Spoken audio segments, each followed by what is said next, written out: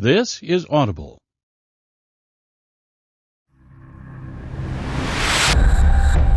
Aethon Audio.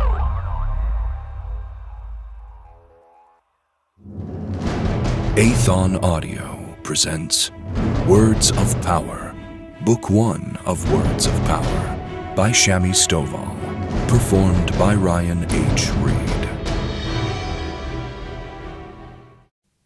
Chapter 1. In the beginning, the darkness, Axraxi, fought the light, Ozion. Axraxi 1. A quote from Varenth's Beginnings, a history book. As I chained Fietta's ankle to the bedpost, I knew this would be another brutal evening. She had been picked to entertain one of the Ring Warlocks, the most powerful and influential magic wielders in all the world. I had been picked to make sure it all went smoothly. Some would say it was an honor to share a bed with one of these gods, but anyone who thought that was just inanely innocent and naive. The Ring Warlocks were the worst to entertain. Their power knew no equal, and the laws of the magicless held no sway over them. Whatever the Ring Warlock wanted to do tonight, we would have to allow no discussion.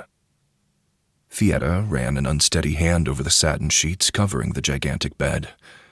This was the best room in the Scarlet Lantern, reserved for only the highest-paying clients. I wondered if the Ring Warlock had actually paid to have our best courtesan for the night. A promise not to burn this place to the ground would have been enough to buy her services. "Everything will be fine," Fietta whispered to herself. It was her mantra to chase fear away. I had heard her mutter it many times before. I placed a comforting hand on her bare foot. Everything will be fine. Our eyes met, and for a moment she seemed steady and confident. Then Fietta watched me as I walked around the room, making sure everything was in its place. The light from the hanging lanterns, dim and sultry, created a romantic glow that concealed any evidence of wear and tear, or anything else for that matter. I avoided glancing at the paintings of lewd figures on the wall, or all the toys on the far nightstand. Instead, I made sure Fietta had everything she needed to make the evening easier for her. I pulled open the top drawer of the nearest nightstand. I brought some canisters up from the kitchen. This one has water, and this one has clove oil. The water was there just in case she got thirsty or needed to clean up any messes. Clove oil was slick and easily worked as lubricant. They were both in little silver canisters, not much of either, but hopefully enough for a single evening. "Thank you, Rimon Lin," Fietta said, her voice barely audible. The honorific Lin, when added to the end of a name, was something special.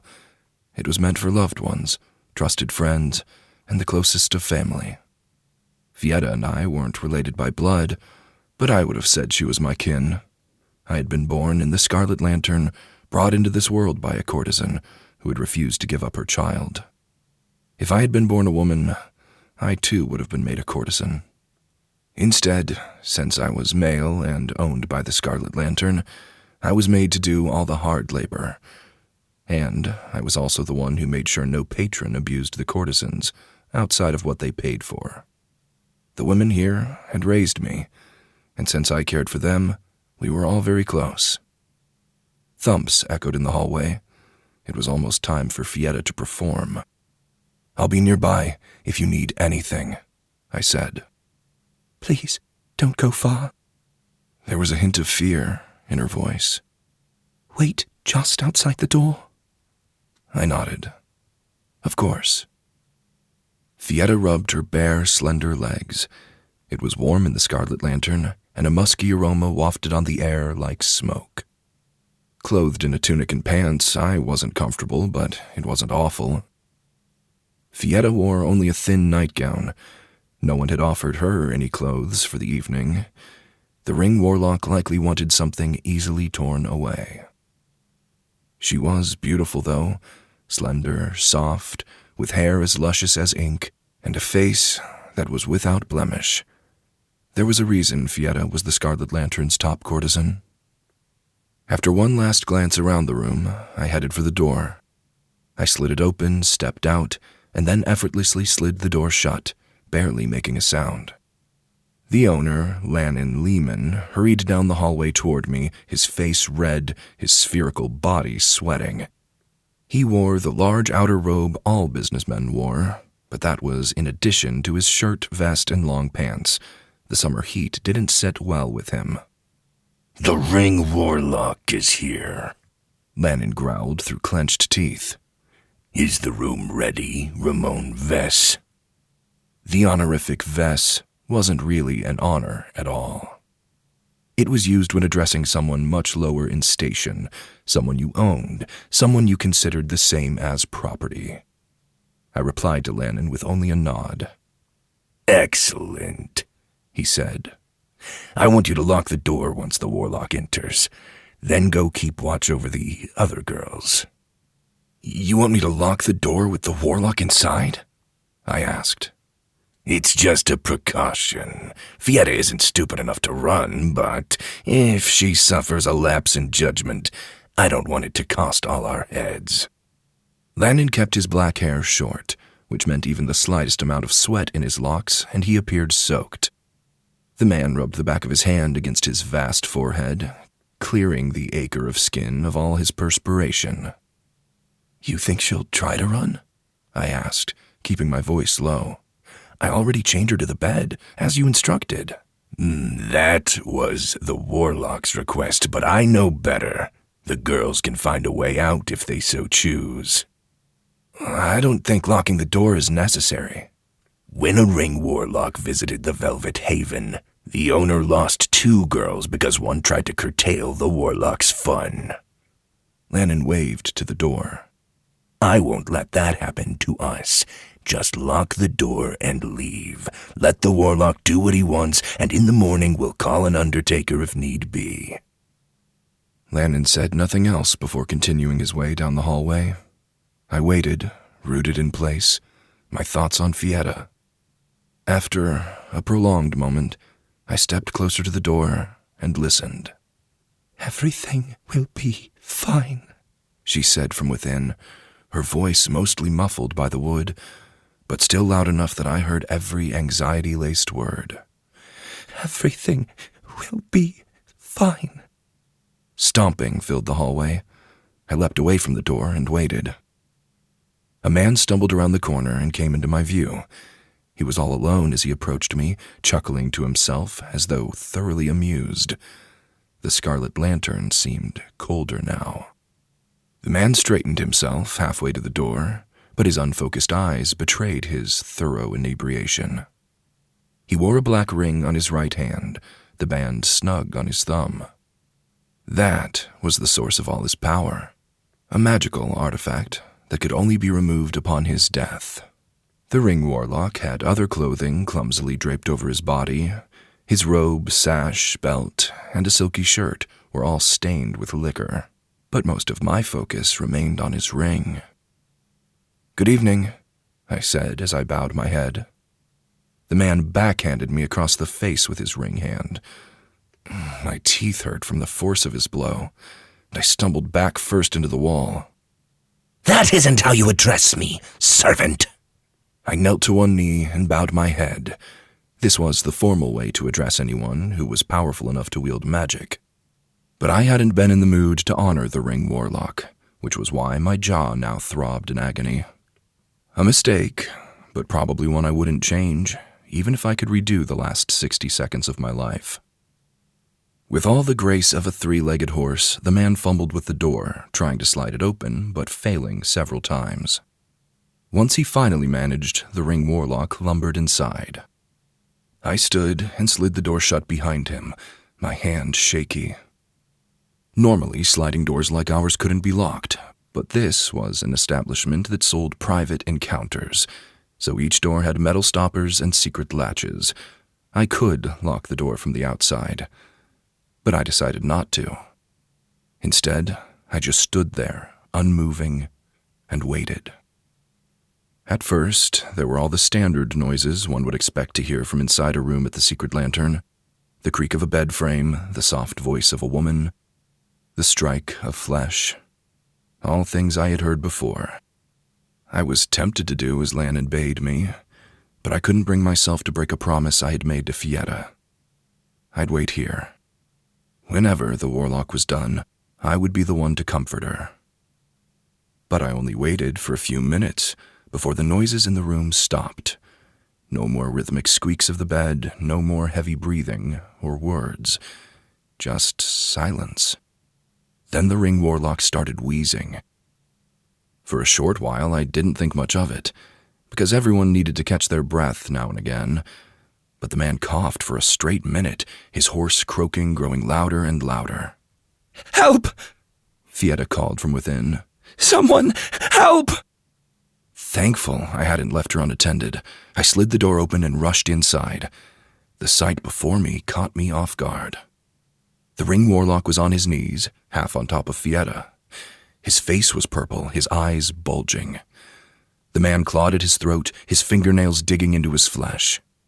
He wore no clothing, and neither did Fietta. Their garments were strewn all over the floor.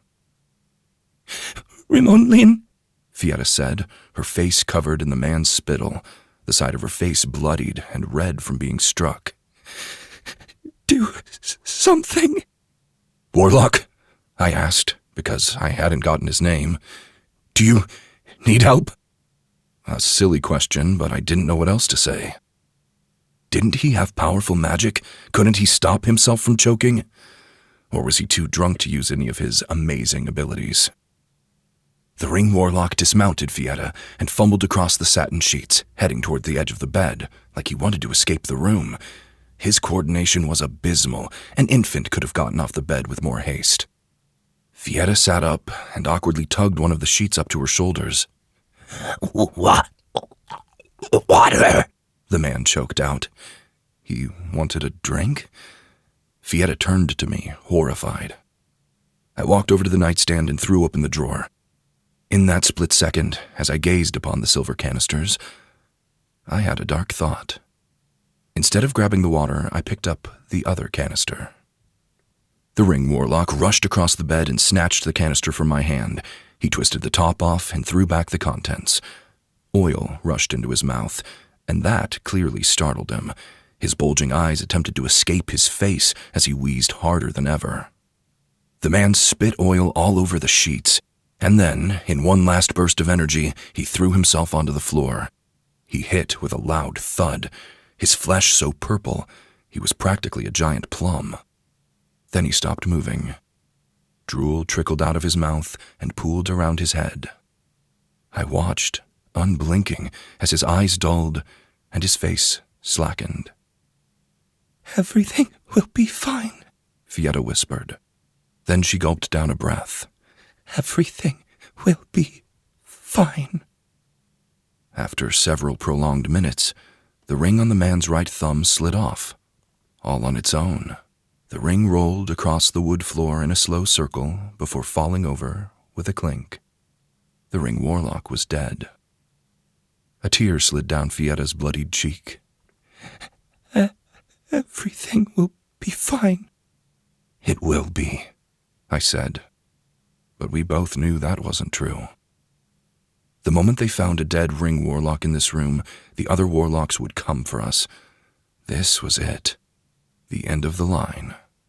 Even though it hadn't been our fault the man was drunk. What had he even choked on? His own spit? Then again, I had given him the oil. I had helped him along to the grave. All the more reason they would kill us. I ran my hands through my short hair. "What are we going to do?" Fietta whispered, drawing me out of my thoughts. After I took a deep breath, I walked over to the bedpost. I pulled the keys from my pocket and unlocked Fietta's chain. My heart hammered the entire time. "You should go, be with the others," I whispered. I'll tell them it was me, that I had gotten upset and stormed into the room. At least then, only one person would need to pay with their life. And ultimately, it had been my fault.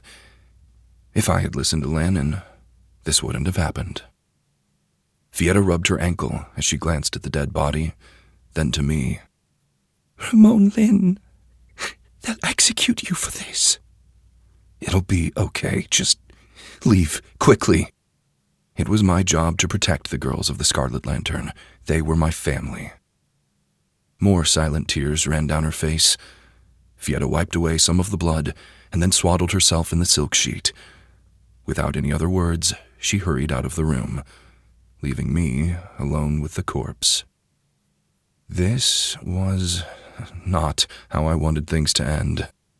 I paced the foot of the bed, my chest so tight it felt as though I couldn't breathe.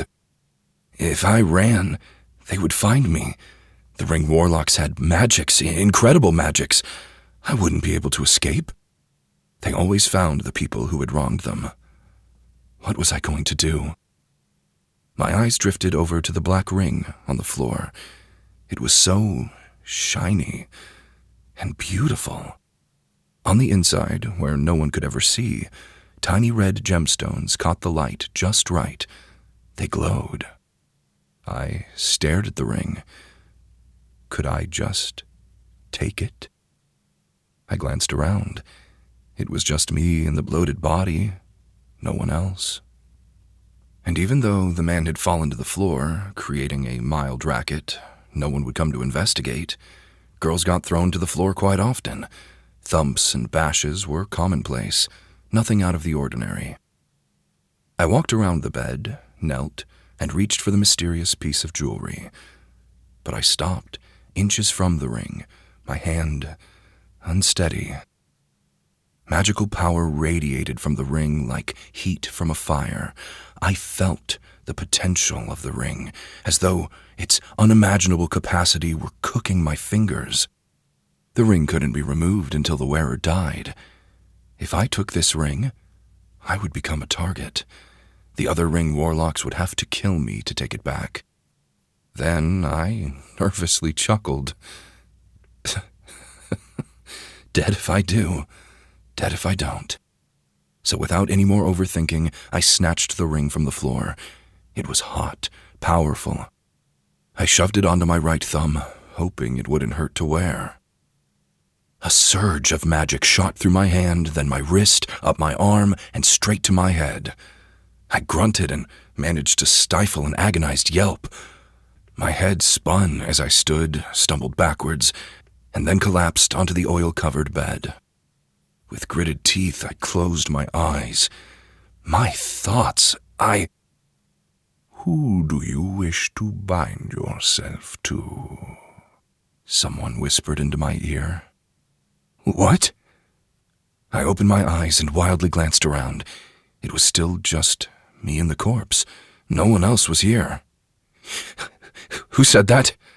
I asked the empty room. Who do you wish to bind yourself to? The strange voice repeated, its words clearer, its tone sinister. I took shallow breaths. What do you mean? I glanced behind me. Nothing. But when the voice spoke, it was like someone's mouth was inches from my ear. Warlocks gain their power by binding themselves to ancient titans who dwell in the darkness. They are known as Felheen. That's what a warlock is, an extension of a powerful beast that slumbers beneath us. I didn't know that, I said, breathless. I checked under the bed, but still there was nothing. I felt as though sharp teeth scraped across the shell of my right ear as the voice asked, You have Garain Wist's ring. You managed to take it from him? How interesting. I can't wait to see which being you tie yourself to. I shook my head. I don't know how to do any of that. I yanked on the ring, trying to remove it. But it was fused to my skin, the little red gemstones pulsing with power. Who are you? I demanded. I am the Warden, here to help you bind your soul to an ancient Felheen. I took a deep breath, then exhaled. What if I don't want to? I asked. What if I say no? What if I don't want to bind myself to anything? Then the ring will consume you from the inside out. This tiny brothel room seemed smaller than ever. I shuddered and rubbed my arms, the weight of the ring heavy. And if I do bind myself to one of these ancient beings, I'll gain magic? Of course. So much magic, you won't know what to do with all of it. The Felheen are the mightiest of all beings, and while they sleep, they are happy to provide you with a fraction of their power. It is the only way for them to see the world. Your eyes become their windows. That is the trade you make. That didn't sound horrible, but my inexperience with this process worried me. The Ring Warlocks bound themselves to ancient creatures to gain their power. I hadn't known that. How would I go about doing this? Okay, I said with an exhale. I'll do it. I'll bind myself to a Felheen. Pick one, the warden said, a smile in his tone. Pick the Felheen you want to bind yourself to. I shook my head, my brow furrowed. I don't know. Any of them? Oh, you must pick one. You can name the Felheen you want to bind yourself to, or you can call out for one, summoning the beast's consciousness from the void. I paced back and forth at the foot of the bed. How much time did I have? If Landon found Fietta, or if Fietta told the others, someone would come looking for me. How do I summon one? I whispered as I glanced over at the dead man. To call into the void, simply pick 6 words to identify the Felheen you find the most suitable. 6 words? Think of it like a wish list. You will say 6 words to describe the ideal Felheen, and only one who matches the combinations of characteristics will answer your call. A wish list? Can you tell me the name of the Felheen Geraint Wist was bonded to? I asked. No. But I can tell you the 6 words he used. Fine. Tell me. Geraint Ves called into the void and said, cunning, fiendish, poisonous, deadly, clandestine. I held my breath for a moment. 2 words were the same? Correct. Those were terrible words for a sinister monster. Geraint Ves called forth a Felheen of assassination, who granted him powers of strength, stealth, future visions, venom, and the magical ability to know a person's weakness. He saw whenever enemies were lurking in the shadows, and he was immune to all poisons. But not to choking, I morbidly quipped. The warden laughed. His mirth almost had me doing the same. But why did he say poisonous twice? I asked. If you speak a word more than once, you will emphasize its importance. If you say loyal 3 times, the Felheen who answers your call will grant you magic to control the loyalties of all men.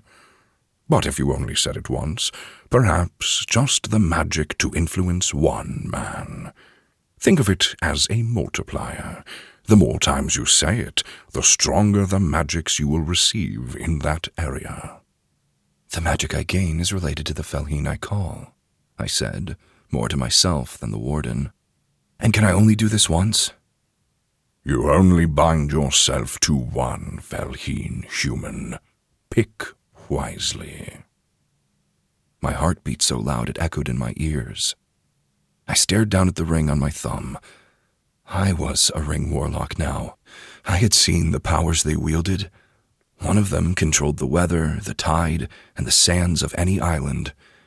Had his 6 words been maritime, sailing, wind, water, weather, and land? No. Geraint had used words like clandestine and cunning. His magic allowed him to see his enemies and even visions of the future. I only had 6 words. There was obviously an art to picking the correct combination, like writing a beautiful poem. I closed my eyes, my thoughts on the secret lantern. What kind of magic did I want? I wanted to escape this place, and I wanted to never be trapped again. I wanted to fight against people like the owner of the Scarlet Lantern. I wanted control of my life, and to help the courtesans. What kind of magic would give me everything I desired? What kind of abilities would make sure I was always free, always capable, always in control of my own destiny? I needed strong magic, power so devastating in strength I could deal with any threat to my person, including other Ring Warlocks. They would come for me in my new ring. There was no doubt in my mind. How could I make sure that I had the ability to deal with them, especially with fewer words than the average sentence? Which 6 words should I use? I needed to be clever. No mundane words would do. Be confident, the warden whispered to me. I hated every moment of indecision. I didn't want to be weak. I didn't want to be at anyone's mercy. I rubbed my jaw where Geraint had backhanded me. Was deadly a good word to use? Or simply freedom? No, I wanted something better. This was my golden opportunity. I would never get another chance like this. After a deep breath, I opened my eyes. I'm ready. Are you? Good. Say your 6 words aloud, and then allow the magic to flow into you. The Felheen are ready. Right before I spoke my summons, the temperature of the room dropped 5 degrees. It was as if the ancient Felheen who dwelled in the darkness already knew what I was about to say, and it excited them. With confidence, I said, "Powerful, powerful, powerful, powerful, powerful, powerful." Chapter 2. When the light, Ozion, was shattered, his body became the stars. The 2 suns of our world are said to be Ozion's left eye and one of his teeth. A quote from Varenth's Beginnings, a history book. The lantern lights instantly died. Darkness flooded the brothel room faster than it had any right to. I shielded my eyes, thinking I was under attack, but the strike never came. I remained tense, my breathing ragged. When I dared to lower my arm, the floor beneath my feet gave way. The floorboards had just vanished. I fell. I had been on the 2nd story of the Scarlet Lantern, and I thought I would collide with the 1st floor, but that never happened. Instead, I continued to fall. With frantic motions, I reached out for something solid, but there was nothing there. Stuck in a free fall, I tumbled through the void, unable to see and unable to grab anything. "Help!" I shouted. My words fled from me, and then were gobbled up by the darkness.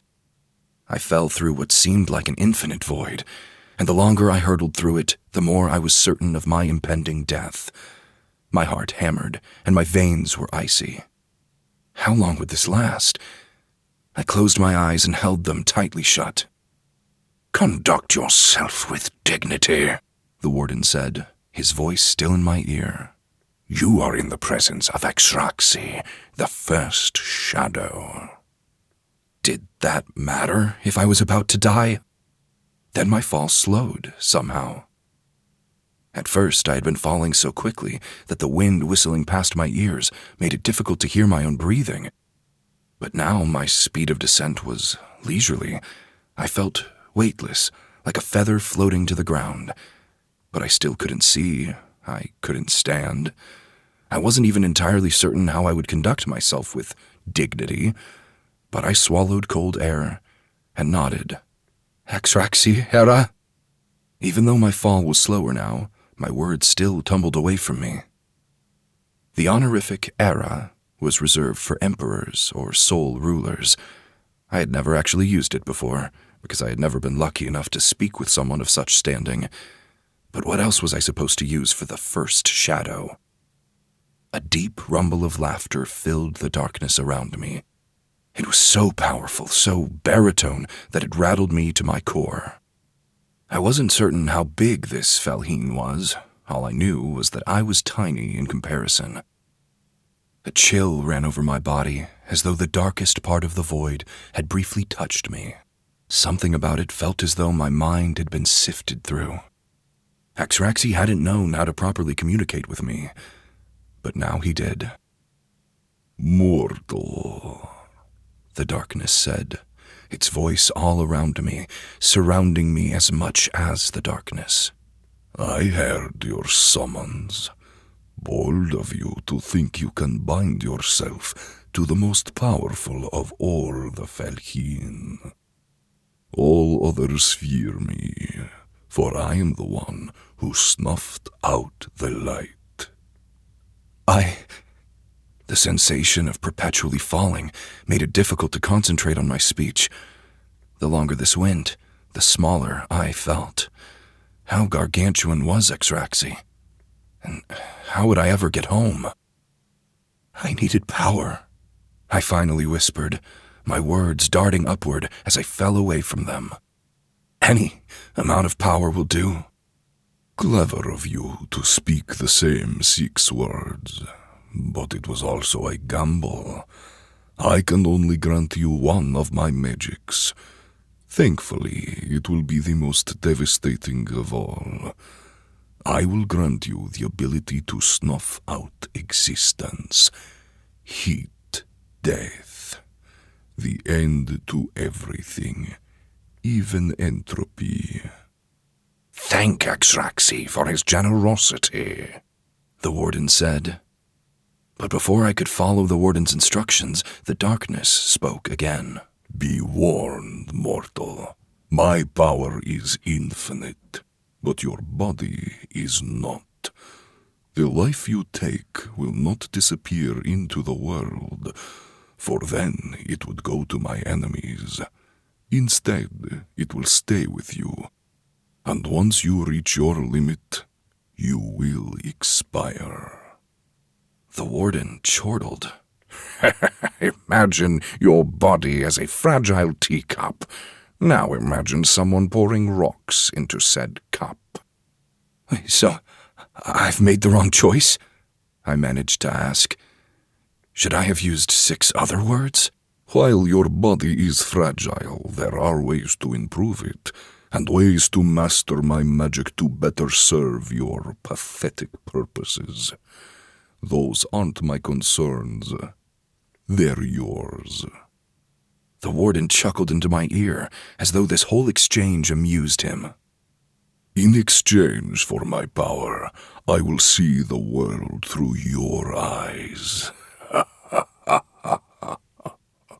The rumble of laughter that rattled me to my bones returned.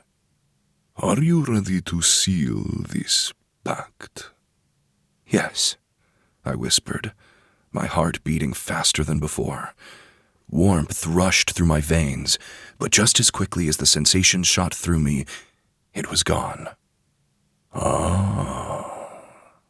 The darkness said, shaking me with its power. Rimon, the only mortal to have dared to bond with me. I give you one last warning. Never wear another ring of the Felheen. Never. I wanted to ask why, but the instant the darkness spoke that final word, I hit something with a thud. I was on my belly, my chest on something solid. The experience had been so surreal, it took me a few moments to realize I wasn't falling anymore. I opened my eyes. The room. I was back at the Scarlet Lantern, the room still lit, lying on the floorboards that clearly hadn't vanished. I jumped to my feet, my clothing soaked with sweat. The dead body of the Ring Warlock was just how I had left it, naked and undignified, soon to bloat and rot. I ran both hands over my body, shaken. Was I in one piece? Had I actually gone anywhere? Had all that happened in my head? The black ring was snug on my right thumb, so I knew that part was real. Ramon Vass, the warden said, his actual location still unknown to me, his voice just in my ear. I find you interesting. What troubles will you bring to the world, I wonder?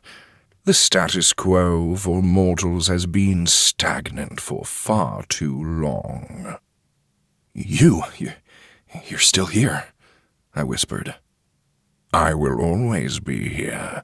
You wear a piece of my body on your own. You're one of the Felheen, then? The warden darkly chuckled. Oh, no. I'm not one of the Felheen. That didn't make sense to me. Then what are you? I whispered.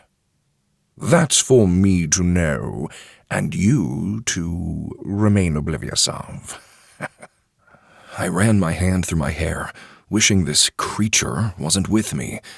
I didn't care for the warden's cryptic and often sinister tone. What I wanted was to gather my thoughts and contemplate my situation.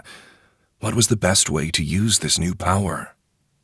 A better question, how did the power work? I wasn't entirely certain. More thumping filled the Scarlet Lantern. I stood rooted in place, my breath held. Someone was stomping their way to this very room. Was it another Ring Warlock? Had they already discovered what had happened? The door slid open with a bang. A man stormed into the room, his body clad in armor. It was the kind of armor made of silvery metal plates and scales, carefully woven together in an intricate design so as to appear reptilian. It allowed the warrior to move more freely while still protecting him. The man brandished a sword with a thin silver blade, the kind only blade keepers were allowed to carry within the city walls. He had the dark, tanned skin of someone who had stayed out too long in the light of the twin suns, and his inky black hair was tied back into a tail. Where is? But the man never finished his question. His gaze fell upon the dead body, and all the answers became apparent. I didn't know what to say, so I remained silent. This blade keeper was muscled, and he held his weapon with the confidence of someone who had seen more than one battle. I had been born and raised in the Scarlet Lantern, my courtesan mother only teaching me how to read and write. Formal combat training had never been an option for me. The blade keeper slowly brought his gaze to meet mine, but then he glanced at the ring on my thumb, and I knew he had the answer to his next unspoken question. You killed him, the man whispered, half in disbelief, half in cold rage. Again, I remained silent, but that was apparently enough of an admission for this blade keeper. He raised his sword, the blade practically glittering, and lowered his stance. You'll pay with your life. When he lunged, I leapt backward onto the bed, nearly catching my feet in the silk bedsheets. The man slammed his sword into the nightstand, the blade cleaving deep into the cypress wood. I stumbled over the mattress and found my back against the wall. The blade keeper easily yanked his weapon free. Murderer, he said through clenched teeth. You think you can just steal his magic? That ring doesn't belong to vermin like you. Best to use your new gift, the warden said, his voice directly in my ear. Imagine it like a second set of lungs. Concentrate and breathe in. The blade keeper clearly couldn't hear the warden. The man lunged for me a second time, bounding over the mattress. His armor must have weighed at least 25 pounds, but his well-muscled physique allowed him to maneuver with surprising grace and agility. I stumbled to the side, barely dodging the blade. It whistled past my head, almost clipping my ear. Desperate to do something, I imagined breathing with a second set of lungs just as the warden had suggested.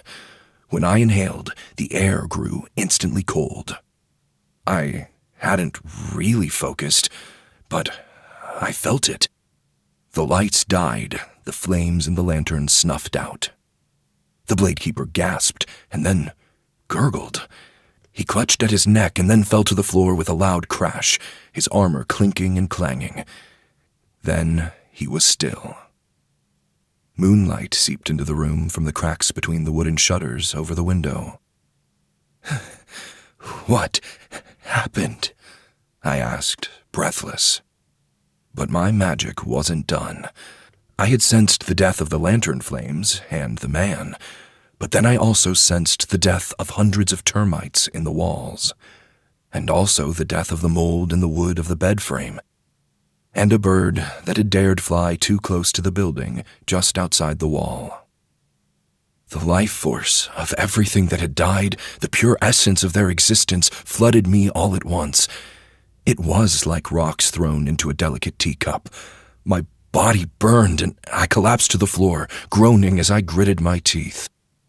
I forced myself to exhale, trying in my panic to end the magic, to stop this. Thankfully, I succeeded. The power of the Felheen faded from the room, leaving me cold and aching from the inside.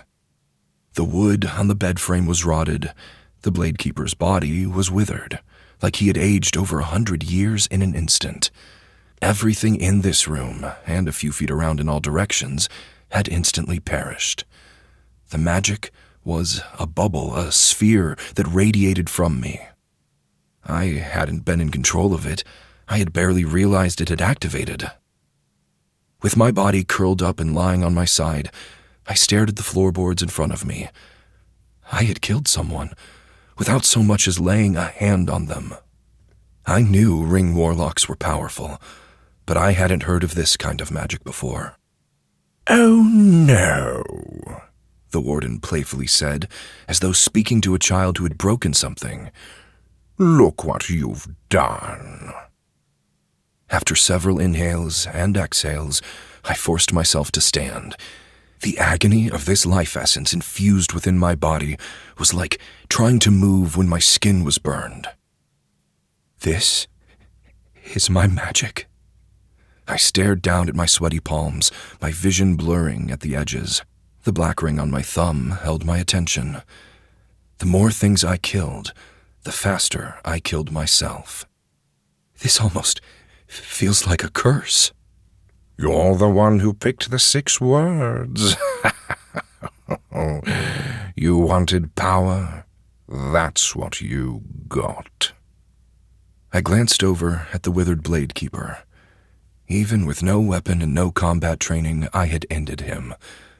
I supposed that was a kind of power, though it wasn't necessarily the power I had wanted when I had picked my words. Someone else came stomping through the hallway, heading straight for my room. More Bladekeepers? Were they the old Ring Warlock's personal guard? Had they been waiting outside for the Warlock to finish with his courtesan? Would I have to kill them, too? What if I couldn't control the power? What if I killed one of the girls who dwelled in the Scarlet Lantern? What if the next few kills would be my limit? A teacup could only hold so many rocks. Chapter 3. Once the light was shattered into a million pieces, time began. The Felheen, Titans of Darkness, spawned from Exraxi. The Devu, Titans of Light, grew like maggots from Ozion's corpse. A quote from Varenth's Beginnings, a history book. The door slid open and I clenched my hands, preparing to use the magic Exraxi had gifted me. Another man stepped into the room, his breathing heavy. He was lankier than the Bladekeeper and wore a scholar's robe made of silk. He also wore eyeglasses, both lenses perfectly round, the frame made of white ivory which glistened in the streams of moonlight that illuminated the room. The man took a full 30 seconds to survey everything. His gaze fell to the Ring Warlock's corpse, then to the Bladekeeper's, and finally upon me. I stood as straight as possible, my back to the corner of the room. For a prolonged moment, neither of us spoke. Something in the man's attitude shifted, his posture relaxed, and he offered a hesitant smile. I see there is a new Ring Warlock. He knelt to one knee and then bowed his head. I hadn't been expecting that. After a deep breath, I steeled myself to the possibility that this wouldn't end in more death. However, even the act of inhaling caused me pain. The life essence I had stolen wasn't going anywhere. It was like a live centipede was trapped in my gut, furious and clawing at my insides to find a way out. But I managed to push that imagery from my mind in order to have this conversation.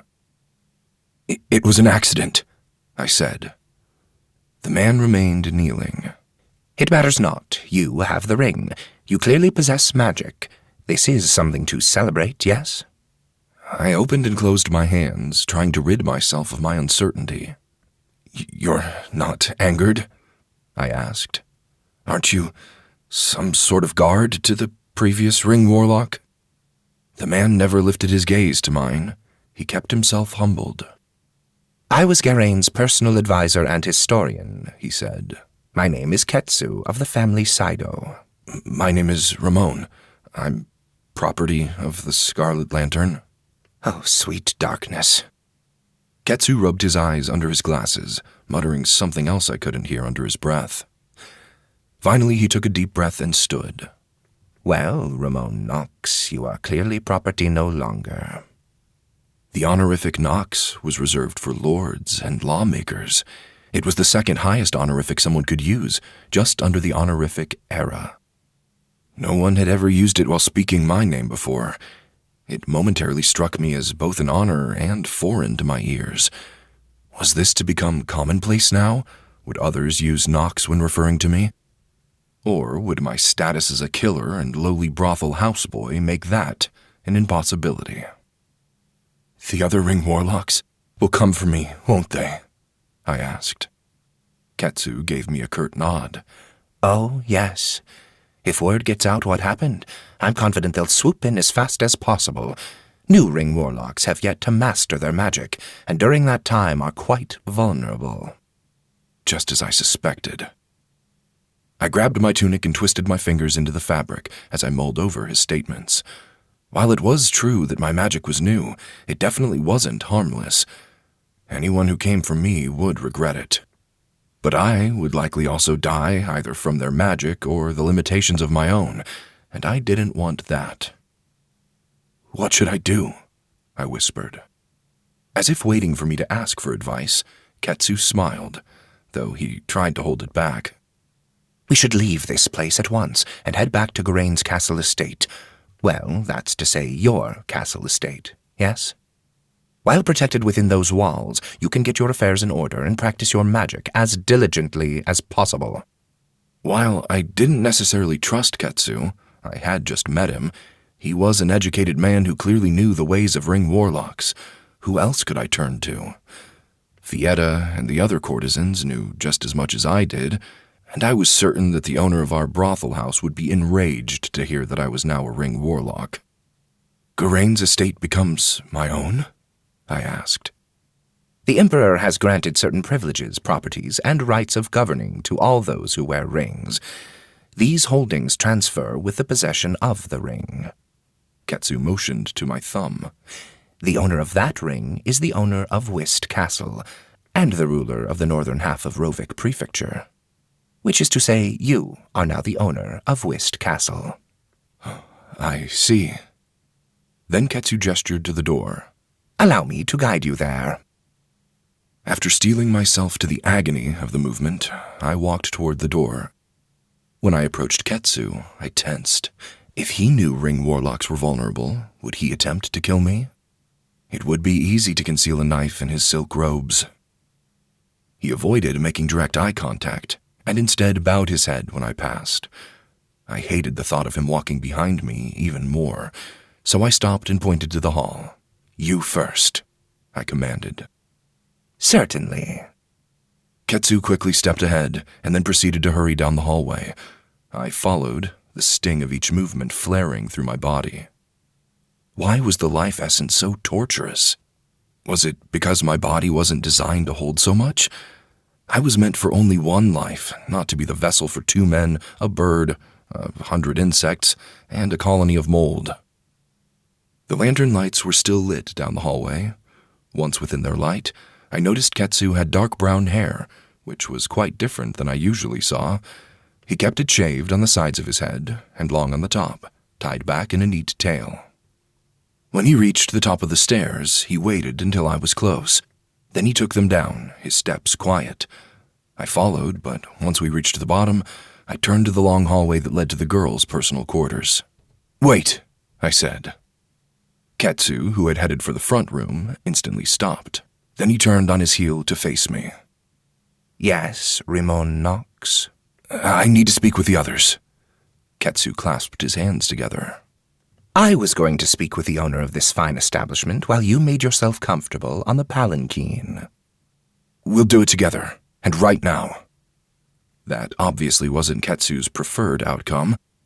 He hesitated for a short moment before finally bowing his head and heading for the long hall. Instead of veering to the courtesan's quarters, he headed for Lannin's chambers. I didn't care about Lannin.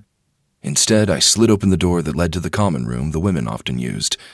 As I suspected, 5 of them were gathered there, 4 of the oldest courtesans, all surrounding Fietta.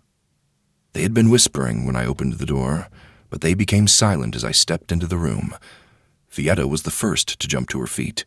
She wore a long nightgown made of soft silk that cascaded down her body all the way to the floor.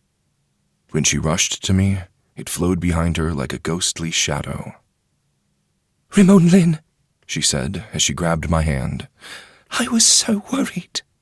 I nodded to her, my brow furrowed. "I'm sorry." Then she jerked her hand away from mine. Fietta had accidentally grazed the ring on my thumb. Her shock was more than evident.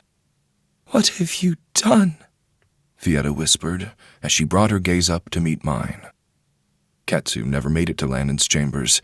He had stopped halfway and lingered in the hallway. He glanced at me, then to the far door, and then back to me.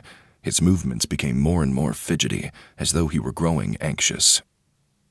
"I need to leave," I whispered to Fietta and the other women. "But I'll be back, I promise." "Why did you take the ring?" Fietta shook her head, frowning.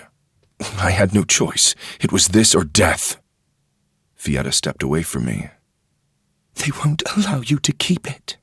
The other Ring Warlocks, that ring was destined for their Warlock's heir. His family will hunt you. Allies of his family will call for your head. There is no peace with that ring, Rimon Lin." "What, you'd rather they had executed me?" I asked. No, of course not, but—" She said nothing else. That was fine. I understood why she would be worried. But this path, no matter how fraught with danger, was better than death. I had been granted power, after all. Would it be enough? The ache in my body said I needed to learn how to use it, and fast. Lannin slid open his door and stormed into the hallway. He spotted me standing in the doorway to the women's common room, but his eyebrows shot upward across his massive forehead the instant he realized Ketsu was also here. "Oh," Lannin said, putting on his best fake smile. "Is everything satisfactory so far?" Ketsu straightened himself. "Quite." When he spoke, it was terse and cold, far differently than he had spoken to me. "But listen here, businessman. There are 2 bodies inside the second-story room. Discreetly dispose of them. If anyone asks, the Ring Warlock enjoyed his time here and left. Understood?" I stepped into the hall and slid the women's door shut. Once I faced Lannin, he spotted my ring. I had never seen all the color drain from his face before. "Oh no," Lannin said, breathless. "The night has forsaken us." Ketsu stepped between me and Lannin. He was reserved and icy in his demeanor. "There is no blood, no real evidence once the bodies are gone. Do yourself a favor and follow my instructions. Should anyone come to investigate, you don't want them to know that one of your servants was involved, do you?" That was enough to convince Lannin. He shook his head, pressed his lips together in a straight line, and then bowed his head to Ketsu, and then to me. With that, Ketsu turned to face me. "Come," he said, gesturing toward the exit. We've wasted enough time. We should leave while the darkness is still with us. I allowed him to walk ahead, and then I followed. Neither Fietta or Lannon came to stop me. My body already hurt, but now my heart ached. I had been born in the Scarlet Lantern, and my whole family dwelled within. Leaving them left me nervous. Who else could I trust in this world? And Fietta's words rattled in my mind. Would I ever know peace now that I had stolen a bit of power? Ketsu slipped on his sandals before exiting. I would have done the same, but my sandals were set at the back door. Normally, I wasn't allowed to be seen exiting the Scarlet Lantern from the front. So, I went outside barefoot. While the night air was crisp and the darkness comforting, it was still hot. This summer had been agonizing for several weeks, and many feared the weather would not relent. Here it is, Ketsu said, pulling me from my thoughts. A palanquin waited for us in the middle of the road. It was basically a box-shaped room built upon a platform that sat atop 2 long wooden beams. The whole thing was carried on the shoulders of 8 men. The room itself was made of lacquered wood, with 2 windows that were covered by bamboo screens. I had only seen small palanquins before, the ones used to transport a single person. This palanquin seemed suitable for 3 or 4 people to dwell within. The 8 men, the porters, stood ready. They barely offered Ketsu or me a second glance, even as Ketsu untied a small rope ladder that led up to the palanquin's door. Then he bowed and offered for me to get in first. "You go," I said, still unwilling to have him travel behind me. Ketsu didn't argue. He stepped up the first few rungs, opened the door, and made his way inside. The room's floor was covered in pillows and blankets, and a few smaller tables were built into the walls to allow for books or treats. A single lantern hung from the ceiling. The glass on the outside was stained a soft orange, so that the light resembled a sunset. I climbed up the ladder and then crawled into a corner of the room. A plush pillow was waiting to be used as a seat. Once comfortable, Ketsu closed the door. Then he tapped on the back wall of the palanquin 4 times. The porters hefted the palanquin and began their march. Chapter 4. Exhausted from the battle, Exraxi needed to rest. While he slept, the Felheen and Devu sought to end each other. A quote from Varant's Beginnings, a history book.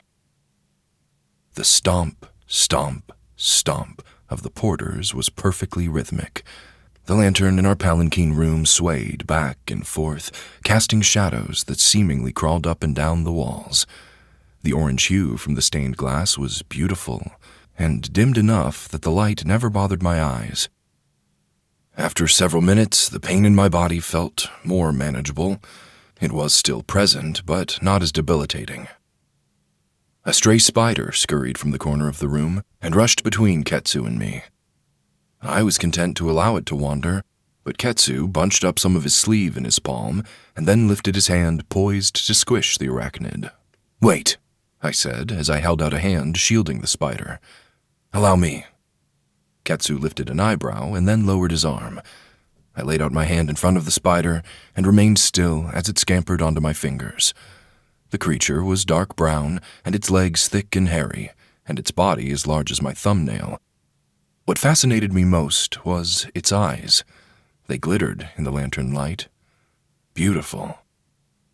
"What are you doing?" Ketsu asked, his voice restrained, like a parent who didn't want to yell at their child in public. I carefully brought the spider to the window and then drew back the bamboo screen. The arachnid rushed out into the cool night air. It never bit me nor made any threatening gestures. The women at the Scarlet Lantern had often asked me to handle spiders when they made their way into their rooms. The creatures didn't bother me. There was no need to kill it, I said. Ketsu removed his eyeglasses and then proceeded to clean them on his silk robes. "I assume you were taught to read the teachings of Shoki?" "That's right. What of it?" Everyone in the Rovik prefecture was given a basic education using the teachings of Shoki. It was a book that contained tales and lessons meant for children, and it was rather insightful. I have found most individuals who read the book are rather, how do I put this? Ketsu placed his eyeglasses back on the bridge of his nose. Soft. Shoki taught us benevolence, I said. The strong protect the weak. The strong create great things that help the community. The strong do not allow wanton destruction. Oh, sweet darkness, Ketsu mumbled, his gaze falling to the floor. I take it you disapprove? I asked. Ketsu frowned, then he lifted his eyes up to meet mine. The other Ring Warlocks do not agree with such teachings. They create their own rules. Benevolence and helping the community are far from what they care about. I already knew that. It was the reason I hated the Ring Warlocks, why I had little respect for them. They did whatever they wanted, took whatever they wanted, broke whatever they wanted. They were strong like a storm was strong, a destructive force of nature that was best avoided. The teachings of Shoki stressed the need to build great things with one's power. I hadn't heard of the Ring Warlocks building anything. They developed magic, I knew that for certain, and they governed lands. What did those things matter if they eventually just died? What would they leave behind other than suffering? What do most Ring Warlocks strive for? I asked. Ketsu forced a smile. Whatever strikes their fancy. The Emperor has granted them the highest authority. And it's beneath me to act with benevolence? Ring Warlocks often come into conflict with one another, Ketsu said matter-of-factly. It would be best not to show any weakness, and benevolence can be seen as the ultimate frailty. I didn't see it that way, but I appreciated his insight into the other warlocks. I knew next to nothing about them. What would you advise? I asked. I humbly suggest that you not mention Shoki or any of his teachings while in the presence of others. The less anyone knows about you, the better. The unknown is a wonderful shield to use against your enemies, after all. The porters stomped over a hill, causing the palanquin to jostle about. The lantern swayed more than usual, and I braced myself on a wall while we covered the rough terrain. The narrow roads up the mountainside were the reason why carriages weren't used outside of the cities. The oxen that pulled the carriages were too large and cumbersome, and by having humans carry the palanquins, they could avoid the fallen rocks and tree branches that often dotted the pathways. Oxen occasionally fell, which could lead to them tumbling into the trees and taking the carriage with them. I was certain that, outside the Tze Empire, there were places with many flat roads and plenty of carriages, but that wasn't our reality. Why are you helping me? I asked as the palanquin evened out. Ketsu smoothed his scholarly robes. You're in need of an historian and advisor, are you not? I am the perfect man for the position. I narrowed my eyes. You're not upset by Garain's death? Angered that I murdered him? You murdered him? Ketsu asked, his voice so low it was nearly inaudible. Well, I quickly said. Not entirely. It's complicated. But regardless, don't you despise me for his death? For this change of circumstance? No. He shook his head. I am not upset in any way. I waited, hoping he would elaborate, but the explanation remained locked behind sealed lips. However, I saw his answer as a troubling sign. Ketsu served under a man he had cared nothing for. Ketsu wasn't someone born into the position. Like I had been at the Scarlet Lantern, he was clearly an educated scholar who likely could have left Garain's estate if he had wanted. Perhaps Ketsu sensed my reticence. He leaned forward until his glasses slid an inch down his nose. Garain will be mourned by exactly 0 people. He was as sadistic as often as he was drunk. Oh, I muttered. I see. Garain had been very drunk upon entering the Scarlet Lantern. Ketsu leaned away, straightening his glasses, and then he held himself tall. I have love for the position, not the warlock. So if you would allow me to swear fealty, I will happily and humbly offer you all the guidance and knowledge I've accumulated over my 28 years of life. Oh, you better be careful, the warden whispered into my ear. The warden's presence startled me. I shivered and then rubbed the side of my neck, trying to soothe away my anxiety. Your ring can only hold so many servants, the warden continued. You don't want to waste a tether on someone you care little about. A tether? I whispered, so faint it was basically to myself. Ketsu lifted an eyebrow but remained silent. The warden darkly chuckled. Your ring allows you to tether the free will of mortals. Those who swear to you will be bound by the ring, compelled to answer your commands, no matter how severe. But the depth of your magic determines the number of individuals you can tether. On one hand, that sounded useful. If I knew Ketsu wasn't going to betray me, I wouldn't have to worry so much in his presence. On the other hand, it sounded extreme, perhaps cruel. Why tether someone like an animal? The individual has to agree to such a fate, the warden said, as though he was privy to my inner thoughts. And once bound, they will remain tethered for the rest of their life, or until the end of yours. But look on the bright side. Once they die, you get that tether back. That all made sense, I supposed.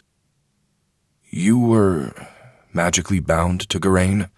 I asked as I met Ketsu's gaze. He stared at me through his circular eyeglasses. It was. I felt Garain's magic fade while I waited for him outside the Scarlet Lantern. So did Rafili. We knew something had happened to him. Who's Rafili? The Blade Keeper you killed. Ketsu frowned. I saw him dead on the floor of one of your rooms. I assume that was you who ended his life? I grabbed my tunic and slowly nodded. I hadn't known the man's name. Not that it mattered. He had burst into the room ready to kill me. I had to defend myself. Were the others bound to Garain? I asked. Ketsu shook his head. Just Rafili and I. Technically Garain once had others, but they were spies he sent to keep watch over the other Ring Warlocks. They never returned. I mulled over the information, wondering what I was missing. Why would anyone bind themselves to a Ring Warlock? What did they get from the arrangement? Obviously, I gained a loyal servant. Did they gain protection, wealth? Was I supposed to pay Ketsu for his servitude? So, you will allow me to swear fealty? Ketsu asked. I exhaled, the orange light of the lantern swaying steadily, as we traveled over an easy portion of road. What do you get out of this? I asked. He will get access to a fraction of your magic, the warden replied, as a whisper in my ear. Ketsu, obviously unable to hear the strange voice, said, I will be gifted some of whatever magic you possess. Additionally, I won't have to uproot my life and leave the only home I have ever known for the last 2 decades. I nodded once. How many can swear to me? Ketsu shook his head. I don't know. Garain indicated that fluctuated. Tether 3 people to you currently, the warden whispered. And 1 more per year you remain a Ring Warlock. That didn't seem like much. If I wanted to tether all the women at the Scarlet Lantern and share my magic with them, I would have to wait 17 years in order to do so. In the meantime, I clearly needed guidance. Not about magic. The warden seemed willing to answer my questions about that. I needed guidance about the world. Ketsu was clearly ready and willing to take up the role of guide. Perhaps I had some luck on my side. Very well, I muttered. I'll allow you to swear fealty.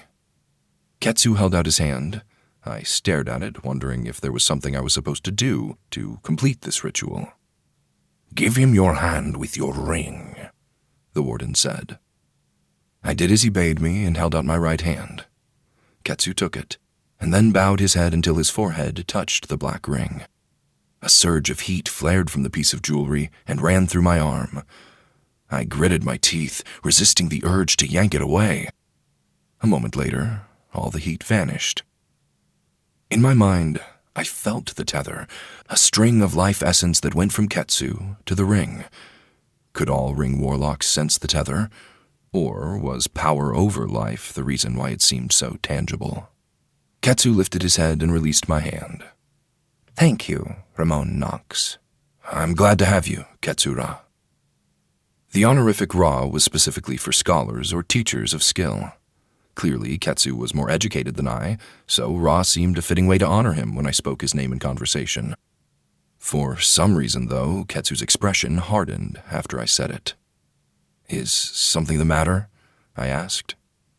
Ketsu forced a smile as he said, "Ring Warlocks refer to those in their servitude as Ves." "I hate the honorific Ves," I stated plainly.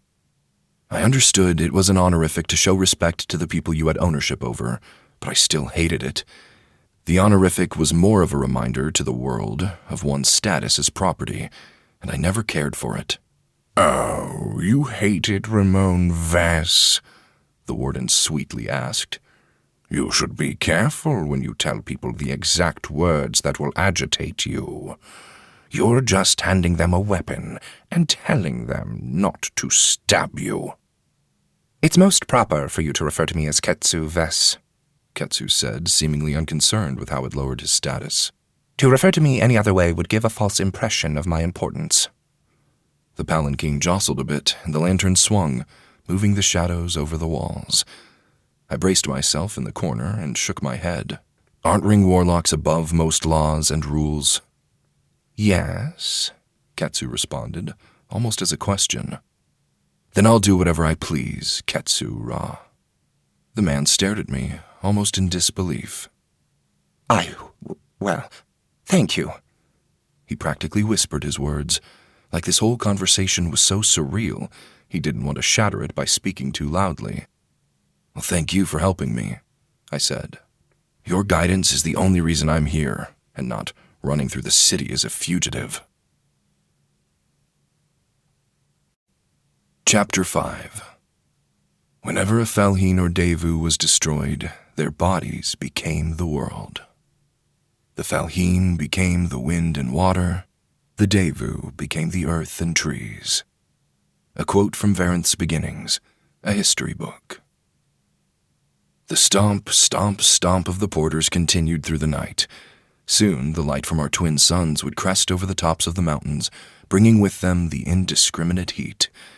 Occasionally, the porters rested after a section of difficult road that was steeper than most. It wasn't too long, but they shared water and relaxed before returning to the trek. "How much longer to Whist Castle?" I asked. "We should be there a little after daybreak." Ketsu leaned against the wall of the palanquin room. "These porters know the way well. Geraint would often take trips into the city." Concern swirled in my mind like fish in a shallow pond. I had lived my life in Ritmo City, and while I knew Whist Castle existed, I had never seen it. Now I was supposed to be its ruler? How many people dwell within the castle? I asked. Ketsu closed his eyes and leaned his head back. "A little over 1,000. 1,000? I hadn't been expecting such a number. Who are they? Soldiers?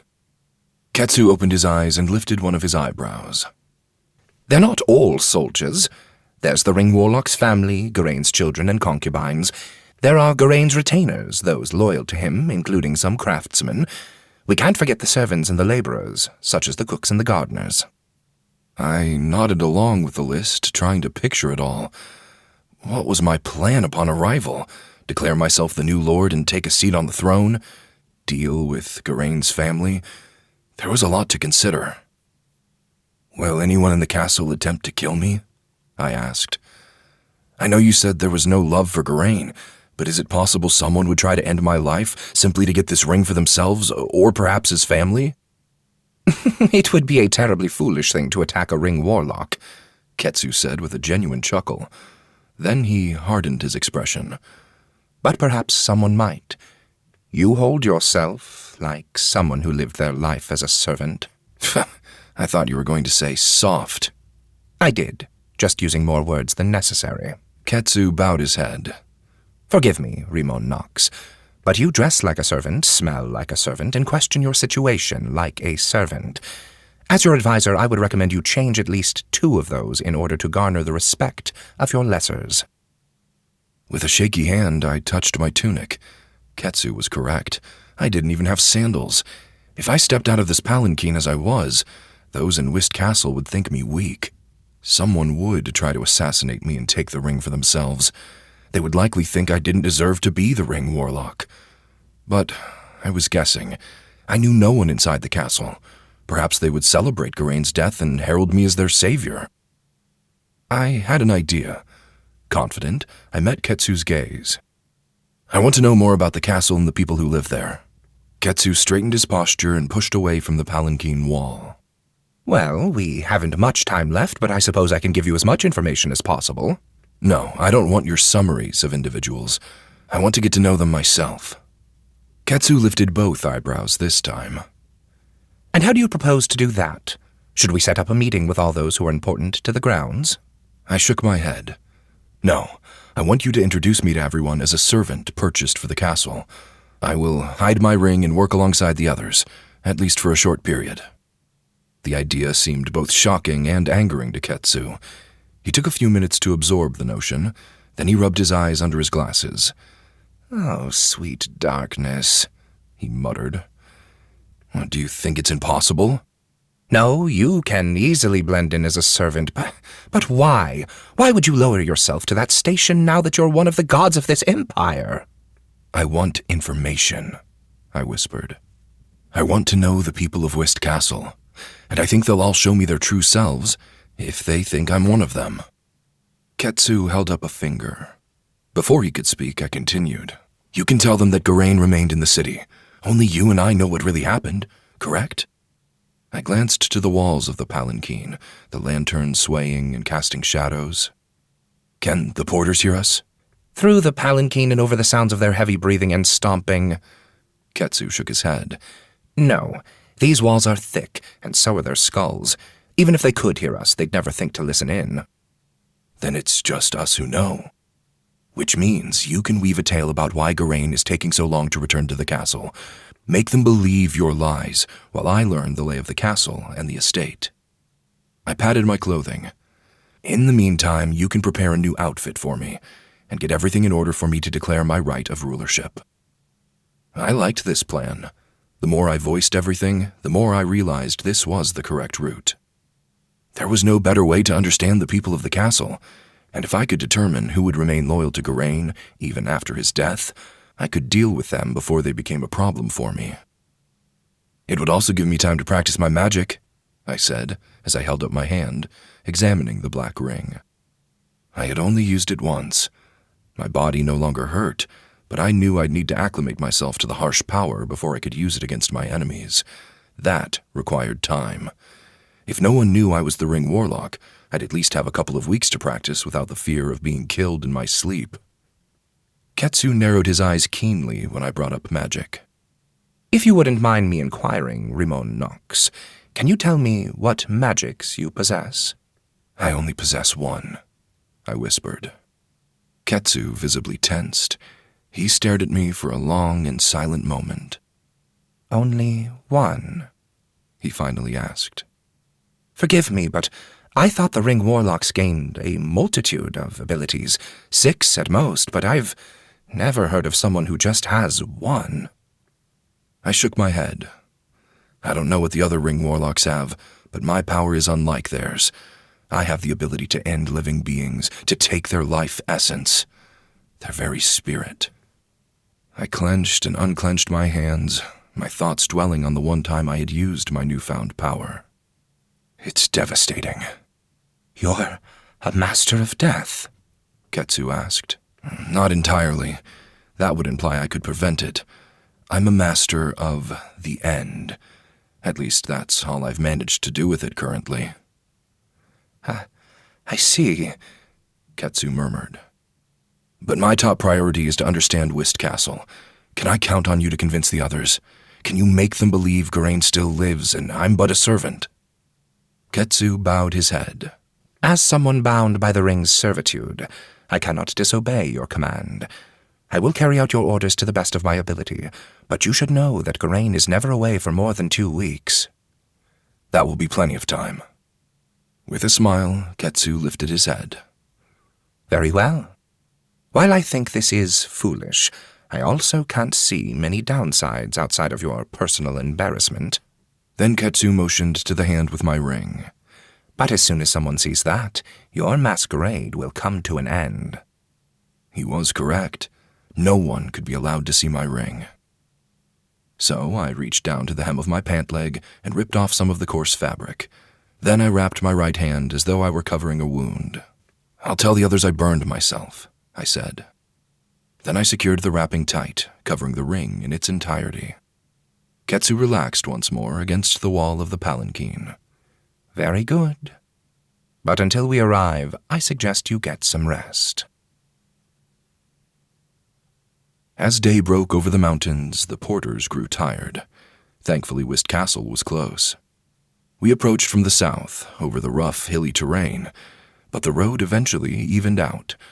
I opened the bamboo screens and stared out the window at the large mountains to the east and west of us.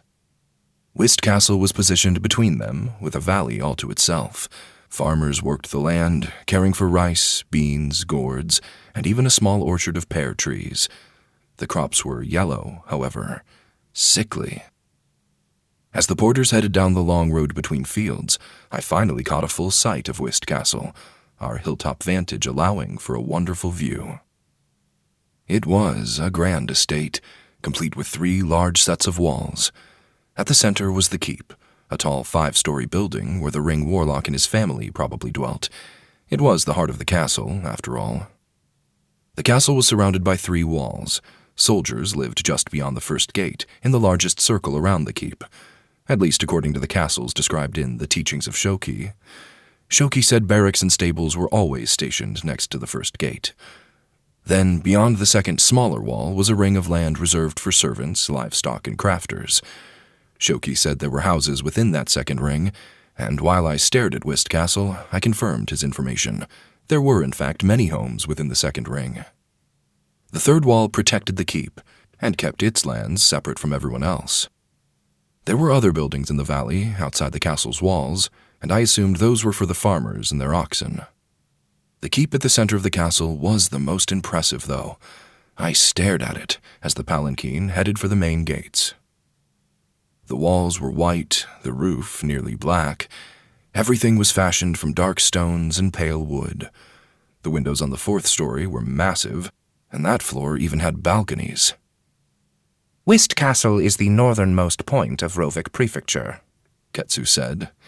He shielded his eyes from the harsh sunlight, leaning away from the palanquin window whenever I peeked outside. It's considered one of the most fortified castles in all the Tze Empire. "Why are the crops struggling?" I whispered. Ketsu lifted an eyebrow. These past few years, the Eye and the Molar have burned hot. The Eye and the Molar were the names of the 2 sons. Every 5 years, roughly, and in 5-year cycles, the Molar was larger in the sky, and the heat grew so intense that drought was inevitable. Everyone referred to this period as Ozion's curse. I had just assumed Ring Warlocks had a way to avoid the harsh effects of the curse. I had never heard of one of their castles suffering like the rest of the Empire. "Did Geraint plan to correct this?" I asked. "Was he going to do something to save the harvest?" Ketsu nodded once. The Ring Warlock of the neighboring Undland prefecture has magic over crops. Geraint used to trade him people and riches in exchange for his magic. The warden chuckled in my ear, his tone cold. "Oh, I know of that warlock. His name is Urisu." I didn't reply to the warden, but he continued regardless. "When Urisu spoke into the darkness, he picked 6 unusual words. Bounty, life, immortality, fertility, blood, feminine. Such strange words, but so is the man." Immortality. That was a good word to pick. It made me curious. Those were odd words, though. However, if one of the warlocks had the power to help struggling crops, it was extremely useful. More so than my heat death, at least in terms of productivity. "Should I make the same deal with Urisu?" I whispered to Ketsu. He tensed, and then met my gaze. You know his name. I thought you said you didn't know of this man. There's no reason to lie to me, Rimon Knox. I'm bound to you now. No, I wasn't lying. My ring just speaks to me from time to time, and he informed me of the name just now. Your ring? Ketsu seemed rather curious about this. He patted at his robes, quickly sifting through the folds until he withdrew a piece of cloth and a torn bit of parchment. Within the cloth was a chunk of charcoal, and Ketsu quickly wrote a small note before tucking everything away. "What are you doing?" I asked. Ketsu shook his head. Geraint never mentioned his ring speaking to him. I made a note to myself to research this phenomenon. Perhaps some of the history books will give me some insight. The warden chuckled in my ear. Geraint Vess was an uninteresting dullard. I saw his every move and never felt compelled to comment. It was like watching a child pretend to bake using a make-believe oven. It's only amusing when it's your child. I rubbed my ring on my thumb. The voice in the ring calls himself the warden. Ominous, Ketsu replied. Then he pulled out the paper and scribbled something else down. I'll make certain to search for that as well. But you never answered me. Should I make a deal with the Ring Warlock who helps crops grow? Ketsu frowned. He and Geraint stopped communicating once Geraint's spies were discovered on Urisu's land. I fear you may have a difficult time repairing that relationship. Well, do you think I should? But before he could answer, the groan of the heavy wooden gates filled the air around us. The soldiers of Whist Castle ushered my palanquin inside, and the porters stomped straight over to a stone platform in the middle of the first courtyard. A soldier opened the palanquin door, his head bowed. When I stepped down the rope ladder, I noticed a dozen other soldiers all lined up, 6 on either side of the platform, spears in hand. I walked out onto the stone platform, the heat of the morning sun already unforgiving. Once the soldiers realized I wasn't Geraint, everyone grew tense. Chapter 6. The Daevu, obsessed with revenge, were clever with their deaths. When their bodies became earth and trees, they formed around the sleeping Exraxi, trapping him in a prison made of the world itself. A quote from Varenth's Beginnings, a history book. Ketsu stepped off of the palanquin after me, climbing down the little rope ladder before brushing off his silk robes. Then he turned to one of the soldiers, a man with long black hair kept back in a tail. I knew he was the master of the soldiers, not by any emblem he wore, but by the set of his shoulders. He had the unmistakable poise of a trained warrior. The man wore tightly fitted straw sandals, a training robe held tight to his waist by a silk sash, and long pants tied at his ankles. Sweat dappled his skin, and from the look of things, these soldiers had been training before sunrise, likely to avoid the worst of the day's heat. Then I noticed the belt underneath the sash used for carrying swords. This man was probably a blade keeper. He glanced me over, his sharp eyes taking me in from my feet to my head. I thought no one would pay much attention to my bandaged hand, but this man stared at it for a moment longer than any other part of me. Then he glanced over at Ketsu. Where is Geraint Nox? He opted to stay in Ritmos City, Ketsu replied matter-of-factly. He grew smitten with one of the courtesans. Beyond that, Ketsu offered no other explanation. This warrior narrowed his eyes into a harsh glower. Have you forgotten what season it is, Ketsu Kane?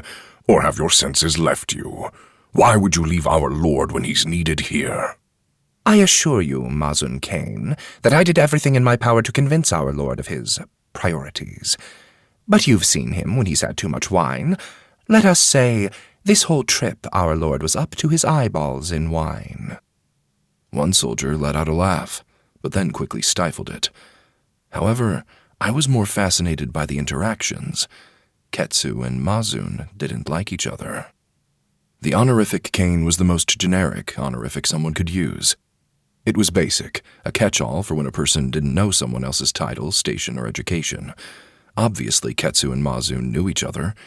They knew each other's ranks, skills, positions, and they still chose not to honor one another by acknowledging the other's status. They didn't hate one another because neither chose an honorific that would be outright insulting.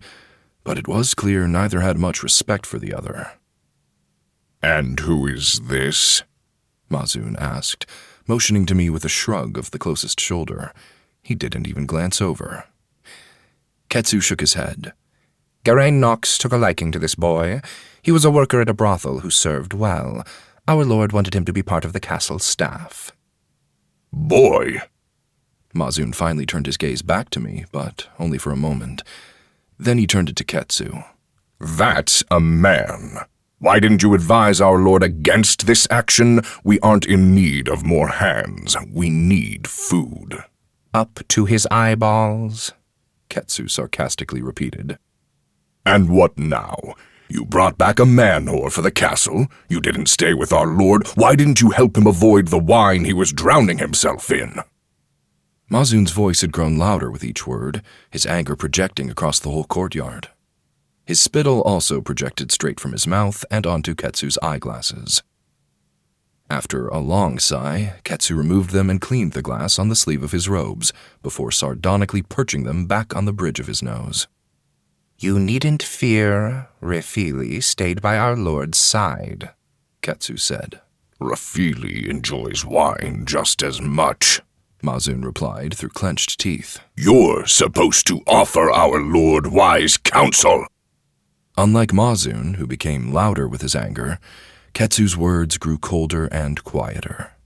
"You speak as though I had a choice in returning. I can assure you, Mazun Kane, that traveling the long road home with an uneducated brothel servant was not my preferred outcome." After that icy statement, silence descended. The soldiers exchanged sidelong glances, but no one stepped out of formation. Mazun took a deep breath and then visibly relaxed as he exhaled. "I see." "Well, if you don't mind," Ketsu half bowed his head. "I'll be heading into the castle to introduce our new servant to the others."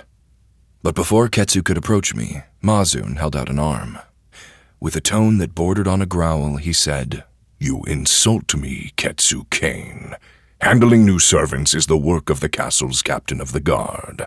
I will introduce the man-whore to the housekeeper once they return, and only once we've burned his lice-infested clothing." The captain of the guard. Then Mazun was definitely a blade keeper, just like the man I had killed. Blade keepers were special. They were the most elite of soldiers, trained for a lifetime to wield a weapon. They were also the only ones legally allowed to carry weapons into cities. Those who broke that rule were executed. Despite his high status, Mazun's instructions obviously bothered Ketsu. Ketsu didn't respond for an awkwardly long moment, visibly grappling with thoughts before ultimately voicing any opinions. "You're correct," Ketsu finally stated. "I'll leave it in your capable hands." When he turned on his heel, he gave me a brief glance. I met his gaze, but didn't say anything. If this was how things normally operated, I wanted to see it. And my body felt much better after the long ride on the palanquin. If I had to use my magic, I suspected I could. Ketsu walked along the stone platform, and then stepped off onto a cobblestone walkway that led to the castle's second wall. He was heading straight for the keep at the center, and I almost wished I could have joined him. The keep was most impressive. "You, whore." I slowly turned to face Mazun. His tone already had me on edge. "Yes, Mazun Czar?" I asked.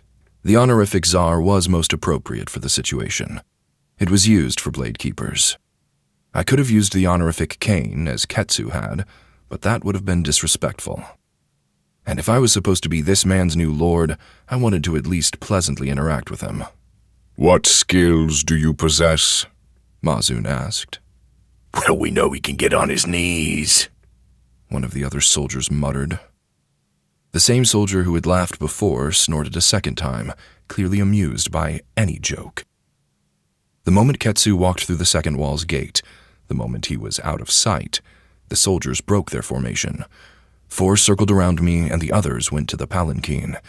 They instructed the porters where to go and what to do with themselves now that they had returned. Mazun stepped in front of me. The 4 soldiers all had spears.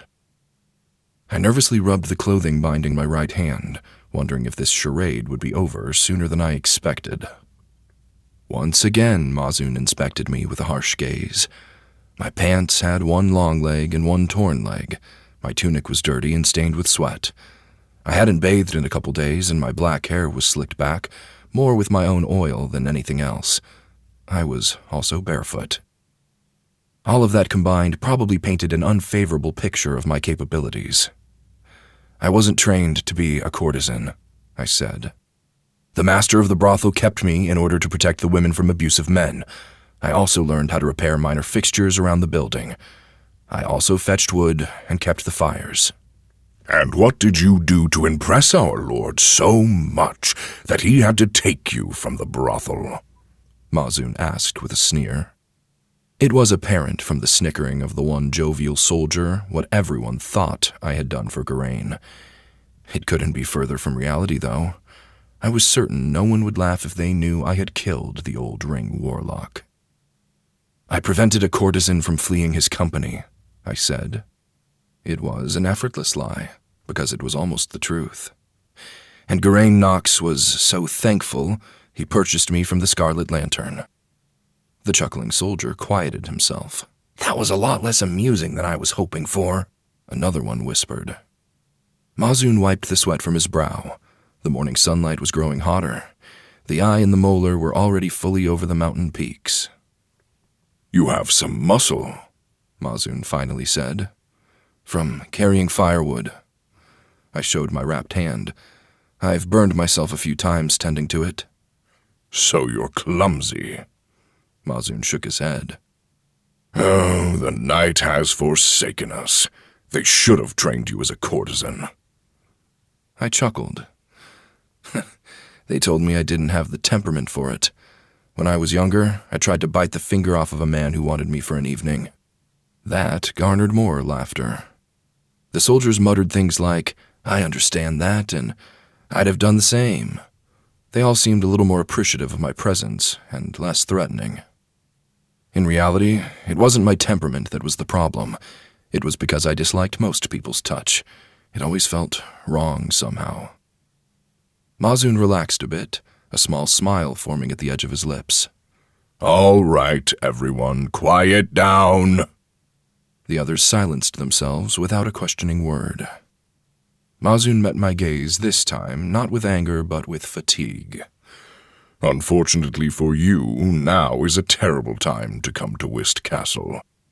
Why? I asked, genuinely curious. Whatever he answered, perhaps I could fix it. I'd be the new lord with all the power. If these people needed something, it was my goal to provide.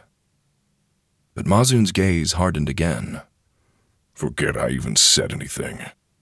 He motioned to a building attached to a tall wall. My lieutenant will take you to get new clothes, and then show you to the bathhouse. Once you've finished, you'll head to the barracks for an inspection. Understood? Yes.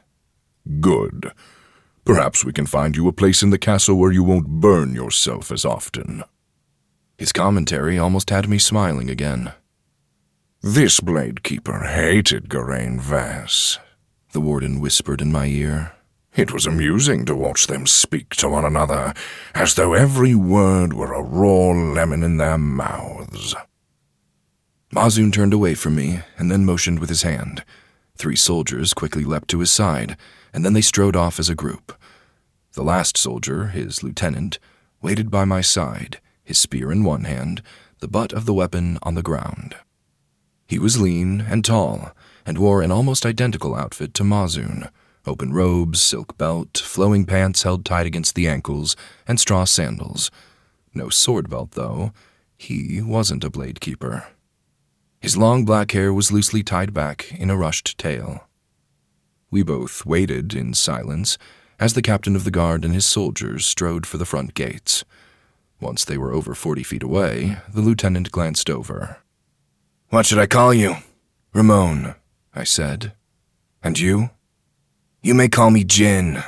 I apologize. Your first impression of Whist Castle must not be a good one." I lifted an eyebrow, surprised the man would offer an apology. Jin motioned to the building attached to the wall. We walked together, heading straight for it. "My family has lived here for generations," Jin said, glancing over his shoulders before continuing. "Things used to be different, but now everyone is agitated, for lack of a better word." "Is there a reason?" I asked. Jin held his spear in both hands as he shook his head. "A lot of changes have happened lately. We've lost allies. There are angry spirits and demons about. Geraint Knox is a powerful Ring Warlock, but... well, let's end this conversation. People have been put to death for complaining. You should keep that in mind." "Geraint executes his own people?" Jin held up his hand as he once again glanced around. "Geraint Knox. Knox. Don't ever speak his name without honoring it. You never know who's listening." Technically, honorifics were used only when speaking to the person directly or in their general presence. If they were eavesdropping, that wasn't considered in their presence, but I wasn't going to argue. Additionally, it was improper to use an honorific when referring to the dead. Honorifics were only used for the living, a way to show respect, as the dead had already moved on. They had no ears, after all. If you wanted to honor them, there were other ways. But Jin didn't know of the Ring Warlock's death. When we arrived at the building next to the wall, I realized it was a small shed used for storage. Small slit windows revealed racks of weapons and armor, along with warning horns and servants' robes. Jin slid open the door and then stepped inside. "Come, Rimon Kane. Once we have your clothes, you can relax in the bathhouse." Chapter 7. When the Felheen spawned children, they became both spirits and demons. It was the same with the Devu. Spirits and demons inhabit every inch of the world. A quote from Varenth's Beginnings, a history book. The inside of the storehouse was hot. The heat of 2 suns was basically trapped within, stewing. Jin walked me over to the shelf of clothing, both for soldiers and servants to the castle. He handed me a loose pair of white pants and a tightly fitted sleeve top in the same snowy color. Servants often wore white in castles and palaces to show how clean they were. Any dirt or mud on a white uniform could be seen from the prefecture over and would be embarrassing, so servants kept their clothing as white as could be to honor their lords. If any allowed themselves to become dirty, it would be a sign of disrespect. I was about to remove my clothes and don these when Jin held up a hand. "Wait until you've bathed," he said. "The master of the bathhouse has plenty of ointments and salves. She can help you with your burned hand and kill any lice that you might carry." "I have no lice," I said. "Aren't brothels full of them? That's what I've heard." He sounded genuine, his eyebrows lifted. I found it amusing. With a slight smile, I shook my head. The Scarlet Lantern offered courtesans, not whores. All the women we had were trained in the art of pleasure and went to great lengths to ensure no parasites feasted on their scalp. Jin went to the door and opened it, ushering me outside. "That will make things much easier." I stepped outside into the harsh sunlight. Jin walked along next to the wall in the cool shadow it cast over the grass. He motioned for me to follow, so I moved into the shade myself. The outermost wall was quite large. The longer we walked in its protective shade, the more I realized the whole castle estate was bigger than I had first imagined. "If there was something you could change about this place, what would it be?" I asked, my eyes drifting over to the tall keep in the center of the castle. After I was done with all this sorting, I would need to speak to Ketsu and perhaps make a list of changes. "That's a funny question," Jin chuckled. "I think it's a dangerous line of thinking, to be honest. Geraint Knox doesn't take kindly to people who complain.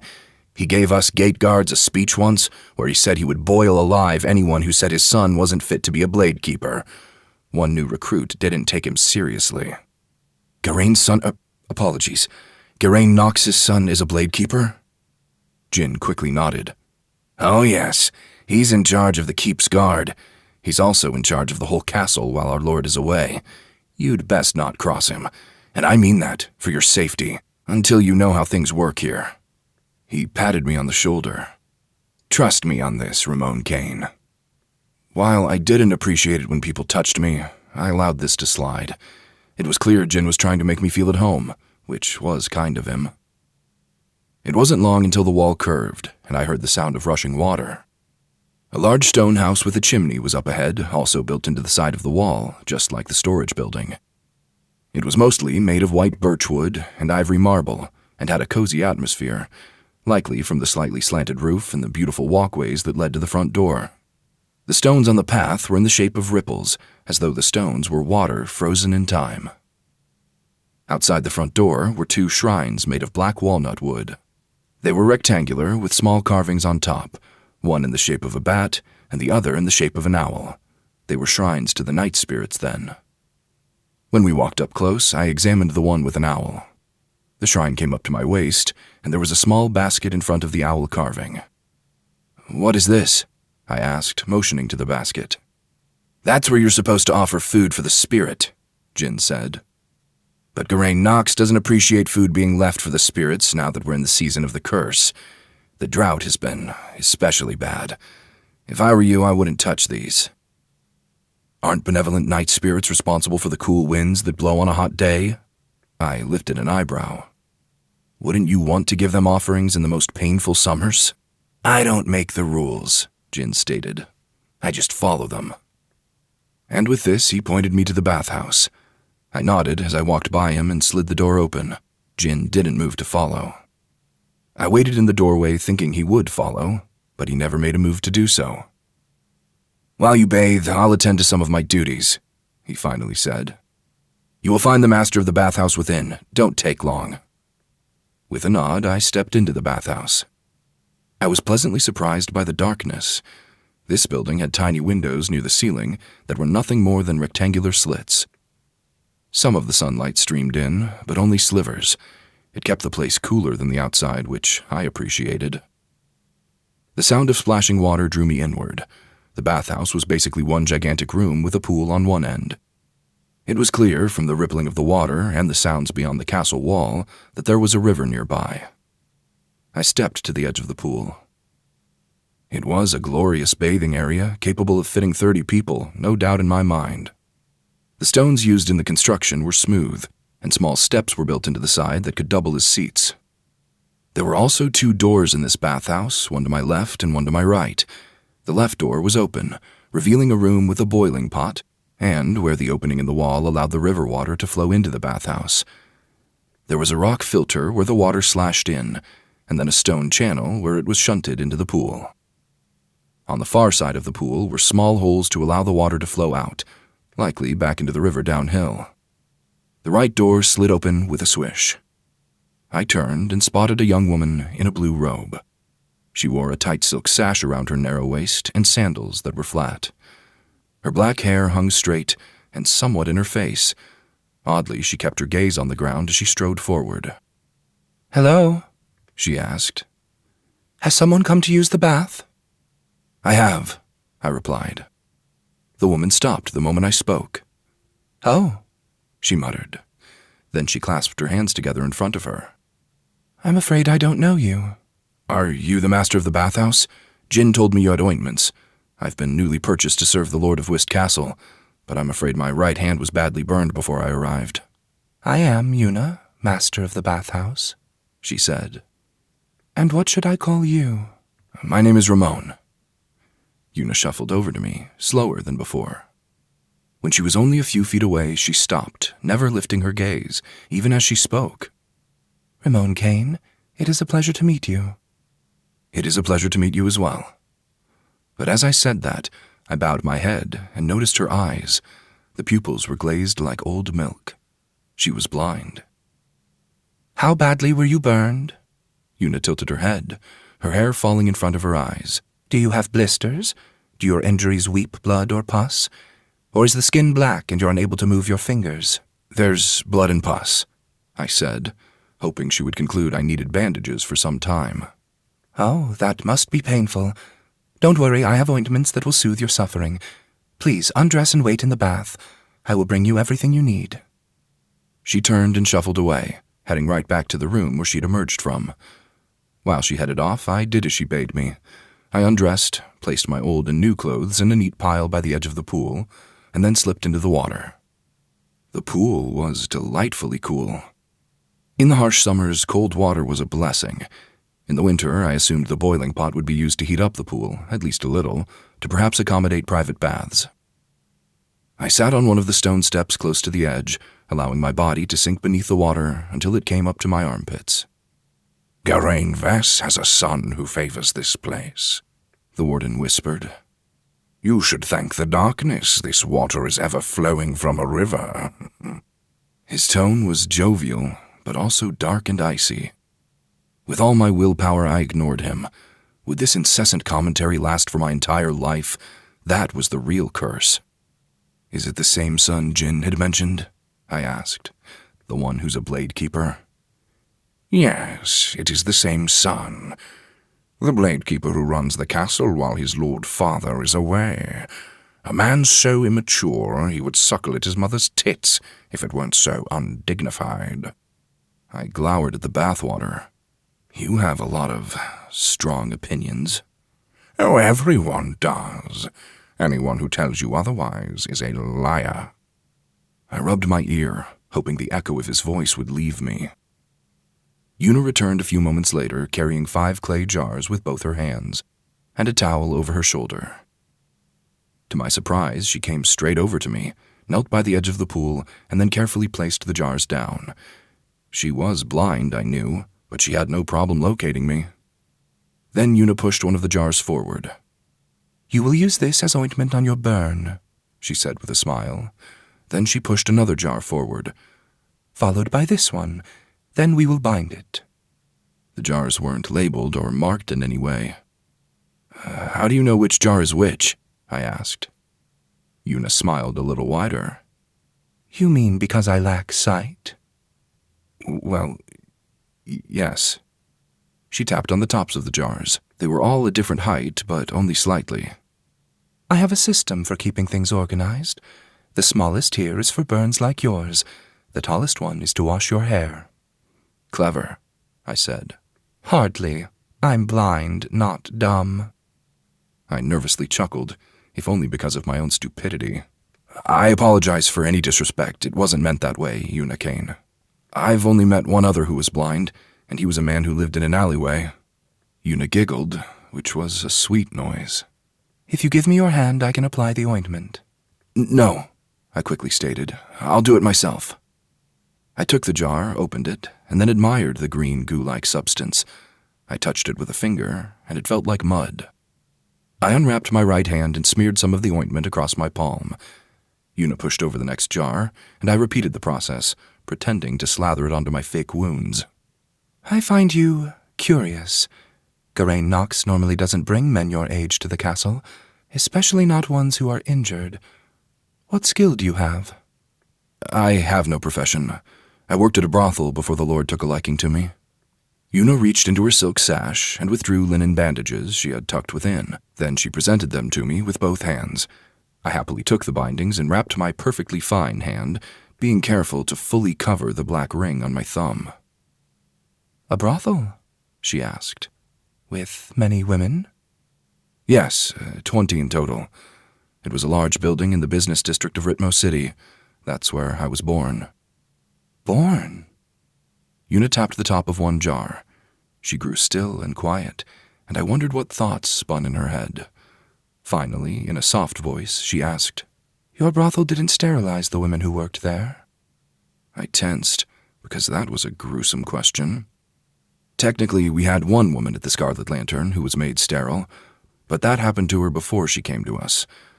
I often had to bring her medicines to help with the ache, since the surgery involved a form of castration, and then injecting her insides with a foul lacquer. It prevented children, and also any pleasure, which some doctors claimed was required for healthy conception. Some places sterilized their women, but they aren't brothels, they're butchers," I muttered. "Thankfully, the Scarlet Lantern never did. It's a brutal procedure that leaves the woman disfigured and in pain for most of her days." "Oh, I'm aware," Yuna whispered. I glanced over my shoulder. She kept her gaze on the floor and her hands on the jars. She must have known I was staring, because she pushed the tallest jar towards me. "Put this in your hair first, Rimon Kane." I gently took the jar from her. "Thank you," I said. I scrubbed my body quickly and thoroughly. Then I dunked my head beneath the chill waters and lifted up a moment later. "You should allow the scented oil to sit in your hair for as long as you can," Una said. "Here, allow me to help." She held out her hand. I scooted across the seat until my head was under her palm. Una applied the oil to her fingers and then massaged my scalp. At first it tingled. No touch ever felt right, but I forced myself to relax. Una was gentle and clearly focused on her work, which made her bearable. My black hair wasn't long, only to my shoulders, and I had been the only one ever to cut it, so it was wild and uneven. "If you could change anything about Whist Castle, what would it be?" I asked. "I don't think about things like that." She worked her fingers through my hair, untangling everything. "I don't have the power to make changes." "You can't pretend for a moment? Or maybe just pretend I had the power to make changes, and you were my advisor." Una struggled for a moment. "I suppose I would, ask that you ensure we had a bountiful harvest." "Anything about the castle itself?" Una shook her head. "Rimon Kane, you shouldn't speak like this. The punishment for questioning our lords is terrible indeed. Why don't you learn to love your station in life? If you have no ambitions, no aspirations, you also have no disappointments." I shook my head, irritated by that logic. "It's just a game." "It's dangerous, and I'm too frightened. Please," she inhaled. "Turn your head." I glanced right. "The other way?" I turned left. This obviously wasn't entirely what she wanted, because she stopped massaging. Then she pointed to the far left wall. "Oh, look at that," she said. I craned my head to the side, trying in vain to see what she wanted me to spot, but obviously there was nothing there because she couldn't see. Una snickered. This had been just a trick to move my head, because as I chuckled, Una quickly scrubbed behind my ear. "Turn the other way? All the way this time?" Her smile fully returned, and she was honestly quite beautiful. I did as Una asked. Once she was done cleaning behind my ears, I dove beneath the river water, and then emerged by the edge of the pool. I hoisted myself out, dried with a towel, and then dressed. Una waited by the pool, her gaze on the water. "Thank you for all this," I said. "What should I do with my old clothing?" "I will handle it, Rimon Kane." Una bowed her head, more to the water than to me, but still. "Please take care, and don't make our lords angry, that you may return to the bathhouse in the near future." Chapter 8. Animals and humans came to exist across the world, eating the plants, drinking the water. Where did they come from? Most scholars cannot agree on whether they were born of Felheen or of Devu. A quote from Varenth's Beginnings, a history book. I offered Una a bow, but then felt foolish afterwards since she couldn't see it. Awkwardly, I stood and made my way outside, wondering why I had to make the interactions with her so painful. Once out in the sunlight, I squinted and shielded my eyes. Jin wasn't here. Instead, there was a pair of straw sandals on the ground. Obviously, he had fetched these for me, since I had no sandals of my own in this place. I slipped them on, surprised by how well they fit. Mazun wanted me to return to the barracks, but after speaking with Una, I was more interested in heading to the keep so I could see Ketsu. There were changes that needed to be made around here, and I didn't want to waste much time. "When the historians chronicle your saga, do you want them to include the inane bathhouse trips?" the warden asked, sardonic to the last syllable. "Or will you have them omit those parts?" I exhaled and smoothed my new uniform. I'm the new lord of this castle. Shouldn't I know my subjects and their concerns? "Do you honestly believe the concerns of a blind and sterile bathhouse caretaker are of any significance? With my chest tight and my anger rising, I headed along the stone path. It split, with one way heading to the barracks and the other way heading to the second wall, to the keep, and I decided to head deeper into the castle. "So, Una was made sterile," I whispered. "Of course, Ramon Vass. Her mother had poor eyesight and later went blind herself. Yuna was born barely able to see, and when she was only 9 years old lost the ability completely, so her bloodline was considered tainted. I shielded my eyes from the two suns. You know about all that? The warden chuckled, but didn't explain any further. I decided to shake those thoughts from my mind. Shoki taught us that a ruler is only as strong as the loyalty he garners from his people. Yuna told me her greatest concern. If I can ensure a bountiful harvest, perhaps I will gain her loyalty, as well as many others. You're a fool if you think that was her greatest concern, the warden said. Do you think Geraint Vess and his son visit that bathhouse because it's the only one in Whist Castle? Or do you think they might have delighted in sterilization? Use your head, Rimon Vess. Most Ring Warlocks are buffoons. I don't want to be disappointed by you as well. I stopped walking, my breath caught in my throat. I hadn't made those connections, but as soon as the warden voiced them, I knew it to be true. What kind of heinous ruler would do such a thing to his own people? For a moment, I almost felt betrayed. The teachings of Shoki had taught me that cruel rulers always lose power. They would fail. Their people would hate them. How did Geraint get away with this? But then I glanced at my hand, and Ketsu's words rattled in my skull. No one would mourn Geraint's death. Which meant, when I took power, there would be few who fought against it. But if I wanted their love, and not their suspicion, I needed more. How could I ensure a better harvest? Making a deal with the neighboring warlock? Or was there another way? I forced myself to keep walking. The only way to solve this would be to speak with Ketsu and make arrangements. But my anger was flowing through my blood, agitating me. I need to meet with Geraint's son, I whispered. Well, the warden said in my ear. After a mere 1 hour, you already want to murder everyone in charge of this place. This was a short-lived charade. I won't give this up yet. I can still gather information, I just need to make sure it's all accurate before I make my move. I walked at a quick pace until I reached the second wall. The gate leading deeper into the castle was wide open, and by the looks of things, that was standard procedure. There were spiderwebs between the gate doors and the wall. No one had moved them in some time. That didn't surprise me. These gates wouldn't need to be closed until the first wall was under siege. The second wall was just as impressive as the first, standing nearly 20 feet and thick enough to accommodate a walkway at the top. There were stone fish at the top of the wall, spaced out every 10 feet.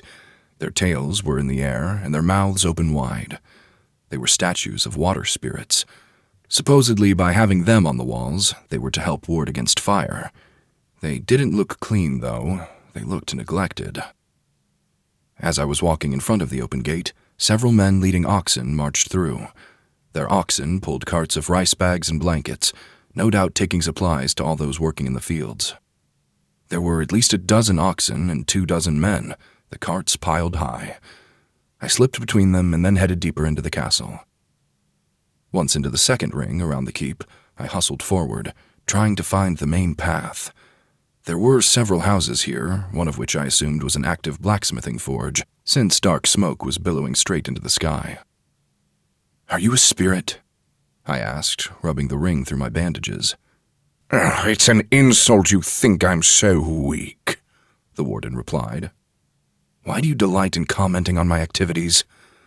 As I said, I have high hopes for you, Rimon Vess. I want to see you develop the powers of Exraxi and change the status quo. My existence will be far more interesting if you did. The warden chortled, as though my life were purely for his amusement. Then I slammed into someone. I hadn't been paying attention, my mind on other things. The boy I hit had been carrying splintered wood, and he dropped it all to the dirt. He was much younger than me, perhaps 11, half my age, and not yet grown in height or muscle. "I'm so sorry, he muttered as he snatched up the wood. The splintered wood was as long as his arms. They were old shrines that had been broken into pieces, some still with carvings of spirits. The boy wore a thick apron, sturdy pants, and a robed shirt tied shut with a rope. It was the outfit of carpenters, or at least their apprentices. "Here, allow me to help you." I picked up some of the broken shrines and effortlessly held them under one arm. "Thank you. Sorry I'm such a burden." The boy bowed his head several times. "Think nothing of it." He never looked me in the eye, and instead ran off toward one of the workshop buildings. By the smell of the dust in the air, I knew it to be the carpenter, but I probably could have assumed as much long before that. It was a shop with only 3 walls, the 4th missing, allowing for lots of open air. That was good, considering that the dust was a hazard in more ways than one if allowed to gather in a closed room. An older man was working in the middle of the workshop, carefully crafting wooden utensils. His hair was growing white, and he wore a short but well-maintained beard. He held a chopstick in one hand and carefully fitted it with a silver tip. According to Shoki, silver would turn black if it encountered poison, so it was favored by nobles for dining. "Father?" the boy said as he ran up with the broken shrines. "Here they are." The boy placed them on the woodworking table and then politely bowed to his father. I walked over and did the same, which garnered me an odd look from the old man. "Are you destroying the shrines around the castle?"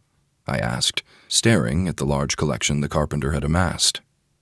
"I am," the old man replied, his voice gruff, but even and scholarly. "Why?" "Because that's what I was told to use." He had a sardonic tone, as though this was all a farce, and he couldn't believe it himself. "The Master of Coin won't buy us proper wood," the boy said. "Told us to use these instead." The father shot the boy a glare. "Don't speak that way, Dimon Lin. Someone will hear you." Dimon shook his head as he whispered, "It's true." The scraping of wood drew my attention to the corner of the workshop, where a teenage girl was carefully carving spoons. She smoothed the edges and compared them to one another, making sure they were all perfectly sized. The girl wore the same clothing as the boy, but her focus was much like most carpenters, hyper-fixated on her task and nothing else. "You risk angering the spirits with such blatant disrespect," I said. The old man lifted his bushy eyebrows. "Oh, you don't say." His speech was now so thick with sarcasm he might choke on it. "I've never heard of that before."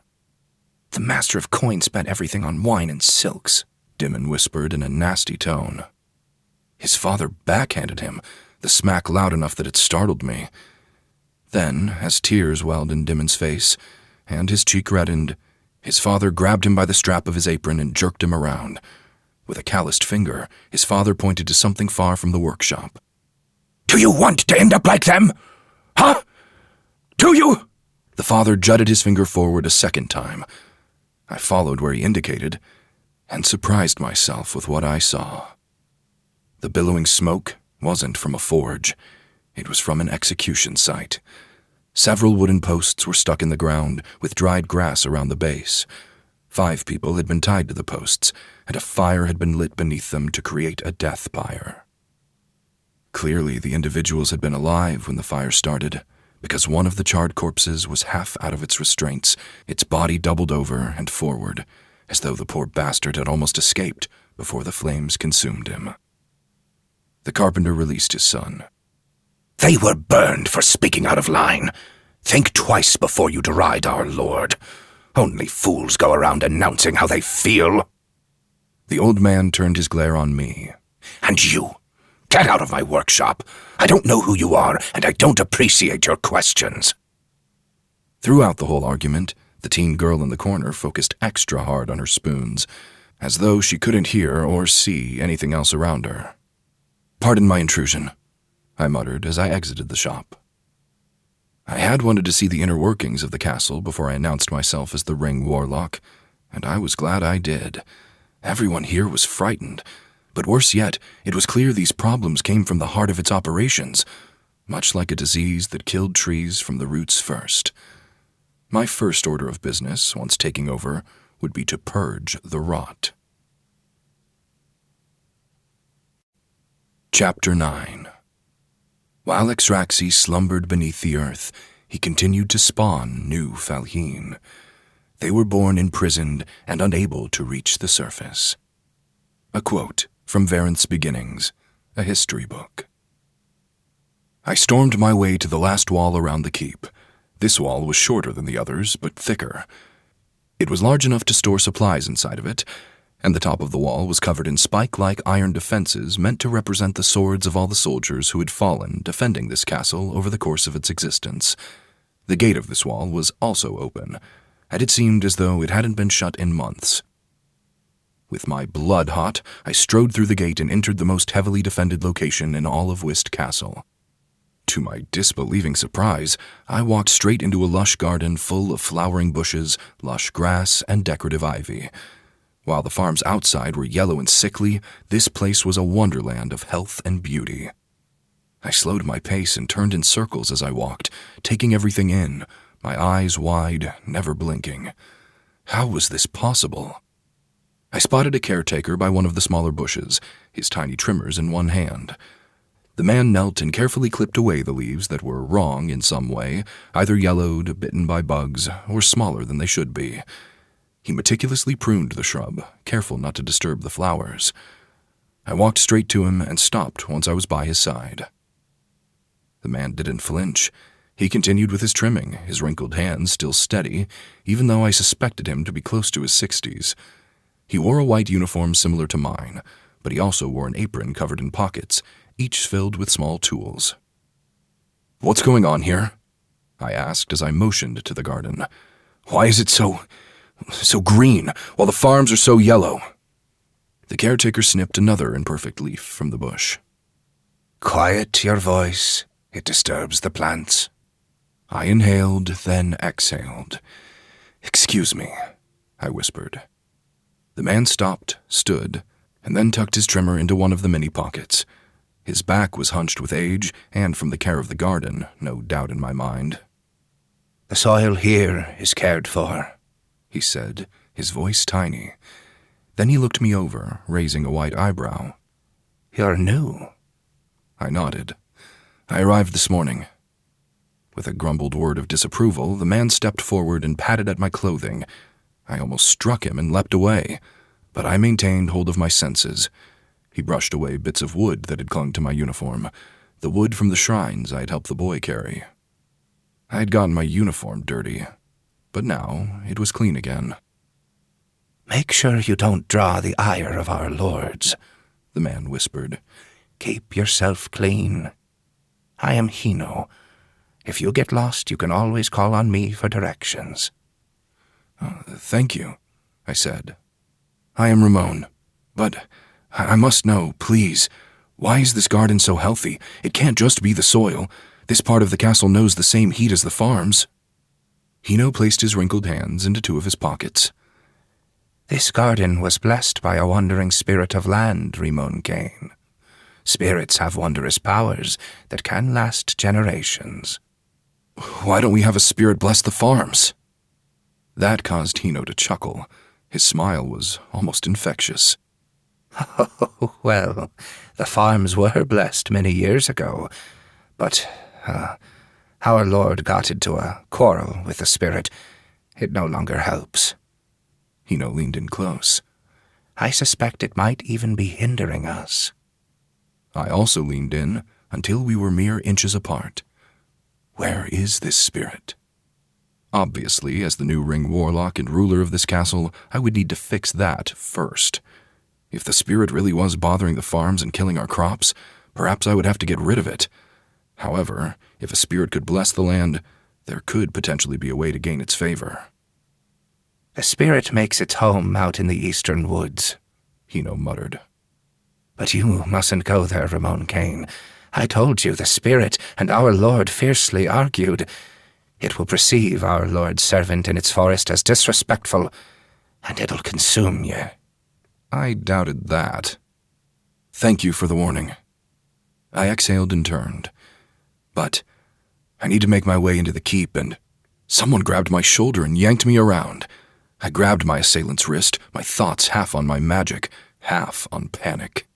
Then I realized it was the blade keeper, Mazun. He was dappled in sweat and panting as he pulled me toward the gate. "What are you doing?" Mazun hissed under his breath. "My instructions were to return to the barracks once you were dressed." His grasp was tight, and even when I attempted to pull myself from him, it was difficult. Before I could manage to cobble together an explanation, Mazun dismissively waved his hand. "Do you want to get yourself killed?" Mazun asked. "Do you? Listen to what I have to say. It's not for my well-being, it's for yours." He took me straight into the inner wall and right through the open gate. As we stepped out of the glorious garden and back into the smoke of the crafters area, a small contingent of soldiers marched our way. It was one bladekeeper flanked by 5 men. As with all bladekeepers, the man kept a sword on his belt, the handle bright red to draw attention to himself. The 5 soldiers all carried naginatas, pole arms that were long wooden shafts and a curved sword at one end. Much like a spear, it allowed for soldiers to extend their reach in melee combat. "That is Garain Vess's eldest son," the warden whispered in my ear. "His name is Kitto or something. I can't be bothered to remember every spawn Garain Vess brought into the world. Maybe his name is Kiko. Kiko is in charge of Whist Castle while the Ring Warlock is away. Or he would be if his father hadn't been brutally murdered." The bladekeeper stomped forward. Mazun pushed me behind him so that he was between me and the bladekeeper at all times. When the bladekeeper reached us, he stopped and turned. His 5 soldiers also came to a halt, their expressions cold, their movements tense. "Mazun Zar," the bladekeeper drawled. "What are you doing here? Your domain is over the training yard." Mazun bowed his head. "Of course, Kaito Zar. But first I was getting our newest servant acquainted with the grounds." He lied so smoothly and quickly, I wondered if he did so often. "Oh, his name is Kaito," the warden mumbled. "I was close enough." Kaito narrowed his dark eyes. He was a man as impressive as Mazun, with broad shoulders and a warrior's stance, but he held himself with so much pride that it seemed more peacock than predator, strutting rather than stalking. Unlike Mazun, who was still in his training outfit, Kaito wore metal-scaled armor, much like the man I had killed in the Scarlet Lantern. When Kaito leaned to the side to get a better look at me, Mazun moved into his line of sight, shielding me from view. Was Mazun protecting me? "We'll be on our way," Mazun stated. "Hold a moment." Mazun and I held still. Kaito shook his head. "It's fortunate we encountered one another before I returned to the keep, Mazun Zar, because I need to discuss the amount of rice you requisitioned. 17 bags is excessive. I told you that you will receive 12 bags. 17 bags of rice is the bare minimum I need to feed everyone," Mazun said, slowly and deliberately, as though speaking to a child who was starting to learn their words. "You will receive 12 bags, and you will make it work." "Our soldiers will grow weak and starve." Kaito pressed his lips into a thin line. After a breath, he said, "Soldiers out on the field have to make do. Teach your men some hunting skills." "There are demons in the forest," Mazun replied, each word spoken with more annoyance than the last. "Or have you forgotten?" Kaito pressed one gauntlet-covered finger into Mazun's chest. "You will get 12 bags of rice, and you will make it work. If we run low on men, so be it. You'll be the one answering to my father, not me." "We have the rice," Mazun said, half shouting.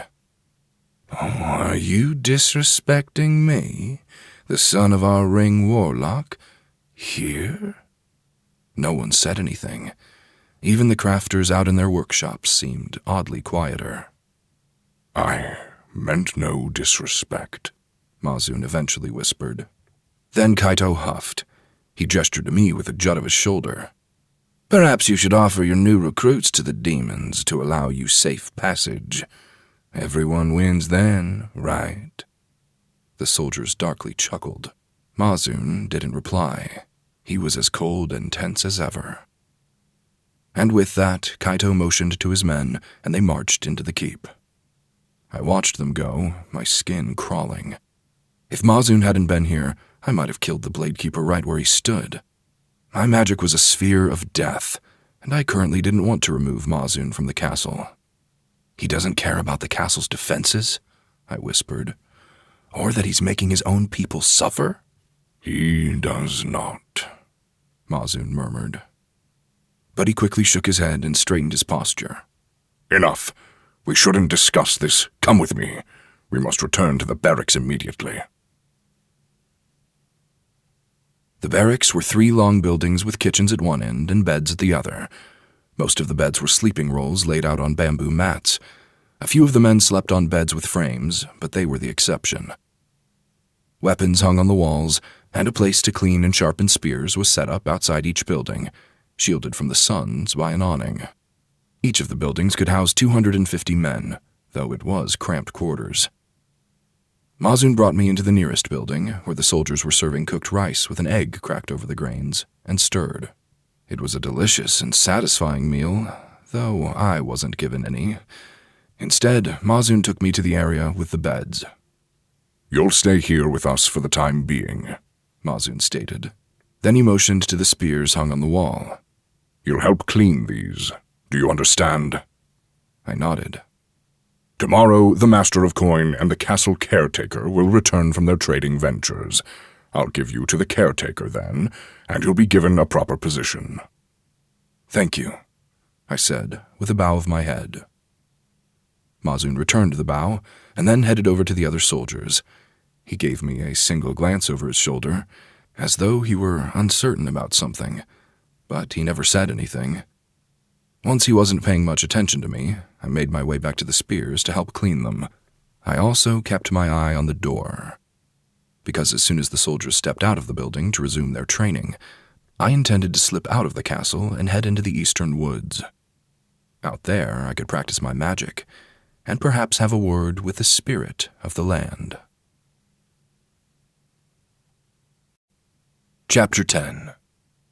Freedom is for wolves. Sheep crave confinement and limitations. A quote from the teachings of Shoki.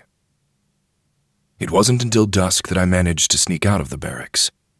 The main gate was still open, even as the 2 suns set over the far mountains. Unlike the middle gate and the keep gate, the outer gate was clearly closed on a regular basis. I thanked the darkness as I left the castle grounds, as it cooled the land and protected me from the harshness of the sun's light. While I had never been to Whist Castle and knew little about the surroundings, I was emboldened by my ring and my newfound magic. The oak and maple trees of the eastern forest grew in clumps, and the undergrowth was thick, but none of that bothered me. I stepped into the woods, intent on finding the spirit of the land. Aren't you afraid? The warden whispered. I pushed low-hanging branches from my path. No. Now that I'm a Ring Warlock, I have these phenomenal powers. Why would I be? You think your magic will work on demons? I stopped mid-step, holding onto the branch of an oak tree, my blood icy. After a deep breath and a moment to mull over the warden's statement, I relaxed. It'll work against demons, I said. But you don't know that, the warden said in a playful tone, as though making me panic was somehow amusing. I continued forward, more determined than before. My magic comes from the first shadow, doesn't it? Exraxi is more powerful than some demon who wanders these woods. The warden's chortling filled my ear. You're correct, Rimon Vess. No mere demon can withstand the might of Exraxi. But I slowed my pace as I considered the warden's words. What about other Ring Warlocks? Didn't you say that the neighboring warlock had a magical ability related to immortality? What if I used my ability on him? Would it work?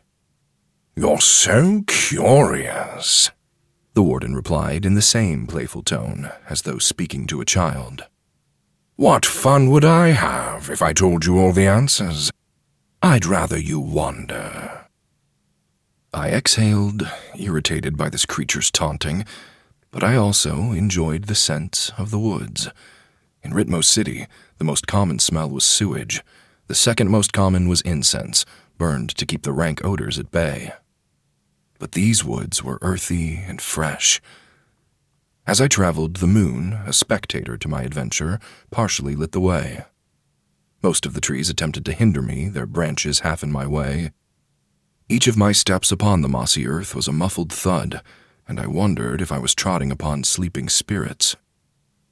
After some time, I found a small clearing between the trees, the silvery moon casting a beautiful beam of light over the undergrowth. I stopped there and glanced around. It seemed a shame to destroy this place with my magic, but I needed to practice somewhere. I glanced down at my bandaged hand. Did I need to remove the wrappings to use my magic? I suspected not, so I kept them on. After a hesitant breath, I turned to the nearest oak tree and placed my hand against the rough bark. I swallowed hard as I imagined my magic as a second set of lungs, a new way of breathing. I wanted to control my destruction. I didn't want it to spiral out of control and consume everything around me. Was that possible? The only way to know would be to practice as much as my body could handle. My heat death activated just as it had before. It was a pressure, a presence that filled the air around me. Within seconds, the oak tree withered and twisted, the life essence of the elderly tree fading in an instant. Its long life slammed into my body, filling me with more than I could handle. I staggered backward and hit the ground, my mind flooded with the realization that I was killing the shrubs, the insects, and the owls in the branches. "Stop!" I growled through gritted teeth. It took all my willpower to end the devastation. I curled up on my side, staring at the moonlit detritus that covered the ground. My pain was worse than before. The life essence of the old oak tree was enough that I felt like I might burst, a blister filled with too much pus. 2 withered owl corpses plummeted to the ground and hit with lifeless thwops. The dead oak tree was twisted and gnarled, and the plants all around the clearing were shriveled to the point that they weren't even recognizable, all dead in an instant. "You don't look so well," the warden said with a laugh. "You better get good quickly, or else you might be a short-lived amusement." When I tried to stand, every joint in my body flared with agony. I groaned as I feebly rolled onto my back. The life essence of everything I had killed remained with me. Was there a way to make it all my own? "I didn't want to kill everything in this clearing," I muttered with a grunt. Even speaking hurt. The warden replied, "If your magic is a new way for you to breathe, then you should imagine what would happen if you were to whisper." I stared through the hole in the leafy canopy above, almost in awe of this newfound wisdom. Yes, I should try to whisper with the magic. It wasn't just breathing. Invigorated with this knowledge, I forced myself to stand. I didn't care that it hurt my knees and my elbows and every bone in my body. I had to master this. My legs shook as I turned and faced a nearby maple tree. After a deep breath, I shuffled over to it. One branch had 3 leaves, and I focused all my attention on them. The leaves were bright green, which was odd. No trees were vibrant green when the cursed summer was upon us, not unless the trees were aided by manpower or magic. The spirit of the land was clearly here, helping these trees stay healthy. Which was a shame, since I had just wantonly killed one. But I shook that thought aside and glared at the 3 leaves. They would be my sole target. Just them. After a deep inhale, I imagined exhaling on them a whisper of death. The 3 leaves withered and blackened right before my eyes, their life essence flowing into me. But then their branch also succumbed to the entropy, and I had to actively end my magic before I took another elder tree. The essence from the leaves was easier to handle than a full tree and a handful of woodland creatures. While it pained me, I managed to stay on my feet. "That worked," I said with a hint of surprise. "Of course it worked," the warden sardonically replied. "Or did you doubt me, Rimon Vess?" "I'm just so relieved, so ecstatic. Thank you. Thank you for being my teacher." The warden laughed again, haughty and dismissive. I'm not teaching you. I'm doing this for my sole entertainment. To thank me would be foolish on your part. I would have perished to the Blade Keeper back in the Scarlet Lantern had you not instructed me, I whispered, staring at the dead leaves. And now, I probably would have just killed myself by absorbing too much life essence, since I didn't know what to do. Simple matters. A drop of knowledge in a vast ocean of your ignorance. A single drop is worth more than gold when you're in a desert, I replied. You've helped me more than I think I could ever repay you, so please accept my thanks. If you didn't taunt and deride me, I'd consider you an ally. The warden didn't reply. I took his silence as an acceptance. While I knew at some level the warden was sinister in nature, that didn't necessarily mean our goals weren't aligned. For whatever reason, the warden wanted me to succeed, and for that, I was truly grateful. Alone in the dark wood, I decided to press on. I couldn't return to Whist Castle without seeing the spirit of the land. I just couldn't. I needed to know what had to be done to save the people inside the castle's walls, even if they didn't know I was their lord yet. I pushed away from the maple tree and stumbled forward, fighting the urge to cry out. Why did the life essence hurt me so badly? Why couldn't I absorb it? Was it some fault in what I was doing? Or was gathering the life essence akin to eating? If I ate too much too quickly, my stomach would ache. And supposedly, if I ate a gluttonous amount, I would kill myself. But if I waited several hours, the food would pass through me. I would keep the nutrients and discard everything else. Would it be the same as with this essence? As I pressed on, the breeze would murmur through the leaves, a gentle stirring that seemed tranquil and inviting. Shadows occasionally danced around me, cast by nothing as far as I could tell, their movements a mystery choreographed by the unseen forces of the woods. This place was full of magic. It was obvious the moment I entered. Actually, I thought I would be lost when I entered the woods, since I had never stepped foot in here in my life. But that wasn't the case. Subtly, with a new sixth sense, I felt the magic and power of this place. The spirit who dwelled here wasn't far. With each step, I made my way to its lair, directly and without detour. Finally, with my legs tingling from prolonged pain, I made it.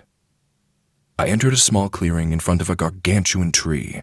It wasn't like the others around it. Its trunk was as wide as a castle keep itself, so massive that it would be impossible to uproot. Its bark was twisted but somehow patterned, and its branches hung long and heavy with strange purple fruit. It reminded me of a willow, with leaves that occasionally touched the ground. When I stumbled closer, away from any tree with which to support my weight, the spirit of the land pulsed with life. Small parts of the tree's roots lifted from the dirt and formed mouths. At least a dozen of them sprouted up near my feet, each twisted into a bizarre mouth oval. They opened and closed as the spirit spoke to me.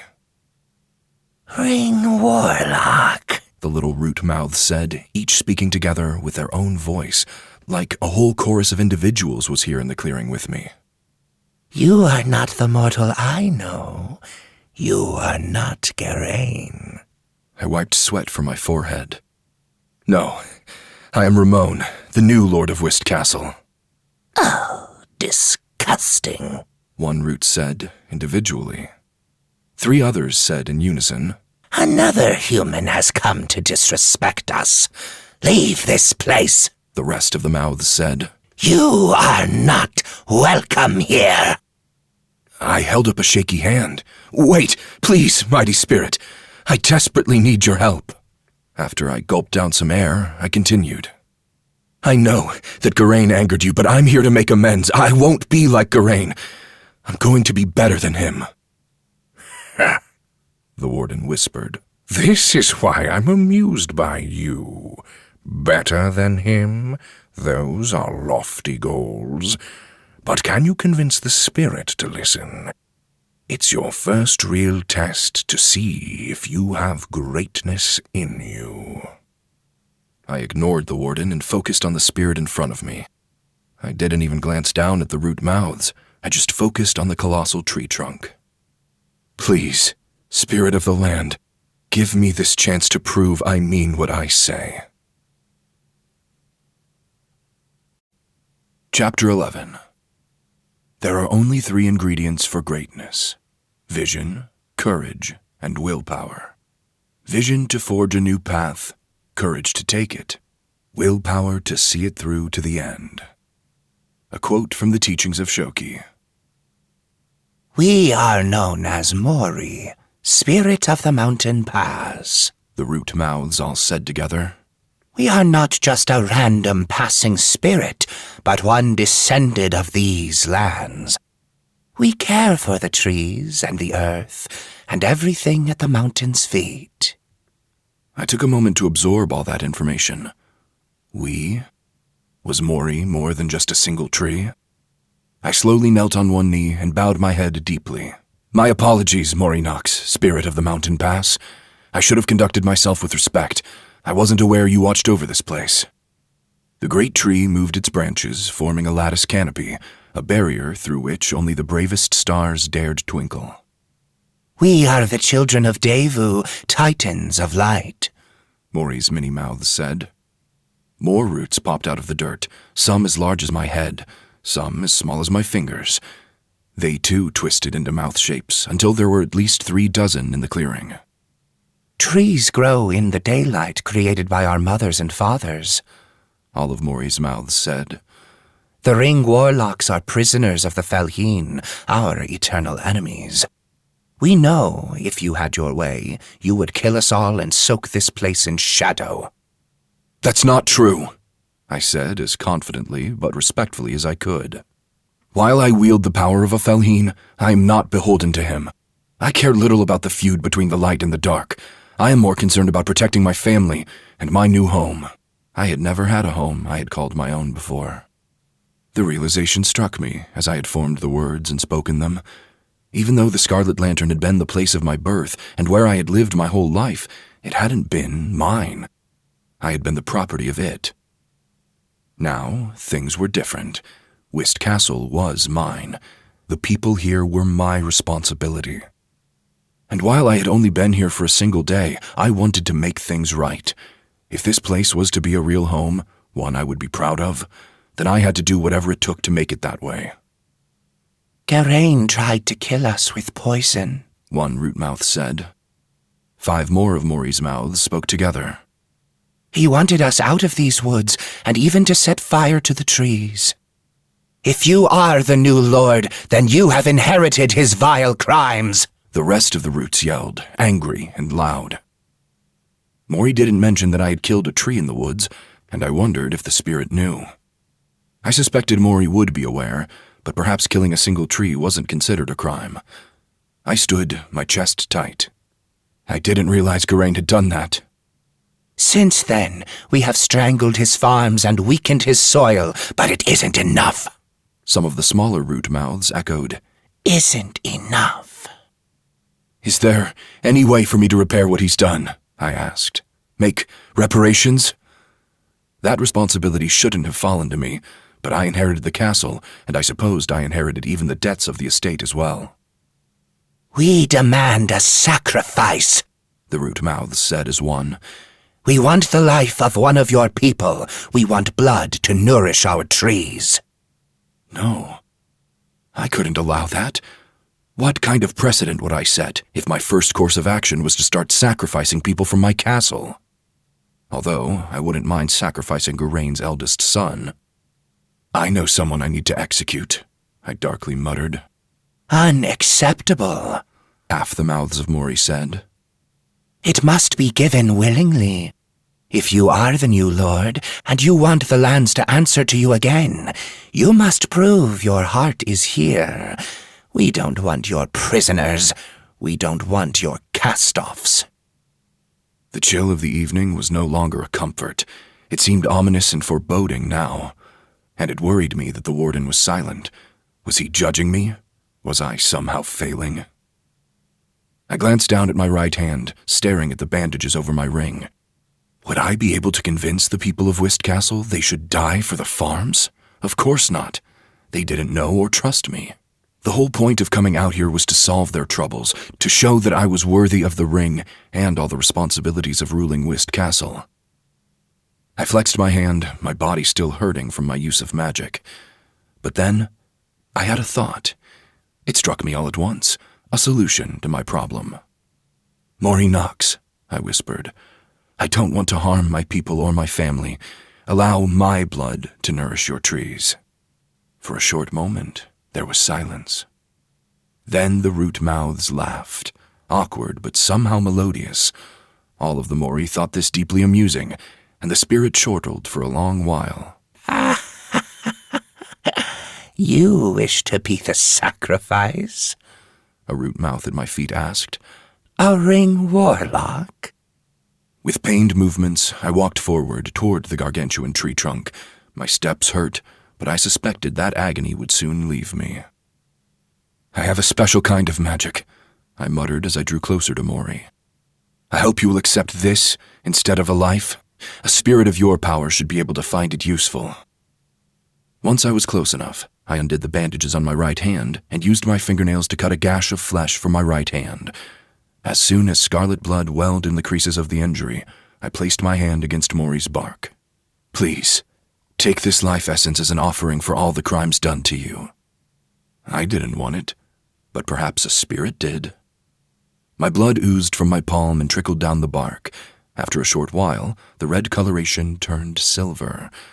My blood glittered in the pale light of the twinkling stars right before it was absorbed into Maury, disappearing as though water poured over sand. I took a deep breath.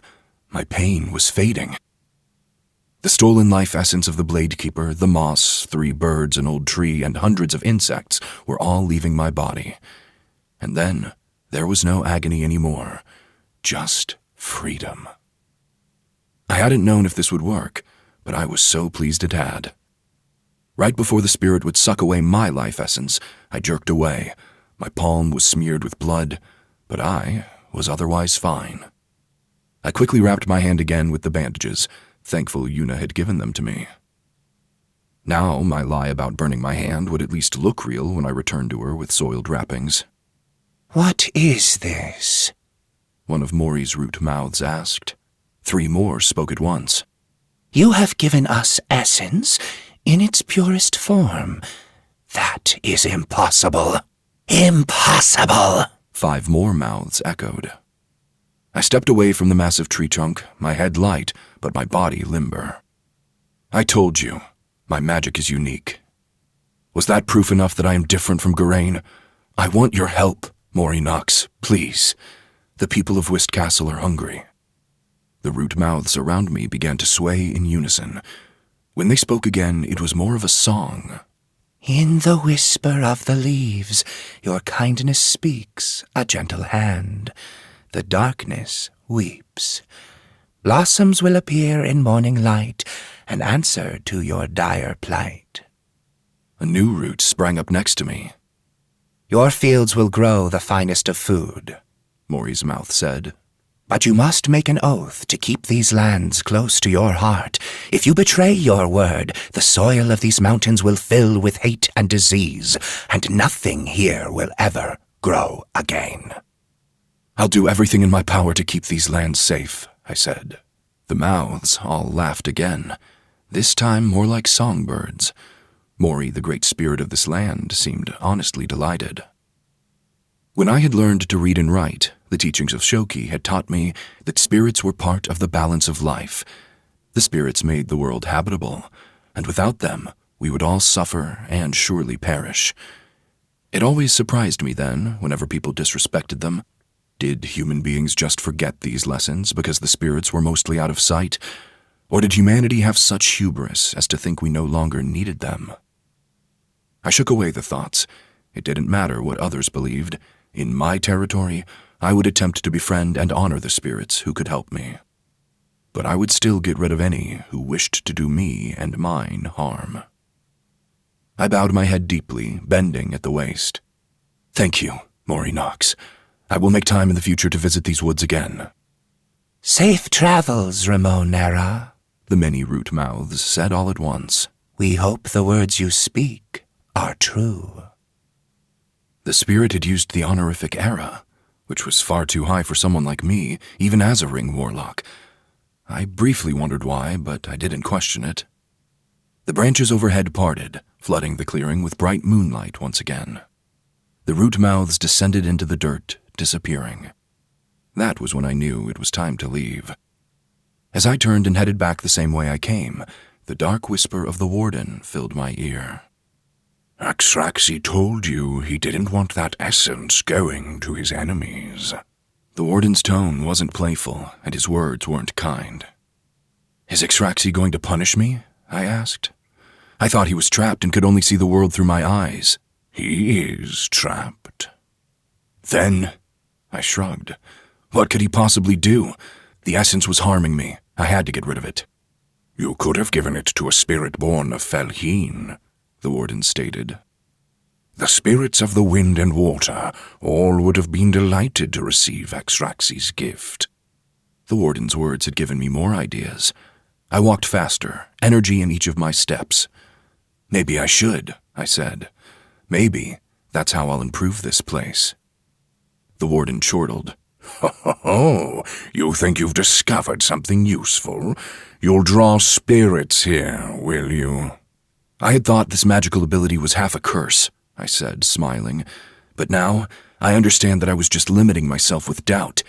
I should have been looking for creative solutions from the beginning. This magic is actually a boon, a great gift. Axraxi is all-powerful. Of course his magic would be a great gift. You never should have questioned his power. I felt so alive and wonderful. Nothing felt as good as being pain-free. I wanted to run through the trees and make it back to Whist Castle as quickly as possible, but I knew that I would trip on the roots and undergrowth if I wasn't careful. You're rather happy and arrogant for someone who is angered an all-powerful being, the warden said. I shook my head. How do I know that Axraxi is angry? There's a chance he wouldn't mind what I've done. Oh, I know, and he is. I slowed my pace, if only to mull over that warning. However, I reassured myself with the fact that Axraxi was trapped. What could possibly happen to me? Nothing. But before I could voice that to the warden, there was a shift in the breeze. It stopped. An eerie silence descended over the woods. There were no signs of animals or the rustling of leaves. It was as if the world was holding its breath, waiting for something to strike. My ring pulsed against my skin as the power crept over the ground, growing closer to me. Oh, look.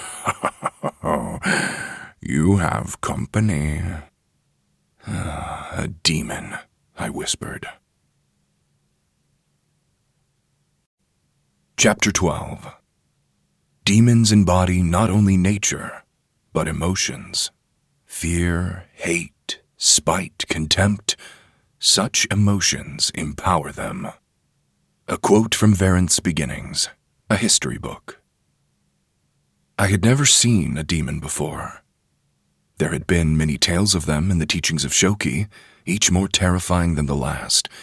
They were foul monsters who could disguise themselves as humans, and their ultimate goal was to cause as much ruin and mayhem before consuming helpless victims.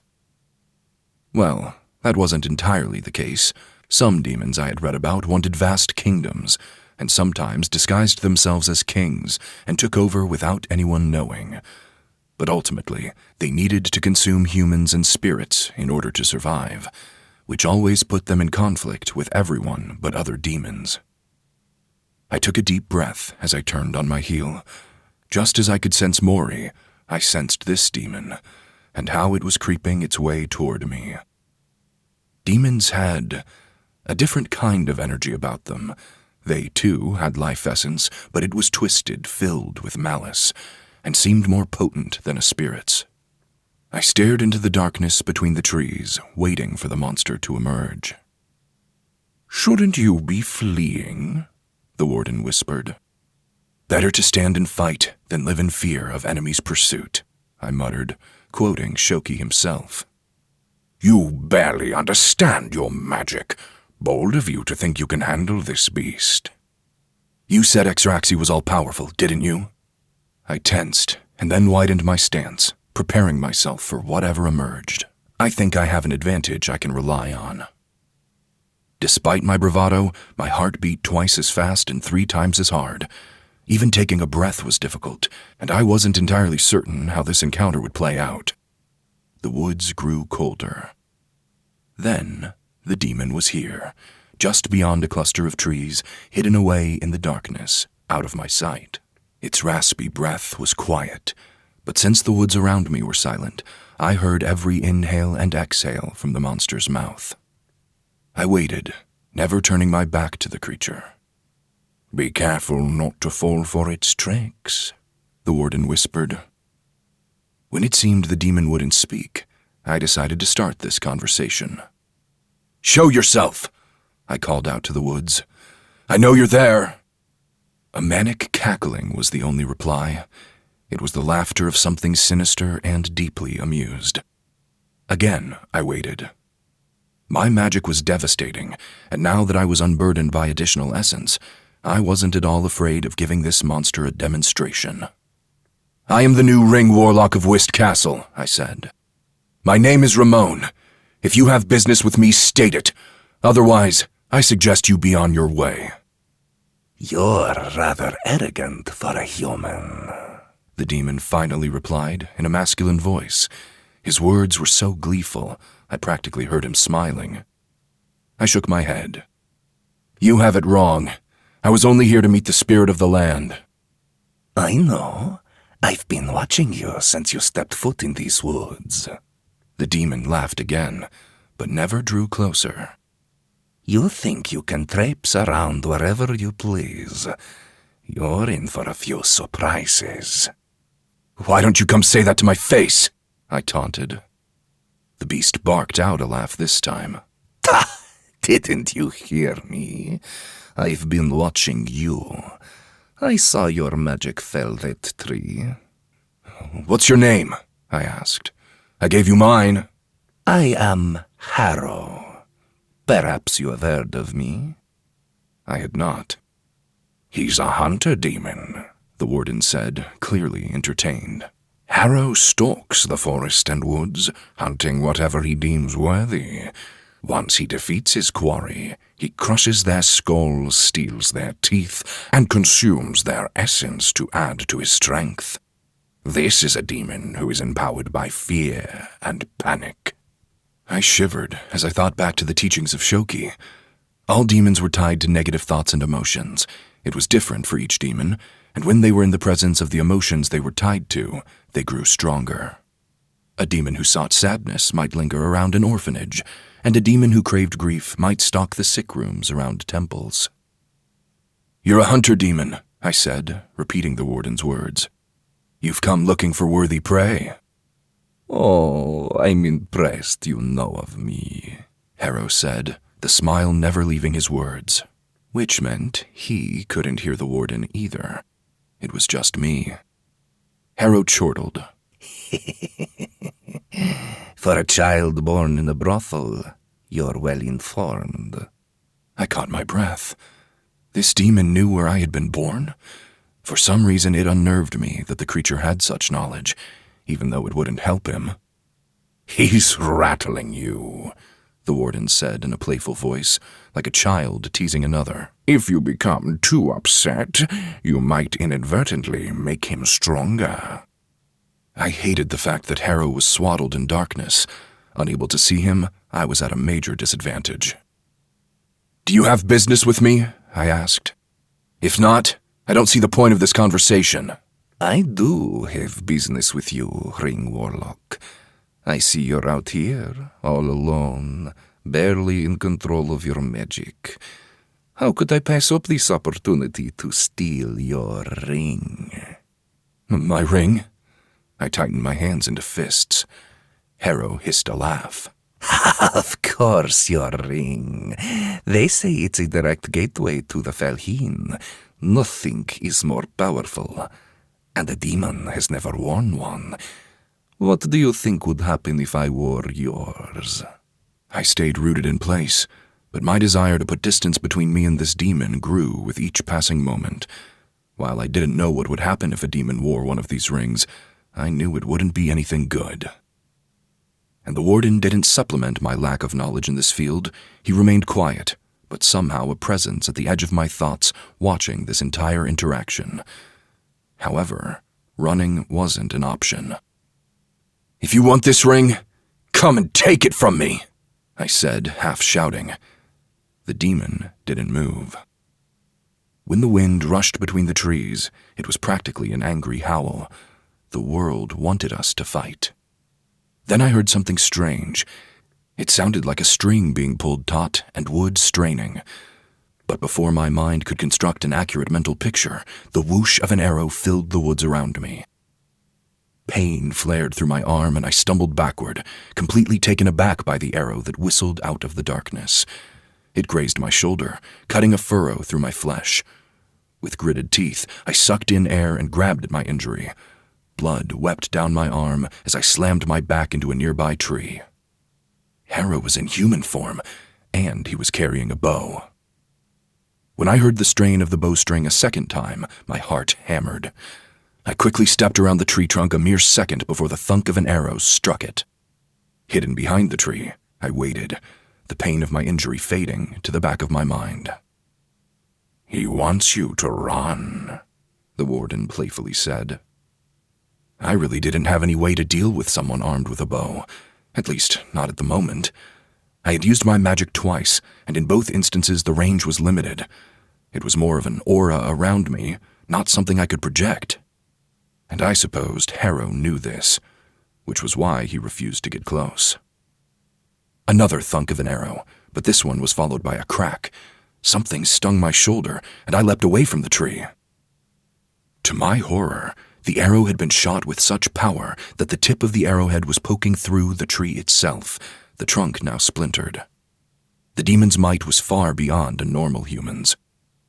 Now my shoulder was bleeding from a shallow puncture wound. Supposedly, when a demon was in the shape of a human, it was far weaker than it could be. If Harrow transformed, I had no doubt the beast could rend a tree in half without much thought. I only had two options. Either I ran back to the castle, or I could close the distance between us to use my magic. "The night has forsaken me," I muttered as I shook my head. Then I turned on my heel and dashed through the trees, weaving back and forth as I went. "Running?" The warden made a snorting noise. "I didn't think you'd pick this." After I went for a few moments, I felt Harrow move. He too was running in pursuit of me, following my trail. He was frighteningly fast, much faster than me, and if he wanted, this chase would be over in an instant. But that was what I wanted. I kept going forward until I spotted a small moonlit clearing up ahead. I wove between the trees, hastening my steps toward it. That was when Harrow also quickened his step. If he caught me in the clearing, it would all be over. His arrows would land true, no doubt in my mind. But right before I reached the clearing, I grabbed a trunk and swung my body all the way around until I was facing in the opposite direction and maintaining most of my momentum. I ran back toward Harrow, who had yet to realize I had shifted directions. However, it was still dark in the woods, and I wasn't entirely certain where he was. So, in a desperate attempt to kill him with my magic, I activated my ability to its fullest extent. My second breath spread between the trees, and the magic of Exraxi killed everything it touched. 4 trees withered and shrunk. A family of rabbits who had burrowed underground all ceased to be. A swarm of sleeping sawflies were snuffed out in an instant. And a tiny amount of the demon was caught in my sphere of death. His life essence was far more powerful and painful than anything else I had experienced. With a groan, I crashed into the detritus, my chest aching, my teeth clenching so tightly I thought I might break them. But I hadn't gotten all of the demon. Harrow had screamed and quickly darted away before his entire life was mine. While I was on the ground, I sensed him backing away farther and farther. Then the demon stopped. "Rimon glot," Harrow hissed, no longer smiling. You are a child masquerading as an adult, a pretender. You stole that magic and you have no idea how to use it. I'll be the one to end you. As the moon and darkness as my witness, it'll be my fangs that pierce your heart." The demon continued to flee. I wanted to laugh, but I couldn't. Instead, while lying on my side, I just smiled. First off, a demon was now running from me, which was surreal. Second, while I had killed several trees and almost the demon, the pain of all that life essence wasn't as bad as it had been before. These were things worth celebrating. Unfortunately, I was still crumpled on the ground, not as dignified as I would have liked, trying to recover from the use of my devastating magic.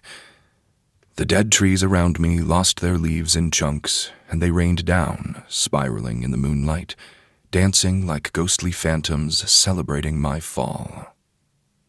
"You almost killed him," the warden said with a laugh. "How amusing. Oh, I do love watching you, Ramon Vess. Every day has been a delight."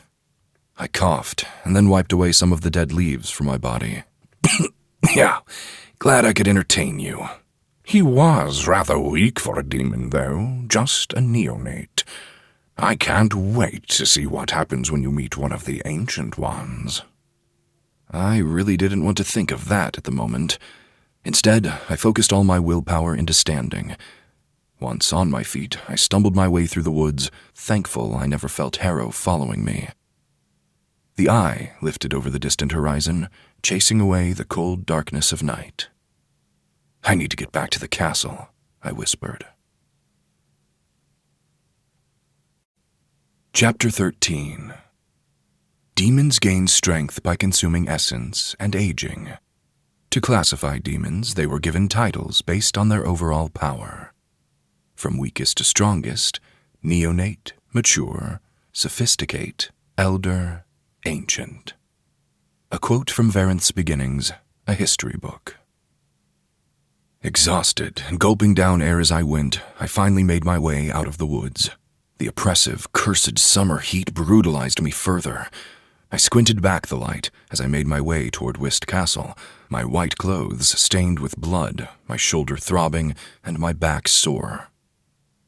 "You should train your body," the warden whispered.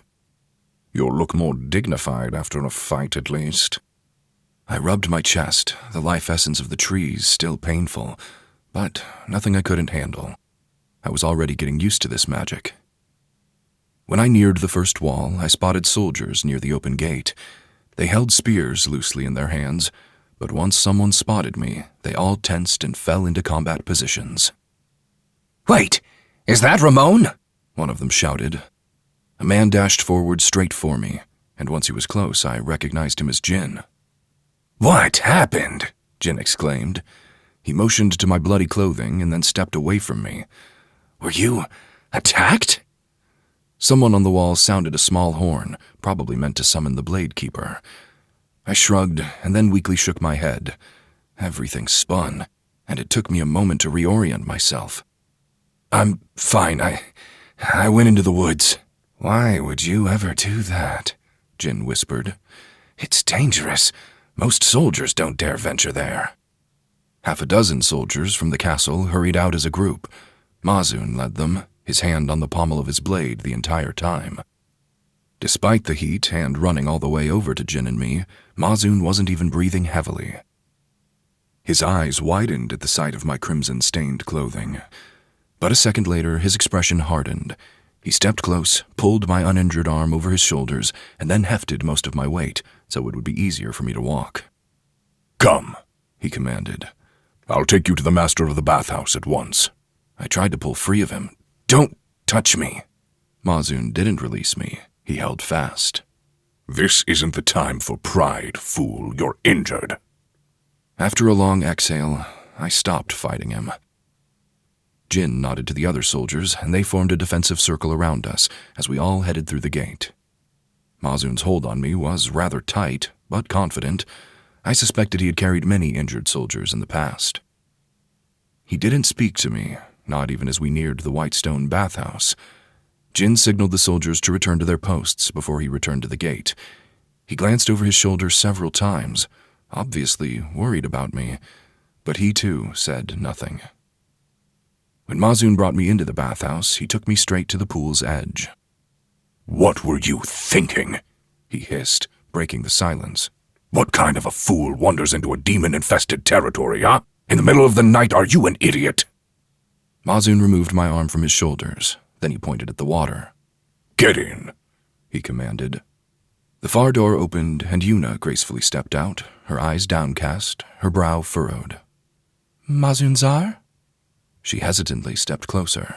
Why are you shouting? Please, this is a place of relaxation and healing. I stripped off my clothing and eased myself into the cold water. As I sat on a stone seat, Mazun pivoted to face Yuna. "I apologize." Mazun bowed, then he straightened himself and frowned. "Our newest ward snuck off into the woods last night." Mazun snapped his attention to me. "Well, are you going to explain yourself?" I was exploring the castle grounds. I sank into the water until it was up to my armpits. I've never been outside of Ritmo City before. I wanted to see the surrounding territory. "Oh, sweet darkness." Mazun gestured to Yuna. "Did you hear this?" Yuna nodded once, but she didn't comment. "Don't lie to me." Mazun stomped around the edge of the pool. "You were trying to run away, weren't you? If you run, no one will take you. Everyone will know you have no loyalty, and you'll be a vagabond, shunned from every castle, living in some alleyway. Even if it's rough here, it's still infinitely better than starving, or being eaten by demons." Please, Yuna whispered. quietly. Mazun gritted his teeth. After a short exhale, he added, "You're one of us now. We will protect you, but we can't do that if you run off. Understand?" While his words were harsh, I felt the kindness behind them. Mazun was concerned about me.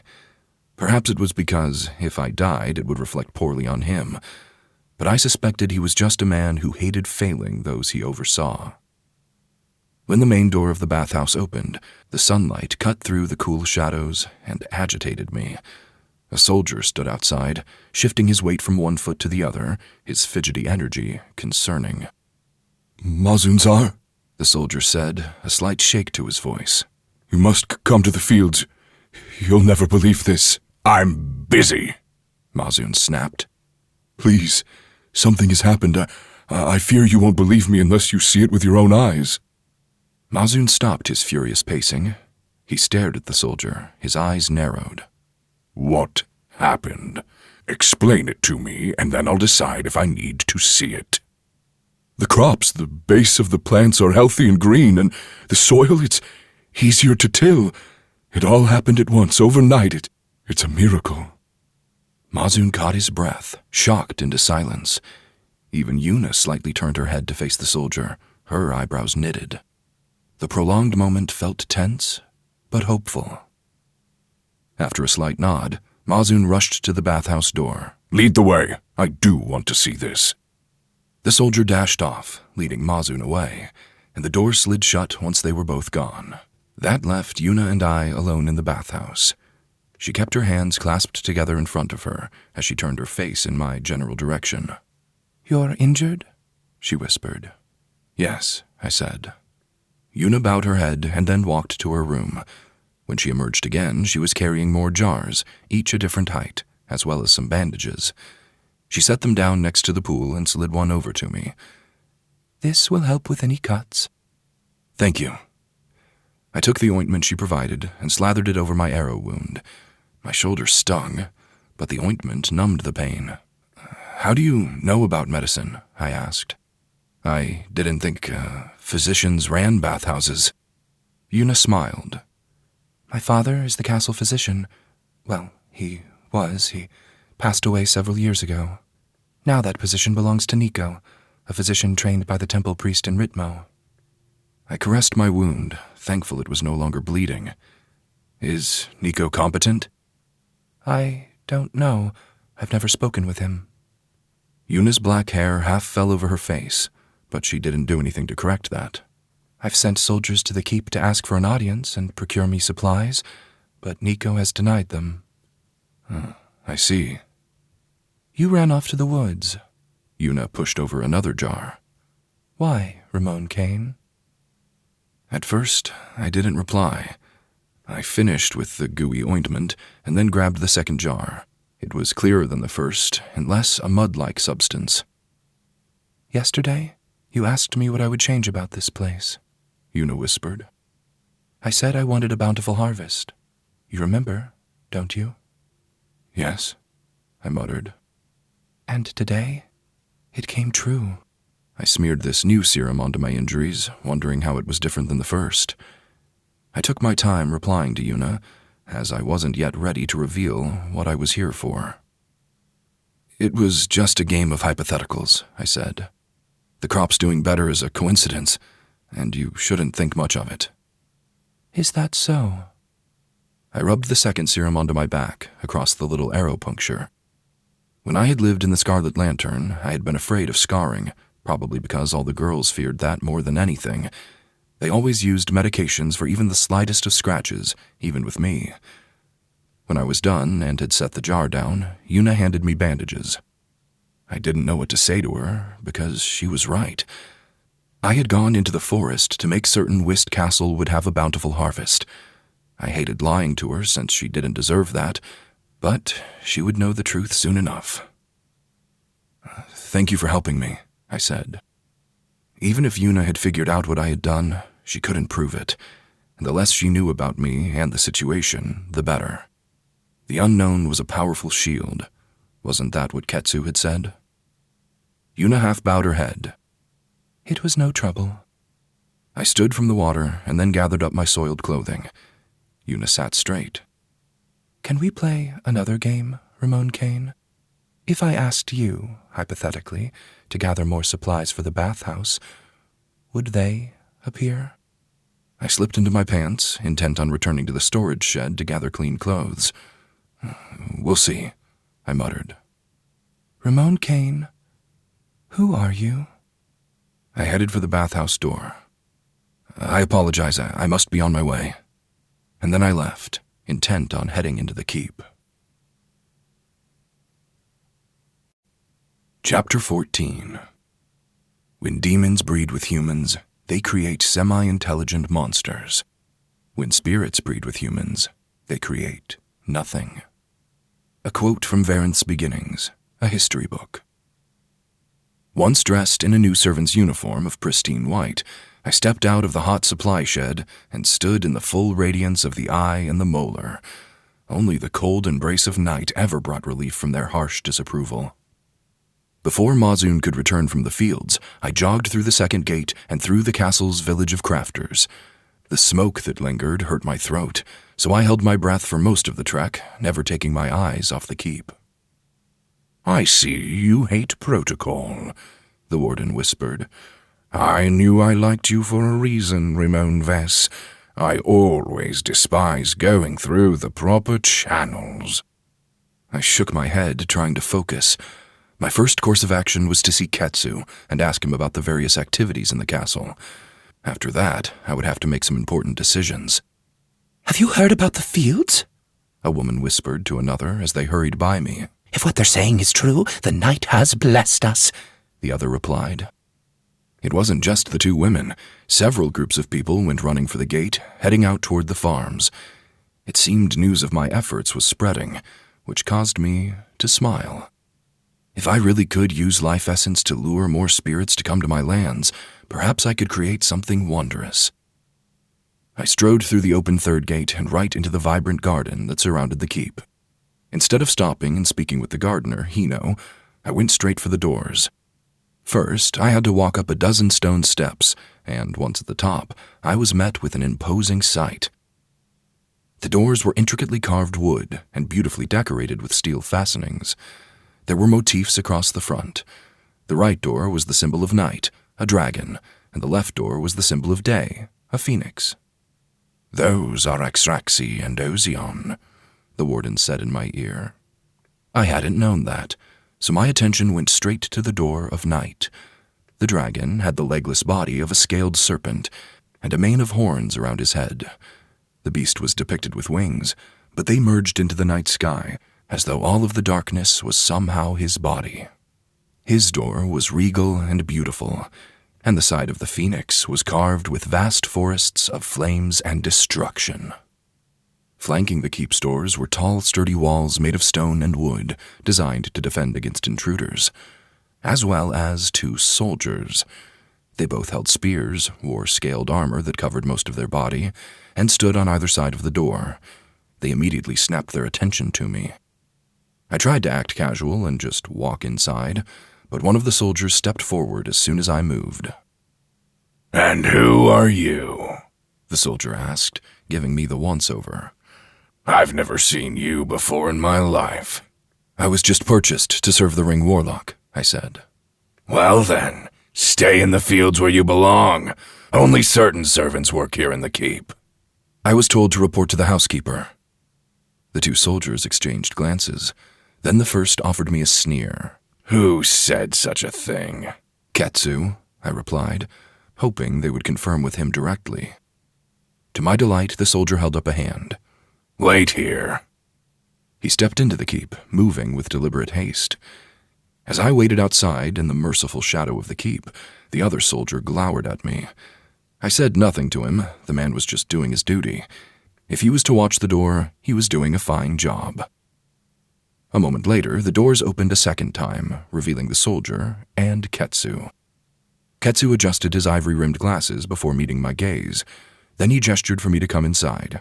Yes, there you are, late. Unacceptable. You should have been here before dawn. You'll need to learn the rules quicker if you're to please our lord. The soldiers offered me a slight bow of their heads as I passed, neither happy I was who I claimed. I wondered what they would think once they discovered I was the new Ring Warlock. Ketsu strode forward and ushered me into the entrance hall. This area was spacious, large enough for oxen.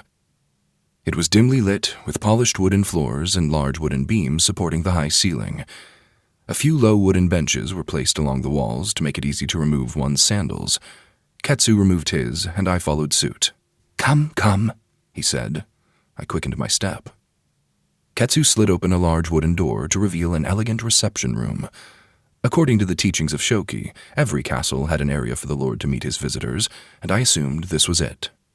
The room was expansive and meticulously arranged, featuring bamboo mats that covered the entire floor. The walls were made of rice sheet screens, allowing natural light to filter through while maintaining privacy. Sliding doors decorated with beautiful paintings of landscapes or seasonal flowers separated this reception area from the adjacent chambers. It was large enough for a sitting table, several pillows, and a hanging set of lanterns. I spun in a circle as I took it all in. This castle is beautiful. Ketsu stood a little straighter and smoothed his white robes. Yes, well, I take pride in the artists I pick to paint everything. It is wonderful. Thank you for noticing. I shot him a glance. Was it really necessary to scold me for being late? I assure you, if I hadn't, everyone would have known something wasn't quite right. You said you wanted me to fool everyone. Haven't I done that? I nodded. You've done a spectacular job, thank you. However, there are certain things I wish to discuss. Ketsu pointed to one of the painted doors. Let us head deeper into the keep, so we can guarantee we won't be overheard. We left the empty reception room and entered an even grander part of the castle. It was an audience hall, far larger and more elaborate than the reception room. The ceiling was ornately decorated with wooden carvings and gold leaf, depicting a long, harsh summer and then a beautiful, relaxing winter. There was a seat at the far end of the gargantuan hall, a seat elevated on a dais, with cushions and low tables arranged near it. There is where the Ring Warlock sits, Ketsu said, gesturing to the seat. His advisors and retainers take seat around the tables for when he calls a council. He eyed me. I like that spot there. He pointed to one blue pillow on the left. I'd prefer if you didn't allow anyone else to take it. I couldn't help but chuckle. Consider it yours. Ketsu genuinely smiled. You're very gracious. Then he walked across the room to another door painted with pictures of the spring. This way. I followed the man into a large tea room where 2 people sat. The wooden walls of the room were painted and carved to depict spirits playing in the forest. Bamboo mats covered the floor, and the center table was large enough for 10 people. A small alcove built into the far wall displayed a simple scroll and a flower arrangement. The words on the scroll were a poem dedicated to the night. It read, "Silent moonlight glows, whispers of the stars above. Night blooms in magic." A woman and a child currently sat and sipped their tea from small cups. They both turned to us. The woman wore long robes of golden black, her neck adorned with fine silver necklaces. She wore her black hair up and held with chains that matched her necklaces. I had seen many beautiful women in my life, but this woman was among the top 5. Her eyes were large, her lips full. When she turned her gaze to me, I almost forgot my manners. I bowed my head. Ketsu forced a smile. "Ah, excuse me, Leela Maya." The honorific Maya was used for individuals of higher social standing, but who weren't actually the lord or lady in charge of the land. Advisors, counselors, and everyone who wore a title without much else attached to it were called Maya at the end of their name to show respect. This woman, was she Garain's wife, or one of his concubines? The woman, Leela, placed a hand on the shoulder of the child, a young boy aged 8, no more. The boy was clearly her son. He had the same expressive eyes and lips. He wore his hair short, and his robes were more golden than hers. "You may be on your way," Leela stated. "This is time I get to spend with my son." Ketsu didn't respond. He simply half-bowed and then motioned for me to follow. He brought me through the tea room and then through another sliding door. This one led to a long hallway of doors, a hallway that seemed to split in 2 directions. Once we exited, I whispered, "Who was that?" "I'll explain once we're in a private place." It was this hallway where I finally spotted servants. They were cleaning the bamboo mats on the floors and dusting the artwork on the walls. They wore the widest of uniforms despite their duty of cleaning. When Ketsu strode by, the servants stopped and bowed. I glanced at the people, but they didn't pay me much attention. They immediately resumed their duties once Ketsu was past them. Then we reached a heavy door of wood that Ketsu struggled to open. Once inside, he beckoned me to follow. I did, and I stepped into a large personal room. There was a sprawling bed, only an inch from the bamboo mat floor, a sitting table for writing, and a bookshelf covered in thick tomes. An inkwell and several quill pens sat on the table, as well as a stack of parchment. When Ketsu shut the door, it was a solid slam. These walls were wood and stone, and meant for the most privacy. Several lanterns hung from the ceiling, each painted with a picture of a phoenix. "These are my personal quarters," Ketsu said. He motioned to the blue pillows and sapphire blankets.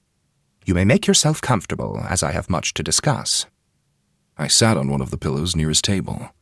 "Thank you. I also have a lot to discuss with you." "Well," Ketsu said as he straightened his glasses, "I think the first thing we should speak about is how you're going to come to power. I suggest you kill off Garain's family in one fell swoop." That got my full attention. I sat a little straighter as Ketsu walked over to the other side of his table. "Is Leela one of Garain's concubines?" I asked. Ketsu nodded. "Yes." "And the boy was his son?" "Of course." I rubbed the bandage on my arm as I mulled this over. "And the blade keeper, who was in charge of the keep, he's also Garain's son?" "Yes, I take it you've met him." Ketsu took a seat across from me. He quickly and carefully arranged all the quills and paper so they were stacked off to the side. "How many children does Garain have?" 7 sons and 3 daughters, Ketsu said, no emotion in his voice. "His eldest son, the blade keeper, is Kaito. Then he has Gisen, Hiro, Naru, Akihiko, Furine, and the youngest, the boy in the tea room, is Viba. His daughters, Hana, Bibi, and Tetsuga, are all under the age of 7 and born to the same concubine." "Ugh," the warden said, or more groaned. "What a waste of time to commit all those names to memory." I shook my head, dispelling his sarcasm. "And how many concubines does Garain have?" 5, Ketsu promptly replied. "And you think I should kill all of them as well?" "Yes, of course. Anyone left alive would have a valid vendetta against you, and you don't want that.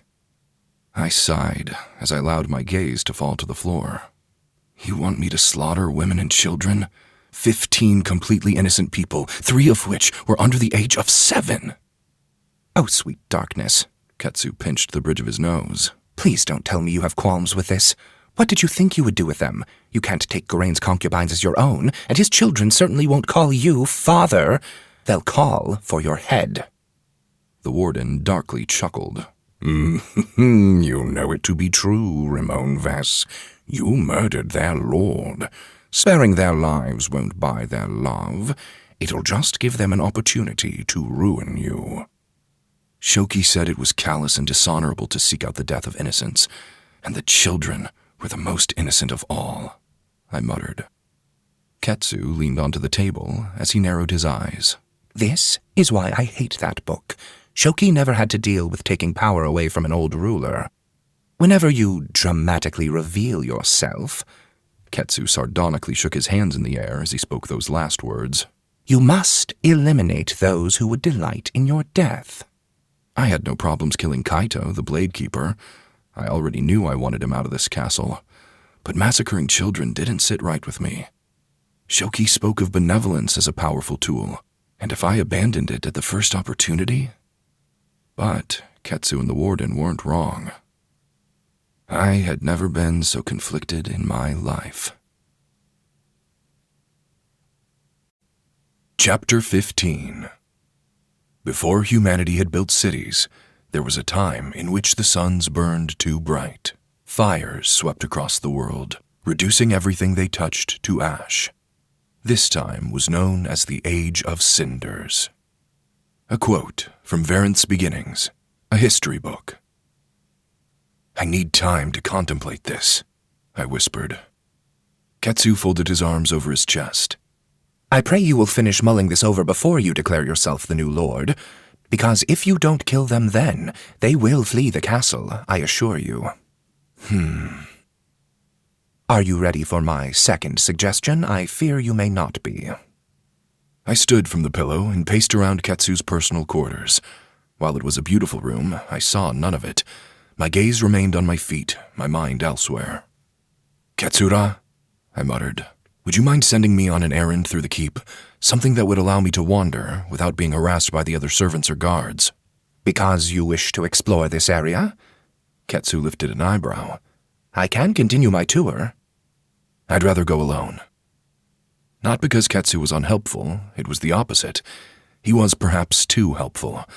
I wanted to interact with the others away from his presence, and if I could catch sight of Garain's concubines or children, I'd rather face them as myself, rather than having them speak to Ketsu the entire time.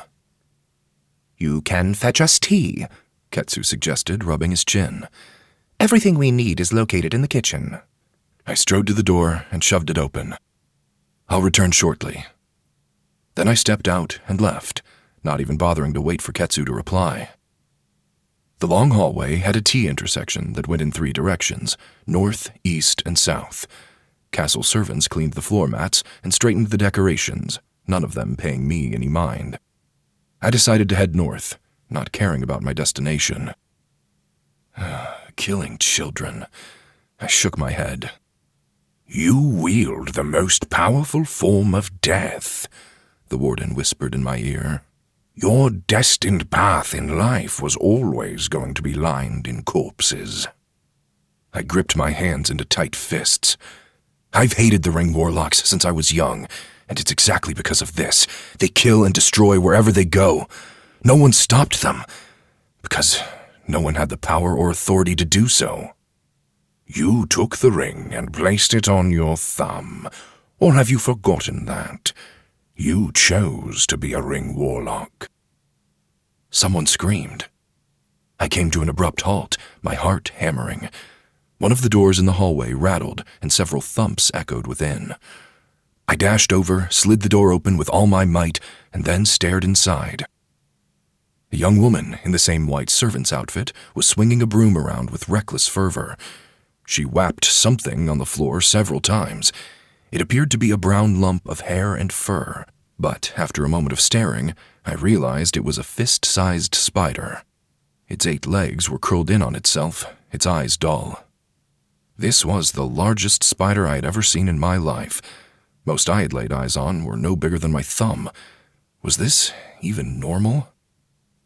The woman smacked the gigantic spider for the 10th time, shouting as she did so. "Wait!" I leapt forward and held up a hand, blocking the spider from the woman's assault. She snapped her attention to me, her eyes large and watery. It came through the window. Look at how huge and disgusting it is." I turned around. The spider remained curled up on the floor, unmoving. At first I thought it was dead, but then I spotted its legs unfurling a bit. Spiders are useful. I knelt next to it. Even a spider this size has no interest in human flesh. You shouldn't attack them. They want to eat our pests. With a shaky hand, the woman pointed. "Look at it! It's the largest spider I've ever seen in my life. I don't care if it's helpful, it's revolting." "Allow me to handle this." I gently scooped up the spider with both hands. Its furry body tickled my palms, and the creature shuddered in my grasp. Was it frightened? The majority of the spiders in the Tze Empire weren't harmful to humans, even if they bit someone. The only exception were the crested spiders with red spines, and this one was so brown and fuzzy I had almost mistaken it for a kitten. "You're touching it?" the woman asked. She flinched away from me as I walked by her. "I'll take it to the garden." I stepped out into the hallway. "It won't bother you anymore." The woman brandished her broom like a warrior held his weapon. "I'll squish it good next time. Don't put it near any windows." I ignored her as I hurried to find a door that led to the gardens. Spiders were quite useful, and I always felt sympathy for them whenever someone went out of their way to destroy their webs or squish their bodies. This one had been struck several times with a broom, and it seemed to be fading. This spider was so large I could feel its heartbeat weakening. "You're holding that spider like it were your child," the warden said with a chuckle.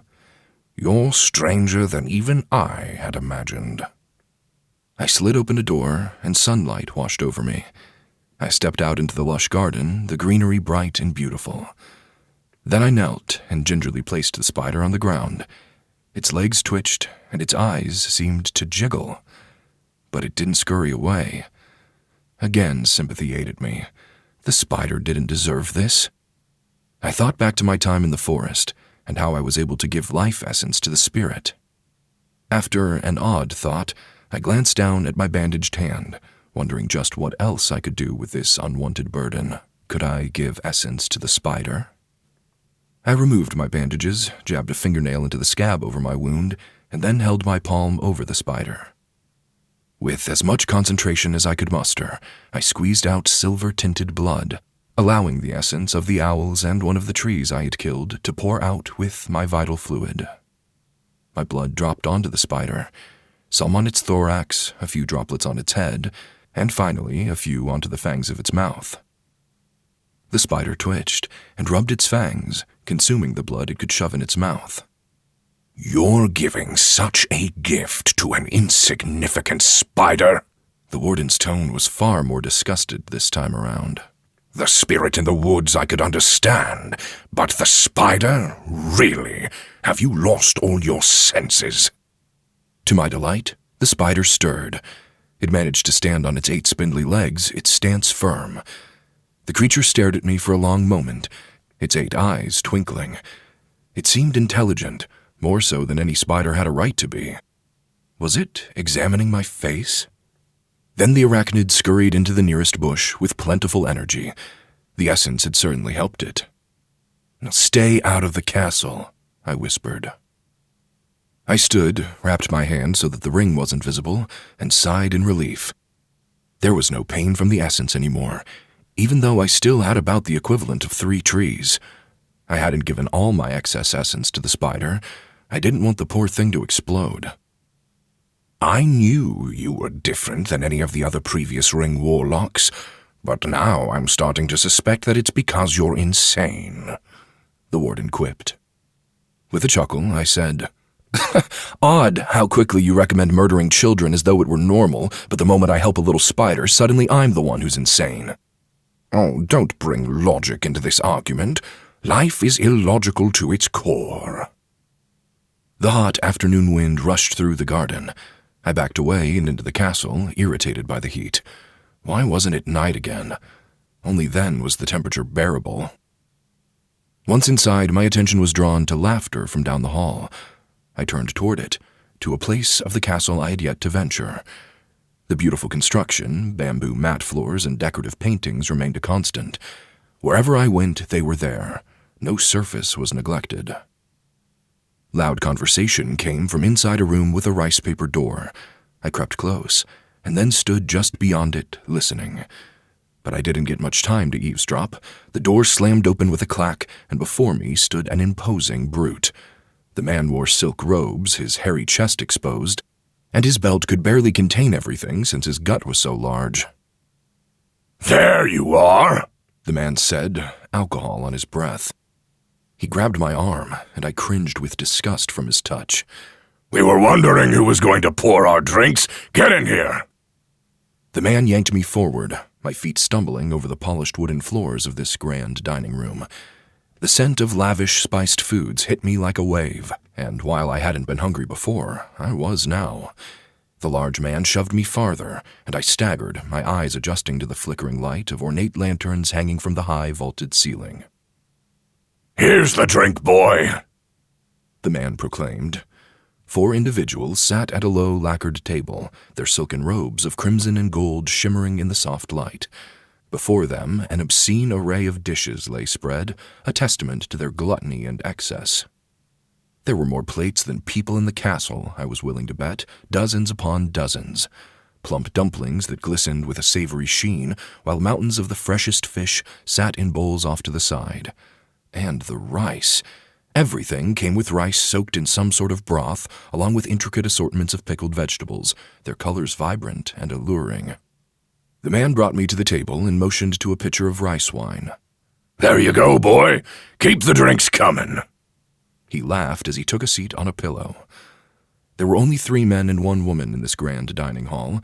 Somehow it felt empty, while also being filled to the brim with food and laughter. Where was I? The woman said. She was older, in her 40s, but quite well cared for. Oh, that's right. Every time the man pissed, it hurt so bad he was shouting. The woman covered her mouth as she tittered. Every few hours there was just screaming from the side of the road. The 3 men all roared with laughter at this. I picked up the pitcher and glowered at the insides. Wine obviously transformed people. "These are the castle advisors," the warden muttered. "Aiko, the woman, is master of coin and Garain's first consort. The hefty man is Hideo, the military strategist. Rain is the thin man farthest from the woman. He's the magistrate of justice. And Tamo, the older one, is the castle overseer, the one in charge of discipline." The warden had rattled off the information with such disgust, I was surprised the invisible presence didn't gag on it. I took my pitcher over to Tamo, my anger already rising. He was a thin man, with the skin of someone who had once been overweight. Now it hung on him like a second set of robes, the wrinkles of his skin so deep someone could hide in them. As I poured the man more wine, I met the man's gaze. He had dark, cold eyes, calculating eyes. I apologized for my delay. I lifted the pitcher, his cup perfectly filled. Tamo sneered. "You'd better watch yourself, boy. This castle is no longer tolerating the lazy and disrespectful." He took a long sip of his wine before slamming the cup on the table. "The good times for you layabouts are over." Hideo, the man who had dragged me in here, waved a hand. "Stop that! This is why the servants avoided us for so long. You're too harsh. They're all afraid." Aiko nodded, her smile still in place from all her laughing. It's true. You burn so many of them now that the ashes are starting to cause a problem. I suggest you try encouraging people with honey rather than boiling water. "I don't need help with my position," Tamo shouted, the mood in the room instantly souring. "We need less people anyway, isn't that right? The cursed summer is bad on everyone. We need to keep the people's mind off the lack of food and how they can better serve our lord." "You're the one responsible for burning people?" I whispered, not even intentionally. I had been so wrapped up in this conversation, I had forgotten my place as the lowly server boy. Tammo didn't forget my place, though. He swiveled his head and glared, his wrinkled face a travesty to gaze upon. "What was that, boy? You keep your mouth shut or you'll be going to the fires." "This is what I'm talking about," Hideo said with a roar of a laugh. It honestly startled me how funny this man thought that was. "You can't kill the only one serving us drinks. What's wrong with you lately?" "The ashes keep plenty of demons at bay," Tammo shouted, almost louder than Hideo. "I've told you that 1,000,000 times. More discipline, more ashes. This castle will be in tip-top shape. Geraint Knox will reward me when he returns. You'll see." I walked away from Tammo and moved around the table so I could pour Aiko more wine. As I went, I spoke under my breath. "Is that true?" I asked the warden. "About the ashes repelling demons?" The warden chuckled. "Demons born of Felheen don't fear ashes. They are drawn to fire, so they can snuff it out. But demons born of the Devu, they leave the lands of ashes alone. They consider them kindred." So there was some truth in Tammo's claims, though rather horrific. "Will you keep the Devu's demons away with the same method?" the warden asked. "You're struggling to kill a few defenseless kids. I somehow doubt you'll shield yourself in human ashes." I had been so focused on the warden's words, I hadn't watched my step. I stumbled, and in the process, dumped the whole pitcher of wine across Aiko. Chapter 16. During the Age of Cinders, all life was almost extinguished. But then, the first emperor of the Tze Empire appeared. Claiming to be a child of Exraxi, the first emperor ended the harsh summer with innate magic. A quote from Varen's Beginnings, a history book. Aiko gasped and then froze in place, her shock consuming her. "Lady Aiko!" Hideo stood and rushed around the table. "Are you okay?" Aiko's beautiful silken robes were soaked and awkwardly clung to her body. Her cheeks grew as red as her scarlet outfit as her whole body shook. How dare you! Aiko wrapped her arms around herself as Hideo attempted to pat her dry with his own robes. Who allowed this clumsy oaf into the castle? Tammo waggled his old finger as if to say, "I told you so." "Come, Aiko Maya, I'll take you to your room so you can change." Hideo patted more of her clothing with his own, his movements betraying the fact that he was intoxicated. He dabbed all around her body, practically slapping her, and sometimes in shameful places. Get off me! Aiko thrashed an arm and knocked her plate of rice and dumplings off the table, the porcelain clattering across the polished wooden floor. I hadn't heard it until then, but the warden's laughter was growing so loud I could no longer ignore him. This clearly was the height of amusement. Aiko jerked away from Hideo, more shaken than a woman of her station should be for such a small accident. When she turned her icy glare on me, she must have sensed my disdain because she stiffened. "I apologize," I whispered. Aiko pointed at me. Get rid of this one. Castrate him. Burn him. He's done this on purpose. I saw it in his eyes. He's a piece of filth sent here by Leela or Yisa. I know it. Castrate me? For this? She was making my decision to kill Geraint's women and children quite easy. As Hideo continued to blunder in his attempts to help, the thinnest man at the table stood. What was this man's name again? Oh, Rain, the magistrate of justice. At least according to the warden, who had yet to stop laughing. Rain walked over to me, his movements composed, and then lightly tapped my shoulder before motioning to the door. Punish him, Aiko commanded. No one should be allowed to embarrass me. I've had enough of everyone's jealousy. I'll handle it, Rain stated, boredom in his tone.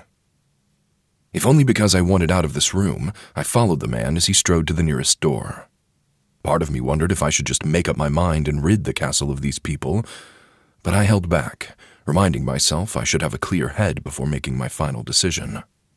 I could kill them at any point. None of them seemed capable of defending against my magic. They didn't even know I had it. Once we exited the dining room and stood in the hallway, Rain turned to me. His black hair was gray at his temples, and he kept some facial hair, a thin mustache that hung on the top of his lip. His eyes were sharp, though, and his boredom as apparent on his face as it was in his tone. "You must be new," Rain stated matter-of-factly. "Please, allow me to escort you back to the servants' quarters. You should stay there for the rest of the day, out of Lady Aiko's sight. Tomorrow you will be long forgotten. Your sin's a bad wine memory." It took me a second to realize what he was doing. "You're not going to punish me?" I whispered. "Do you want him to punish you?" The warden snickered, still amused. "What kind of masochist asks that question?" Oblivious to the warden's comments, Rain lifted an eyebrow. "I studied justice at the capital city under the Emperor's greatest advisors. Do you know what happens when the punishment for all crimes is death?" Intrigued, I shook my head. "No. Is it, everyone dies?" Rain laughed and scoffed at the same time. "Hardly. At some point, the Lord's servants will realize that punishment for an accident is the exact same as rebellion, and only one of them allows you to keep your dignity and perhaps your life." That drew a chuckle from me. Very true. But I had seen the burning bodies out in the castle yard. "Why are the soldiers burning so many people then?" I asked, my voice low. It wasn't my place to ask. Servants weren't supposed to voice such concerns. But Rain didn't seem to mind. "Our Ring Warlock occasionally listens to my counsel. His son does not. His son prefers the Overseer's judgments." Rain pointed at me. "And I hope you will keep that in mind. Our Ring Warlock travels away from the castle frequently. For your sake, be aware of those times." Then he gestured to the hall, and the two of us walked its length at a leisurely pace. Rain kept his hands behind his back, one hand holding the wrist of the other. He seemed neither troubled nor hurried, and even a little happier to be away from the dining room. He seemed wiser than most. Perhaps he could help me. Rain Ra?" I struggled with the words because I wasn't entirely sure about the honorific I should use. Ra was used for scholars and people with great wisdom, and Maya was used for someone who had a higher social standing. Hopefully I hadn't offended him. He didn't correct me, so I assumed I had chosen correctly. "Yes," Rain replied. "Can I ask you a hypothetical question?" "You may." I glanced around, double-checking that we were alone.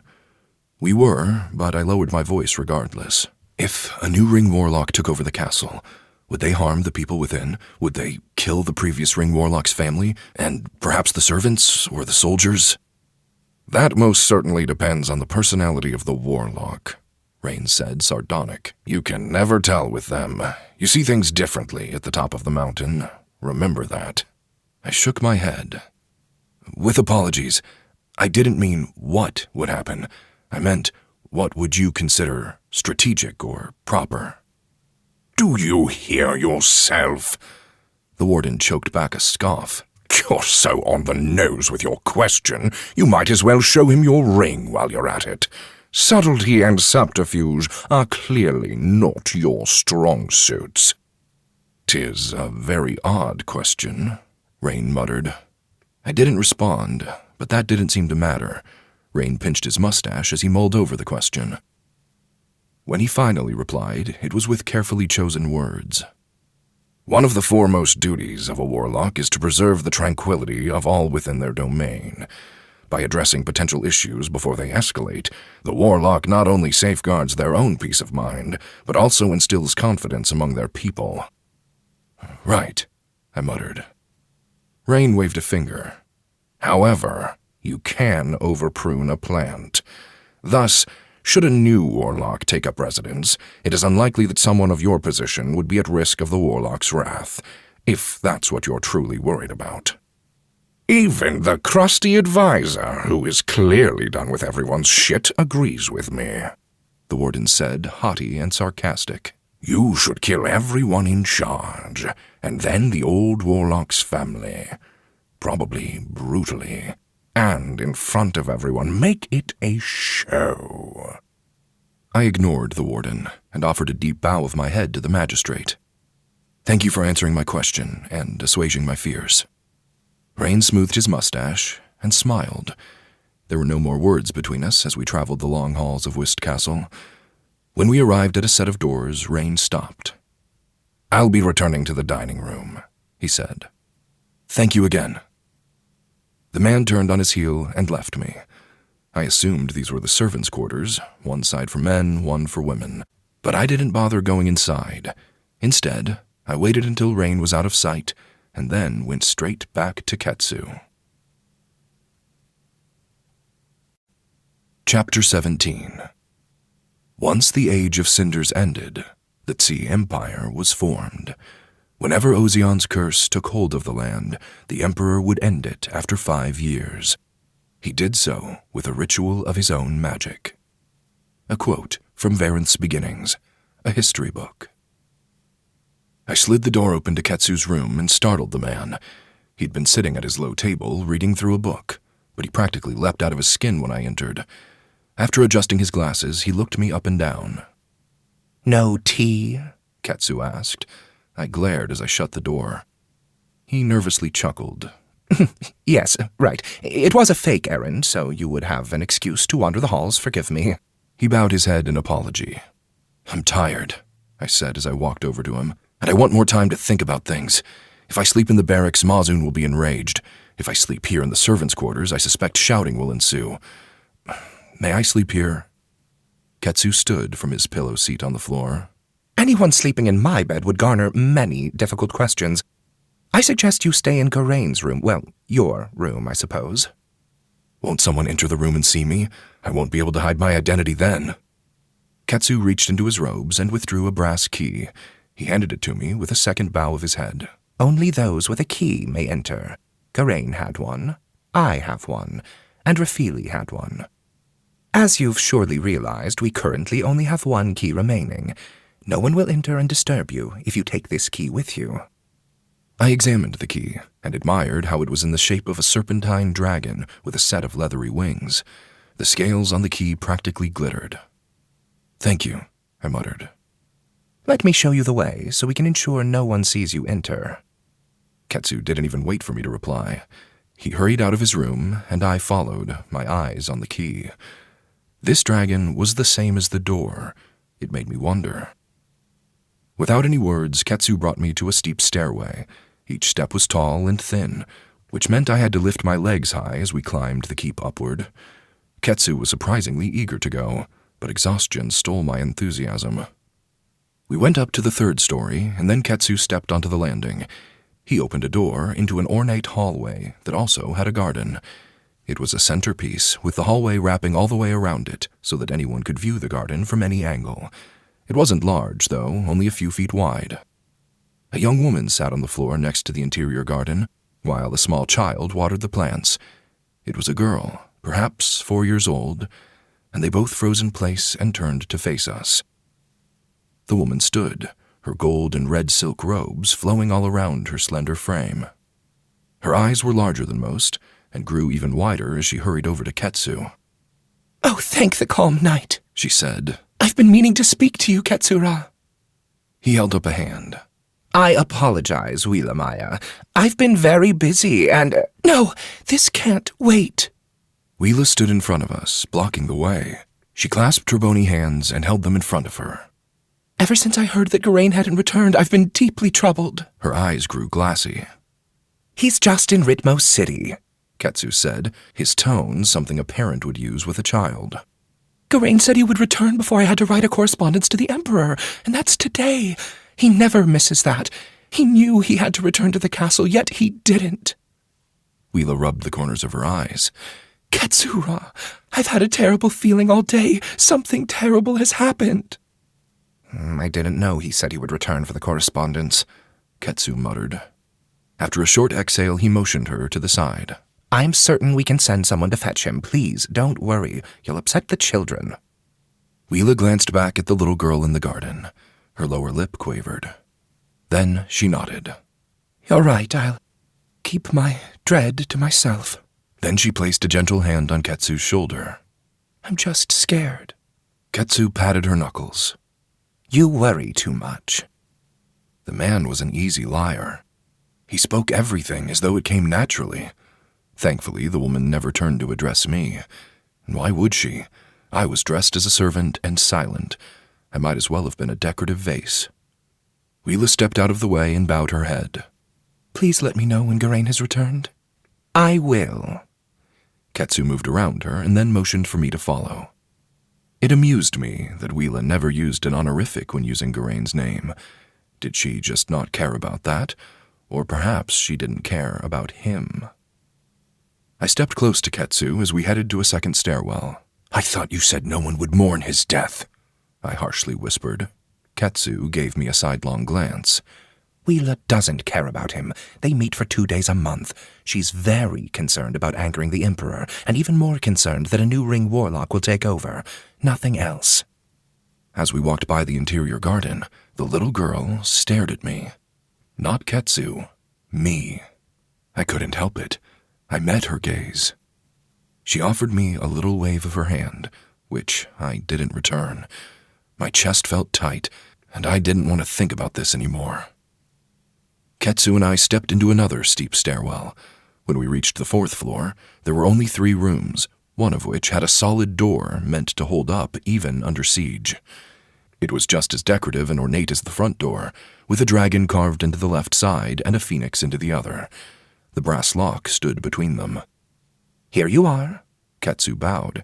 The key should work. I slowly made my way over. The phoenix carving. I hadn't examined the one downstairs, and now I took a moment to absorb the details. The bird wasn't normal. It had long legs and giant fiery wings, but it also had 2 human-like arms protruding from its chest. They were smaller than the rest of the body, vestigial. The bird had a long beak, but it was lined with human teeth, incisors, molars, canines. They were growing from the beak at odd angles, unnatural and disturbing. The phoenix had both bird eyes and human eyes, as though it couldn't make up its mind about what it wanted to be. Human fingers sprouted out of its wings. Not 10 fingers, hundreds of fingers, all mixed together with the feathers. A small part of me wished I hadn't examined the picture at all. It made me nauseous. Is something the matter? Ketsu stood and straightened his glasses. I turned my attention to the side of the door with the dragon. With cautious movements, I grazed my fingers over the carving. Why are there so many depictions of Exraxi here? Before the Ring Warlock came to the Scarlet Lantern, I had never heard his name. No one talks about him. Ketsu lifted an eyebrow. Well, in the capital city, they say Ozion and Exraxi are deaf gods. According to legend, one is dead and the other imprisoned, so it's not like they can hear us, which means they also can't speak with us.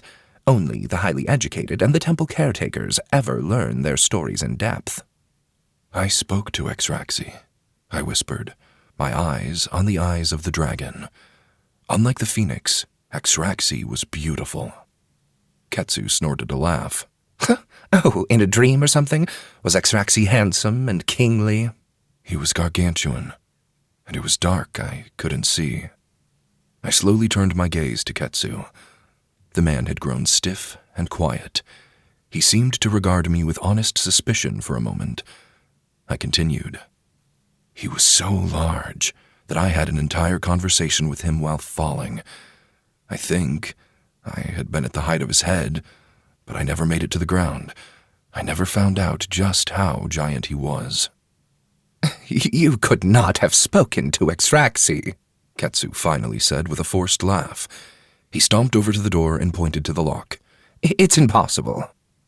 I held up my bandaged hand. It was Exraxi who gave me this power. Shh.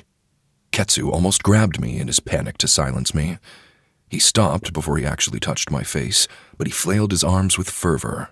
Firstly, he hissed, don't talk about your power.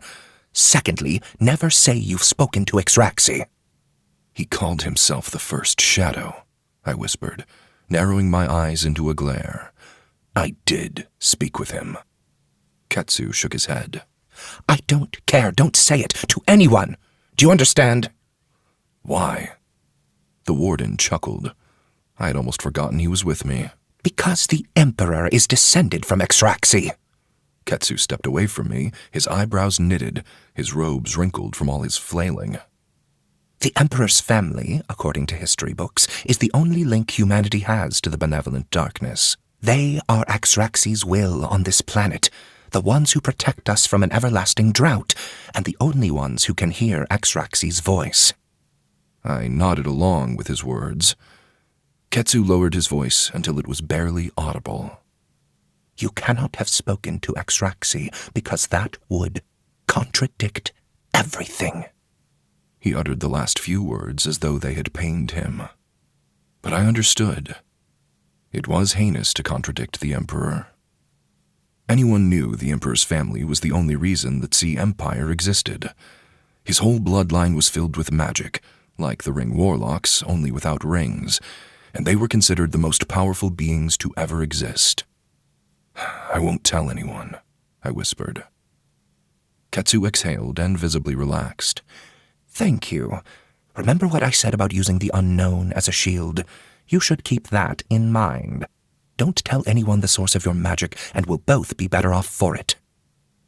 I held the brass key firm, and then placed it in the lock.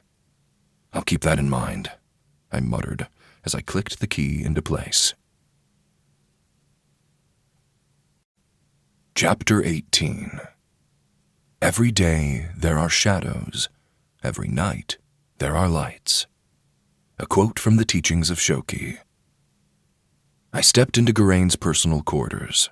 Well, my quarters. The air within the gigantic bedroom was thick with the scent of sandalwood and aged parchment, a stark contrast from the fresh air in the hall.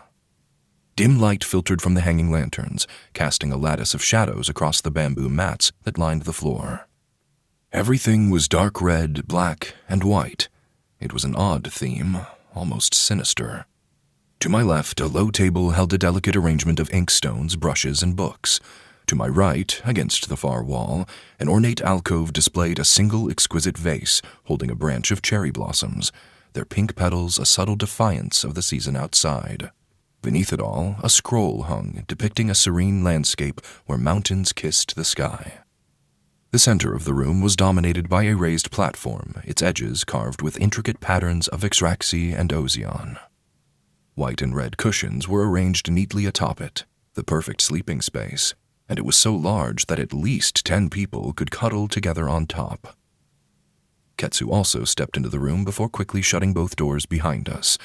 After clearing his throat, he gestured to our surroundings. As you can see, you have plenty of space to relax. There are no windows here for your privacy and protection. Ketsu quickly crossed the room.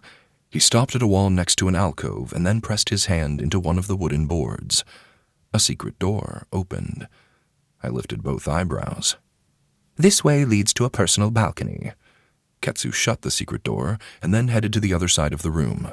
He did the same thing, revealing yet another hidden passageway, and smugly smiled. And this is a closet for your clothing. I walked over and stepped inside.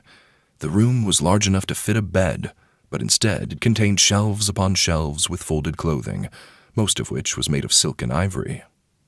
As I grazed my finger over the fabrics, my thoughts returned to the Emperor. "Is it true?" I whispered. The warden remained silent. "Is the Emperor related to Axraxi?" A chuckle was all I heard, and for a haunting moment it felt as though teeth grazed the shell of my ear. "I think you should meet the Emperor," the warden finally muttered. "But you won't answer me?" "It's more amusing if you just meet the man himself, without any knowledge of what you're getting into." I didn't like that. All of this new information worried me. It also made me realize that I had been dealing with so many new ideas and new responsibilities that I hadn't thought about my family in some time. How were the girls of the Scarlet Lantern? Were they okay? Once I revealed myself as the new lord, I would summon them to the castle and give them places to live. "Rimon knocks?" Ketsu asked. I turned around, startled. I had forgotten I was in a strange closet, touching the clothes of a dead man. "I apologize," I whispered as I walked out. "Well, before you head to bed, I wanted to tell you that I thought of a solution to your problem, the dilemma of Geraint's children." Ketsu straightened his glasses. Would you like to hear it? I nodded. Please, any advice is welcome. You can order your soldiers to kill them all. Ketsu had spoken the words like they were pure genius. Perfect, yes. You wouldn't have to sully your hands with their blood. I slowly narrowed my eyes into a glare. If I order someone to slay the children, it's no better than using the sword myself. No, it's much better, because you won't have to carry the memory of their death. You can forget the whole situation ever existed. I turned away, shaking my head. I'd still regret everything in the morning. Well, sleep till noon. See? Problem solved again. Ketsu hurried to my side, forcing a smile. Why are you so insistent that I do this? Ketsu lifted a finger. Need I remind you that I've already lost a Ring Warlock? Why would I want to lose another one due to vengeful concubines? Additionally, I like you more than Geraint. I'd hate to see you die a senseless death. With a lifted eyebrow, I asked, Is that right? I never would have guessed. Ketsu's smile immediately melted into a frown. I have been perfectly respectful and accommodating. You have the charisma of a puffer fish. He dramatically crossed his arms. You don't need charm to be an historian. I need to be correct. And I'm very correct about ridding this castle of Geraint's blood. He's right, the warden said. You know it to be true. After a long exhale, I strode over to the bed. The cushions were bright white and red in color, and reminded me of the feathers of a phoenix. But before I crawled on top of all of them to sleep, I glanced over to Ketsu. I was hoping you'd bring medical supplies to Yuna, the master of the bathhouse. Ketsu's frown persisted. What? Why? She's running out of ointments, and the castle physician refuses to answer her notes and pleas for medication. Of course, Ketsu said. Nico, our resident physician, doesn't want Yuna to continue practicing medicine. He's hoping she'll run out of supplies and be forced to stop. And why's that? I asked with a growl, ready to add Nico's name to the list of people I needed to remove from the castle. Ketsu stood a little taller. Because a wound that's yellow is different than a wound that's red. Because some ailments can't be felt. Because an aching tooth has black spots and touching around the tongue won't allow you to identify the source. Some injuries require sight to accurately diagnose. That was true. I hadn't thought of that. Nico doesn't want her to harm someone by accident, Ketsu stated. But he understands her father was a physician, and she's rather talented. He's just giving her the chance to quietly quit on her own. It would be rather disrespectful to confiscate the medicine in her possession, you see. This is the kindest route. It was obvious that Yuna was talented, but I couldn't deny what Ketsu had said. Some injuries required someone who could see where the blood was flowing, or to discover the item lodged in a wound, or any number of other problems. What would I do? Was the castle physician correct? His route might have been kind, but it was also cowardly. Why not tell her? But then a solution struck me. Send Yuna medical supplies, I muttered. Send her ointments for cuts and burns, and send her holistic medicine, preventative medicine. Nothing for major illnesses. Just because she's blind doesn't mean she can't handle small ailments, and it's better to have two capable people helping the injured rather than just one. Ketsu tapped the point of his narrow chin. I suppose that's a wise resolution to this problem. That's the nicest thing you've said to me since we've arrived, I said with a chuckle. Ketsu's cheeks reddened. I do have charisma, just not for pathetic flattery and ass-kissing. I speak the truth, which is what every historian should aspire to. I appreciate that about you. Then I sat on the edge of the bed, the cushions both soft and warm. But I need some rest.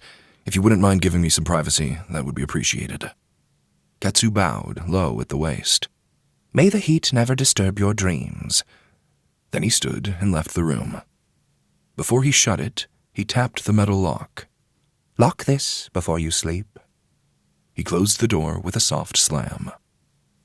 I stood, locked it as Ketsu suggested, and then returned to my soft cushion. Nothing sounded better than sleep, so I didn't even bother undressing. I rested my head down, closed my eyes, and then darkness took me. I awoke to the gentle embrace of night. When I stood, it was with surprising sturdiness.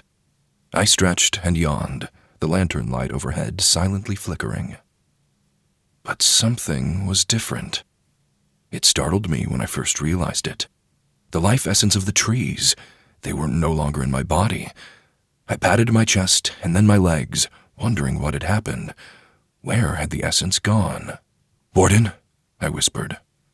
"Oh, you're awake," the warden said, his voice rising up to my ear, as though it had been deep underwater and was now surfacing. "It's gone. The essence." I patted my body for a second time, certain that nothing ached. "What happened? Did it seep out of me? I thought Exraxi didn't want it to leave me." The warden's icy laugh sent a chill down my spine. "I thought it caused you pain, Rimon Vess. Shouldn't you be delighted it's not hurting you anymore?" "I want to know what's happening," I snapped. "I hate not knowing." The warden's chortling lasted for another minute.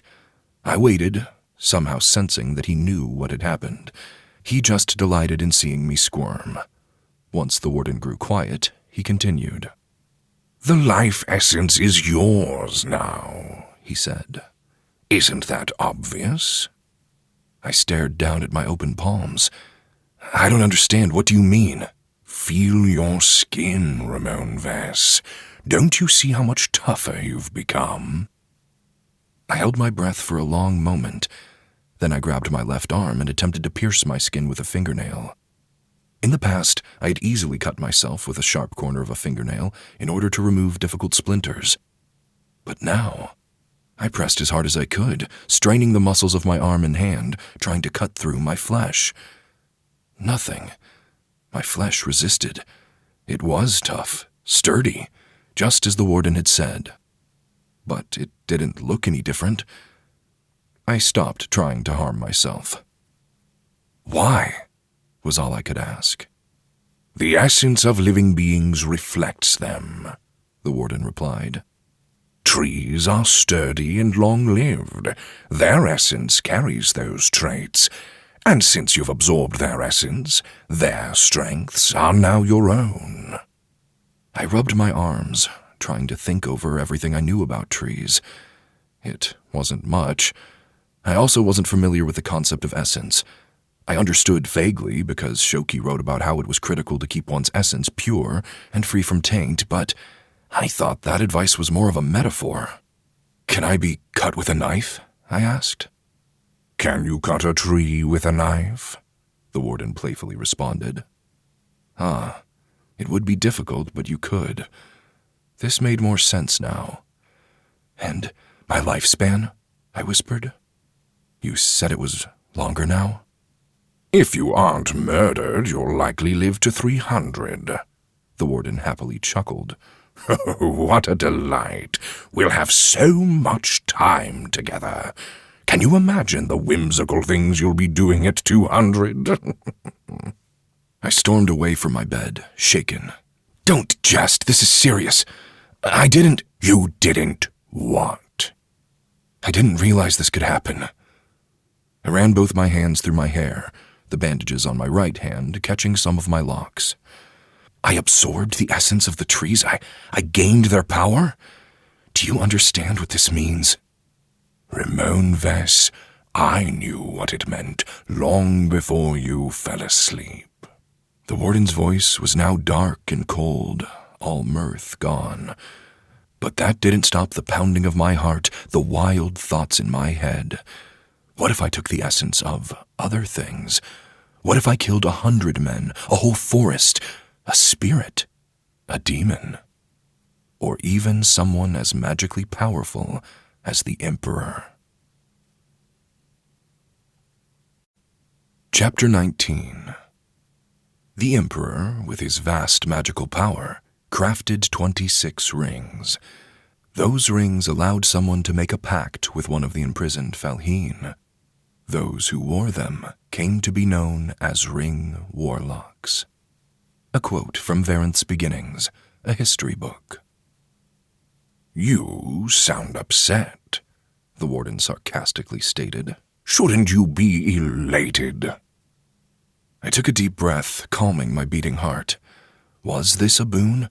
I felt my body a second time, wondering if I was still me. What if I absorbed too much essence from other things and it changed me? What would I become? A monster? Shoki said I should keep my essence pure, I muttered. The warden chortled. He's not wrong. What does that mean? Have I already corrupted myself? The warden replied with a long sigh. You take away some of my fun when you pummel me with questions, Rimon Vess. I will tell you this. Those trees were pure of essence, so you remain pure of essence. As far as changing into a monster... I waited, hoping the warden would finish his statement. He never did. I paced around my new quarters, my bare feet tapping on the bamboo mat with each footfall. My breathing became shallow. When I glanced at my skin again, I realized nothing was different about me. I won't become a monster, I stated. Are you certain? I clenched my hands into fists. No, but I suspect, given how you replied, that I'll be fine.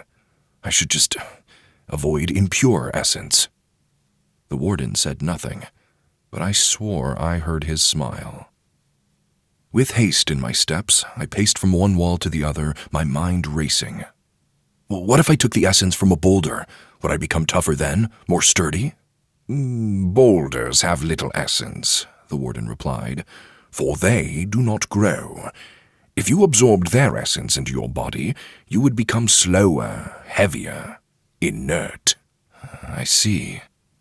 The warden's words were filled with delight when he asked, Are you going to murder your way to the top, Rimon Vess? Now that you know Axraxi's magic can give you power beyond your wildest dreams? I stopped walking. My thoughts had been on the many advantages of stealing life essence from other things. However, now that I thought about it more, I realized how monstrous it sounded to consume life for my own gains. The trees. I had killed them to test my magic, but now that their essence was melded with mine, wasn't that a way for me to honor them? I'd carry them with me forever. But I wouldn't be honoring a blade keeper if I killed him just to take his life and add it to my own. The trees, rocks, land... Shoki taught me that everything without a pulse lived to be part of the life cycle.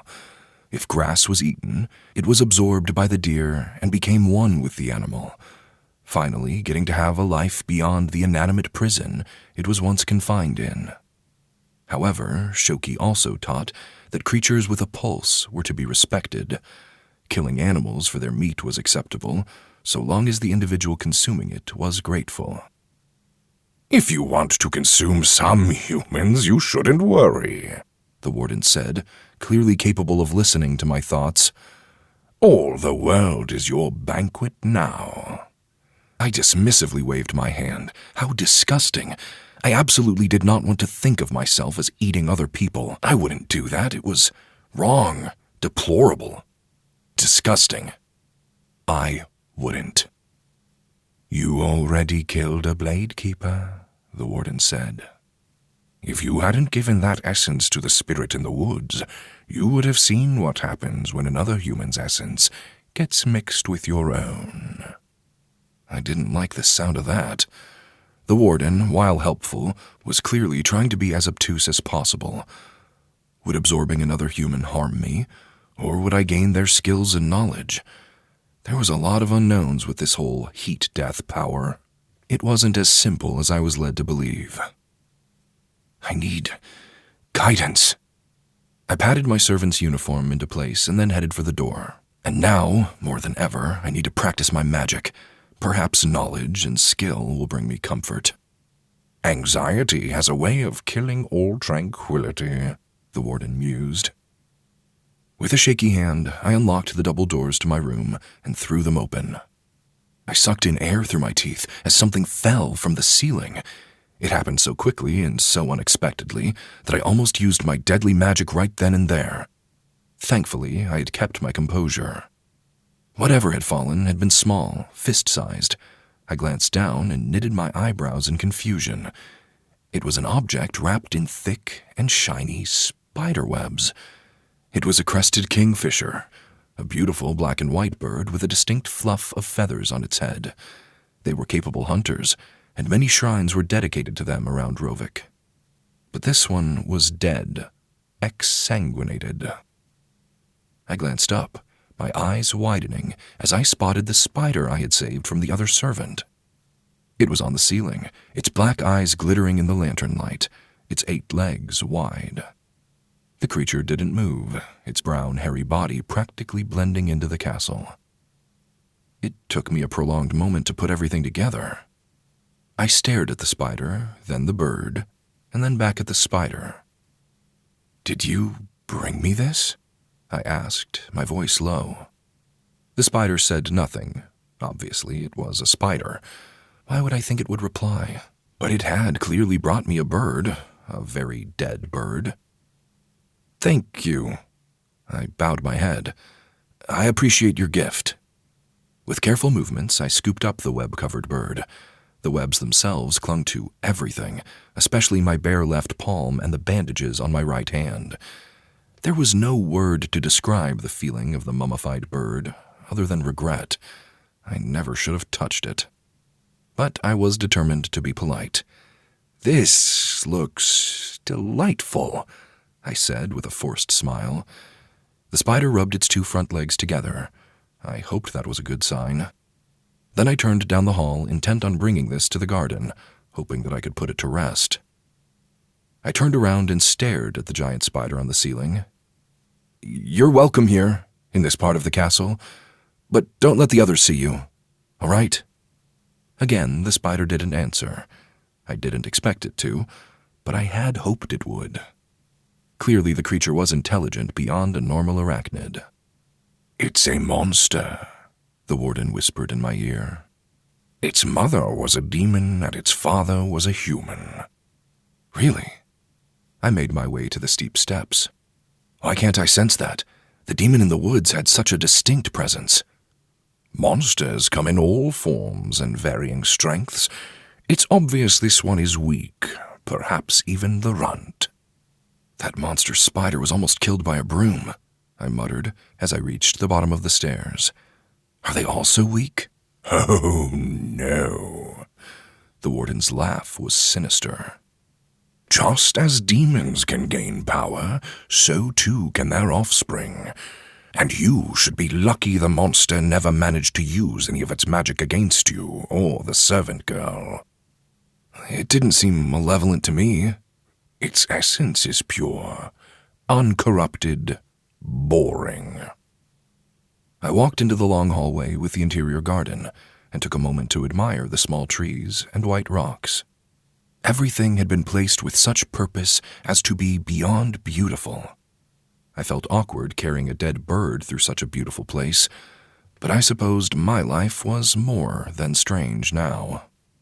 "Aren't demons villainous?" I asked, my mind dwelling on the monster's gift. The warden scoffed. "Demons and their spawn aren't born evil. They're just born with urges that often lead them down dark paths. They can overcome that if they want to lead a duller life." "Every day has darkness," I whispered, thinking of Shoki. That was what he taught. Nothing was pure evil. Nothing was pure good. It was quiet in the castle. Evenings brought tranquility, their long, shadowy arms casting a spell of sleep that allowed everyone to recover from the long day of grueling work. There was a reason that everyone in the Tze Empire gave thanks to the benevolent night. It was peaceful. Then a door slid open, breaking the silence. Wheela stepped out, her silken outfit replaced by a long sleeping robe that had a loose belt. She wore her black hair down, and her eyes were puffy and red. When she spotted me, she half covered her face and glanced away. But it was too late. I already knew she had been crying. I bowed my head and held the bird close, trying not to let her see it. "Is there anything I can do for you this evening, Wheela Knox?" Knox probably wasn't the correct honorific. She wasn't the Ring Warlock, after all, but I couldn't think of the correct one to use, so I just went with the most formal. Oh, Wheela muttered, keeping her hand up to block the view of her face. I had terrible nightmares. Can you please go to the kitchen and bring me some of the rabbit fur that they keep there? Can you please? Most lords and ladies would never use such language when speaking to a servant. It made me believe that perhaps Wheela wasn't always someone in a position of authority. I'll retrieve it right away, I said, as I stood tall and then walked around her. I held the bird close to my chest, which was a mistake. The webs clung to my clothing. And please bring 3 extra bits of hide, she said as I went by. For my girls.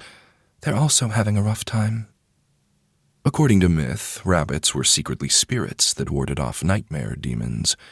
Every mother in Ritmo City brought their babies rabbit pets, rabbit toys, or part of real rabbits to make sure they felt comfortable sleeping. I nodded, but just as I reached the stairwell to go lower into the castle, Wheela held out a hand. Wait. I did as she asked, though I said nothing. Has there been any word from Geraint? Wheela wrung her hands. Anything? I shook my head. I apologize. No piece of me could bear to glance in her direction, so I turned away. All my nightmares involve his death, she whispered. I can't shake this feeling that death is coming for me too. Wheela took a shaky breath. Perhaps bring all the rabbit fur the kitchen has. I'll make a small blanket. I hope that will ease my restless nights. With a second nod, I headed down the stairs. I barely interacted with the woman, but it was clear she loved her children and harbored no ill will towards servants. From her speech and mannerisms, I would suspect she hadn't been born into wealth or status. Are you thinking of sparing them all just because one concubine has your sympathy? The warden asked. I hurried down the steps, trying to focus. I don't want to dwell on this anymore. I'll get her the rabbit fur and then head out into the woods like I did the other night. I'll improve my magic and then I'll... Once I reached the last step, I slammed into a man with more muscle than a horse. I stumbled and hit my heel on the last step. Normally, it would have hurt, but my body was sturdier now. Tree-like. I turned my attention to the man. It was the blade keeper, Kaido, son of Geraint. He wore an open robe exposing his burly physique. He also carried his sword, the scabbard tied to a belt around his waist. The man reached for his weapon. With a half-drunken smile, Kaido asked, "What kind of disrespectful louse do we have here?" Chapter 20. The Tze Empire has 13 prefectures. The capital, Granville, is the largest and most wealthy. Brock, Zell, Lop, Zimk, Pult, Rovik, Undland, Temlin, Eilik, Korm, Epi, and Zazg are smaller. A quote from Varenth's Beginnings, a history book. Kaido grabbed the front of my white uniform and yanked me out of the stairwell. I stumbled into the first-story reception room, the web-covered bird still held in both my hands. There were 2 other people in here, a young boy and another soldier. Who is this? The boy asked, his tone proper, his posture straight. He also wore black silk robes, and I suspected he was another child of Geraint. How old was he? At least 10? Kaido brushed his black hair back with a quick motion of his hand. "This is a servant who shouldn't be wandering around at this hour. What's in your hands, louse?" Before I could offer an answer, the man smacked the dead bird from my hands, slamming it to the floor with a dull thunk. The instant the others realized what it was, a bird drained of its blood and wrapped in spider webs, they gasped and leapt back, even Kaido. The young boy stared with wide eyes, his hands shaky. Why do you have that?" he whispered. "Oh, it's vile," Kaido said with a sneer. Then he shot me a glare. "Do you have a dent in your dome? What are you doing carrying this through the castle?" The boy knelt and reached out his hand. Kaido smacked him as well, and then shoved the boy away. "Don't touch it, Akihiko. This is the kind of filth we have servants for in the first place." Kaido grabbed my arm, yanked me forward, and kicked out my leg. I fell and hit the polished wood floor on my side, completely off balance. Again, perhaps that would have hurt a few days ago, but I barely felt it. The supernatural sturdiness of my body actually surprised me. "Pick that up," Kaido growled, thrusting a finger at the bird. "You take that out to the fires, do you understand me, simpleton? Burn it." I scooped up the dead bird. Kaido grabbed my shirt a second time, hauled me to my feet, and then shoved me into the nearest wall. I hit shoulder blades first and gritted my teeth. Again, no pain. I almost smiled, but I knew that wasn't what Kaido wanted, so I held back. Instead, I forced myself to bow and even faked a tremble. Kaido wanted me to be afraid, but he was such a low priority that my thoughts were elsewhere. What if I used my magic to slay a tiger?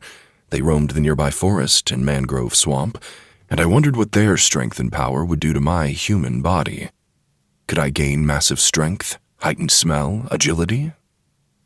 "Well," Kaido barked, "what do you say to your master? Or are you too stupid to form sentences?" I had forgotten what he had asked of me. "Yes, Kaido-zar, right away." I bowed my head. Hopefully that made sense. "Once you're done, you'll come back to see me. Understood?" With a nod, I slid along the wall and away from the man. I really didn't have time for any of this. I turned to head for the far door. The shick of a blade being drawn caused me to stop in my tracks. I glanced over, just as Kaido was brandishing his weapon. The long sword glittered, the blade pristine white and powerful. It wasn't a normal blade. "It's made of Luna silver," the warden whispered. "All blade keepers are gifted a sword from the Emperor himself, made out of the rarest material in the world. It's soaked in sunlight and forged in darkness. It'll cut through demons, spirits, and Ring Warlocks with little trouble." I knew blade keepers were given a special sword by the Emperor, but I didn't know it was forged from a magical metal. "When I speak to you," Kaido drawled, "you reply. What's so hard to understand about that, louse? Perhaps you should get back over here and kiss my feet." "Brother!" The young Akihiko jumped in front of me. "Please, no more. There's no reason to be cruel to the servants. Can't you see how frightened he is?" Frightened? I barely knew what was going on. I hadn't been paying much attention to the conversation. Kaido fidgeted with his blade and then wobbled on his feet. Obviously, the man couldn't handle his liquor. And like every fat infant before him, he needed a nap. He pointed his blade at me, and I took a step back, putting a few feet between us. The other soldier, who had been as quiet as the furniture, tensed. Was Kaido going to attack me in a fit of drunken rage? Like father, like son, I supposed. "You better present yourself to me tomorrow," Kaido said, "to be punished for your insubordination." The warden chuckled. "Oh, please kill this one, I'm begging you." Ignoring the warden, I said, "I will return, Kaido-zar." After another bow, I slipped out of the door. Then I ran for the front where I had left my sandals. I had gone into the eastern woods last night and met with Mori. Tonight, I would head to the western woods. Tigers lived off to the west, or so I recalled. But then I slowed my pace. Wheela had wanted the rabbit hide to help her sleep. I glanced down at the dead bird in my hands. First I would bury the bird, then I would give Wheela her rabbit fur. Finally, I'd go find myself some essence. The moon hung high in the sky by the time I made it out of Whist Castle. Nothing had ever excited me like this excursion. What creatures would I find? What could I do with their essence? I could give it to spirits, improve myself. The possibilities were endless. "I knew you'd be amusing," the warden whispered. I made it to the tree line, the giant oaks at least a mile or two from the castle wall. The western forest was much older than the eastern one, and overrun with bizarre plants. Vines grew up most of the trunks of the trees, and some of them had thorns. With careful steps, I made my way into the forest. The air was crisp, carrying the faint scent of pine and earth. "What is your real name?" I whispered. "It can't possibly be the Warden. That must be a title." "My name is for me and me alone," the Warden replied. "Why? What does it matter?" "Well, you've helped me so often, and you're a constant companion. I wanted to know more about you." Once I was clear of the vines and their thorns, I quickened my step. To my surprise, my pants were cut from the trek, but not my skin. Again, my new abilities astounded me. The Warden chuckled. "You are a strange one, Rimon Vess. I am so delighted you became a Ring Warlock, if only for my entertainment. But don't assume we are friends." "Why not?" I pushed a tree branch out of my way, trying to remain as quiet as possible. "We should be good friends. That would be the best outcome." "For you, perhaps, but I learned my lesson long ago." "About?" The Warden scoffed. "About the fleeting feeling of friendship. You see, I once knew someone who I thought of as a brother. We were more than friends, we did everything together. But then..." The moonlight cascaded through a leafy canopy overhead, bathing everything in a silvery glow. Tonight was mystical and bright, a beautiful time. I paused by an ancient oak, its gnarled branches stretching out like the arthritic fingers of an old man. The Warden hadn't finished his story. "But then what?" I asked. "But then my good friend tried to kill me," the Warden whispered. A shiver ran down my spine. "Why?" "We couldn't agree on something. It was minor. To this day, I don't know why we argued, but that was all it took. One disagreement, and then it was all over." I exhaled into my hands and then rubbed them together. It was cold tonight, and colder now that the Warden had told me his story. I almost felt bad for him, though it was difficult to fully grasp the situation since the Warden spoke with such vague words. "Are you a demon?" I asked.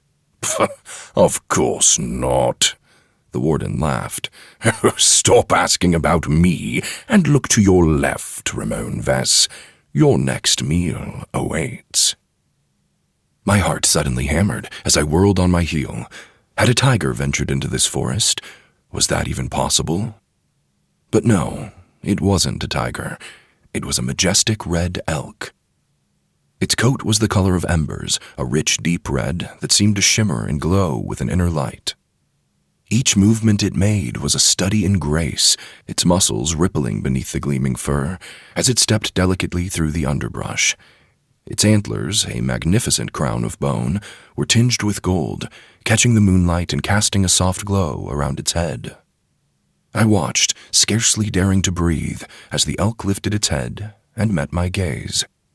The beast was tall, larger than a horse, but smaller than an ox. Red elk were rare in the Rovik prefecture. They used to run wild through the forests, but the Ring Warlocks had hunted them for their hide and bone, such that few were ever seen anymore. And here I was, a Ring Warlock, hunting for something. For a moment, we stood there, two beings from different worlds connected by the fragile thread of this instant. The elk's breath misted in the cool air, and I saw the rise and fall of its chest, the steady rhythm of life. It seemed to regard me with a calm curiosity, unafraid and unhurried. "If I used my magic to kill this beast, what would happen when its essence mingled with mine?" I whispered. "You would gain vast amounts of speed," the Warden replied, almost in a bored tone. "Red elk are known for their ability to run and their phenomenal sense of balance." I exhaled, my heart still pounding. "It seems cruel." In a condescending voice that sounded like a parent speaking to a babe, the Warden said, "When you're a child, you eat to grow big and tall, don't you? That isn't cruel. That's life. And right now, you're a little child Ring Warlock, and you need to eat if you want to be big and strong." "You're not helping me," I muttered. "I thought it was a rather logical and compelling argument. Trust me when I say that there are other Ring Warlocks who would have done far worse for far less. I hesitantly stepped forward, my footfalls crunching through the undergrowth. The noises didn't spook the elk. "Oh, great beast of this forest, I must offer you an apology." I took a deep breath. "I've come for your life. I wish to add your strength to my own." The elk twitched its ears, its black eyes locked on mine. Just like the spider, this creature didn't respond. Why would it? I inched ever closer, but the elk didn't move. Was it fate that I met this beast in the forest, or luck? For whatever reason, the red elk remained rooted in place, even as I came within a foot of its presence.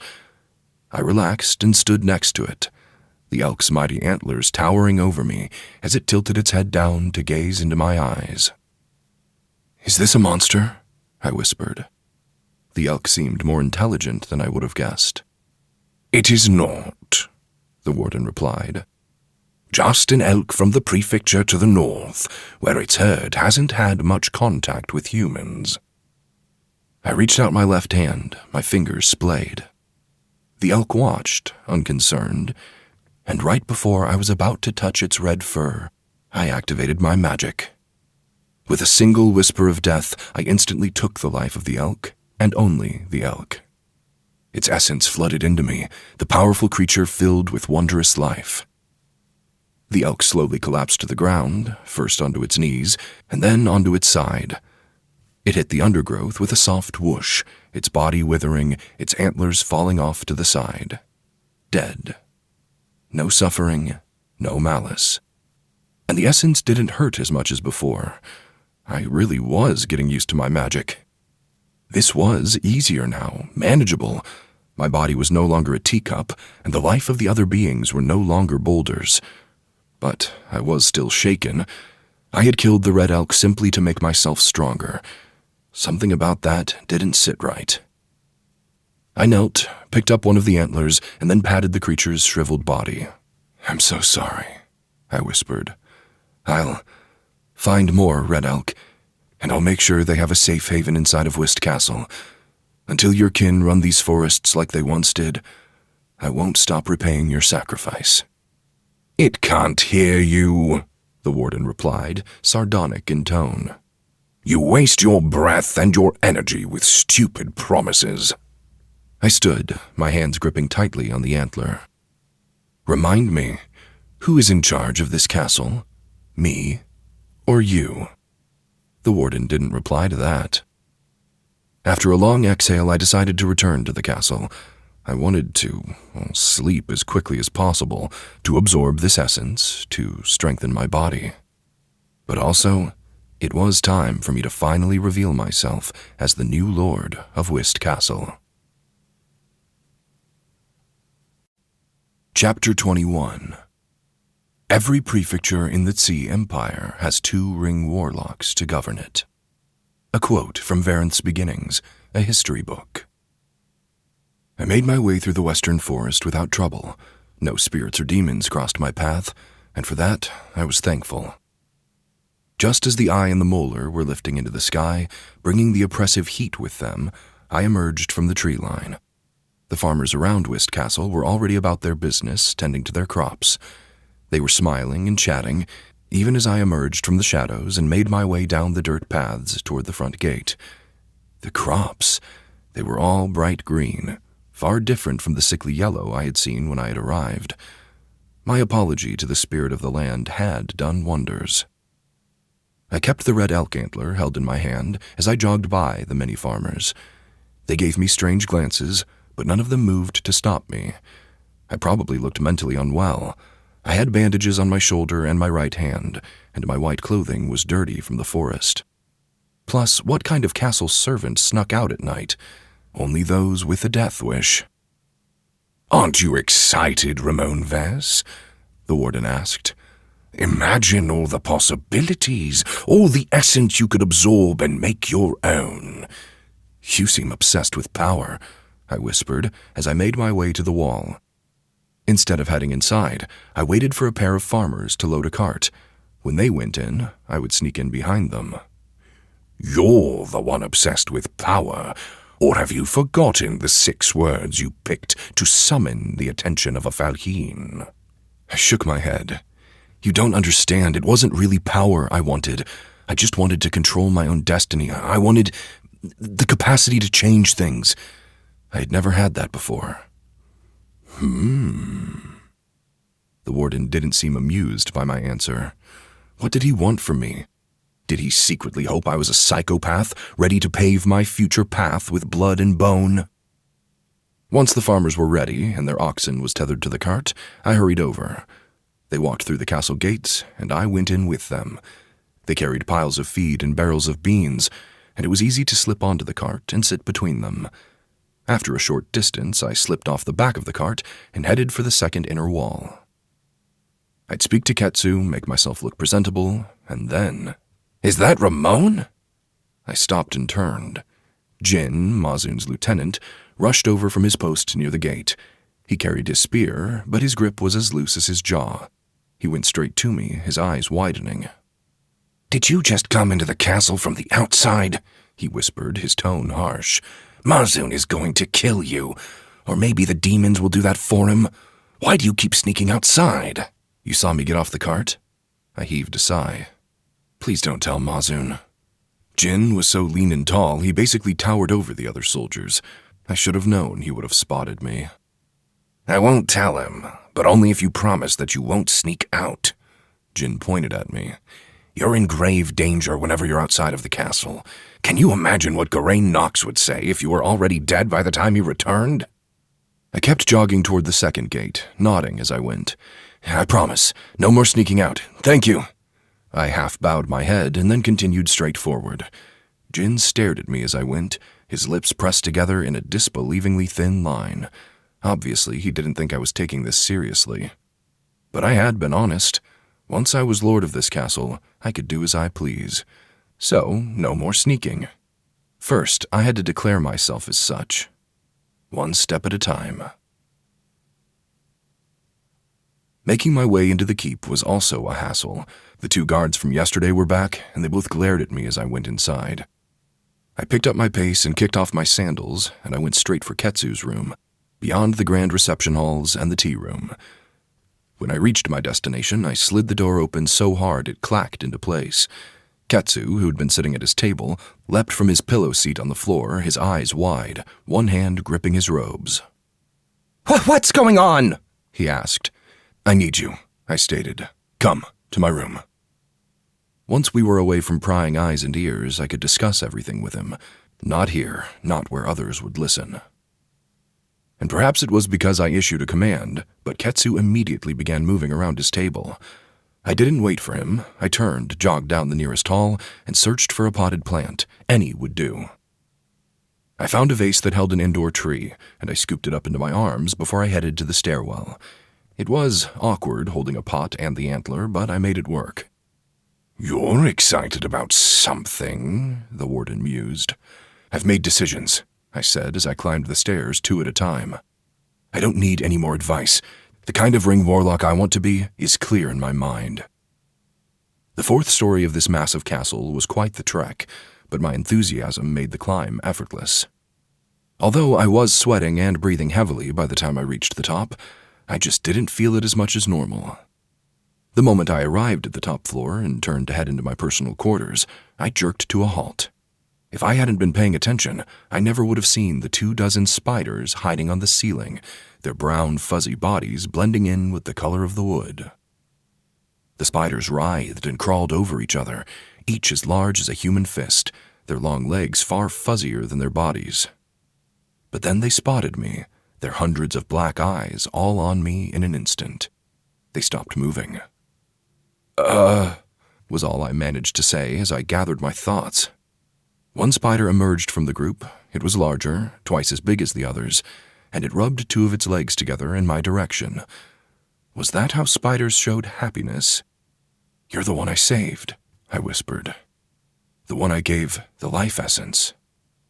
I glanced around at the other spiders, all of whom watched me intently. "Is this your family?" The main spider, the biggest one, continued to rub its legs.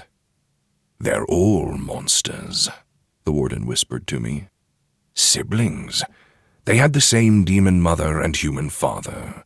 Don't you know, spiders lay hundreds of eggs each time they reproduce." With my antler and potted tree in hand, I crept over to my door. The door was locked tight, and it took some fiddling for me to reach the key that I had tucked into my pants. Once unlocked, I pushed the double doors wide and stepped inside. Several of the spiders followed, including the big one. They scurried over the ceiling, down the wall, and then in through the door. I stood in the middle of my room and watched as they spread out over the walls. The large one came down to the floor and made its way over to me. I set the pot and the antler down on the only table in my room, though I had to clear away some ink and paperwork to make room. Once my hands were free, I turned to face the monster spider. It rubbed its legs together. "I'm happy to see you too," I muttered. "But I don't think you and your family are allowed in the castle." The spider stopped rubbing its two front legs. I knelt so that I was closer to the giant arachnid. It had grown so large. Was it because of the essence? It had to be. "Do you have a name?" I asked. The spider didn't move. It didn't answer. It just stared. I held out my left hand. "If you don't have a name, then I'll call you Kumo." That was the name of the spider in the teachings of Shoki. He was a guardian to the underworld. Do you like it?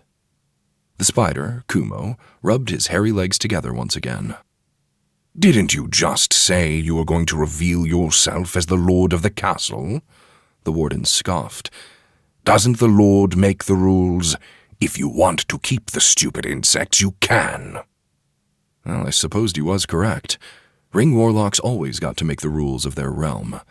But it wouldn't be a very popular move to allow monster spiders to roam wherever they pleased. Before I could say anything else on the matter, I heard Ketsu climbing up the stairs. Kumo and the dozens of smaller spiders all hurried back to the ceiling, their skittering silent. Then, right before my eyes, they seemingly vanished. The ceiling wasn't covered in hairy spider bodies. It was just a ceiling. The warden chuckled. "It's their magic. When they remain motionless, they can shroud themselves in invisibility." That was a little disturbing. Ketsu finally arrived in my room, his face drained of color. He took a moment to compose himself by removing his glasses, cleaning them on his robes, and then slicking back his dark brown hair. Finally, he closed the doors behind him. When Ketsu turned in my direction, his gaze was on the floor, as though he didn't want to make eye contact. He maintained that posture as he walked over, his gait slow. "Rimon Knox?" Ketsu said. "You wanted me?" I nodded. "Yes. First off, I want you to arrange for me to speak with all the administrators and blade keepers tomorrow morning. I'll reveal myself as Lord then. Second, I had a question about my magic." Ketsu snapped his eyes to meet mine. "That's what you wanted? To ask me to set up a meeting and inquire about magic?" He hardened his expression. "You could have made that clearer. For a moment I thought you were going to be just as sadistic as Geraint." "I'm nothing like Geraint. Forget him. Just answer me a few things. You said people tethered to me had access to my magic. Have you tried it for yourself yet? Have you used magic on anything?" "No." Ketsu crossed his arms. "Never. Not on anything." "Of course not," Ketsu said flatly. "You said you wielded death. Why would I ever use it? I'm an historian." I gestured to the potted tree. "Okay, fine. Sit here and wield my magic against this living tree." Again, because I was issuing a command, Ketsu immediately did as I instructed. He took a seat on the pillow and then leaned forward to examine the tree. He breathed deep and then exhaled, but the plant remained filled with life and vibrance. "Nothing happened?" I asked. Ketsu narrowed his eyes. "Geraint's magic was different from yours. Let me attempt it again." This time, Ketsu reached out a hesitant hand and touched the plant. When he breathed this time, the essence in the small tree was sucked away in an instant. The green leaves withered, the bark paled and grayed. The tree was dead in a matter of seconds. "Now what is this pain?" Ketsu scrunched up his face, his eyebrows knitted. What is this agony? I stared at the small potted tree. It didn't have much life essence, did it? Very little, the warden replied, clearly privy to my thoughts. A small fraction of essence when compared to a much older, larger tree. Ketsu fell over on his side, groaning like he was being tortured. The horror, the night has forsaken me. He writhed and shuddered and gripped his robes, his fingers twisting into the fabric. I just stood there and watched as he lay on the floor, practically weeping. "You're so dramatic," I muttered. Ketsu scoffed, though he didn't sit back up. How can you say that? Have you used your magic? The pain of the tree is now my own. I used my magic in the middle of the woods, I snapped back, and I killed multiple trees and some owls and insects, and I still wasn't as debilitated as you are. I am an historian! Ketsu forced himself back up into a sitting position, though he still hugged himself as though he might fall apart. Perhaps warriors are used to this, but I am not. This is hideously painful. You should calm down. Ketsu turned away, his shoulders bunched. Why have you done this to me? What kind of cursed magic do you wield? After you rest, the life essence you've taken should be absorbed into your own. I placed a hand on my chest. That's what happened to me, and I want to know if it'll happen to everyone I have in my servitude. Please, Ketsu-ra, listen to me. The tree's life will bolster your own. Those words caused Ketsu to grow still and silent. For a long moment he said nothing, clearly mulling over the situation. Then he glanced back at me. Your magic enhances you, he whispered. I nodded. And I think it'll enhance you too, if you can handle it. I see. Ketsu relaxed after that, his pain obviously not bothering him too much. Wait, you said you're going to reveal yourself as Lord tomorrow? Once I sleep again, I muttered. Then I shall make sure you have a proper outfit and a plentiful meal. Ketsu stood, brushed himself off, and then gave me the once-over. And a bath. Thank you, I said with a smile. And have you finally decided what you're going to do about Garain's consorts and family? Although it had taken me a lot of deliberation, I finally had. I'll deal with everything, including Garain's family, in the morning. Please just have everyone gather in the audience hall so I can speak to them all at the same time. Chapter 22. Pieces of the moon once fell into the Tze Empire. In those craters are the only source of lunar silver. A quote from Variant's Beginnings, a history book. When I awoke in the morning, I felt better than I ever had in my entire life. I sprang from the pillows of my massive bed, my body limber, my veins filled with energy. I had eaten and rested all of yesterday, preparing myself for this moment, both magically and mentally. Now I needed to shake off my old life as a servant. I had to hold myself with all the honor, dignity, and power that befitted my new station in life. As a Ring Warlock, I was Lord of Whist Castle. If I ruled it properly, it would flourish and prosper. This was now my home, a place that was under my care and governance. Maybe you could rule more than just this castle, the warden whispered as I headed for my closet. I laughed as I opened the secret door. Well, first I have to rule this place well. Fair, don't limit yourself, Rimon Vez. I'm eager to see you shatter the status quo. I didn't really understand what the warden meant, since assuming the role of Lord was the exact same thing every Ring Warlock did since the beginning of the Tze Empire. What status quo was I currently shattering? Very little, unless he meant the fact that a man from a brothel somehow got a hold of a ring. I didn't think so, though. Ketsu had left me an outfit to wear for this momentous day. It was an open robe top made of jade and inky silk with a gold sash for the belt. My pants were woven from some of the softest wool I had ever touched and then dyed midnight black. Images of dragons had been stitched into the sides, but they were done in a different shade of black. They were subtle, yet beautiful. I removed all the bandages from my body. The injuries on my arm were closed and mostly healed, and I wanted everyone to see the ring I wore. The black metal glittered in the light. Once dressed, I combed my hair and then tied it back into a tail. Since my hair was uneven from a sloppy cut, a few strands hung down around my face.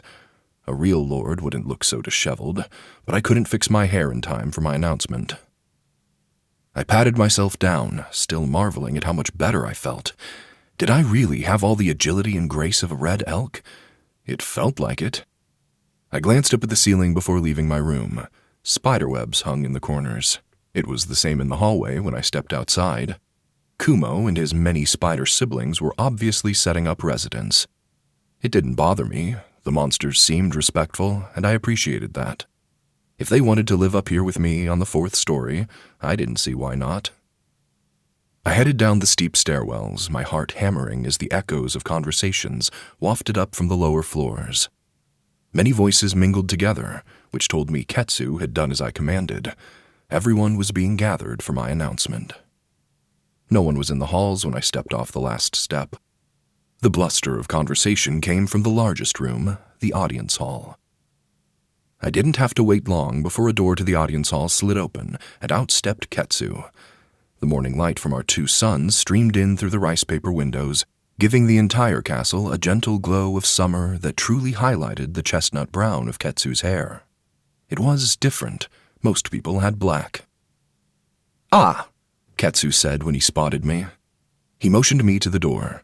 "Come, you can enter here. Everyone is waiting, and the keep's soldiers are positioned around the 4 corners of the building." "Why?" I asked. "Are you expecting someone to attack the keep?" Ketsu shook his head. "Oh no, I'm expecting people will try to flee once they hear of your magic." I clenched my jaw and said nothing as I walked over. Ketsu smiled as he slid the door open to the audience room for me. "Don't fret. I ordered the soldiers not to let anyone leave without my explicit instruction." I stepped inside, fully prepared to take over this castle. The number of people in attendance shocked me, however. There had to be more than 50 individuals, which was far more than I had expected. Whist Castle only had 10 administrators and 5 blade keepers, after all. Well, 2 of the blade keepers were dead. I had killed one, and Ketsu said the other was dead, so 3 for now. But for some reason, the blade keepers had brought their lieutenants. Geraint's consorts had brought their children.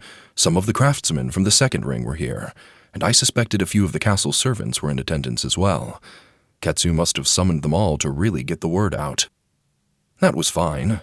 They would all get to hear the announcement. There was a seat at the head of the audience hall, a throne, really, and it was elevated on a dais, with cushions and low tables surrounding it. No one was sitting at the throne or the tables, however. Everyone milled about, speaking to one another, questioning why they were here. To my surprise, Yuna was also in attendance. She stood by the far wall, farthest from the Ring Warlock's throne, her hair half over her face. I wondered if she had gotten her medicine, but I shook the thought away. "What is going on?" Kaido yelled. He pointed at Ketsu. "You said my father had arrived. Where is he?" "I said no such thing," Ketsu snapped. His expression was icy and precise. "I said the Ring Warlock of the castle was here, and that he wanted to make an announcement." The whole room fell silent as the implication of his words settled on everyone. I strode to the throne. My footfalls were the only noise in the room, and they sounded like the crashing of boulders at each step. That was how quiet it was. When I stepped up onto the dais, gasps fluttered around the room. Then, as I sat, there was a shout of outrage. "What is the meaning of this?" Kaido stormed his way through the group until he was only a few feet from me. "You can't possibly be..." I lifted my right hand so that everyone in the room could see the ring. Shocked gasps, followed by another wave of intense silence. The wide eyes from everyone in attendance almost made me chuckle. Most of them recognized me, and their expressions slowly shifted to horror as they no doubt thought back to how they had treated me. Ketsu stepped over to the side of the dais, his expression so smug I would swear he was enjoying himself. "Allow me to introduce you to the new master of Whist Castle." Ketsu motioned to me with a bow. Rimon Knox is the Ring Warlock and ruler of the northern half of the Rovik prefecture.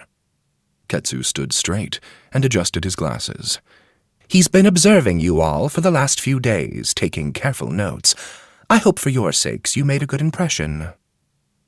The whirlwind of mutterings, whispers, and susurrations filled the audience hall. Most individuals backed away from the dais, their bodies pressed against the walls farthest from me. I spotted several of Garain's concubines as they huddled with their children. No one looked more frightened than they did. But not Kaito. He stayed rooted in his spot only 10 feet from me, his face growing red with rage. He turned to his lieutenants and then motioned them over with a jut of his head. I stood and stepped off the dais.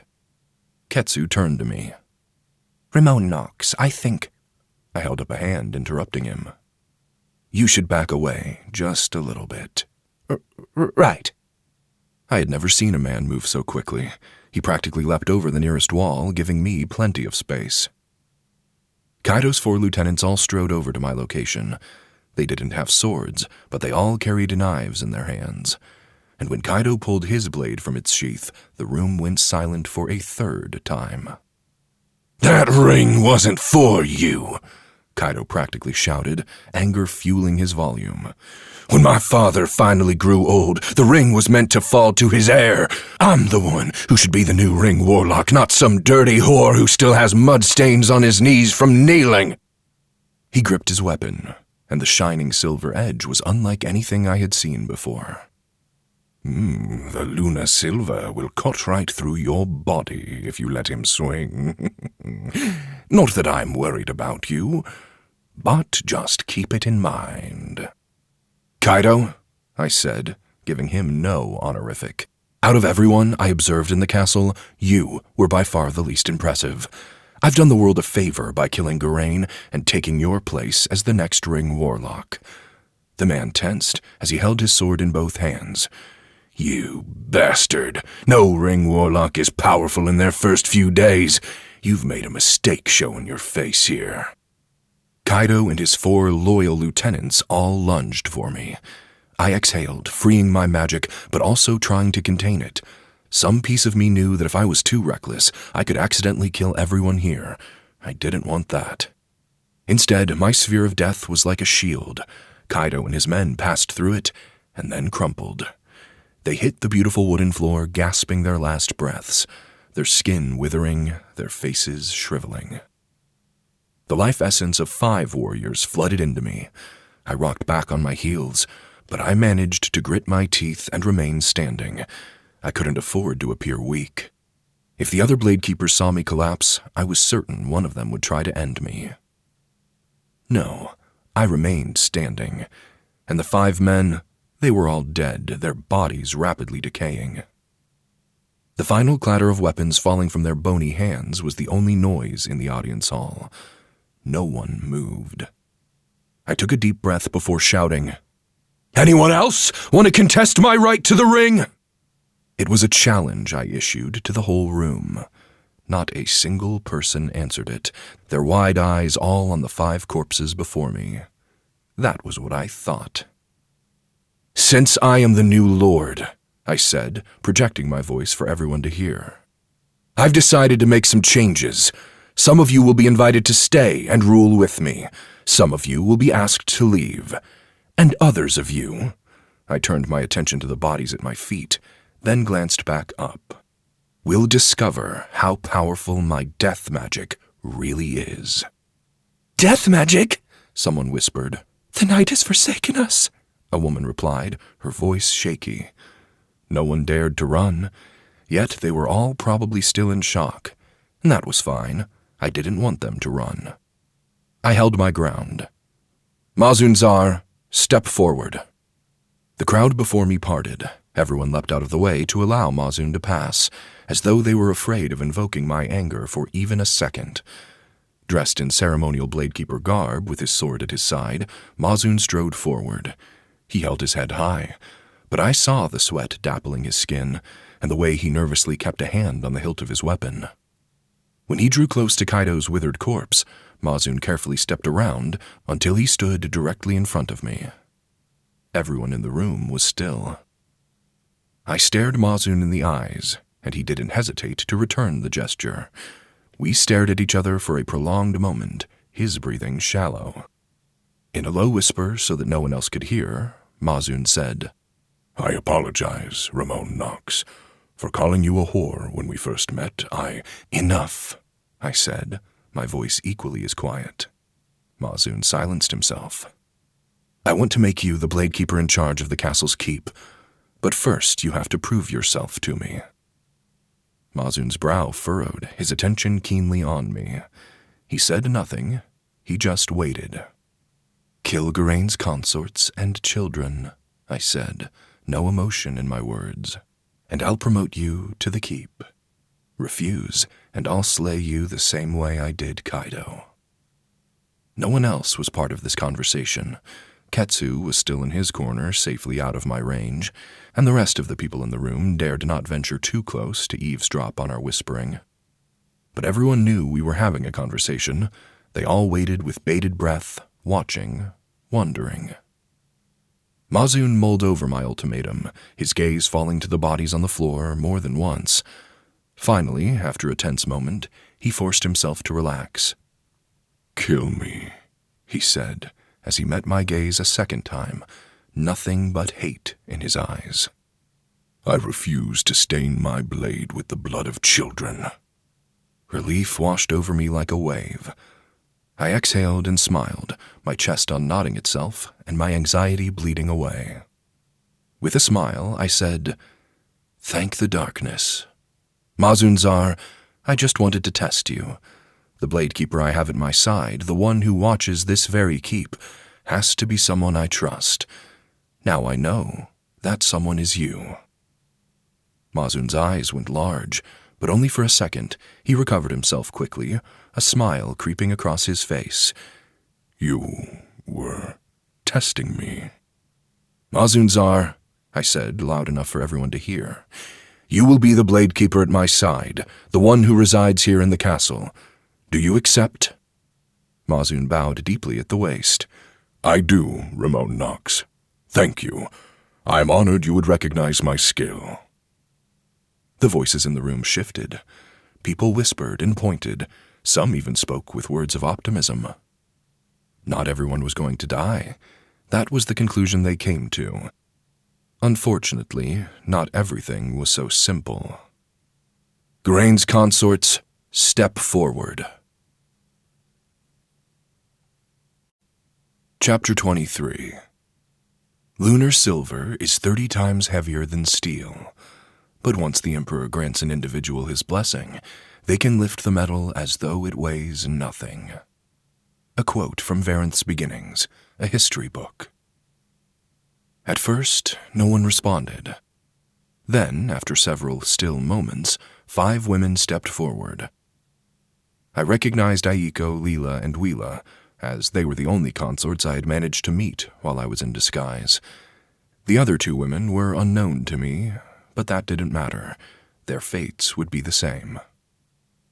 Aiko, Geraint's first consort, was livid, her face red, her gait stiff. She held back tears, her eyes on me, never glancing at the corpses on the floor. Kaido was her son, after all. I understood her anger. When the 5 women drew near, Mazun snapped his fingers and motioned for his lieutenants. Jin was one of them. He leapt forward and instantly glanced my way, offering a tepid smile. He and the other soldiers removed the bodies scattered around in front of me. I dared not move. The life essence of the 5 men was still painful, even if I was capable of containing it. Maintaining an air of confidence was important, at least in this moment. Kaido's lunar silver sword was left on the ground. None of the lieutenants touched it.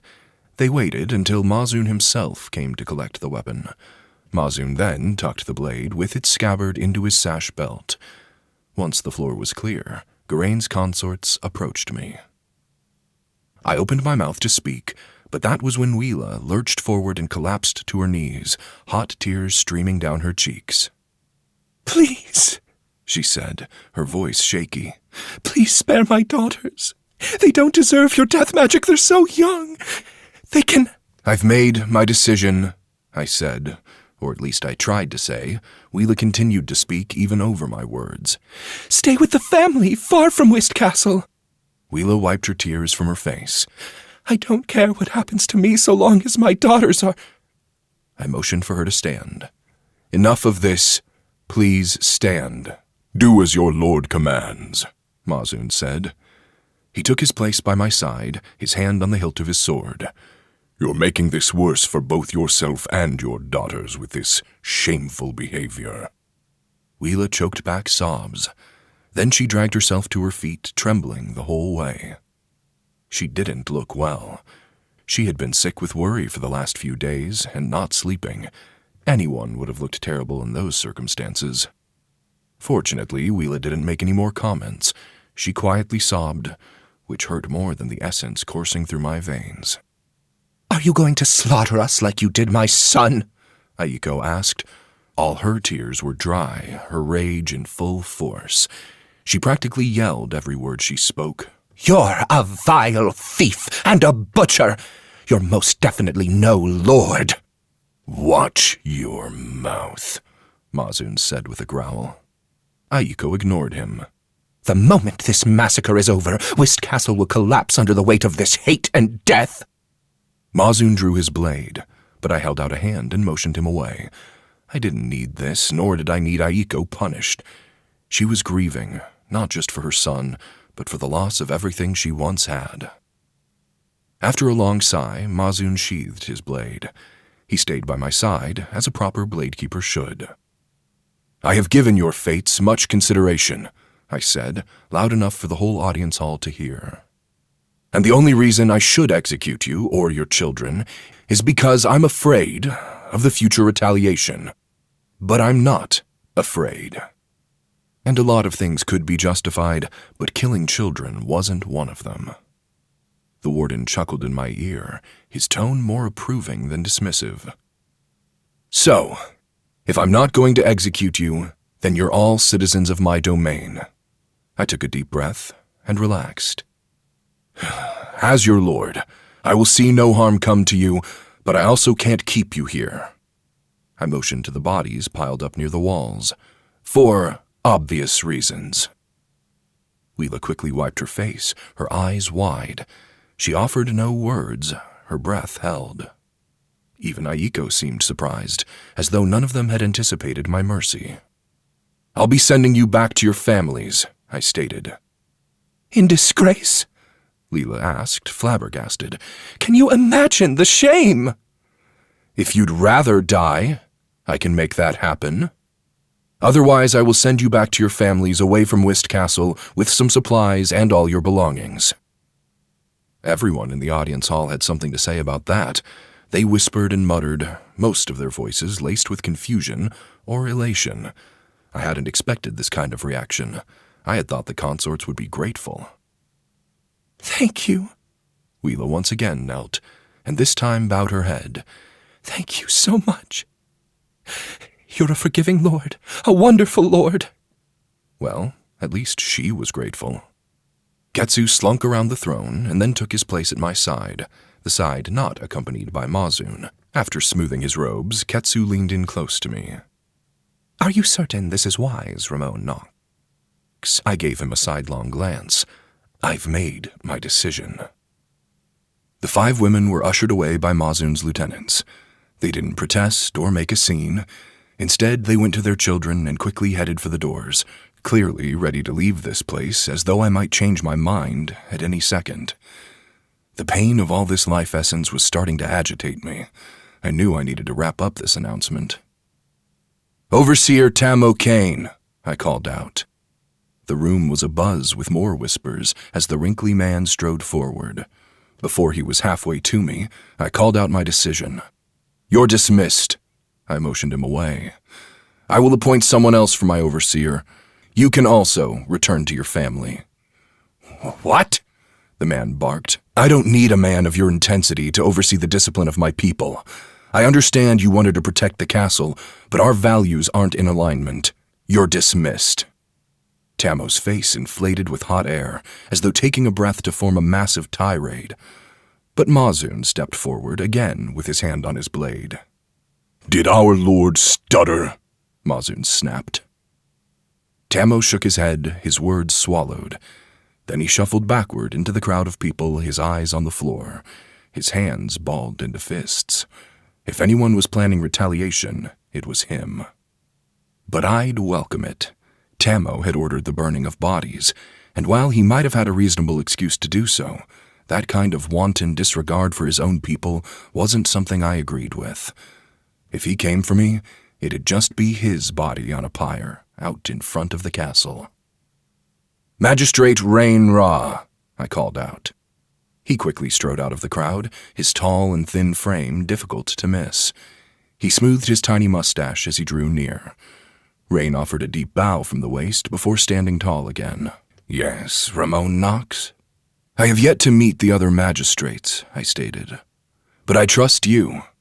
This coming week, I want to know everything about the castle and its lands, and I want you and the other magistrates to get me that information. You're in charge. If for some reason someone doesn't cooperate, inform me immediately. Now is the time for change." Rain bowed a second time. "I'm glad you found our discussion useful, even if you didn't follow my advice." He smiled and stood straight again. "But have no fear. I will do as you ask."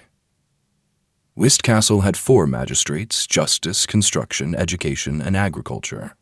And while Rain was just the magistrate of justice, he had been reasonable when I spoke to him, and one of the few people who seemed to keep a level head no matter the situation. I did trust him. I assumed the other 3 magistrates would be equally as reasonable, but perhaps that was just wishful thinking. I was about to end this meeting, but Mazun shifted in place. He stepped close and kept his voice low when he asked, "What about Ryota?" "Who is Ryota?" I whispered. "He's a blade keeper of Whist Castle. The only one besides me still alive, that is." Ah, I hadn't met him either. "Ryotazar, step forward," I commanded. A warrior stepped forward, his hand lightly resting on the pommel of his weapon, a gesture both casual and confident. He kept his hair longer than most, and though he kept it tied back, it was more of a mess of locks than anything proper. Ryota also wore ceremonial robes and long flowing pants. His belt was a silk sash, and his top was open enough that I could see the scars along his shoulders.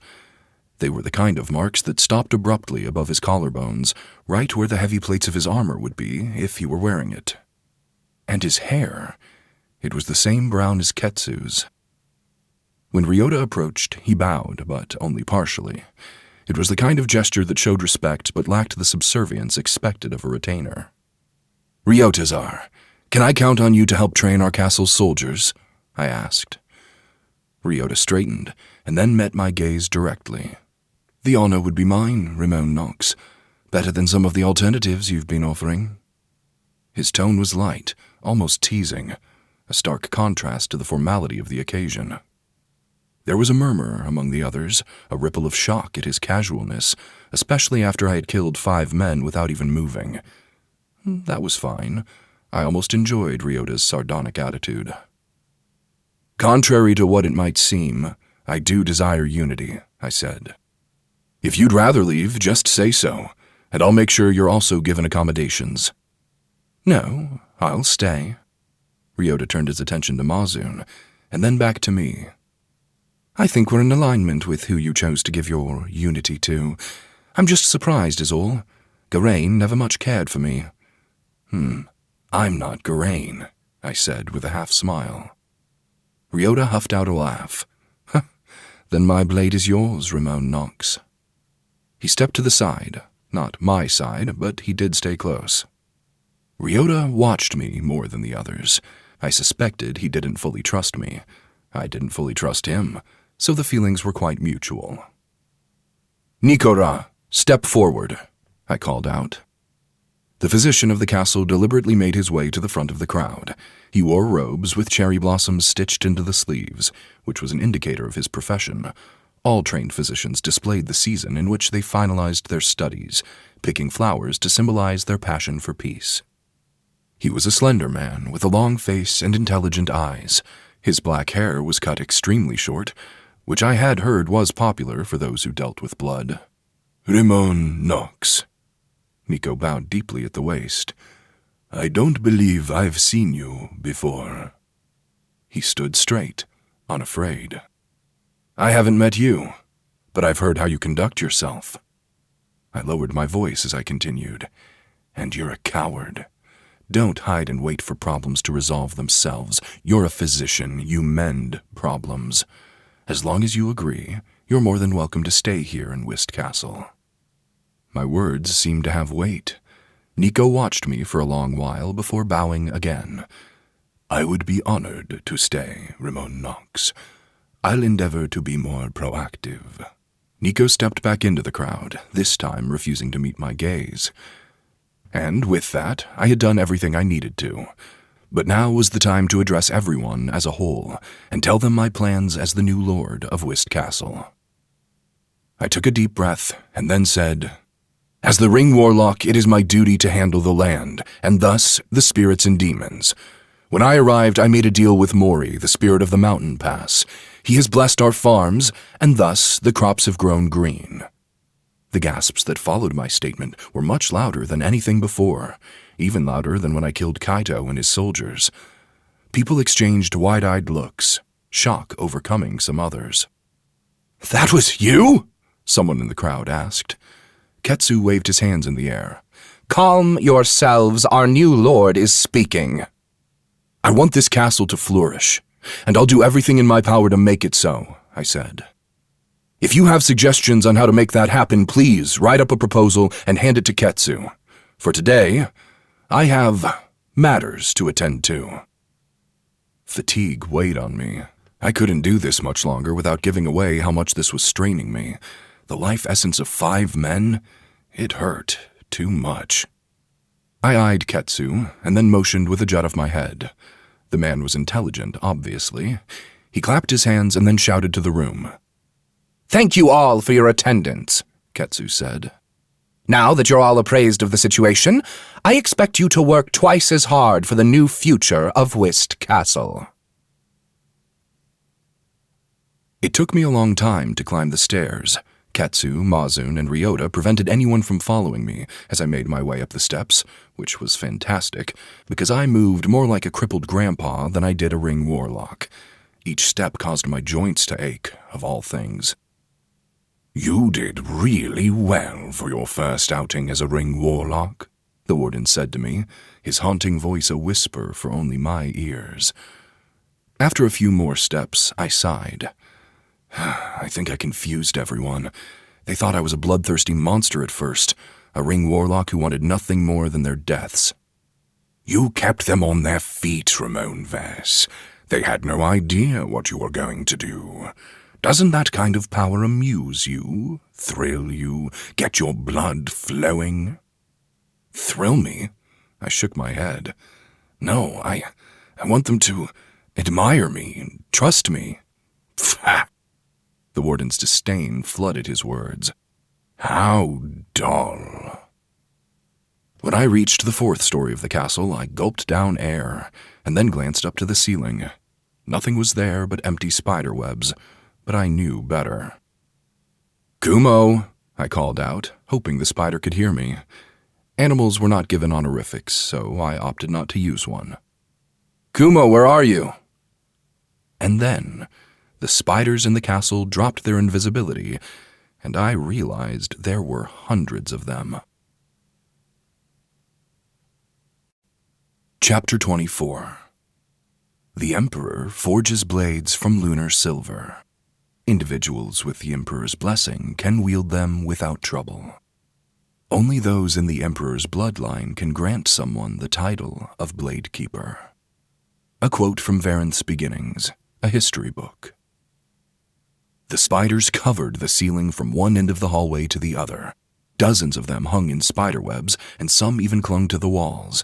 They came in all sizes now, from those the size of a coin to Kumo, who was the size of a human head. Kumo lowered himself on some of his spider silk, his legs working to spin him down to the floor. Once he touched down, Kumo scurried straight to me and then began rubbing his 2 front legs together in happiness. What's happening here? I stared at the ceiling of writhing spider bodies and then back down at Kumo. How many siblings do you have? Obviously, the spider didn't reply. He just stared at me with his 8 black eyes, their surface so reflective I saw my face in each one. I petted the spider along his hairy back, wishing I could understand the monster. Kumo unfurled his 2 fangs from his mouth and reached for my fingers. I jerked my hand away, but then I calmed myself. You want more essence? I slowly nodded. That's good, because I don't want this essence corrupting me. Kaido's essence didn't feel poisoned, but that was how I felt about him. I didn't want whatever his essence was going to do to me, even if it meant gaining his swordsmanship. Something about Geraint and his whole family seemed vile. I tried to cut my hand with my thumbnail, but I couldn't seem to pierce my own skin. You're tougher now, the warden said in a teasing tone. Big and strong like a tree. With a sigh, I placed my thumb between my teeth and bit down as hard as I could. It took most of my strength and my sharpest canine tooth to slice through my skin. Coppery blood dripped onto my tongue, and I quickly removed my hand and lowered it close to Kumo. I thought about all the human essence I had taken, and willed it out of me. Just like before, my blood shimmered silver as I dropped it onto the expectant spider. Kumo gobbled it up, but after a few mouthfuls, he stopped. What's wrong? I asked. Kumo hurried to the wall and waved 2 of his legs. A dozen other spiders rushed over to him, most of them sickly in appearance. There was a spider with 7 legs, a tiny spider missing several eyes, and even a spider that had appeared to have been half eaten by a bird. Kumo ushered these spiders over to me. They all unfurled their fangs and waited. Did Kumo want me to help his injured siblings? After a long sigh, I shrugged and offered up the essence. A few drops went to each one, until I no longer had any life energies to give. Then I stood, though I felt wobbly. All the spiders, even the ones on the ceiling, rubbed their 2 front legs together almost in perfect sync. It was like they were all clapping, only there was no sound, silent cheering for what I had done. I need to find a task for all of you to do, I muttered. Then I wrapped my injured thumb with a sash around my waist before heading for my room. Without all the extra essence in my body, I felt infinitely better. However, the events of the announcement played in my head over and over, and I couldn't rest my mind, even if my body was ready for yet more sleep. I opened the double doors and dozens of spiders went in with me. My gaze fell upon the depictions of Ixraxi and Ozion, their otherworldly forms bizarre. Kumo, your mother was a demon. Was she born from a Felheen or a Devu? I asked. The spider ran over to the depiction of Ixraxi carved into the wood around the bed. Kumo touched the image, his intelligence on full display. He understood what I asked and responded in an easy-to-comprehend manner. So, you're a descendant of Ixraxi? I asked. The spider touched the carving a second time. I rubbed the ring on my finger. So, you like the monster, right, Warden? I like very few things in this world, he sarcastically replied. And the list doesn't include your pet insect. I thought you liked Ixraxi. You clearly aren't paying much attention, Rimon Vess. I'm disappointed in you. Stomping up the stairs pulled me out of my conversation. All the spiders seemingly vanished, their magic invisibility quite impressive. Ketsu arrived at my door, huffing and puffing as though he had run the last leg of his trek. He wiped sweat away from his brow and hurried to me, a piece of parchment held in his hand. A wax seal had been broken. This was some sort of official message. Ramon Knox, he said, breathless. I have some troubling news. I turned to face him and gave him my full attention. What news, Katsura? The other Ring Warlock of Rovik Prefecture is on her way here. Ketsu shoved the parchment into my hand. She'll be here by tomorrow evening. That's less than a day. I held the note, my eyebrows knitted. Yes, I know. Why are you so panicked? The message on the parchment read, 7th year of the Wraithier era, 6th month, 15th day. Ring Warlock Geraint Wist. Our Lady, Ring Warlock Nizuka Banth, is en route to Wist Castle. She apologizes in advance as she knows that the typical time for meeting is in the winter, but matters of grave importance have forced her hand to travel during the season of Ozeon's curse. Prepare for Our Lady's arrival on the 17th day. Your actions in the coming days will determine the fate of the prefecture. The wax seal at the bottom was a broken image of a bee.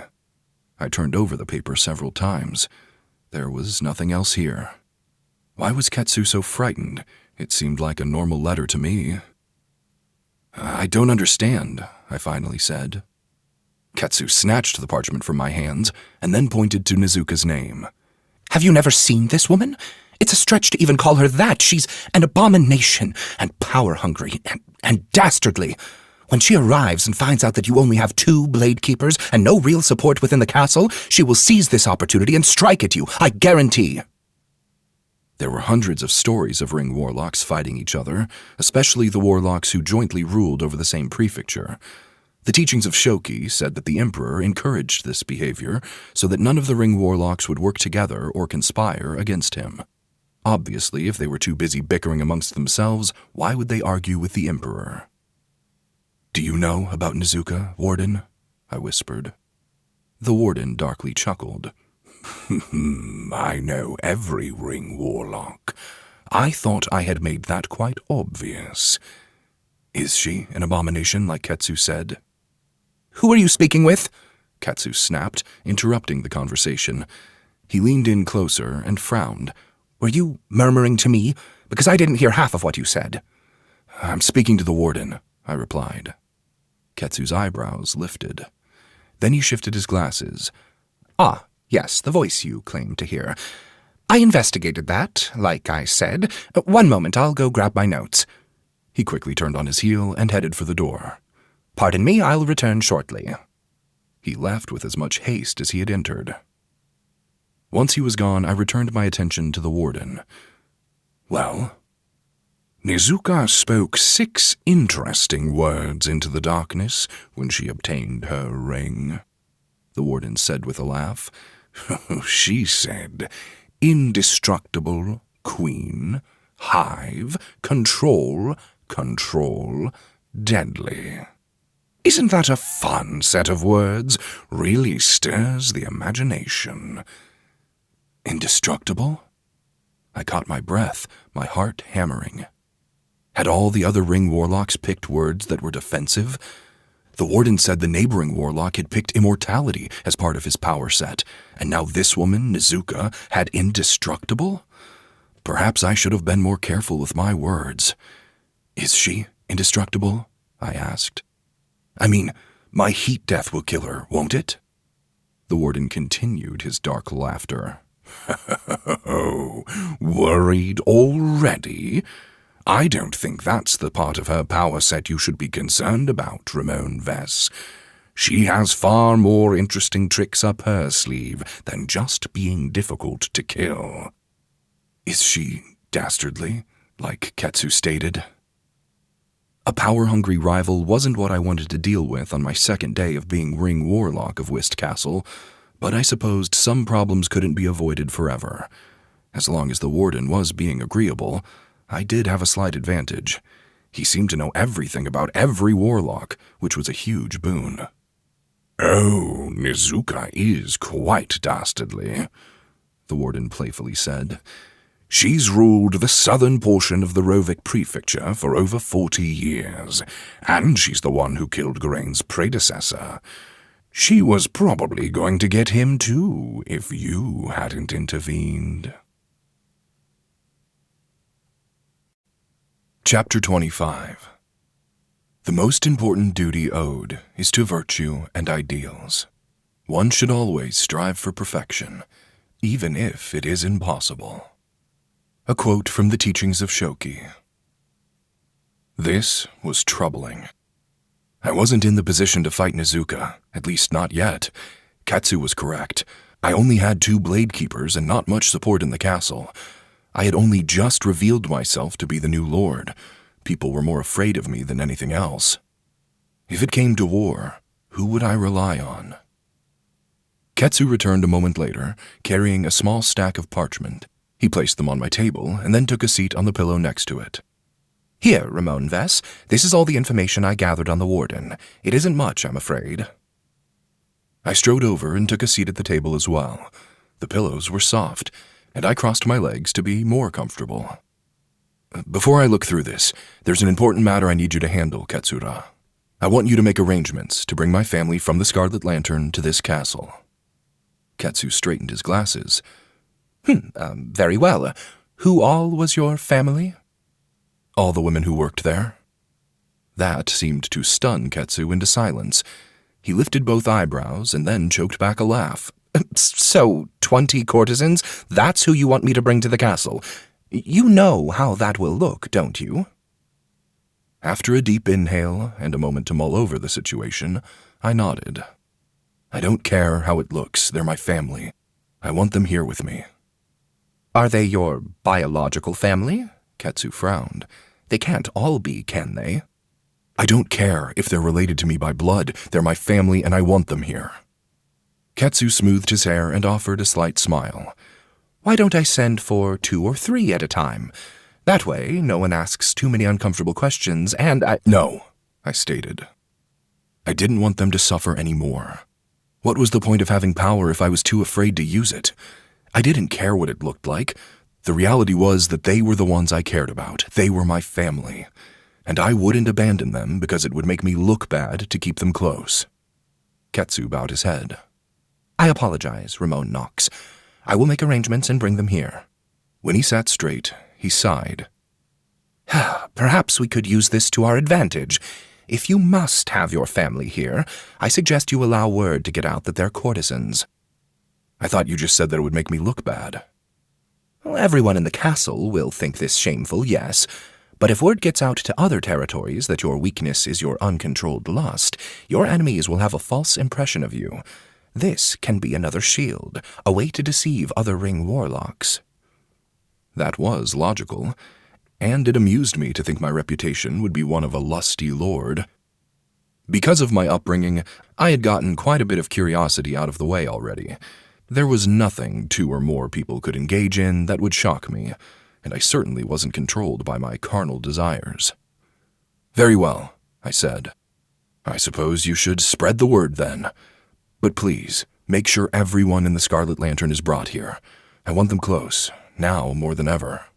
Ketsu stood, bowed, and genuinely smiled. I will see to it that they're brought here safe and sound. Then he held his hands behind his back and sighed. What do you plan on doing about Nizuka's visit? I see no way to avoid meeting with her unless you want to leave the castle. No, I won't leave. My best course of action is to be diplomatic. She didn't like Geraint. Perhaps I can find a common ground with her and she'll enjoy my company. The warden wheezed out a laugh. Ketsu, on the other hand, didn't look amused. He furrowed his brow and rubbed the tips of his fingers together. It was a long while before he spoke again. She isn't beautiful, Ketsu carefully said. That matters nothing to me, I replied. Let me rephrase. Nizuka is hideous. Most people can't look at her for longer than a few seconds. That sounded like hyperbole. No one was that ugly. I shook my head. Then I will be the first to maintain eye contact with her. The warden laughed again, louder and harder than before. I had the feeling I was missing a crucial piece of information. Even Ketsu cringed when I made my statement, as though this were an impossible task no one could achieve. Frustrated, I said, I will endeavor to make her my ally before she leaves this castle, thus ensuring I have time to grow and build my power base. The warden couldn't stop himself. He laughed and wheezed. It was almost difficult to hear Ketsu all the way. I hope your plan succeeds, Ketsu drawled, as though he doubted this would ever work. Nizuka typically resides in Banth Castle, and she's quite paranoid about her defenses. If we had any conflict with her, I suspect it would be devastating. I understood. What I needed now was more time to improve my own castle. After a long exhale, I picked up the red elk antler from my table and handed it over to Ketsu. This made the man stare at me with a lifted brow. "Please have the carpenter make this into an ornament for a shrine. I want to breed red elk here in the castle to bring back their population to Rovik Prefecture." Ketsu turned the antler over in his hands. "I suppose." He bowed his head. "Whatever you think is best, Rimon Knox. I will bring this to the carpenter at once." After a quick turn on his heel, Ketsu headed for the double doors. I waited for him to exit before glancing over at the paperwork he provided. The warden continued snickering, amused by everything that had been said. The research Ketsu had done on my behalf revealed a few snippets from historical records of past Ring Warlocks. Most were direct quotes, either from council meetings or statements made in passing. "When I became a Ring Warlock, I was instructed by a mysterious voice. It spoke only once, and then never again. I believe the ring is alive. It had a voice once. Before I spoke the name of my Falheen, it whispered. Not anymore. This piece of jewelry is malice made manifest. Sometimes I swear I hear it whispering, laughing, taunting, but no one else hears anything. I may have lost my mind." The last one stuck out to me. It was from a Ring Warlock who had ruled Lop Prefecture over 80 years ago.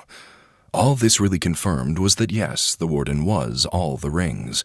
The Warden saw all the Ring Warlocks at all times. And because I had called out to Ixraxi, the Warden chose to continue speaking with me rather than remaining silent, as he had done with all the other Ring Warlocks.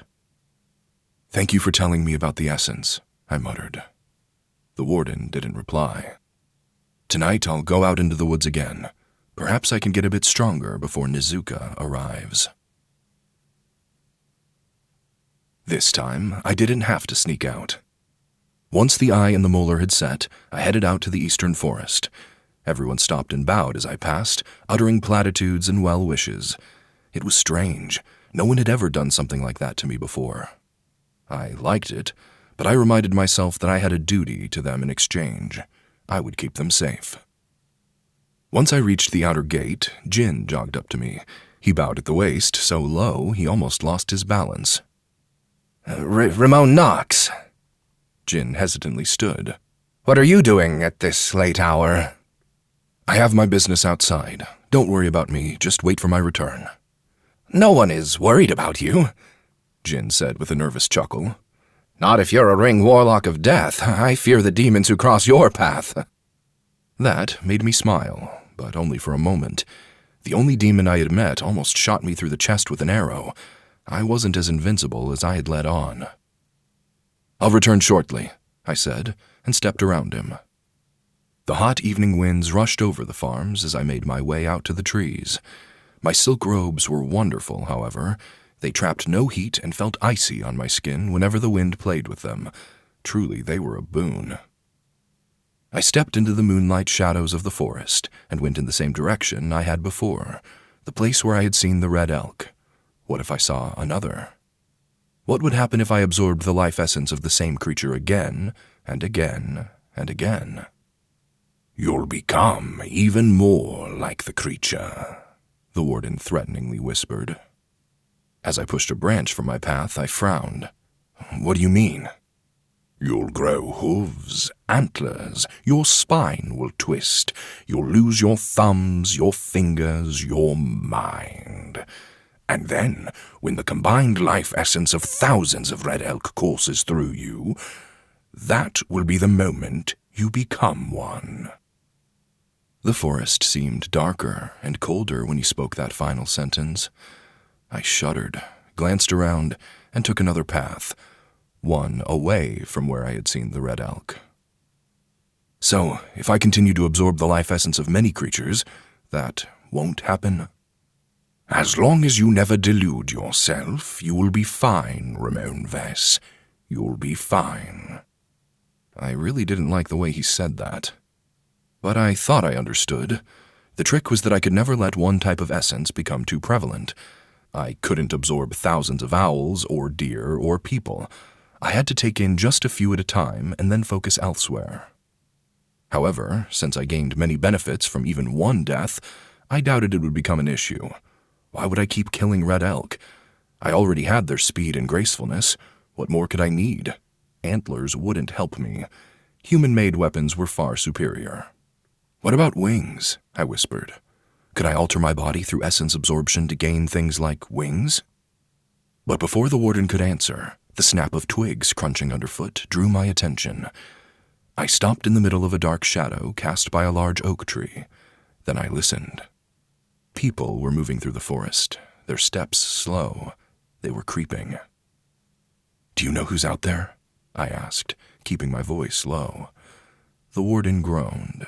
I can't see them." That didn't help me. Several dogs started barking, their anger echoing between the trees. There was more movement and men shouting to one another. "We found one, boys!" someone called out. "Get him!" Chapter 26. The Hantha Imperium is the Tze Empire's only neighboring nation. They have no Ring Warlocks, so their king had to take drastic measures. A quote from Varenth's Beginnings, a history book. Half a dozen dogs burst from the darkness between the trees and rushed me. They were starving, their muzzles wet with saliva and practically foaming. Each was muscled, their coats short, their ears erect, their tails cut short. It startled me how fast they closed the gap between me and them. One crunched its fangs down on my left forearm, and another bit my pant leg and then thrashed its head from side to side, trying to knock me to the ground. The dog on my arm. Its fangs barely sank into my flesh, but it was still heavy, at least 80 pounds, and a third dog leapt at my side, hitting me at full force, its claws shredding through my silk robes as I hit the dirt and leaves. A fourth dog lunged for my head. It bit me across the cheek and ear, and I should have been torn wide open, but I wasn't. The dog's teeth didn't sink far, and my skin was barely cut by the dog's fangs. I tensed and exhaled, my magic flowing from me like the icy hands of death.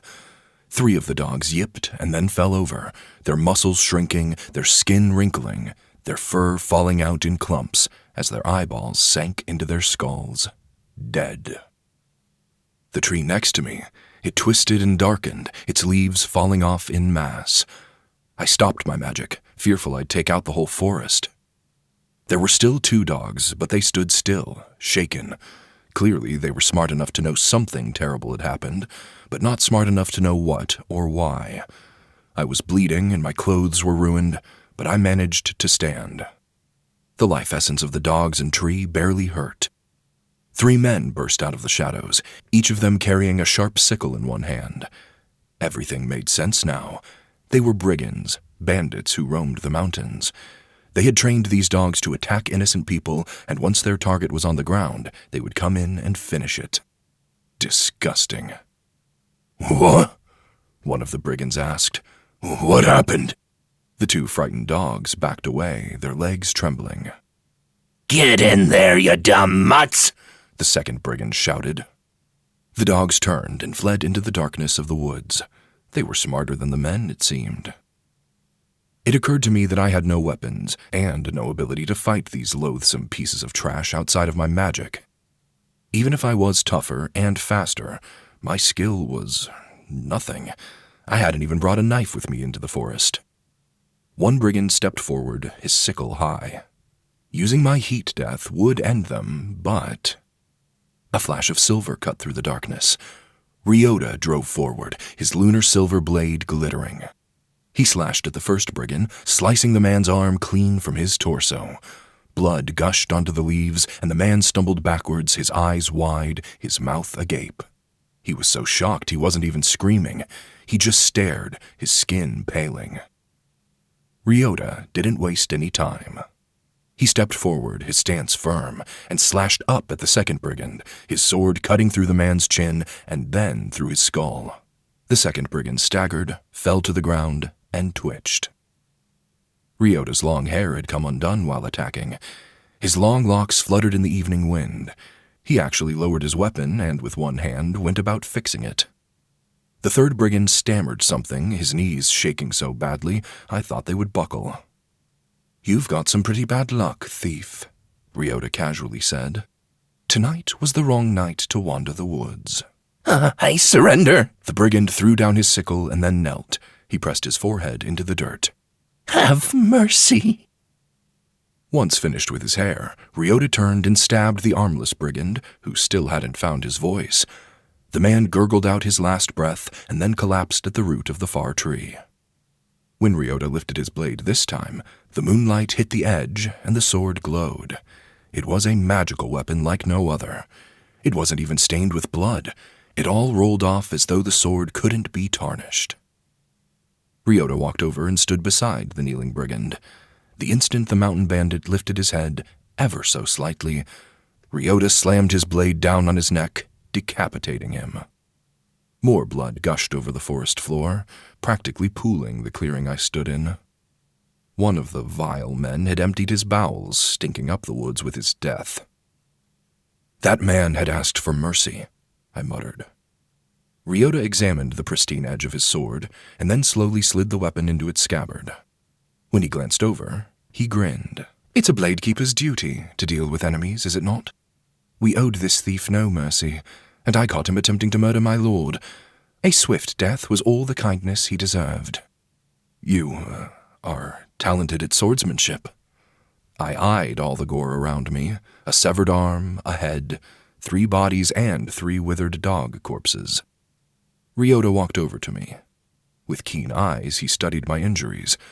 Frowning, he said, "I'm talented. That was the only reason Garain kept me as his blade keeper." Then Ryota went to grab my arm, but I jerked away from his grasp and glared. "Don't touch me," I said through clenched teeth. He held up both his hands and stepped away. "By my lord's command." After inhaling and exhaling, I managed to relax. "All my injuries are shallow. They're nothing." "I noticed," Ryota quipped. He lowered his hands. "Allow me to escort you back to the castle. I wouldn't want you to run into a bear and get medium shallow injuries, now would I?" I rubbed my shoulder and then lifted an eyebrow. "Why are you here?" "The soldiers at the gate told me you went off into the woods by yourself. As your blade keeper, I figured I should give chase. That way I could protect you." Ryota sarcastically glanced down at the carnage. "Good thing I did." With a huff, I turned my attention to the dogs. I was perfectly safe. But then I remembered how I felt about the conflict, how I had no options other than my magic. "Ryota, if you're talented with the blade, could you teach me?" Ryota smiled wide, the surprise on his face blatant. "You want to learn how to sword fight? Did I hear that correctly?" I nodded. "Is that wrong?" "I just thought, don't Ring Warlocks rely on their magic?" "My magic is different and complicated. I just want the ability to use a blade in case it becomes necessary." Ryota bowed deeply. "Or you could rely on your blade keepers." When he stood straight, I realized he was still smiling, as though he had no cares in the world. "I mean, that is why we're here." I stepped through the bloody mess, my sandals half sinking into the gore. It only took me a few steps to exit the clearing, but they were the worst steps of my life. The squish of the blood caused me to shiver. At least when I used my magic, there wasn't this sickening side effect. Holding down my food, I made my way to another clearing before taking a deep breath. The air was fresh here. Ryota shadowed me, his steps surprisingly silent. "You will teach me," I finally said. "As your lord, I'm commanding you to do so." With a hand resting on his blade, Ryota shrugged. "I will, of course, obey." "If you don't think you can, at least tell me who taught you." Ryota chuckled. "I was taught swordsmanship in the Tze Empire, Rimon Knox. I doubt my instructor would be happy to instruct a Ring Warlock." I turned to face him. "You're Hanthan?" That explained his lighter hair color. Half Hanthan. I had never met anyone from the Tze Empire before. I heard stories of them, how they were savage and strange and had the blood of demons in their veins. but they could all be false for all I knew. "Does that bother you?" Ryota asked. I shook my head. "No, not at all. You're just the first Hanthan I've ever interacted with." "I'm fairly certain your historian is also half Hanthan." Ryota narrowed his eyes at me, his smile almost sarcastic. "Or are you going to tell me you didn't know that?" "Well, I didn't know that," I whispered. The warden's voice was like ice in my ears. "He thinks you're incompetent now. What kind of lord can't tell the difference between the people of his own land and the people of another?" Ryota actually seemed to relax. "I'm happy to know that it isn't an issue for you. And you shouldn't worry. I've taught a great number of people how to use a blade. I can teach you as well." "Ah, good. Thank you." I motioned to the path. "But now I think I need to get back to the castle, so I can rest and absorb things." Ryota walked me to the gates of the castle, nearly silent the entire way. His gait was the same as his attitude, casual. He never hurried me, nor slowed me. However, before we entered, I stopped and glanced upward. "Is something wrong, Rimon Knox?" I gulped down some air. My plan for the evening had been to practice my magic, and while I had killed 3 dogs and a tree, I hadn't done anything else.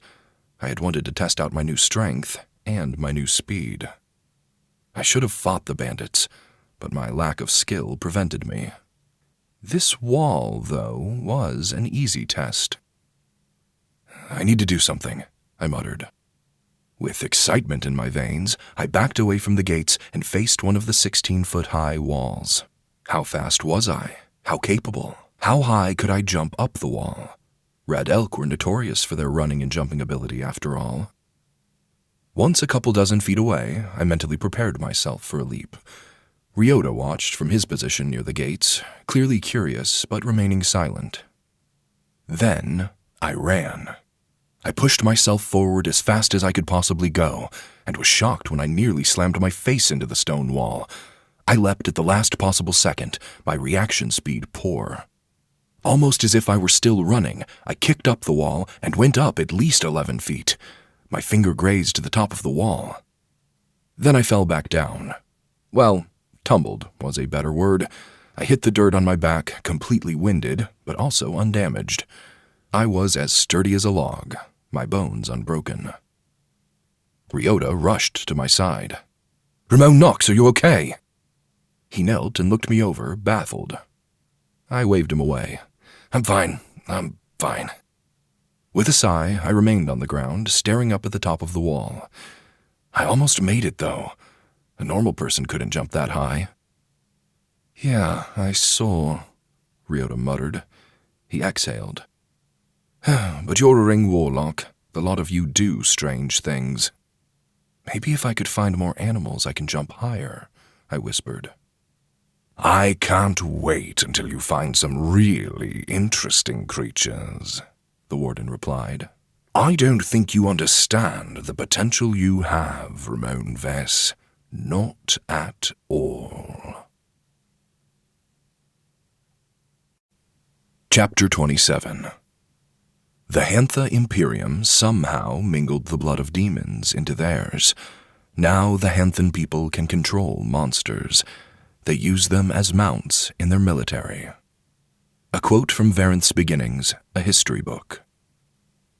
I awoke the next morning with my nose twitching. After a long stretch, I sat up, admiring how fluffy the pillows felt. My room smelled of stained wood and human musk. Last night, when I had gone to bed, these smells hadn't been present. Why was my room so odoriferous now? "You've absorbed the life essence of the dogs," the warden said with a chuckle. "Their keen noses influence much of their life, and now they'll influence you." I snorted, shook my head, and then stood. When I turned my attention above me, I estimated the ceiling was at least 11 feet tall, certainly too high for me to jump to before I became a Ring Warlock. But after last night, when I attempted to jump the wall, I suspected I would be even better today. I took a deep breath, crouched low, and then leapt. That was a terrible idea.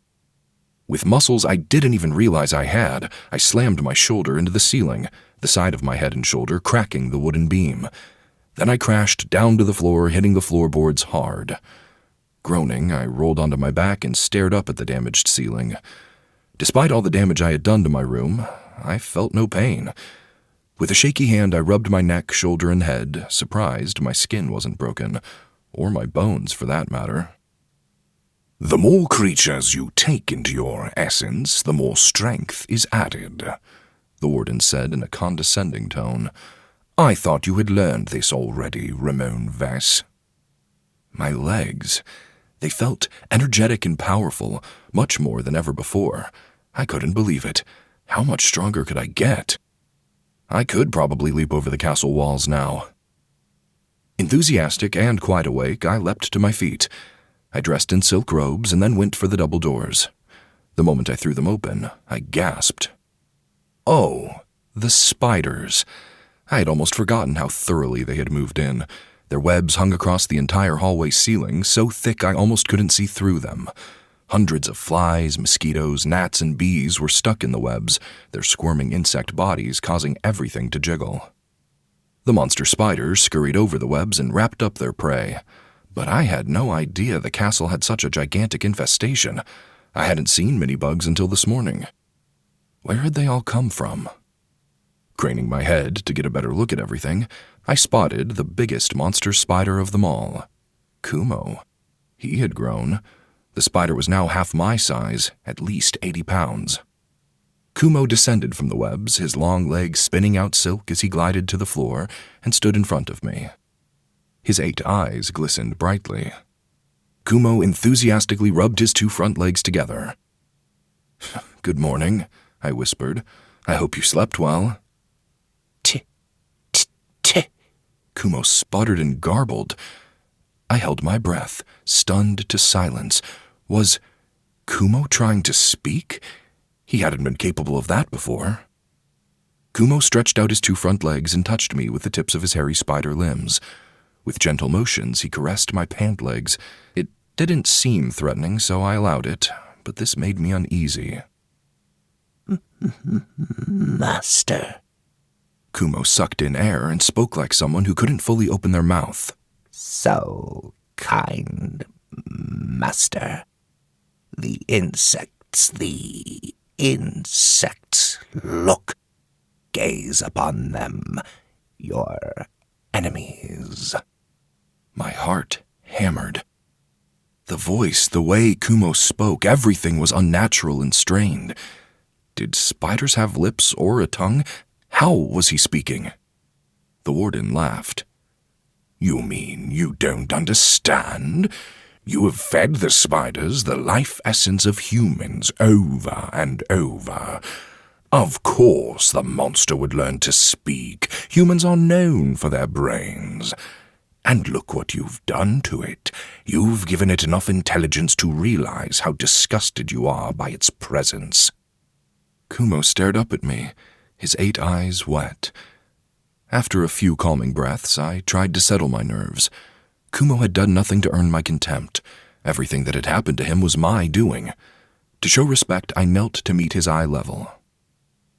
"Kumo," I said, "thank you for catching the flies." The monster spider tapped its 2 chelicerae, the pair of pincer fangs that spiders could manipulate. With each click, click, it seemed as though Kumo were trying to form words, or perhaps think of the correct phrasing. They're spies. Kumo hissed out a breath. The insects are spies sent to watch you. Spies? I asked. Kumo tapped his chelicerae once again, his body tensing. But I didn't understand. Who were they spies for? Then it struck me all at once. Nizuka's 6 words were indestructible, queen, hive, control, control, and deadly. I hadn't given much thought to hive and control, but now it all came crashing together in my imagination. Nizuka controlled the insects. Some carry venom.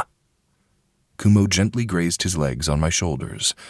Venom bad for humans. Although I didn't like being touched, not even a little bit, I allowed this. Had Kumo saved my life? Had he and his hundreds of siblings prevented Nezuka from harming me with her bizarre magic?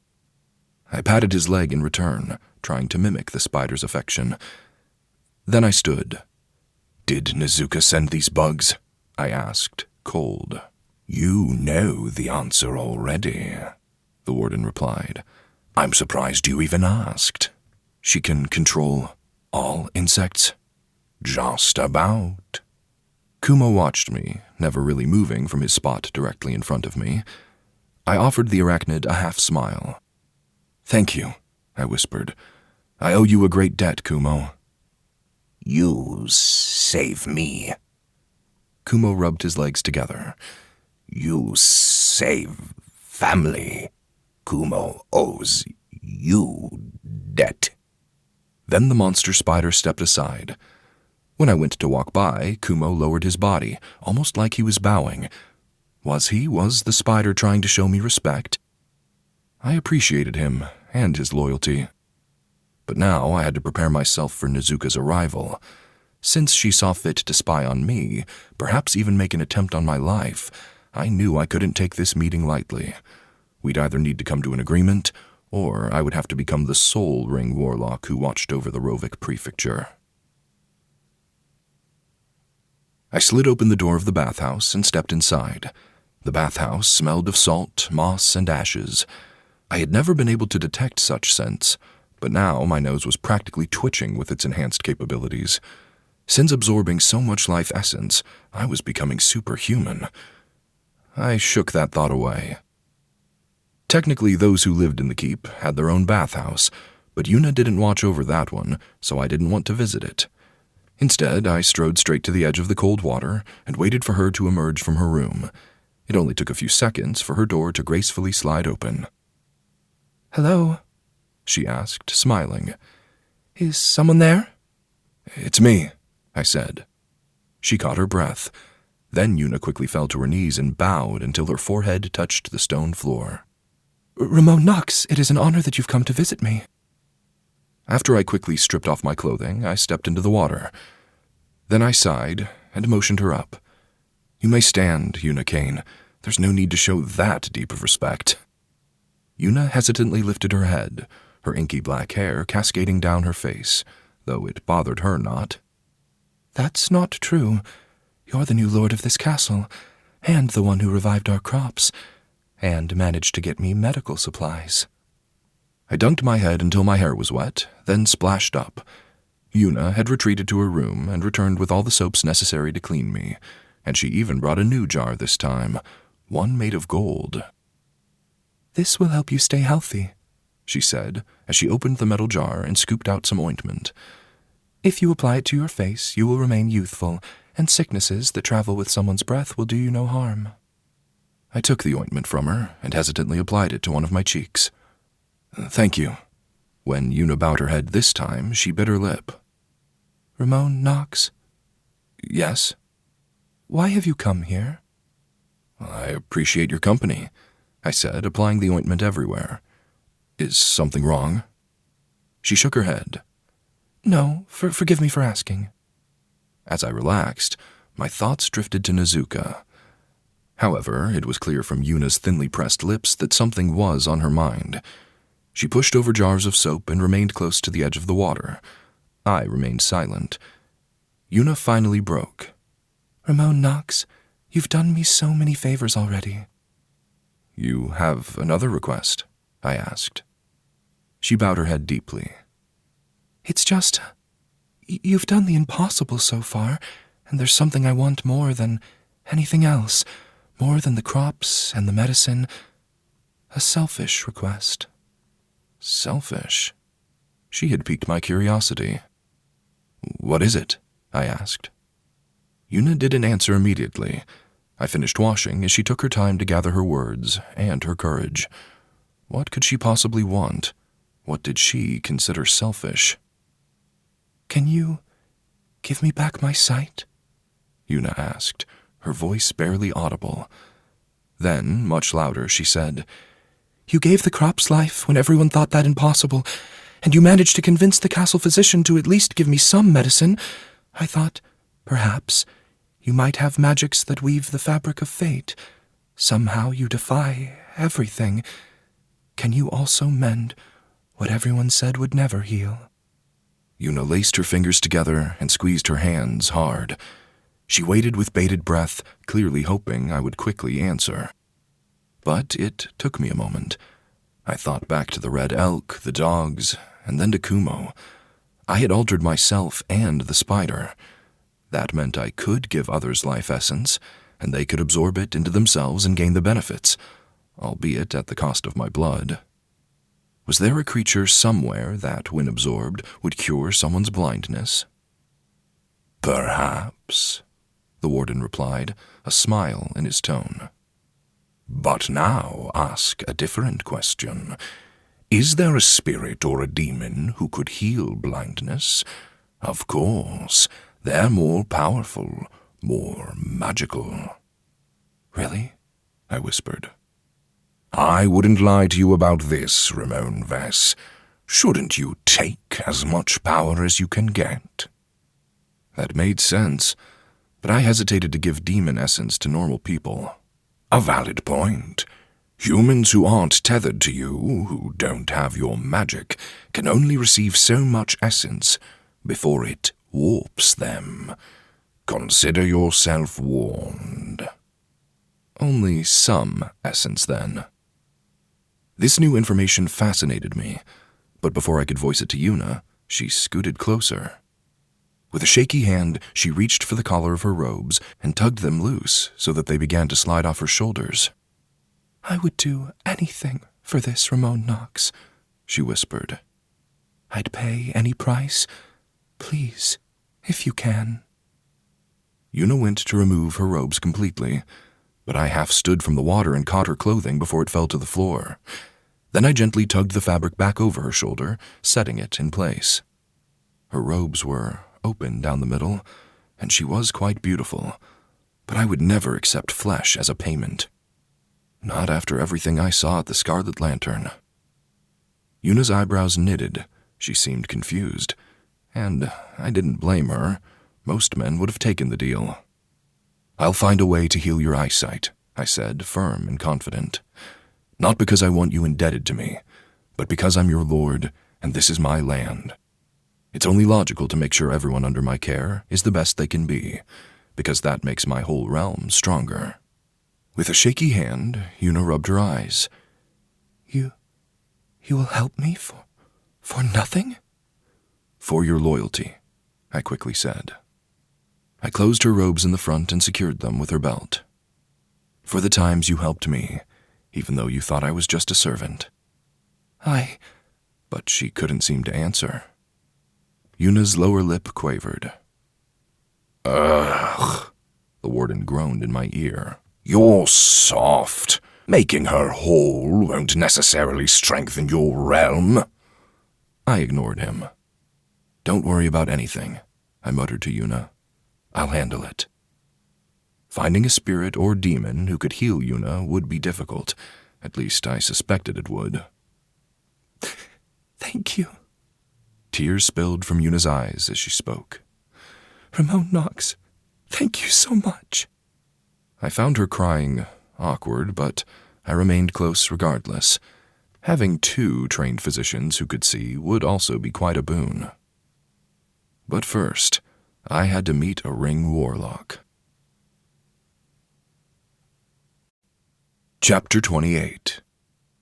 Because of the Blood Demon, the Hanthan people were known for their volatile natures. The Hantha Imperium became a nation of warriors. A quote from Varant's Beginnings, a history book. Ketsu circled around me, fixing my clothing and tightening my silk belt. He examined me with a critical eye, straightening his glasses several times as he leaned in close. We were in the audience hall.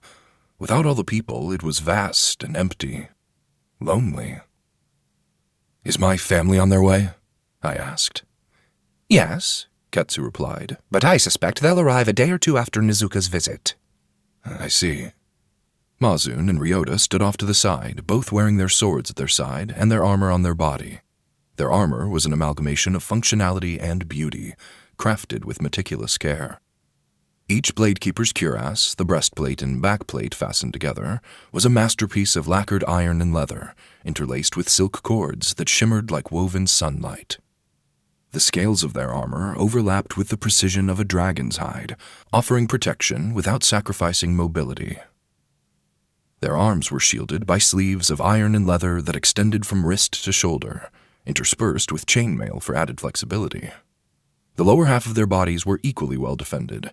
Interwoven plates and chainmail covered only their thighs and shins, which allowed them the mobility to run since not everything was weighed down with heavy armor. Each movement Mazun and Ryota made caused their armor to shift with a soft clinking sound, a reminder of their steadfast presence. I don't think this is a good idea, Mazun stated. Ketsu huffed.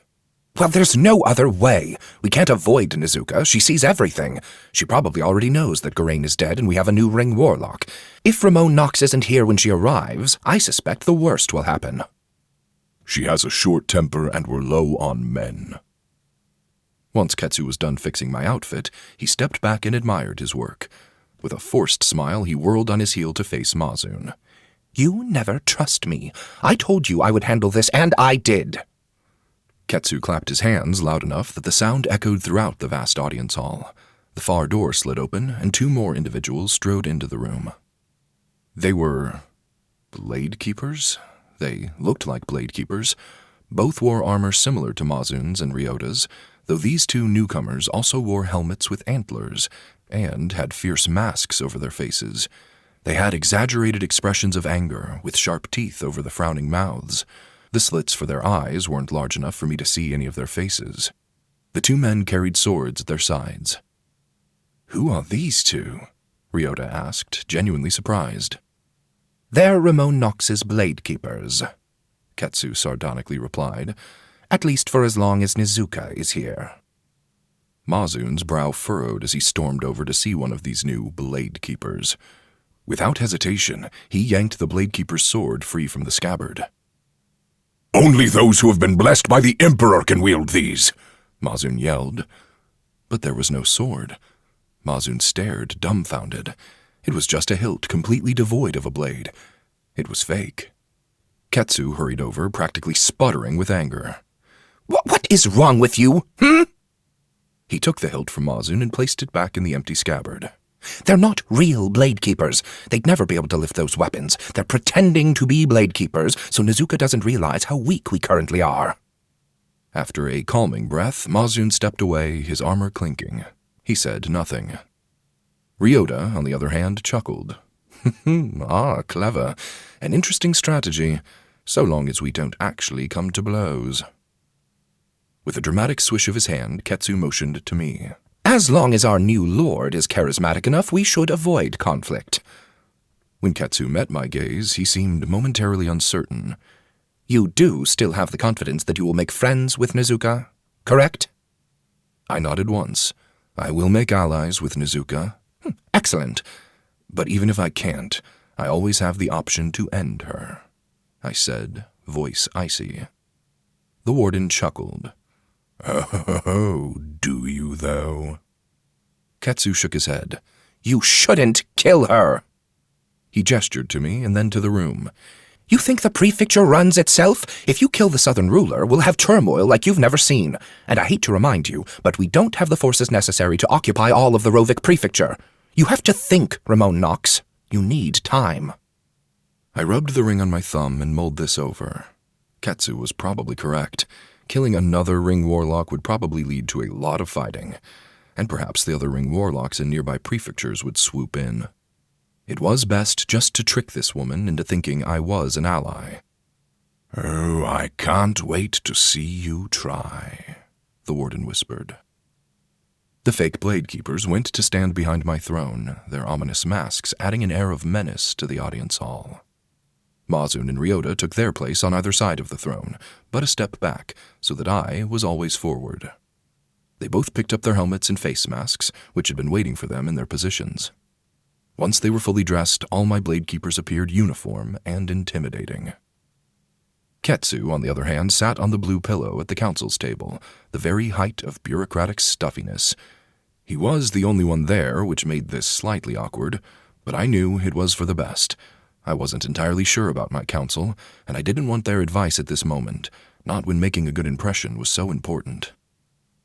"Stand straight," Mazun growled under his breath. "You disrespect our lord with your poor posture." Ryota shifted his stance until he was as rigid as a post. Is this better, or should I turn into a statue to really impress everyone? His sarcastic comment almost caused me to smile, but I reined it in. Nezuka would be here any moment, and I wanted to be as prepared as possible. "You should look prepared at all times," Mazun stated, keeping his voice low. "I find that appearing unprepared actually has its own advantages," Ryota muttered. "Of course you would say that. It's the wisdom of bloodthirsty lunatics who secretly want conflict." "Enough," I said. With a slight turn, I offered each of them a glare. "We're supposed to be unified in this. I won't have my blade keepers bickering." That was just good advice from the Scarlet Lantern. None of the girls ever argued in front of men visiting. We never wanted to look out of sorts or out of control of our emotions or connections between people. After all, the lords who visited the Scarlet Lantern would sometimes voice secrets to the courtesans, and if those lords thought the women were untrustworthy, it could mean their life. A united front spoke to the competence of everyone involved. We had to maintain that image. Ryota and Mazun said nothing else. I took a seat on my throne and exhaled. Then the far door slid open. A castle servant stepped in and then held the door. They bowed deeply as a whole swarm of individuals stepped into the audience hall. The first person, a short woman in a long black robe that trailed behind her, hurried in with her head held high. She wore white face makeup that was so thick she had the complexion of snow. Her lips, as bright as embers, stood out because of it. Ring Warlock Nezuka Banth and her entourage have arrived, the short woman announced. Then the woman stepped aside and bowed. 4 men entered the room, 2 in silks so extravagant they sparkled in the lantern light. The setting of the 2 suns added a red hue to the audience hall, and that added a fiery flare to their outfits. They were beautiful men, the type with soft hands and glistening hair. They were Nezuka's consorts, no doubt in my mind. The other 2 men reminded me of Mazun and Ryota. They wore beautiful armor, helmets, and fearsome masks. They also carried swords at their waists, and I suspected they were the ones crafted from lunar silver, Nezuka's blade keepers. And then the Ring Warlock finally entered the room. Or perhaps it wasn't her. I narrowed my eyes as everyone stepped aside to allow a cloaked individual forward. The person hobbled and jerked as they moved, as though each step was unsteady. Their cloak covered them from head to toe and even dragged on the ground as they moved. The hood of the cloak was pulled forward. No one wearing such an outfit could possibly see. There was no hole for someone's face, no slits in the fabric for eyes. Despite that, the cloaked individual stumbled forward. Buzzing filled the audience hall. It was soft at first, but it grew louder and louder as the cloaked one approached me. To my shock and revulsion, bugs lay scattered across the floor wherever the cloaked person had walked. It was as if they were leaving a trail of centipedes, pillbugs, crickets, beetles, and ants. The bugs squirmed on the floor, and then began their slow march after the cloaked individual, following them. The centipedes were fast enough to rush back to the cloak and then slither in through the folds, but the other insects were not so agile. Once the cloaked person reached my dais, they stopped. The buzzing, it was terribly loud now. The cloak, it looked as though it hung on a person, at least from a distance. There were shoulders and a head, but I realized then it was all a show. The cloak writhed with life, the buzzing from within betraying the fact that this was just an ungodly hive of creatures masquerading as a human. Now I understood why Ketsu had called her an abomination. "She has mastered much of her magic," the warden whispered in my ear. She shed her human flesh to master her abilities. The stronger one becomes, the more they realize how limiting skin and bone really are. I am Nezuka Banth, the cloaked individual said, her voice laced with an odd chittering noise that reminded me of bugs. And you must be the new Ring Warlock of Whist Castle. I stood, my skin crawling, a terrible shiver running down my spine. I am Rimon. As the new Ring Warlock, was I supposed to assume the family name of Whist? I suspected so, though I disliked the prospect. It reminded me of Geraint. So I didn't give a family name. Nezuka's consorts walked up to either side of her and then knelt. Her blade keepers flanked her, their masks turned to face me. The short woman with the pale face hurried to stand next to Nezuka, her lips upturned in a coy smile. I received your letter, I said, hoping to move to the point of this meeting. You had a matter of grave importance to discuss with me. I came to discuss it with Geraint, Nezuka replied with a chuckle. Now I see a child has taken his place. Her head tilted, but it was just the mass of insects under her cloak shifting. The lumps and odd pulsating of the creatures made the simplest of gestures horrific. The beetles, pillbugs, and crickets finally caught up to the cloak and scurried underneath. The buzzing continued. How many bugs were underneath the fabric? Thousands? Perhaps tens of thousands. I killed Geraint, I said, no hint of malice in my tone. So I've heard. The people of your castle say you're a Ring Warlock of death. If I wanted to make an ally of Nezuka, I couldn't just be intimidating. I had to make her feel comfortable. That was another lesson I'd learned from the Scarlet Lantern. If the men visiting were relaxed, they would be more generous with their coins. I nodded. I do wield death, but only to those who clearly deserve it. Geraint was flippant with his magic, and I can't stand that. Oh? Nezuka tilted her head to the other side, the lumpy mass shifting awkwardly. Do elaborate. What do you know of magic? Magic is the heart of power. I stepped forward and off the dais. I approached Nezuka, without fear or disgust on my face. I have always admired it, craved it. Those with magic are above mere mortals. They exist on a higher plane, far above others. I stood directly in front of the buzzing, chittering cloak. Nezuka didn't budge, though her squirming body continued to jiggle. And Geraint didn't treat his position with the respect you thought he should? Nezuka asked. He visited brothels in Ritmos City on a regular basis. Tell me, do you think he treated his station with the respect it deserved? Of course not, she hissed. Geraint was weak. I agree. And I must be honest, I feared meeting you because I thought you would be the same.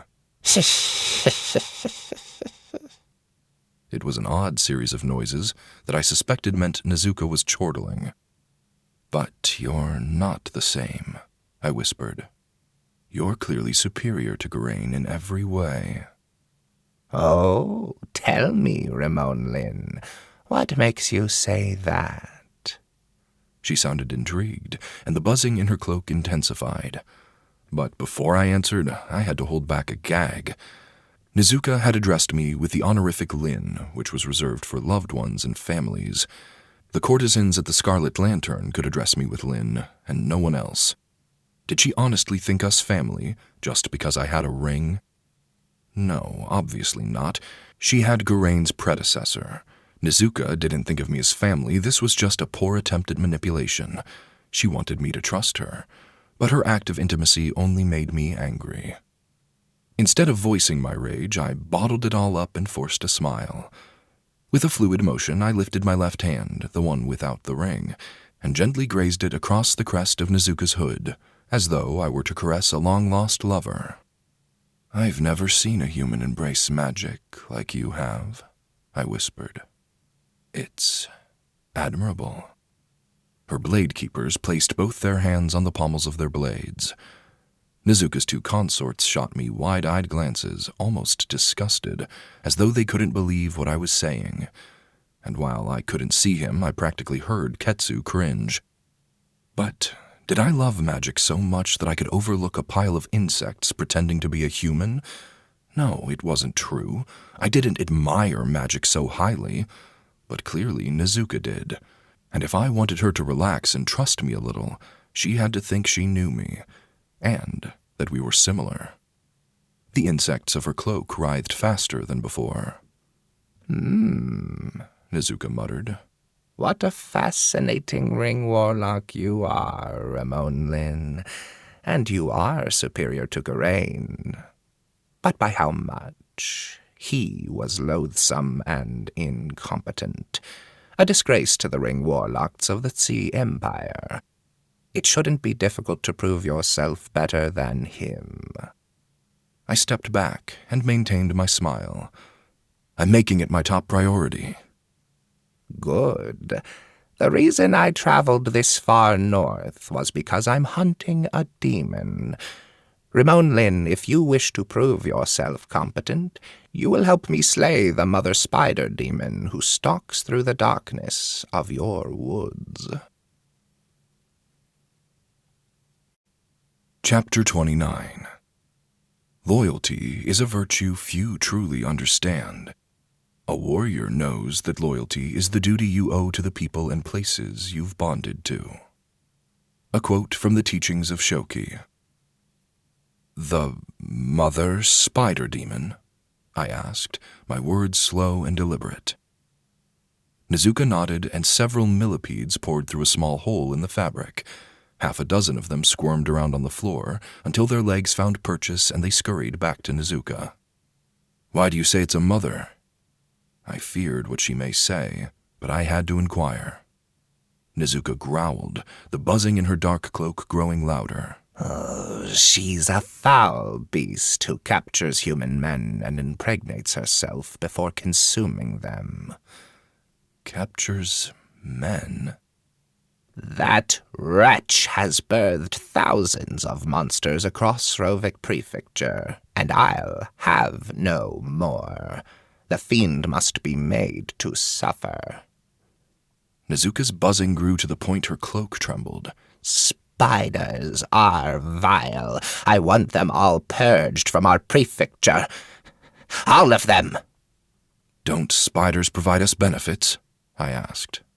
Ketsu bowed his head and quickly responded. Spiders call the pests that plague our fields and people.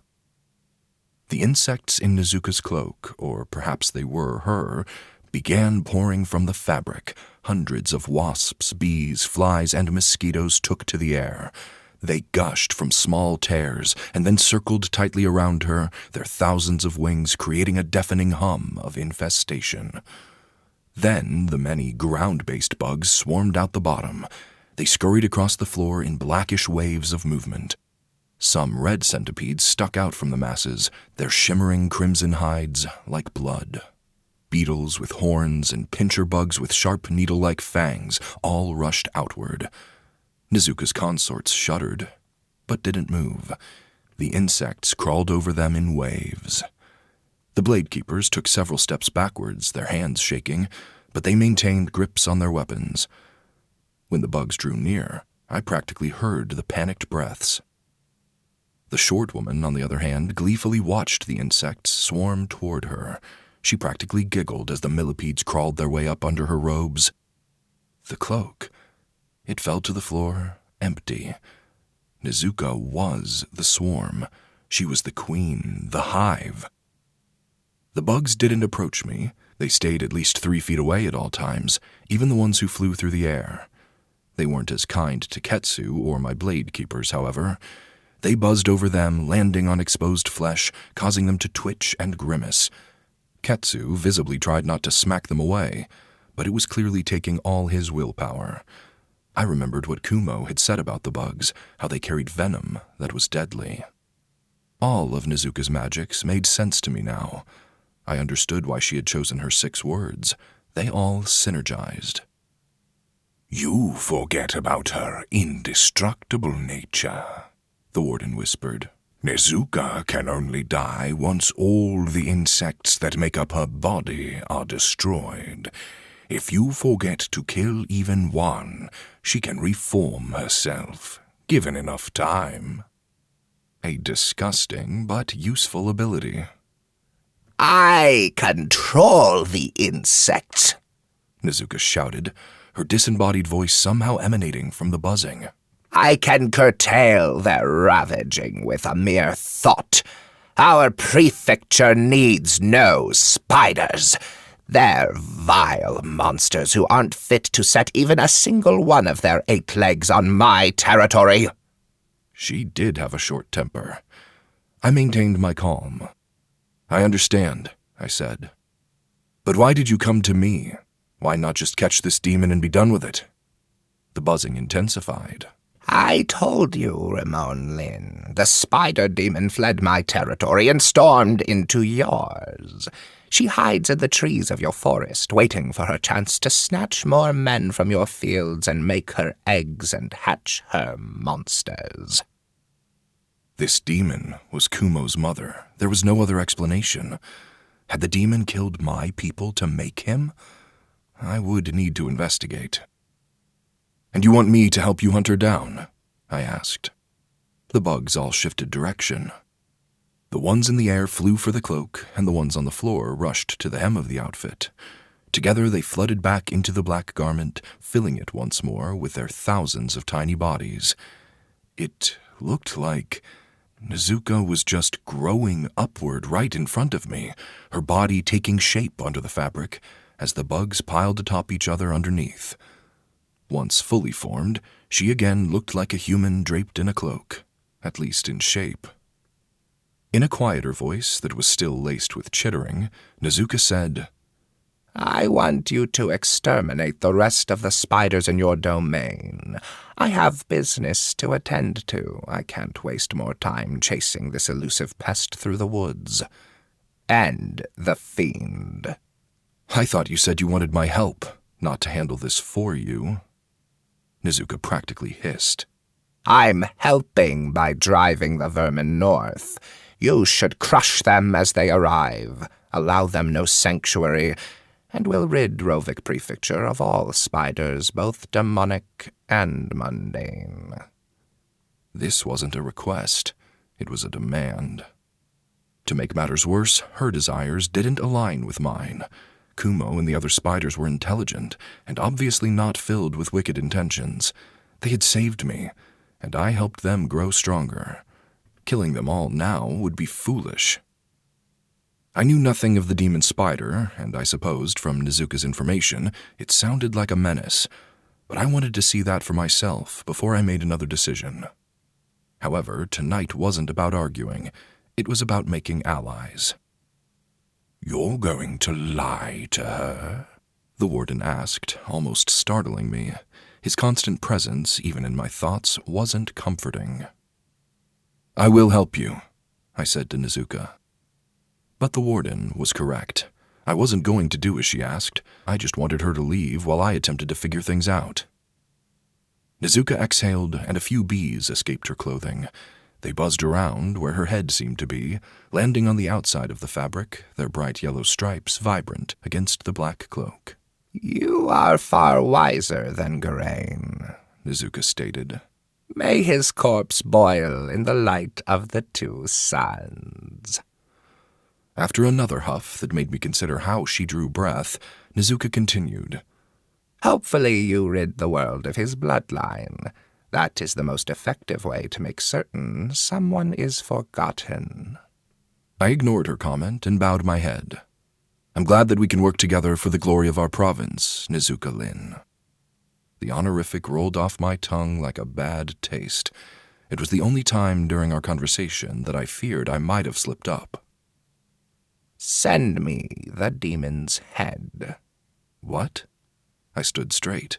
You want the demon's head? The bees buzzed around her. Of course. That demon's flesh will feed my larvae. Very well, I muttered. Once the demon is slain, I will send you the head." Nezuka chuckled. Then, with hobbled movements, she turned to leave. Good, good. It seems you truly aren't like Garain. Yet when I look around, I see some of his followers. Ketsu straightened his posture. Rimon Knox has called the castle of those who are loyal to Garain. He bowed his head. I assure you, our new lord is nothing like Garain. He is more thoughtful, wise, and amenable to mutually beneficial agreements. That was a lot of words to say that I was friendly. I am pleased to hear this, Nezuka said. Rimon Lin, I expect our relationship will be a profitable one for the both of us. I will return in winter for the usual fiscal discussions. Until then... Her consorts both stood and walked alongside her. The short woman with the white makeup was next, but she offered me another smile before hurrying after her lord. The Blade Keepers went last, and I watched them go until I couldn't see them anymore. For several minutes afterward, I remained still and silent. I wanted to make certain that Nezuka and her entourage were gone. Well, that was interesting, Ketsu sardonically said. Shh! I turned my attention to the ceiling. Flies clung to the rafters. She was still watching me. I turned on my heel and motioned to Ketsu, Mazun, and Ryota. You three, come with me. The four of us climbed the stairs all the way to the 4th story of the keep. The instant we made it to the hallway, before my bedroom, Mazun and Ryota both sucked in air. Their gazes were locked to the high ceilings and the tangle of cobwebs. Ketsu, who hadn't glanced up in some time apparently, followed their gazes and gasped. What is this? Ketsu demanded. The spiders were still invisible, but their insects weren't. The small bodies were tightly bound in web and appeared to be white grapes caught in a tapestry of nightmares. The flies from the audience hall followed us, just as I suspected they would. They buzzed around the ceiling, and each, eventually, got caught in the spider's trap. I motioned to them struggling. Nezuka, I whispered. Mazun, Ryota, and Ketsu observed the wiggling flies with interest. And then, like a night terror made real, dozens of spiders appeared from the darkness. They scuttled across the webs, their black eyes glittering in the lantern light as they lunged for their prey. Ah! Ketsu leapt straight up and into Mazun. The Blade Keeper stumbled and grabbed Ketsu, his face twisted in shock. What's wrong with you? Well, they're monsters, Ketsu said, breathless. He practically climbed onto Mazun, his fright apparent. So many monsters! Can't you see them? Mazun, still half holding Ketsu, ripped his sword from its scabbard. The sparkling blade was a sight, and the spiders stopped everything they were doing. Then the monsters backed away, to the deepest corners of the ceiling, and then disappeared once again. No! I stepped in front of Mazun. Put your weapon away. These are my friends. I turned my attention to the ceiling. Kumo, show yourself. We must speak at once. Your friends? Ryota asked, one eyebrow lifted, his lip slightly upturned into a smile. Before I could reply, a single gigantic spider appeared among the webs. Kumo, answering my call, spun himself a thread of web and descended to us, his movements slow, his 8 eyes locked on Mazun's blade. I motioned for Mazun to put it away. He didn't complain, but he did exhale before sheathing his weapon. Ketsu ducked behind Mazun, still trembling, his glasses almost falling off his nose. Aren't you half-Hanthan? Mazun hissed. Shouldn't you be at home with monsters? How dare you? Ketsu snapped back. He moved away from Mazun and then stepped behind Ryota. I care nothing for the ilk of demons. I have lived in the Empire my entire life, thank you very much. Mazun rolled his eyes. Ignoring their bickering, I knelt to face Kumo. The spider rubbed his front legs together. Yes, Kumo muttered in his awkward speech. I am here. That thing can speak? Ketsu paled. Oh, the night has forsaken us. Plenty of monsters are intelligent enough to speak simple sentences, Ryota muttered. Of the three of them, he was completely and utterly unfazed. He almost seemed more relaxed than before. Kumo, I whispered, I need your help. Do you know if there's a spider demon near us, somewhere in the woods? Kumo stopped rubbing his legs. Yes. Is she your mother? The spider was quiet for a long moment. Then he clicked his fangs together. Yes, my mother, Seiki. Beautiful. Seiki. Thank you, I said. Oh, you're thanking it! Ketsu practically threw himself to the floor in a dramatic display of his disgust. I gestured for him to join me. Kumo is quite gentle. If you gave him a chance, you would see. Ketsu frowned. I would never touch such a thing. Ryota, on the other hand, stepped forward. Ketsu, left without a body between him and the monsters, moved behind Mazun for a second time. He looks gentle. Ryota knelt next to Kumo and slowly reached out a hand. He didn't touch the spider. He waited a few inches from the monster until everything seemed calm. Then Kumo reached out a leg and accepted Ryota's presence. You're not afraid? I asked. Monsters are kept as pets in the Tze Imperium, Ryota said, matter-of-factly. He caressed Kuma's side, no fear in his movements. Hanthans can control monsters. It's in their blood. Supposedly, they are all part demon. Can you control monsters? I asked. I'm only half Hanthan. Ryota withdrew his hand and stood. So I lack that ability, but I don't lack empathy.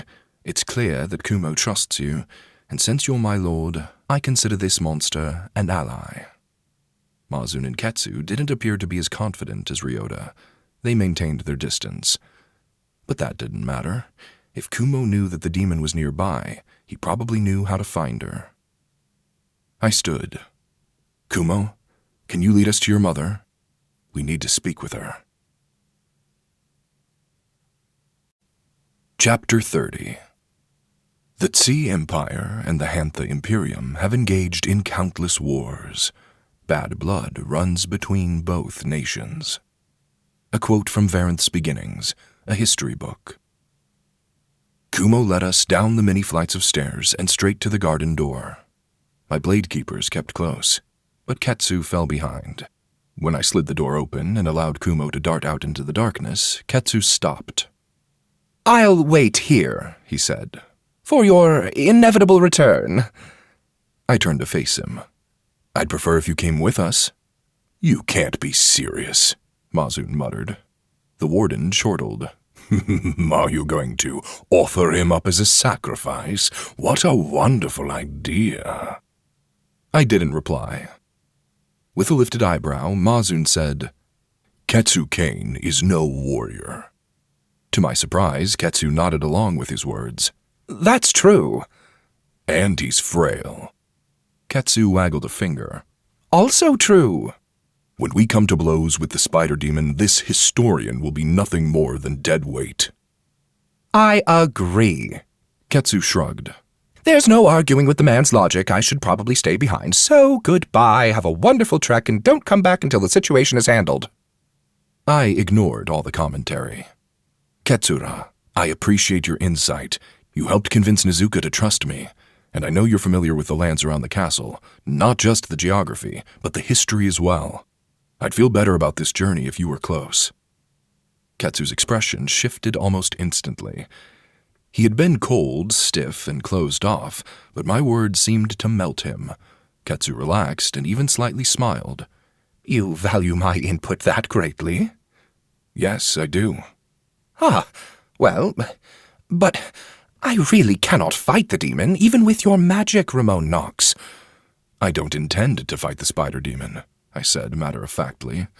Why do you think Kumo and his siblings live near my room? I gave them shelter. As far as I'm concerned, they're now citizens of my realm. Ryota's eyebrows shot for his hairline. Both Mazun and Ketsu appeared more horrified, as though I had made a terrible mistake. Ketsu stepped closer to me, his hands shaking so badly he had to clutch them together. You lied to Nezuka? Ketsu shook his head. Oh, I must advise against this, Rimon Knox. She will figure this out. She will take this as an insult, and then she'll do something about it. And Nezuka can't be killed, Mazun chimed in. People have tried. Geraint tried. She's just indestructible. I know how to kill her, I stated. My words seemed to chill the others. I need to kill all her insects, I whispered, and make sure none escape. If things do come to war, I'll be prepared. I only lied to get her away from here, to give me time to improve myself and the castle. Silence. At first, I thought they would all disagree with my position, but Ryota was actually the first to do anything. He laughed. It was more of a chuckle, but he was still genuinely amused. Well, I've never cared for the Ring Warlock, he said. If you get rid of her, perhaps the southern half of Rovik will finally come under proper management. Mazun tapped his fingers over the scales of his armor, his gaze falling to the floor. He was more introspective than the others. I think you should be careful how loudly you talk about such plans, Rimon Knox, Mazun muttered. Then he met my gaze. Surprise is as much a weapon as a sword. When I faced Ketsu, I knew he still didn't agree. His hands were so tightly intertwined, his knuckles were white. Nothing about this plan resonated with him. There was no point in discussing it, though. I had made up my mind. For my entire life, I had lived as someone else's property, watching my family be used as objects. I wouldn't go through that again. I wouldn't be controlled by Nezuka, and I wouldn't allow her to harm any of my people, not the spiders, not anyone. Come, I said, motioning to the door. Kumo is likely waiting for us. We should hurry to the woods before day breaks. The night wrapped around me like a cool velvet cloak as I strode through the woods. The air was thick with the scent of summer. Kumo scurried ahead, guiding the way. Ryota walked in front with Mazun in the very back, both of them in their full armor with masks. They kept their hands gripped around the hilts of their blades, ever vigilant. Each step I took was a symphony of soft sounds, the crunch of leaves underfoot, the occasional snap of a twig, and the distant croak of a bullfrog. Butterflies, like living stars, flickered into existence around me. They floated lazily through the air, casting a soft, ethereal glow that danced upon the trunks of the ancient trees and lit the path ahead with a spectral light. "Female fireflies cannot fly," Ketsu stated. He kept my pace, walking alongside me, his commentary never ending. He knew much about everything, it seemed. "Most female fireflies have no wings, or their wings are so small and thin they cannot support their weight." I nodded once. I didn't know that. "Fireflies lay eggs, and they glow. Most people don't know that either, because the eggs actually react to outside stimulus. If you tap them, they will emit light to mimic the tapping." Ketsu brushed back his hair. "I don't care for insects, but the fireflies are a delightful exception." That's great. But do you know anything about the spirits or demons who run through these woods? That would be more helpful in this situation."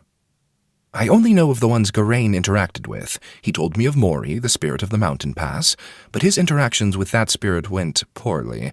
I'm happy to know you've mended such relations."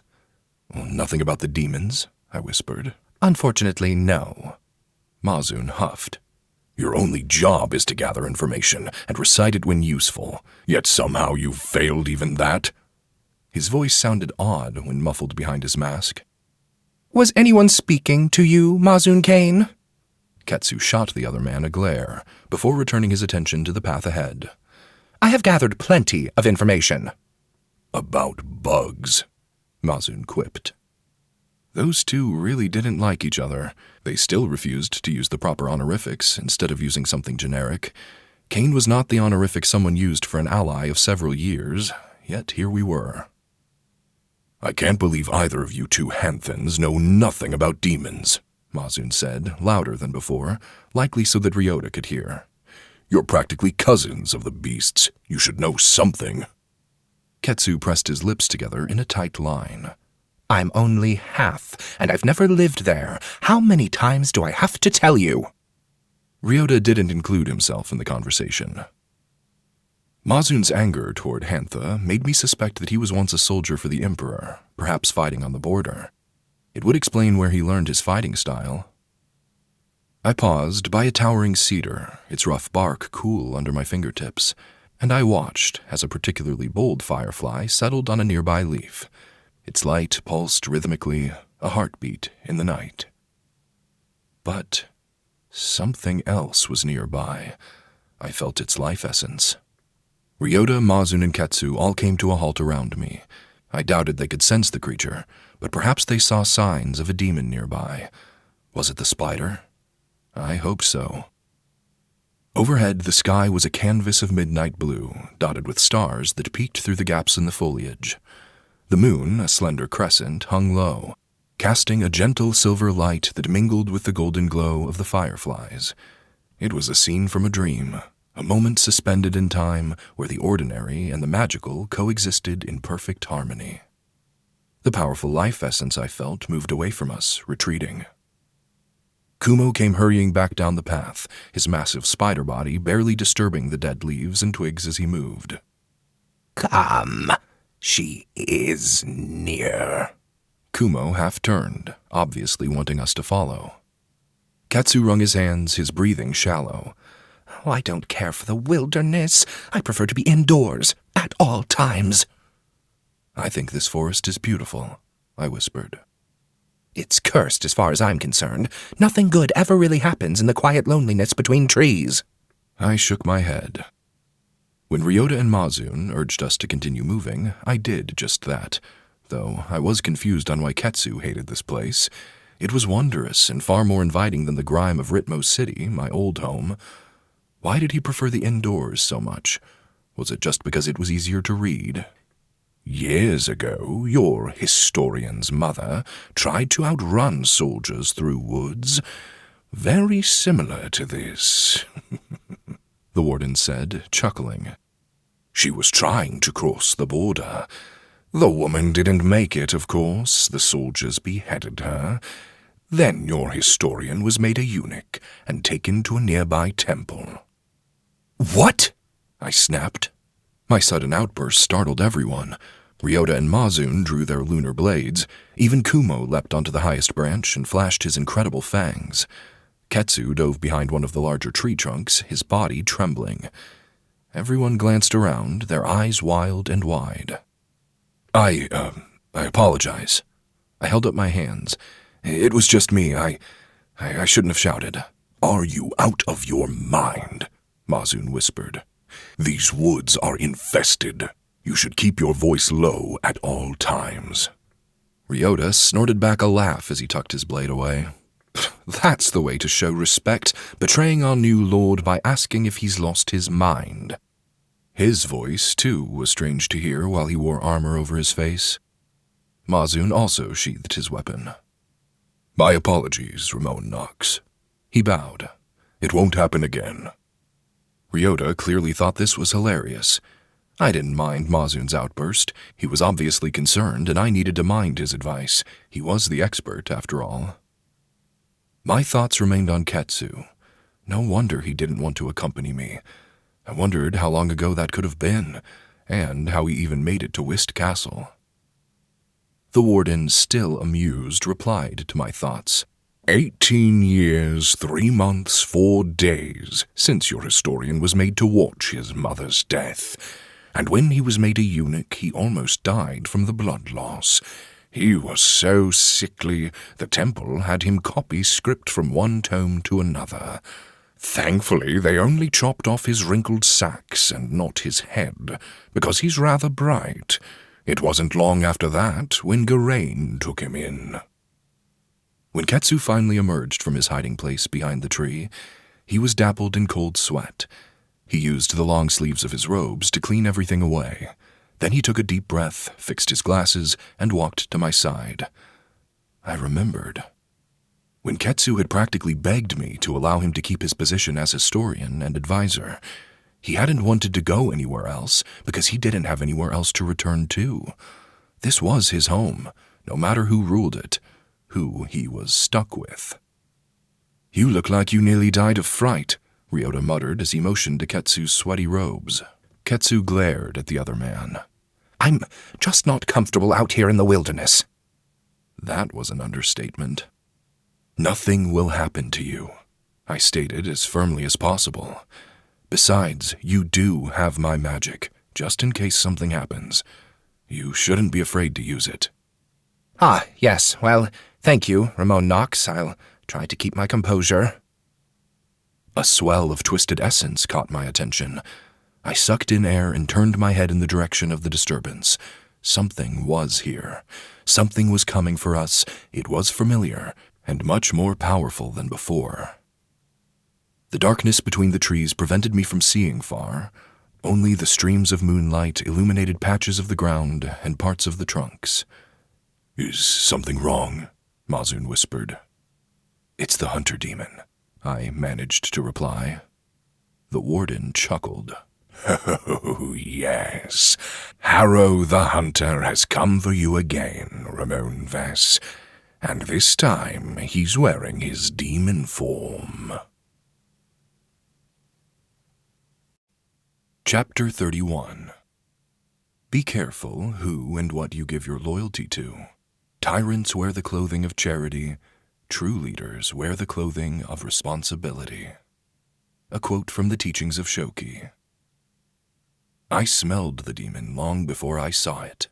My heightened olfactory sense was due to the dog's life essence I had absorbed, and for a short moment of time, I wondered what I would gain from absorbing this hunter demon's life force.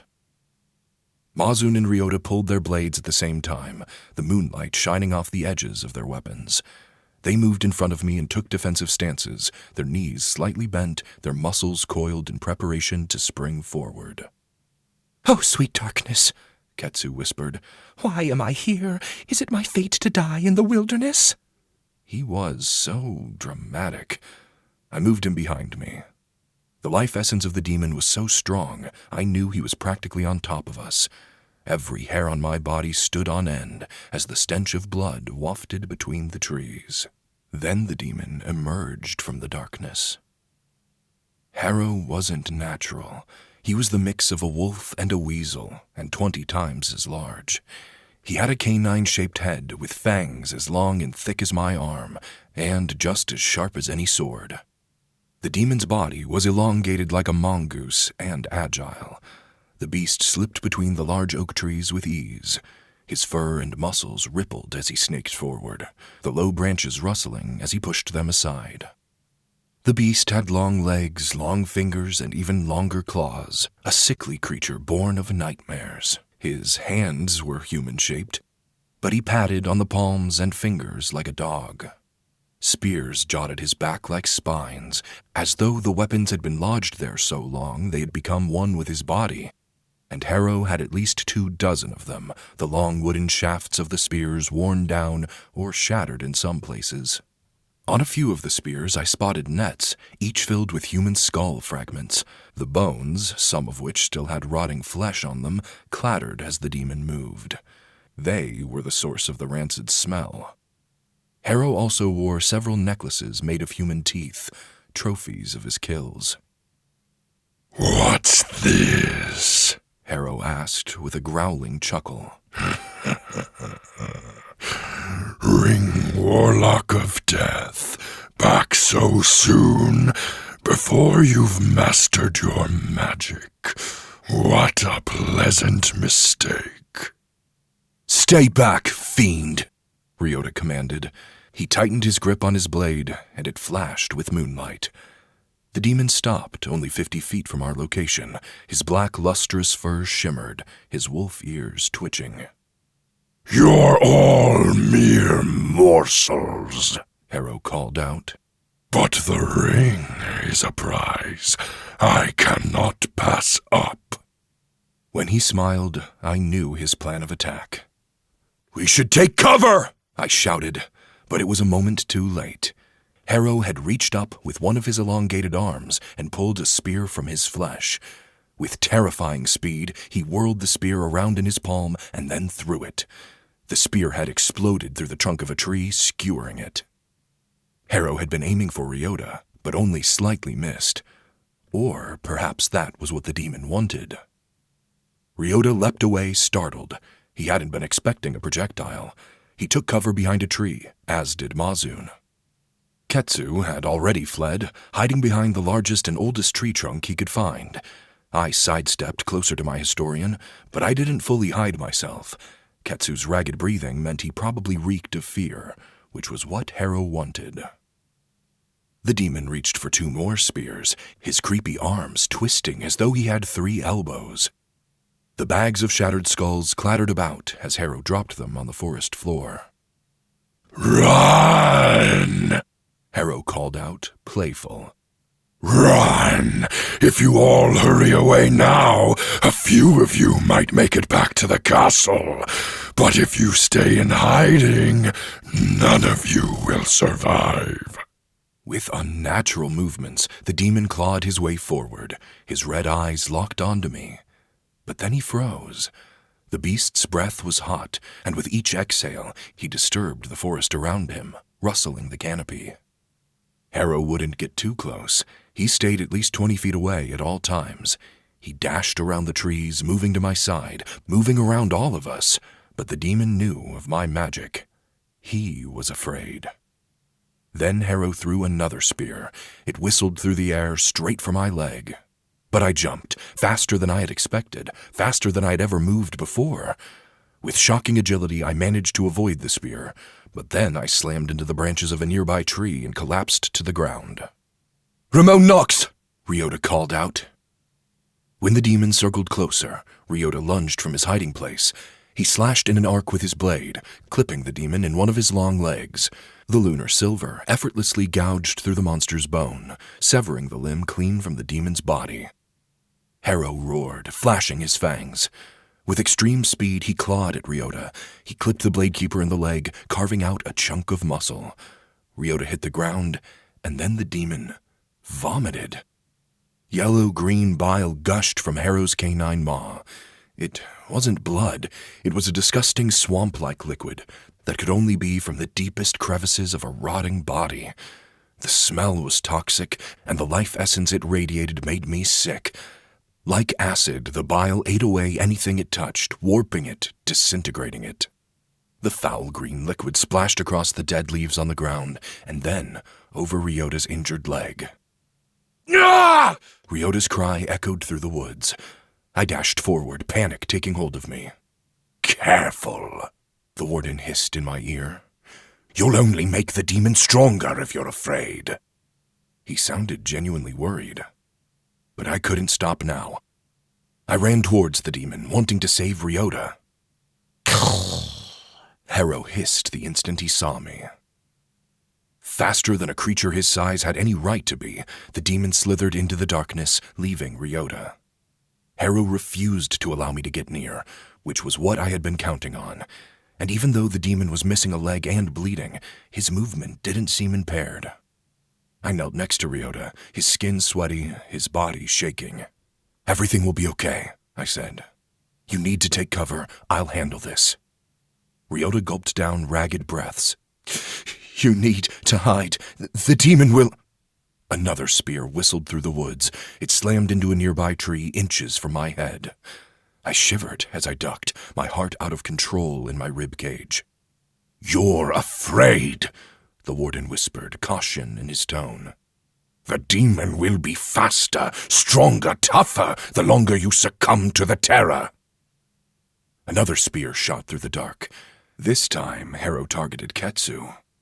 My historian was crouched behind a tree, and the spear flew over the top of his head, carving a hole through the tree trunk. Ketsu shrieked and then leapt forward. He tripped, fell, and hit the ground, clearly too terrified to stand. That was all Harrow was waiting for. I stood, ready to run for him, but I knew I wouldn't be fast enough. Harrow lunged out of the darkness, the demon's supernatural speed frightening. His maw was open, and he was ready to crunch his fangs down on Ketsu.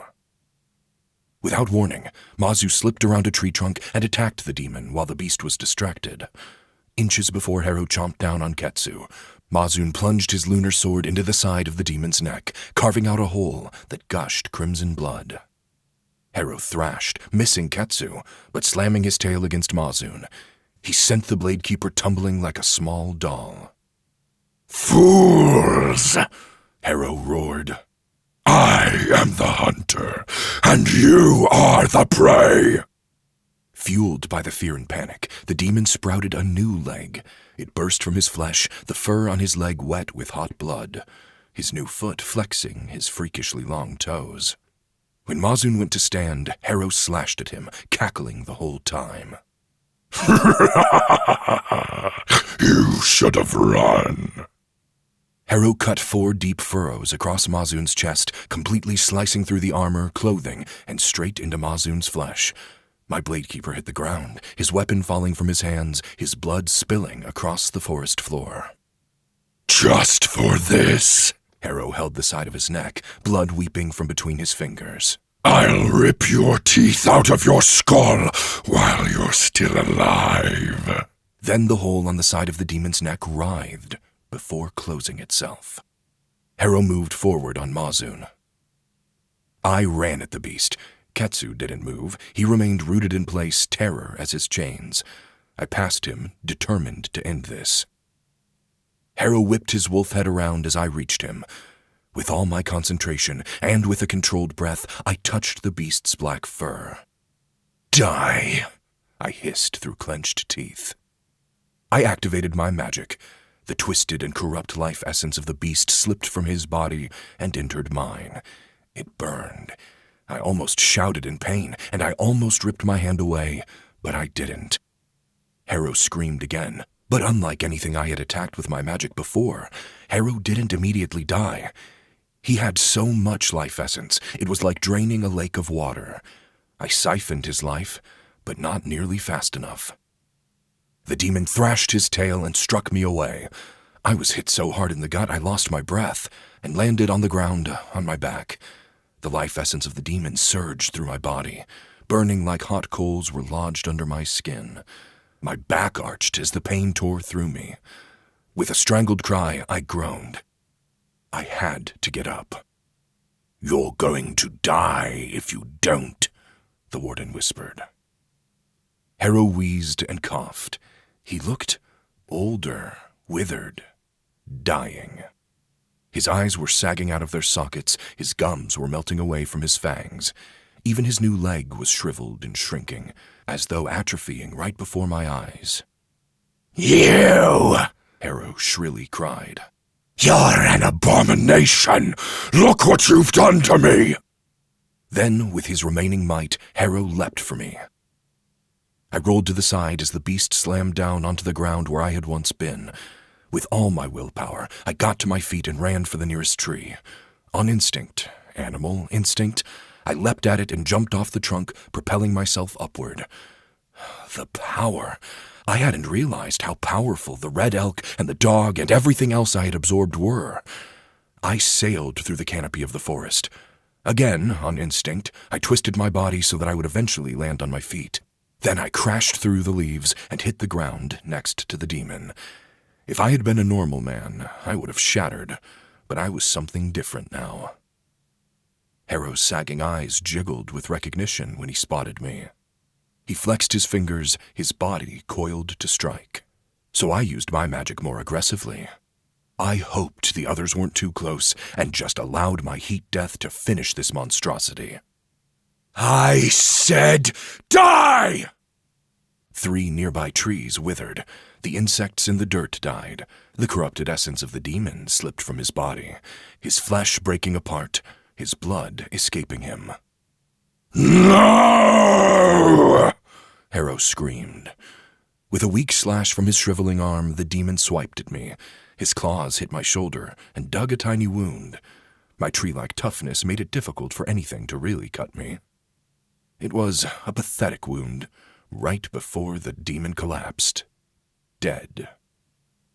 He was so twisted, wrinkled, and dehydrated that I barely recognized the beast. His canine head and long body were practically rolled over on themselves, like how a spider curled up as it died. I swallowed a breath and ended my magic. Then I staggered backward, my joints aching, the fire in my body overwhelming. No one's essence had ever been this terrible, this agonizing. I fell back into a sitting position, my vision blurring at the edges. You managed to kill it, the warden chuckled. I'd say I was impressed, but you made this whole fight harder on yourself with your terror. After a few deep breaths, I wiped the sweat from my face. Mazoon? Ketsu asked, so panicked he didn't even use honorifics. Mazoon? Are you? I snapped my attention to Mazoon's body as he lay under a half-shattered tree. He bled from the injuries the demon had given him, unmoving. Chapter 32.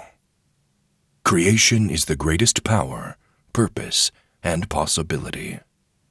A quote from the teachings of Shoki. Ketsu rose from his position on the ground and hurried over to Mazoon. With shaky hands, he undid Mazoon's armor and moved it aside. Then Ketsu took off his outermost silk robe and wrapped Mazoon's injuries. Say something, Ketsu demanded. Say anything! I turned around, my thoughts on my second blade keeper. Ryota leaned against a far tree, his leg mangled, his skin basically burned off, leaving his exposed muscle glistening in the moonlight. After a deep exhale, I pushed myself to my feet and hobbled over. When I knelt, he flinched away, shaken. His helmet and mask were on the ground next to him, as was his sword. Rimon Knox. When Ryota's eyes focused on me, he relaxed. I apologize. His injuries were 10 times worse up close. The demon's acid had eaten away so much of Ryota's flesh, some of his bone was visible. The man was paling, all color draining from his extremities.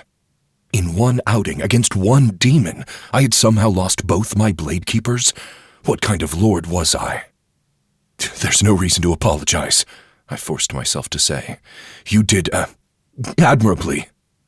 Ryota, casual as ever, offered me a smirk.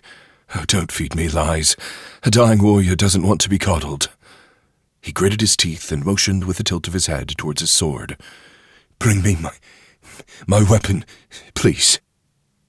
I stood and then shuffled to the glittering blade. When I went to pick it up, I grunted with the effort. The sword, it was so heavy. The blade had to weigh at least 100 pounds.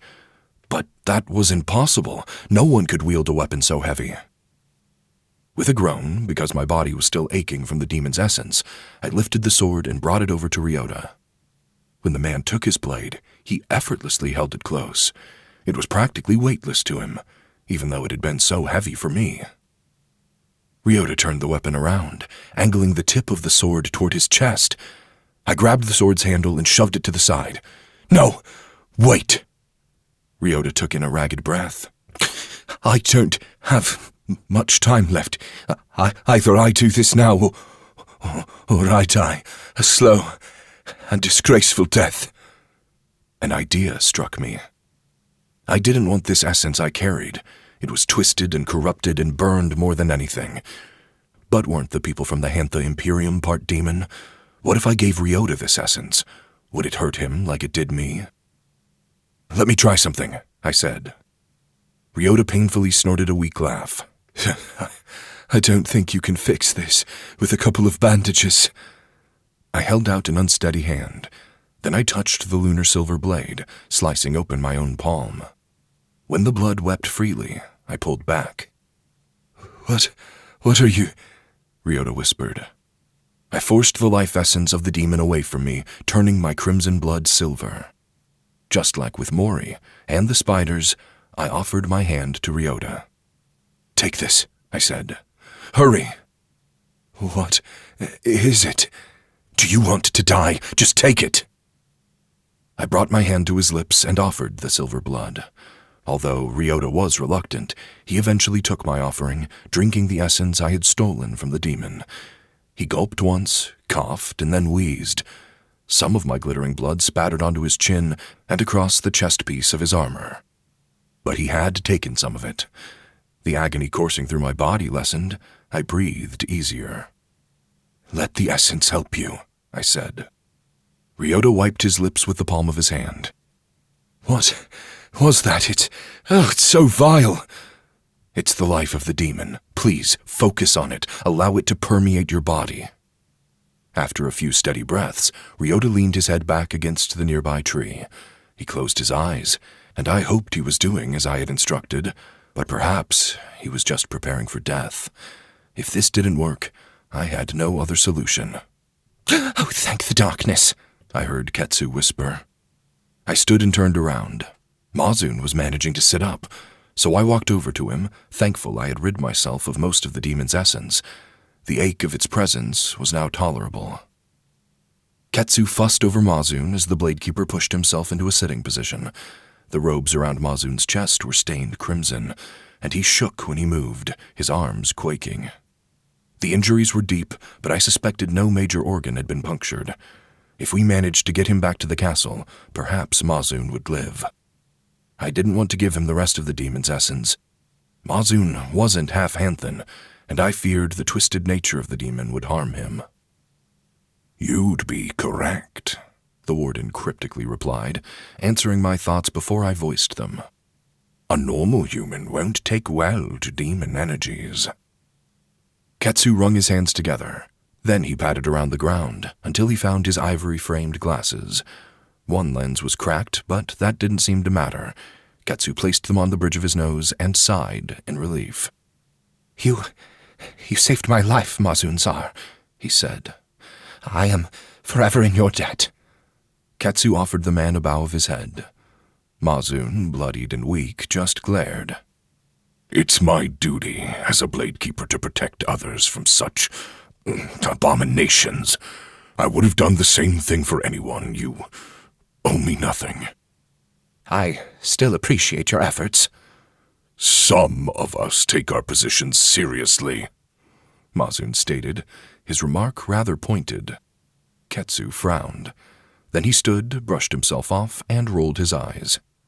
Ugh, even on your deathbed you're insufferable. Why was I even concerned about you? When I inched forward, I realized Mazun was also heavily bruised. The moonlight streamed down around us, illuminating the dark spots across his shoulders, neck, and face. The demon had struck him rather hard, and I suspected his slow movements were from the battering and not the gouges across his chest. "Thank you, Mazun-Zar." I looked him straight in the eyes. "Even if it was just your duty, I want you to know you're appreciated." He shook his head and didn't reply. Don't waste your breath. Ketsu crossed his arms. The man is too proud, too stubborn. I wanted to reply with how Mazun was proving himself reliable, but my words were forgotten the moment I sensed another presence. Something was here, its essence just as powerful as Harrow's, perhaps greater. Tense and confused, I stood straight and wildly glanced around. Where was it? "Is something wrong?" Mazun whispered. "Another demon is nearby," I replied, breathless. The leaves rustled and a cold wind howled through the trees. Then some branches swayed, and a giant spider descended along a line of spun web. Kumo. I smiled as I approached him, my chest tight with joy. "Oh, thank the good night you're here."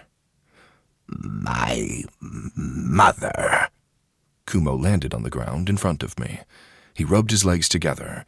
"She wishes to see." Several trees rustled this time.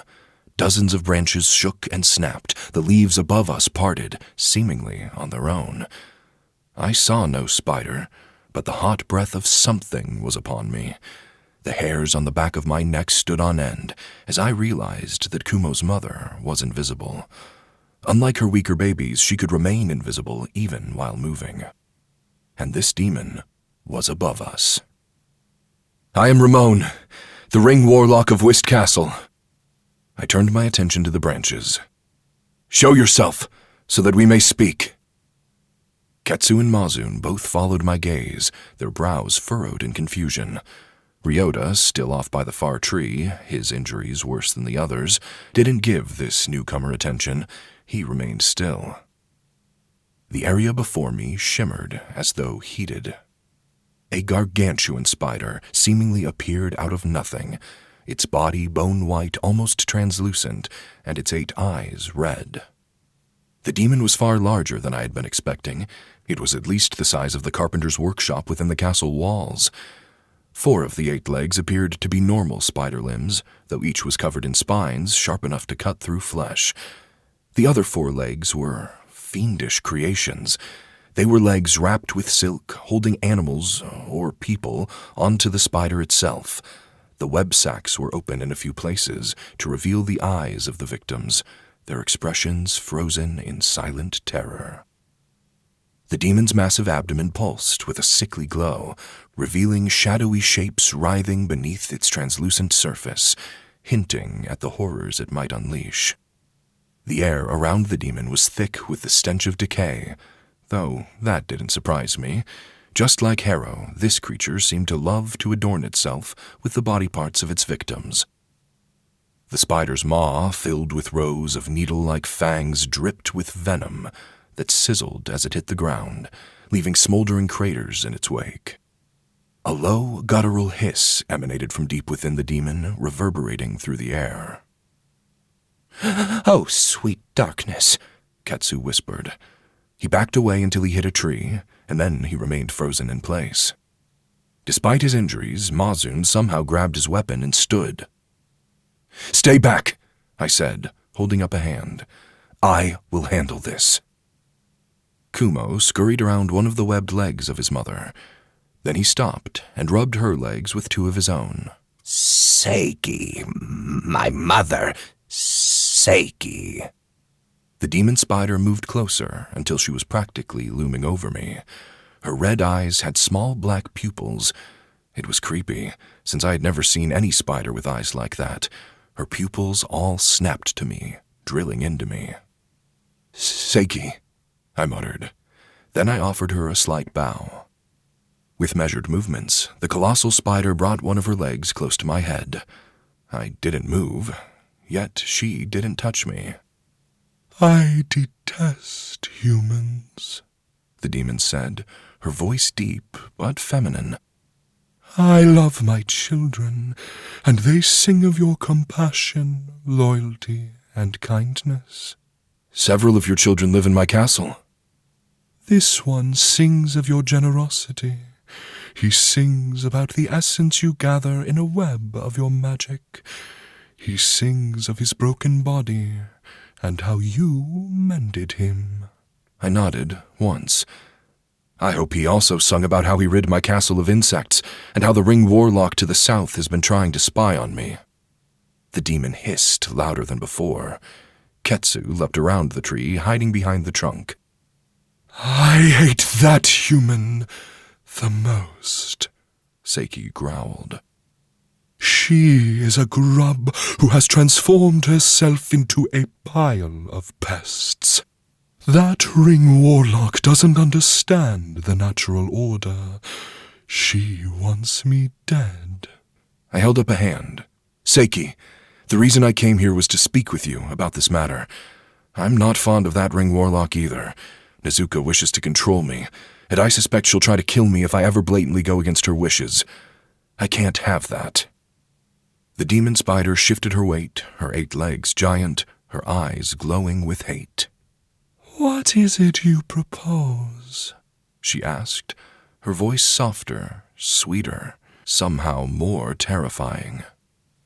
"We make an alliance." I placed my hand on my chest. "I'm a Ring Warlock who wields death. I'm not afraid of demons." With a shrug of my shoulder, I motioned to Harrow's corpse, the husk of his remains still withering. "Perhaps we can help each other." The warden chortled in my ear. He didn't offer advice, though. Chilly evening winds wafted around us, shaking the leaves. Dozens of fist-sized spiders appeared on the branches as they moved around, their invisibility temporarily dropping. Once the wind stopped, the spiders all vanished once again, hiding. "I will make this alliance," Seiki sweetly replied. "so long as you give me one of your men." She motioned to Ketsu, Ryota, and Mazun. "They are disposable, and I need their seed to create more offspring." You can't have any of my men, I stated. Seiki hissed so loudly it echoed through the woods.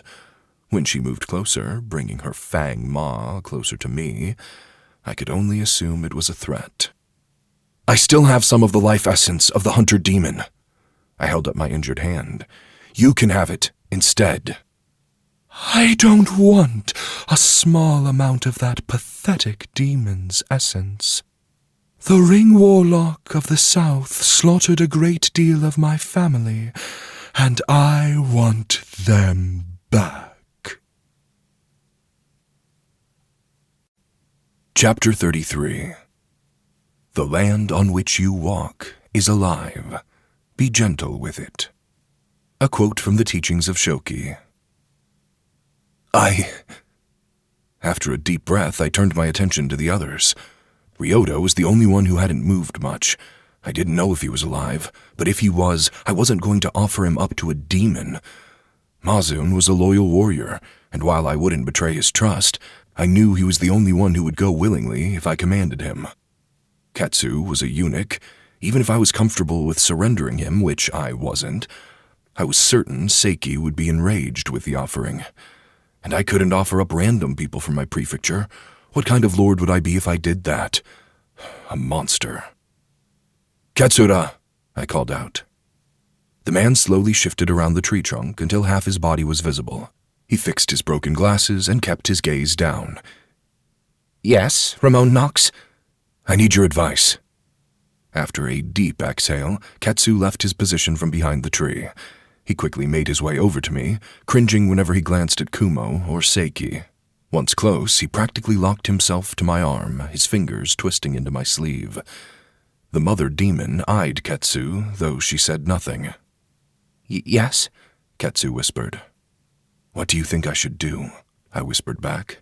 What else could I offer? I was out of ideas, and I didn't know how to make this right. On one hand, I could leave, but then nothing would be resolved. On the other hand, I could kill Seiki and take her head back to Nizuka, which was exactly what she wanted. Then I wouldn't have to deal with her again until winter. But I would have to kill Kumo if it came to that, as well as the other spiders. It wasn't a route I wished to walk. Ketsu mulled over my request, and the longer he did so, the less frightened he became. You could give her a man from the castle, an elderly one. Ketsu shrugged. Men of any age can still produce children, and some might willingly give their life to serve. I want a strong male, a capable male. Seiki sucked in air through her fangs. My children deserve more than the infirm. I want their voices to sing beautiful songs. You could request the Emperor send you a prisoner of war, Ketsu offered. Several Ring Warlocks have asked the Emperor for Hanthan warriors to use in experiments or to train their magic. I'm certain he would give you one if you but asked. Seiki didn't balk at the suggestion. She observed even closer, her hot breath waving over me with each exhale. Taking enemy soldiers seemed cruel, but I supposed it was the nature of war. However, it still didn't sit right with me. I had yet to introduce myself to the Emperor, which meant there were still several steps I had to take before I could ask him for a favor. Think of something else, I whispered. The warden chortled again, this time with more amusement. Why not just take her as one of your concubines? One of my concubines, I repeated. Ketsu grimaced the moment I even mentioned it. Rimon Knox, please. I don't think you understand the importance of who you choose to be one of your concubines, and this, lovely spider will not inspire confidence throughout the prefecture. Seiki laughed, though it was dark and vile. I consume the male once I'm done fertilizing my eggs. The warden's own dark laughter joined in. Apparently this was too amusing. The warden probably knew of Seiki's murderous nature when he made the suggestion for her to be a concubine. Ketsu leaned closer to me. You could offer her access to your magic? He spoke in a hushed manner, but loud enough for the spider to hear. Your magic? Seiki twisted the fangs in her mouth. You can offer your essence-stealing death to others. From the tone of her voice, it seemed as though she didn't know the costs of tethering herself to me. Yes, I could grant her magic, but then she would be bound to obey. Was that why Ketsu had asked it so loudly? To trick her? "How lucky you are," the warden said. "Not many demons will speak with humans. I doubt she's aware of what your magic will cost her. This is your chance." After a moment of thought, I nodded. "I can offer people my magic. Show her, Ketsura." Ketsu took in a deep breath as he glanced around. Most of the forest around us was dead, thanks to me, and he had to walk over to a distant tree before he could demonstrate his abilities.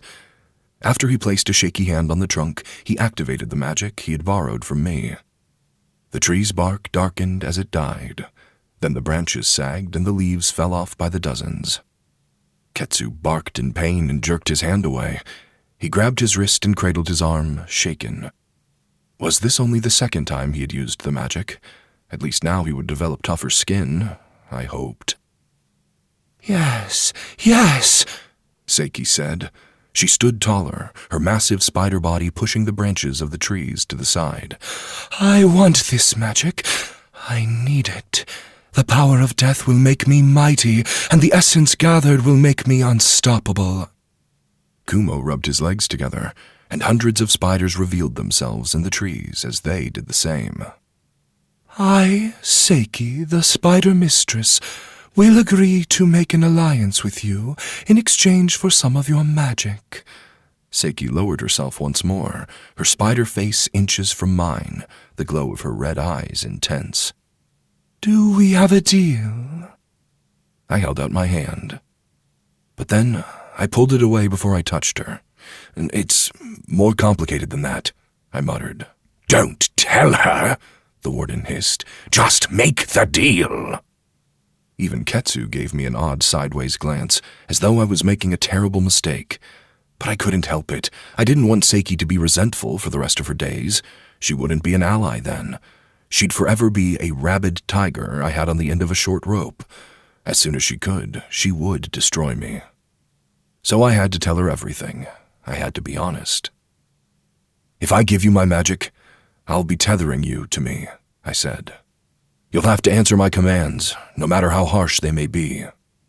Seiki remained silent for a long time. I waited, hoping she understood what I had told her. When she remained quiet, I decided to elaborate on my plans. "If you decide to be tethered to me, I would want you to make this prefecture your home, to help us grow, and to keep Nizuka from our lands. I'd want you and your family to thrive, so long as it doesn't come at the cost of my citizens. We could work together, forever." "It would have been much easier if you had just tricked her," the warden whispered. I ignored him. A home built upon lies wouldn't really be a home at all.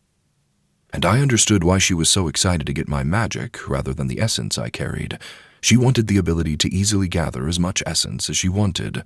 This was the difference between offering a fish or offering a fishing pole. With one, she could grow stronger forever. "If you just want essence," I continued, thinking this over, "I can promise to give you spare essence when I collect it. Then you won't have to tether yourself to me, and you can still make this prefecture your home." You want me to trust that you'll keep your word? The demon spider asked. I motioned to Kumo. "You can ask your children about my character. I won't break my word to you." All the spiders, including Kumo, chittered little songs. They were practically all in unison, singing to their mother, telling her things in a language I couldn't understand. Seiki waved them away with one of her long spider legs. "Yes, I hear you. They sing of your kindness. It was the only reason I didn't kill you when I had the chance." I stiffened, unsure of where this was going to go. Could she have killed me? I hadn't known she was invisible until after the fact. Perhaps if she leapt at me right after I killed Harrow, she could have won, but it would have been a close call. "However," Seiki muttered, "they do speak of your nest and how you allowed them to be a part of it. You protected them from the other Ring Warlock. Humans don't normally extend such generosity to arachnids." I held out my hand. "We can be allies. You can live in this prefecture in my castle and grow your family. But you must obey my rule. You can either trust that I will give you essence from time to time, or you can tether yourself to me and collect your essence effortlessly when you see fit. Either way is fine by me. While I wanted to save the tethers for my family, I could see how exchanging them for powerful allies was also useful. If I had a demon protecting Whist Castle, we would be well defended, even if I was missing 3 blade keepers. Although demons did eat humans, that would be an issue we would need to address, and if Seiki ever consumed any of my citizens, I would treat it like any other senseless murder. Besides, we had plenty of enemies to choose from. I doubted she would go hungry. "Your magic," Seiki whispered. "I saw you use it against that pathetic hunter. It kills, but how strong is it? Can I use it against ancient demons?" "It's a gift from Exraxi," I said. Ketsu tensed, shock written across his face. He didn't want me to reveal that to anyone. The demon spider practically flinched backward, the black spots under her white translucent skin swirling. Seiki was stunned into silence for a long while. "You made a pact with Exraxi himself. He is the first shadow. He snuffed out the light. He is the only worthy male." "It's his magic I wield." I kept my hand out, waiting for her decision. "So, I assume it'll work against ancient demons, but I've never tested that." Seiki's red eyes glowed brighter. She inched forward, the odd pupils in her eyes shifting from my hand to Harrow's rotting body, and then back to my hand. I wondered what kind of demon she wanted to kill, and why it was so important. But I didn't ask. That was beyond my concern at the moment. Currently, I had to solidify my power and make certain I was protected from Nezuka's threats. Seiki loomed over me. Then she reached for my hand with her fangs. Chapter 34. Only one prefecture touches the Hantha Imperium, and that's Korm. A narrow strip of land is all that separates the 2 countries. For years, Hantha has attempted to steal a ring for their own purposes. A quote from Varenth's Beginnings, a history book. Seiki's fangs oozed with her venom, but she slurped it up before any more droplets hit the ground. I waited, but right before she accepted my touch, the demon spider hesitated. "My children sing of your trustworthiness," Seiki whispered. "So give me your word that if we make an alliance, I can call upon you in turn, even when I'm bound by your magic." "For what?" I asked. "The other demons. It's not just the Ring Warlocks who want me dead. Spiders are despised by many." "If you're my ally, then you're my ally," I stated, aware that I was repeating myself, but it mattered here. That isn't just a word that means nothing, and when I speak, it is always with honor. It was risky making an alliance with a demon, I understood. Since humans were their source of sustenance, it was obvious why they couldn't necessarily be trusted.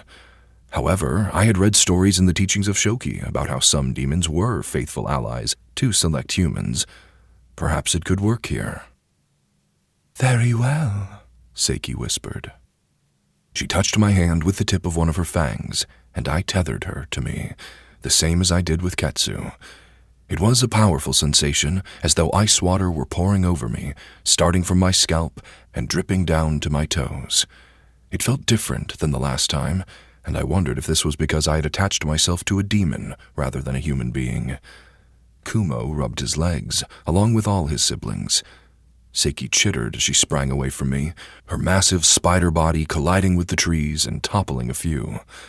"Such magic," she whispered. I only had one tether left. "You never cease to surprise me," the warden said in my ear. "Now what will you do with a demon ally, I wonder?" Seiki moved farther away, her red eyes shifting to the darkness. "You should come to Whist Castle," I said. "We will make space for you." Her magic shimmered around her like a heat wave, shrouding her in invisibility. "I will, but first I must gather my eggs and the last of my nest. Then I will make my way to your castle." Although I couldn't see her, I felt the tremors in the ground as she turned and crawled back up into the trees. The branches swayed and leaves fell, but her body was hidden from sight. Seiki disappeared into the darkness of the woods. Then I turned around. "You never should have told her about the source of your magic," Ketsu cryptically whispered. I shook my head.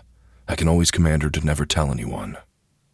What did it really matter if she knew of my connection to Exraxi? Would Seiki speak to the Emperor about my claims? I seriously doubted it. However, just to be certain, I could give her the command to remain silent. But then Mazun turned his attention to me, his eyebrows knitted. "You gain your magic from Exraxi himself?" Ketsu threw his hands up in the air.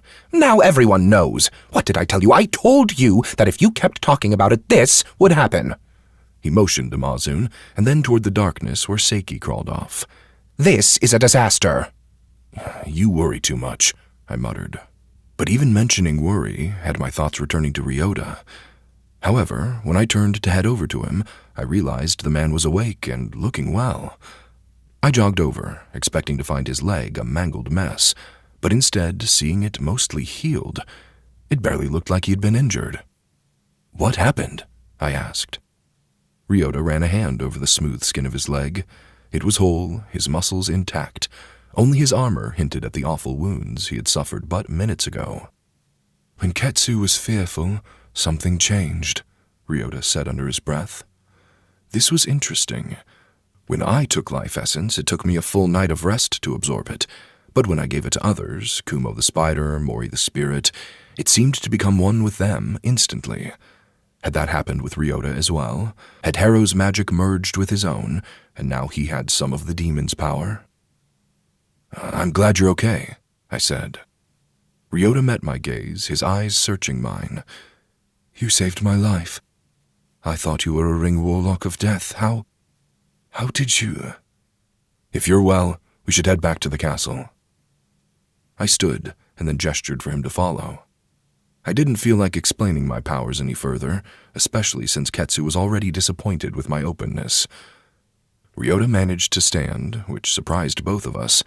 He took a moment to test out his leg, even placing all of his weight on it, as though seeing if he would buckle. He didn't.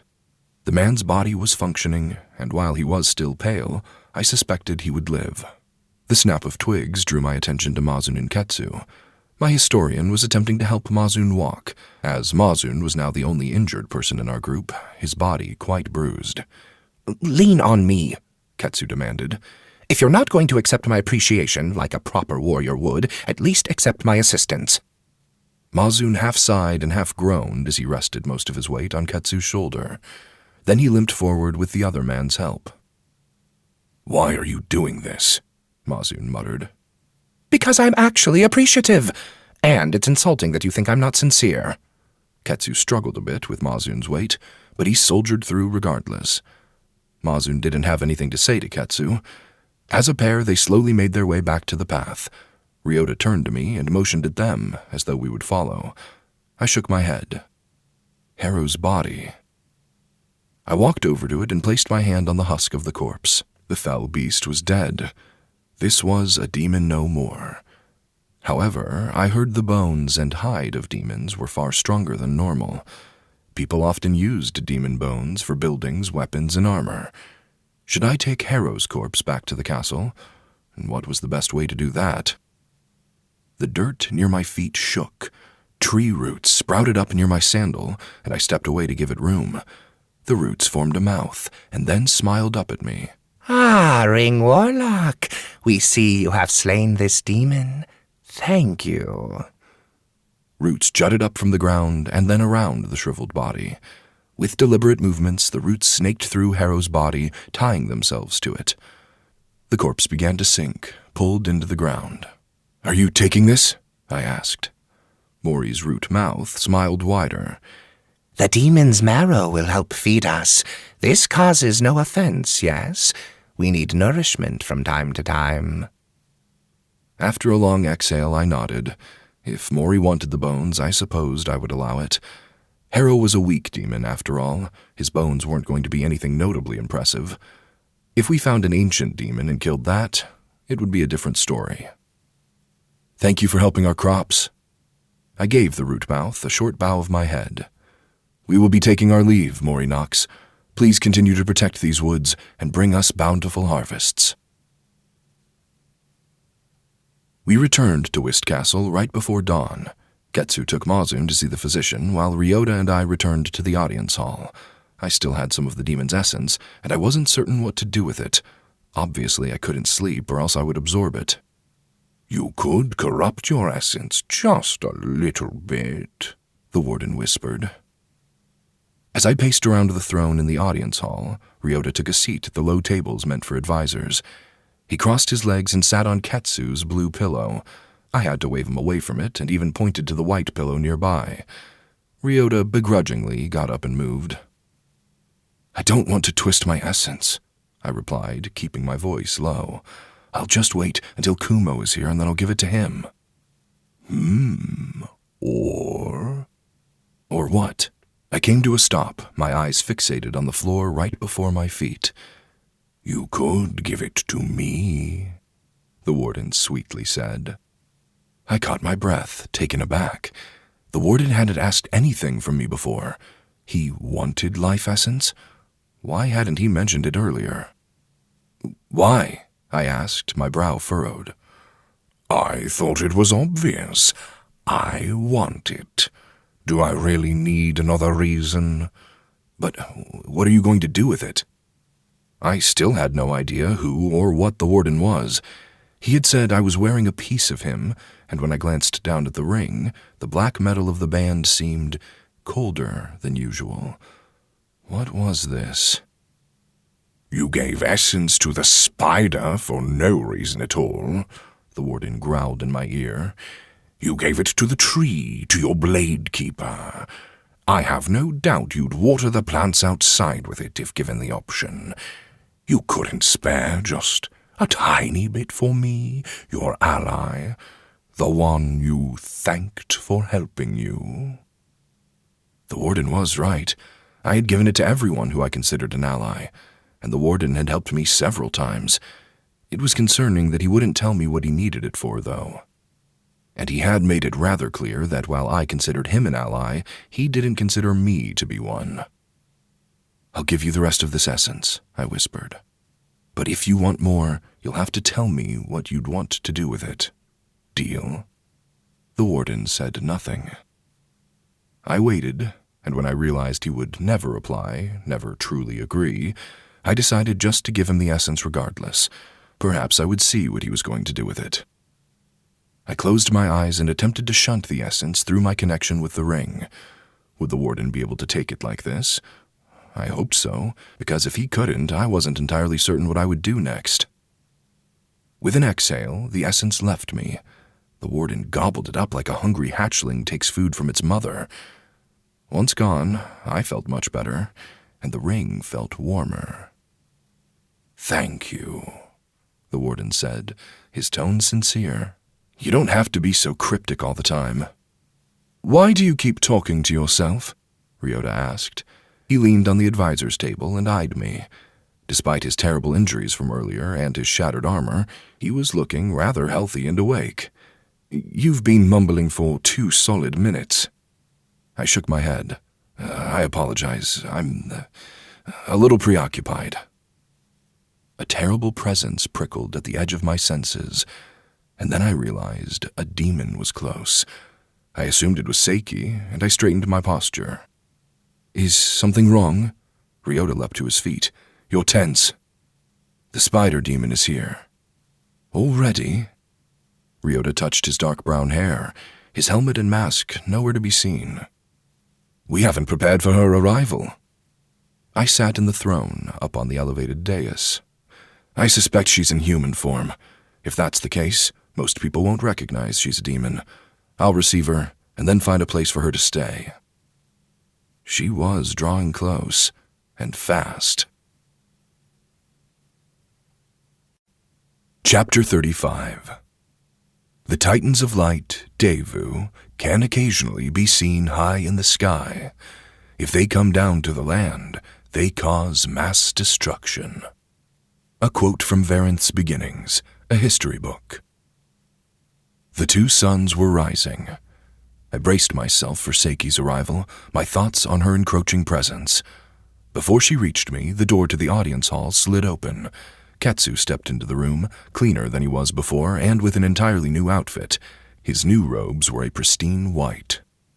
"You'll be pleased to hear that Mazun Kane is doing well," Ketsu said. You're back to using the cane, honorific. I lifted an eyebrow. You're not going to use the proper one? I heard you use it out in the forest. Ketsu frowned deeply. "I did no such thing." He flounced over to me, haughty in all regards. "Why would I ever honor that man? Do you hear him? He hates me. He always has. It doesn't matter how kind I am in return." Ryota huffed a laugh. Weren't you the one who had snubbed him first when he had just arrived at the castle? I heard that you demanded to sit far from him at the banquet. Everyone knew it. Well, he used to be a soldier on the border. Ketsu pushed his ivory-framed glasses far up his nose. I hate the border. I loathe soldiers. And most importantly, I detest anyone who brings up my lineage. Why should I sit next to him? Seiki's demon-encroaching presence slowed. She was still heading this way, but she hadn't yet arrived. Was she lost? I wondered, though I refused to get up and look for her. A powerful demon didn't need my help navigating a castle like this one. Absent-mindedly, I said, I'm sorry about what happened to your mother, Katsura. Rest assured you won't have to travel to the border while you're under my command. Ketsu tensed. Then he turned on his heel, his face paling, his eyes searching mine. I was confused for a moment. What had I said to upset him? I thought he would be overjoyed. How do you know about my mother? Ketsu whispered. Ah, I held up my ring hand. The warden told me. The warden, the voice you hear? I nodded.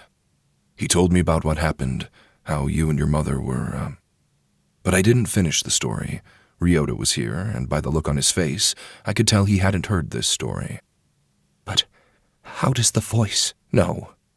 Ketsu's eyebrows knitted together. There was no Ring Warlock in the forest that day. There was no Ring Warlock within 100 miles of the border. I ran a finger over the black ring as I lowered my hand.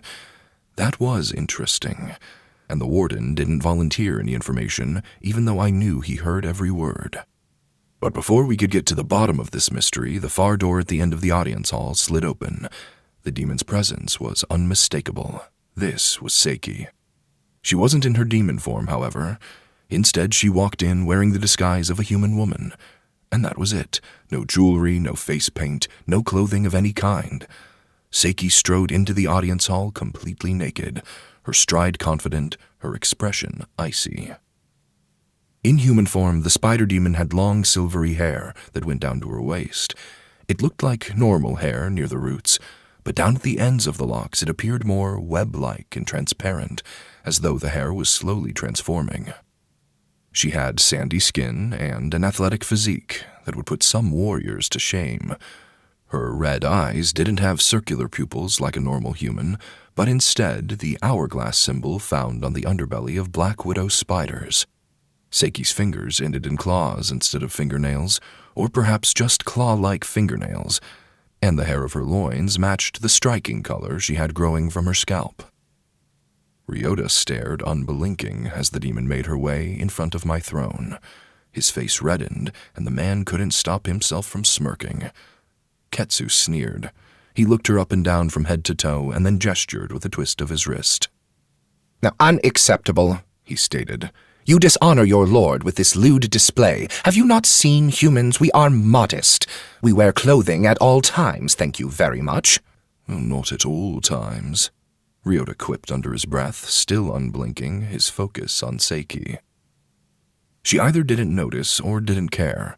She made no effort to hide herself. It was obvious this demon felt no shame in her current appearance.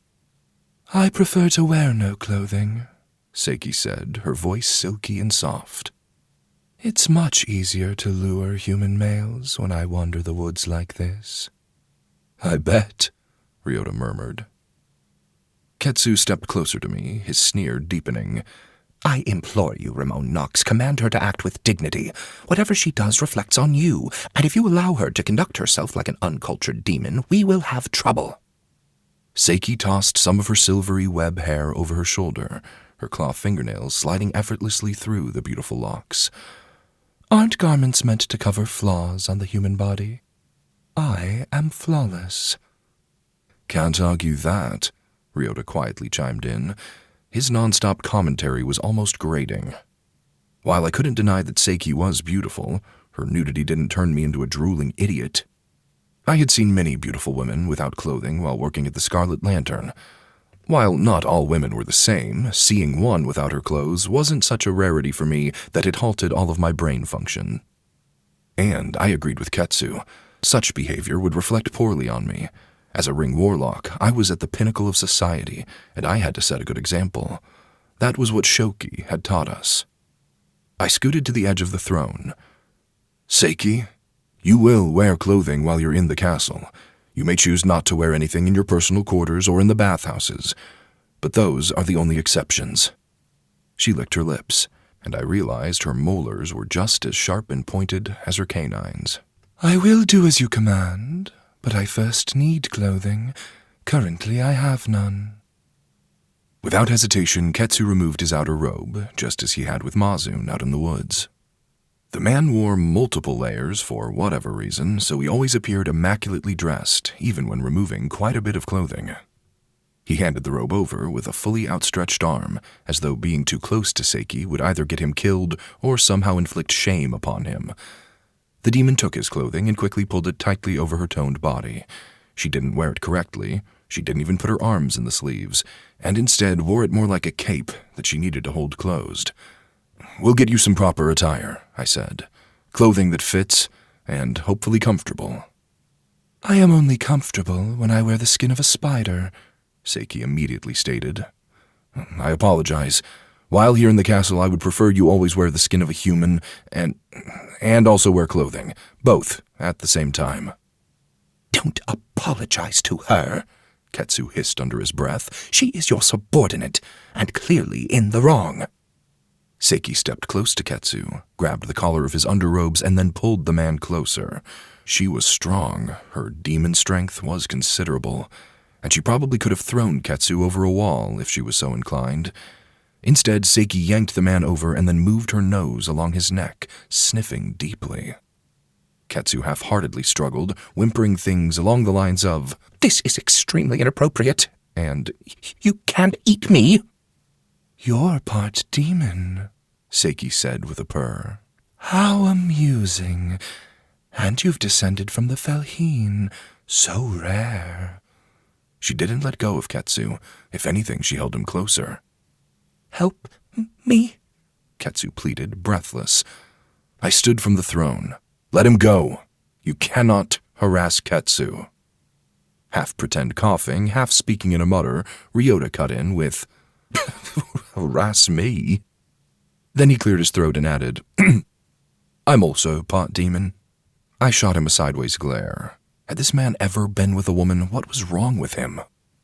Seiki released Ketsu. He stumbled away, thoroughly brushed off his underrobes, and then hurried back over to me. With an icy glower, Ketsu turned his attention to Ryota. Do you have the wits of a dead raccoon? He barked. This demon eats the men she sleeps with. Ryota casually shrugged. There are worse ways to go. With a frown, Seiki shook her head. You reek of Devu. I have no interest in those types of demons. Ryota sighed loudly enough that anyone standing in the audience hall could hear it. Was it really that disappointing to learn? I still couldn't believe how much he wanted her touch. Then again, men would come to the Scarlet Lantern and pay exorbitant amounts just to have a girl stay with them for a week at a time. It wasn't just carnal, either. They wanted a woman to stay in their bed and talk to them in the morning when they woke. It was almost as important as the intimacy. Perhaps, since Ryota was half Hanthan, he had a difficult time finding a woman who would accept his advances, but that was just a guess. You, Seiki said, meeting my gaze.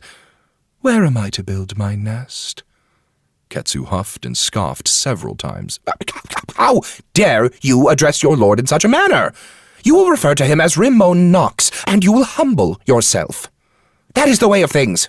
You do not know the way of things, Seiki said with a coy smirk. In the world of insects and arachnids, the females are the ones who give commands. They're the only ones capable of creating life, which is far more valuable and important than anything a male can do. Ketsu dramatically gestured to me. This male can destroy life. What do you have to say to that, He's also your lord now. You must treat him as such.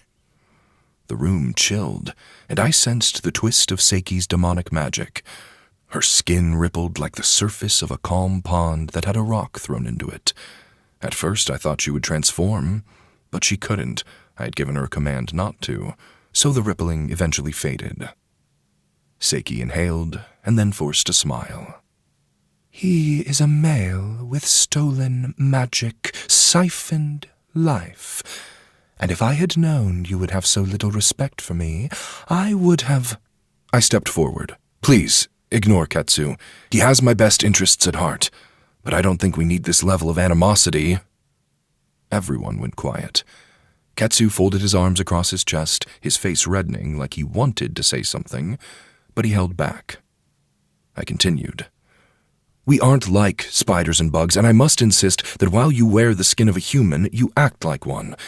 It's standard behavior to show those in positions of authority you respect. I understand that it might take time to adjust, but you must do it quickly. Every slight or disrespect you send my way will cause needless trouble.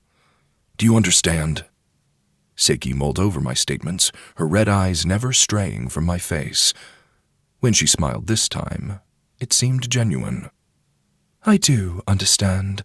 Queens of hives control their children. Spiders don't do this. Spiders let their children run free the moment they hatch. But bugs and humans who create nests are different. You must be the queen of this place. I was about to correct her, but then I decided against it. If queen was the title she understood, then it was the title she could use. Oh, thank you, I said. Now, about your nest. Let me show you to the 4th story. Chapter 36. You may have made mistakes in the past. Never give in to the cold of yesterday.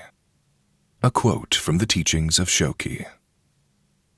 The 4th story contained my massive bedroom and 2 others. I hadn't visited those rooms before, but when I opened the first, I realized they were nearly half the size of mine. Still gigantic when compared to normal sleeping quarters, but would it accommodate a demon spider? I wasn't certain. The ceiling and walls were covered in spider webs already. The many monster spiders I had adopted had likely created them. I motioned to the space. You may make your nest here. Seiki panned her red eyes over the wooden floors and large windows. When her gaze landed on the bed, she sneered. What an awful and inefficient use of space. Is this not to your liking? I motioned to the door. I could find you a new room. No, all your rooms are just as useless. I'll take this one and make it my own. Seiki eyed the window. But I'll remove that. I need to be able to enter and exit my nest from multiple directions. Very well. I was about to ask her to keep her identity as a demon hidden, but when I glanced over, I realized that would be impossible. Her silver-white web hair and obvious red eyes were blatant indicators of her true demonic nature. There would be no hiding that. What could I possibly tell the citizens of Whist Castle to make them comfortable with what was happening? Obviously, I had to tell them the truth. She was bound to me, and would follow my commands. But I feared some might still see this as reckless. Seiki did eat human men, after all. I cleared my throat and stood a little taller. You will not eat anyone who lives here in this castle, I stated. Seiki narrowed her eyes into a glare. With a forced smile, she bowed her head. Of course, my queen. I will do as you command, and seek my sustenance elsewhere. She was entirely too sarcastic with her reply for my liking, but at least she wouldn't snack on my people. There are bandits and muggers out in the woods, I said. It would be a great boon if you consumed them. I'm to eat your disgusting vagabonds. How generous of you. I rubbed the back of my neck. What kind of humans do you prefer? Seiki flashed her sharp teeth in a smile. Strong, young men, of course. Competent, energetic. I need their seed for my children. Well, some of the bandits are young. I wouldn't say they were competent, but energetic was a word I would use to describe them. Or, if you must have someone strong, the soldiers of enemies are open game. I don't care if you consume them. Seiki still didn't seem impressed. She waved away my comment, her attention returning to the room. Then Seiki wandered over to the bed. With one hand, she grabbed the frame and flipped it onto its side. The lacquered wood clashed onto the floor, the dozens of pillows went flying. Seiki ignored all of that and effortlessly pushed everything into the corner. Her strength was beyond compare, though it was awkward for her. With her other hand, she kept her robe over her body, never letting it go. Kumo came scuttling into the room, his 8 legs rapidly carrying him until he was near the toppled bed frame. Mother. Kumo moved his 2 front arms in a little sway. May I help you? Dozens of monster spiders poured in through the door, most of them hurrying across the ceiling like a black ripple. Some scurried over the webbing, while others took positions in the top corners, their 8 eyes gleaming. Seiki turned around, her expression much softer than before. She knelt and gently stroked Kumo along his head, thorax, and hairy abdomen. Kumo shuddered with each of her touches, especially when she started scratching him like a little puppy. My beautiful baby, she whispered. Of course you can help. We'll build a nest together. Several other monster spiders hurried over to Seiki. She petted and scratched them as well, sometimes giving them little faux kisses. They all clambered around her, eager for love and affection. They chittered constantly, and it sounded happy. It occurred to me that spiders never received attention like this. Everyone hated spiders, reviled them, avoided them, and killed them. I knew Seiki was their mother, but she doted on them more than necessary, showing them love in great quantities, and all the spiders appreciated that. When Seiki stood, she met my gaze. My children sing of your nest. They say it's nearby. It's just down the hallway, I said. The next door on the left. You don't fear arachnids? It wasn't a question. Still, I felt obligated to answer. They never bothered me. That seemed to genuinely please her. When Seiki strode over to me, it was less aggressively than before. In a cold but excited tone, she said, When will we kill that insect of a Ring Warlock? Right now, my plan isn't to go out and kill her, I said. My plan is to grow in power and only strike her if she tries to control me. Seiki touched her bottom lip with one of her clawed fingertips. I see. Well, perhaps you are more spider than I first realized. You see, spiders are the masters of letting their prey do all the hard work. We make our meal come to us.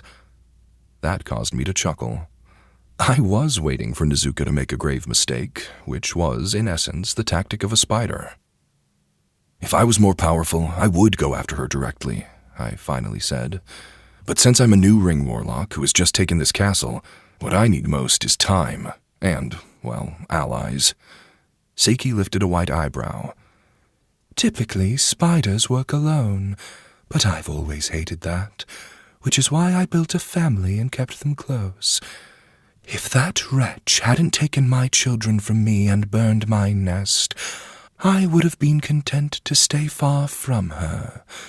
But now my rage will know no end until she's dead. Seiki's tone turned heated within the blink of an eye. I understand, I said. Do you? Then you should know I won't be content to wait forever.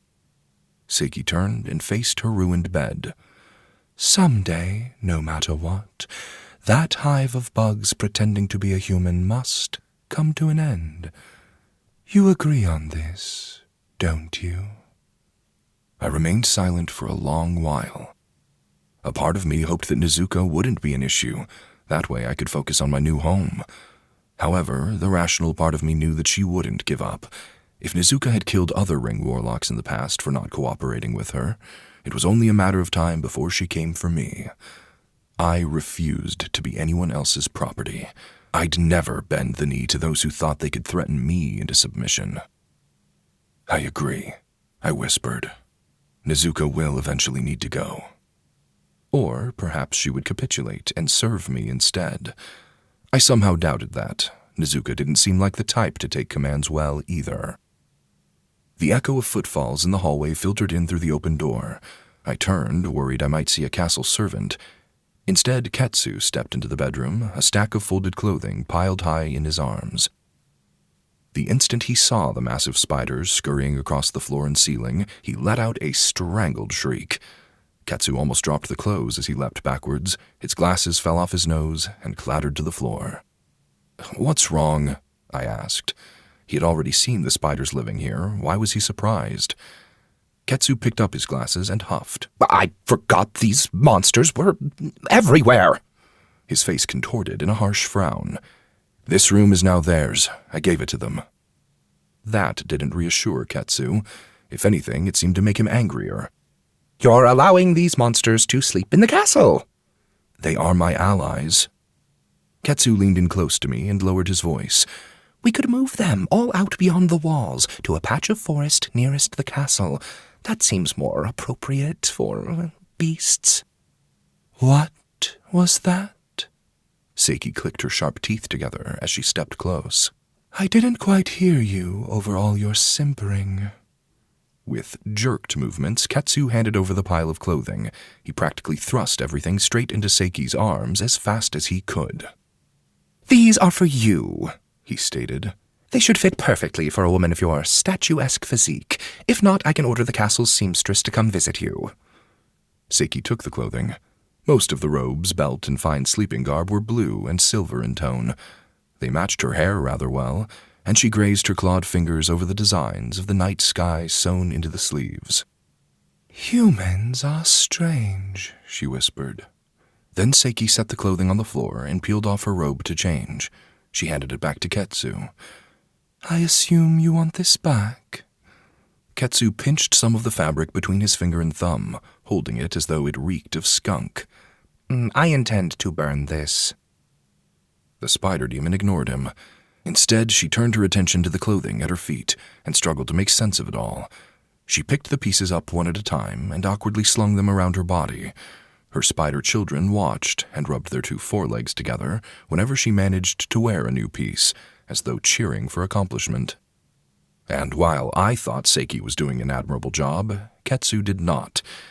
He inspected Seiki from her feet to her head. "What's wrong with you?" Ketsu finally asked. Then he threw his old robe on the floor and stormed over to Seiki. "Here, stop! You're embarrassing yourself. Let me do it." Seiki made no comment or movements as Ketsu ripped off her haphazardly worn clothing and started over. He gave her an underrobe, a proper belt, socks, an outer robe, and then a decorative belt that went on the very outside of that and folded beautifully in the back. Most men probably couldn't have done all that without staring. But Ketsu didn't seem to care about Seiki's appearance. He quickly and efficiently dressed her, even going so far as to tie the final belt with some flair. When Ketsu was done, Seiki looked like a gorgeous human woman, with obvious demonic features. Ketsu stepped back and appraised his own work. "Yes, this will do. How does it feel?" "Restrictive," Seiki replied. She tugged at her sleeves and then frowned at the belt. "But silky.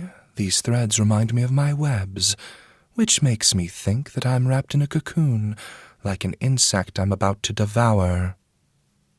"Perfect," Ketsu sarcastically quipped.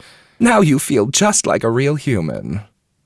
Seiki's monster children all gathered close. The spiders on the ceiling let themselves down on spun webs, and even Kumo hurried over to stand close to her. They all stared with their 8 eyes, seemingly drinking in the sight of her. With a groan of disgust, Ketsu backed away. He neared me, practically shaken. "Why are there so many?" he asked. "Seiki wants a large family," I replied. "Rimon Knox, it would be best if you addressed your new subordinate with honor." He shook his head. "You can't simply use her name like she's a dog. It's highly disrespectful." You want me to honor the demon? You? I thought you didn't care for demons. Ketsu crossed his arms as though I had personally offended his mother. I don't care for demons, but I do care about how you conduct yourself. As the new Ring Warlock, you must be competent and admirable. You can't be insulting one of your most powerful allies. All the spiders in the room stopped and turned. They stared at us with expressions I couldn't read. Only Seiki's face revealed genuine curiosity. I assumed she didn't know how to use honorifics or why it would be insulting not to have one attached to her name. Very well. I gave Seiki a slight bow of my head. From now on, I will refer to you as Seiki Kane. You should refer to her as Seiki Czar, Ketsu cut in. I lifted an eyebrow. You think she's a warrior? Of course. Did you see the dead bodies she walked around with in her demon form? Ketsu dramatically motioned to the room. Did you see her decimate her bed? She's clearly a warrior. And it would be best if you honored her as such. With a nod, I said, I see your point. I'll do that from now on. Seiki chuckled, her tone sweet and somehow venomous. She sauntered over to Ketsu and then leaned in close, even when the man was cringing away. You are so helpful, she said. I should return the favor. I don't need any favors, Ketsu quickly replied. Someday you may be in danger. Seiki combed her fingers through her silvery web hair. Then she withdrew her hand from her locks, and a single tiny spider was perched on her thumb. Let me give you one of my children to watch over you. Ketsu shook his head. No, thank you. I don't want to see these putrid monsters ever. Ignoring his statements, Seiki held out her hand. The small spider leapt from her finger and landed on Ketsu's brownish-black hair. He yelled out and flailed his arms. It was no use. The spider disappeared into his hair and was never seen again. Ketsu calmed himself after a moment, his hand patting his hair. What? Where is it gone? He is my smallest child, Seiki said with a giggle. She stepped away. But his bite is quite lethal. If you're in danger, Itsy Bitsy will save you. Itsy Bitsy, I repeated. That's the spider's name. I call him Itsy for short. Seiki smiled. That was not Ketsu's reaction to this. He frowned as he crossed his arms. I have access to our Lord's magic. I can defend myself. Seiki gave him a playful wink. But can you defend yourself while you sleep, or from something you can't see? Have no fear, my demon-blooded human. Itsy will protect you. This information appeared to disturb Ketsu. He stood silent for several moments, contemplating Seiki's gift. I thought it was rather kind. For whatever reason, probably because of Ketsu's lineage, Seiki had taken a liking to Ketsu. She was offering him added protection, and didn't mind his sarcastic or rude comments. I was glad they were getting along. Well, if you're done here, you might want to return to the ground floor. Ketsu turned on his heel to face me. Your family is due to arrive at any moment. Chapter 37. What a shame that change only happens when good men die. A quote from the teachings of Shoki. I made it down to the audience hall only moments before the women of the Scarlet Lantern were ushered in. All 20 had arrived, each dressed in her most beautiful outfit. Courtesans tended to have wonderful clothing. It was one of the distinctions between their profession and a whore's. Courtesans were meant to blend in with high society, and all the women who walked forward didn't look out of place in the castle. They were all young and attractive, though, all roughly the same age, and they wore immaculate makeup accentuating their appearance beyond the normal. Anyone paying attention would realize who and what they were.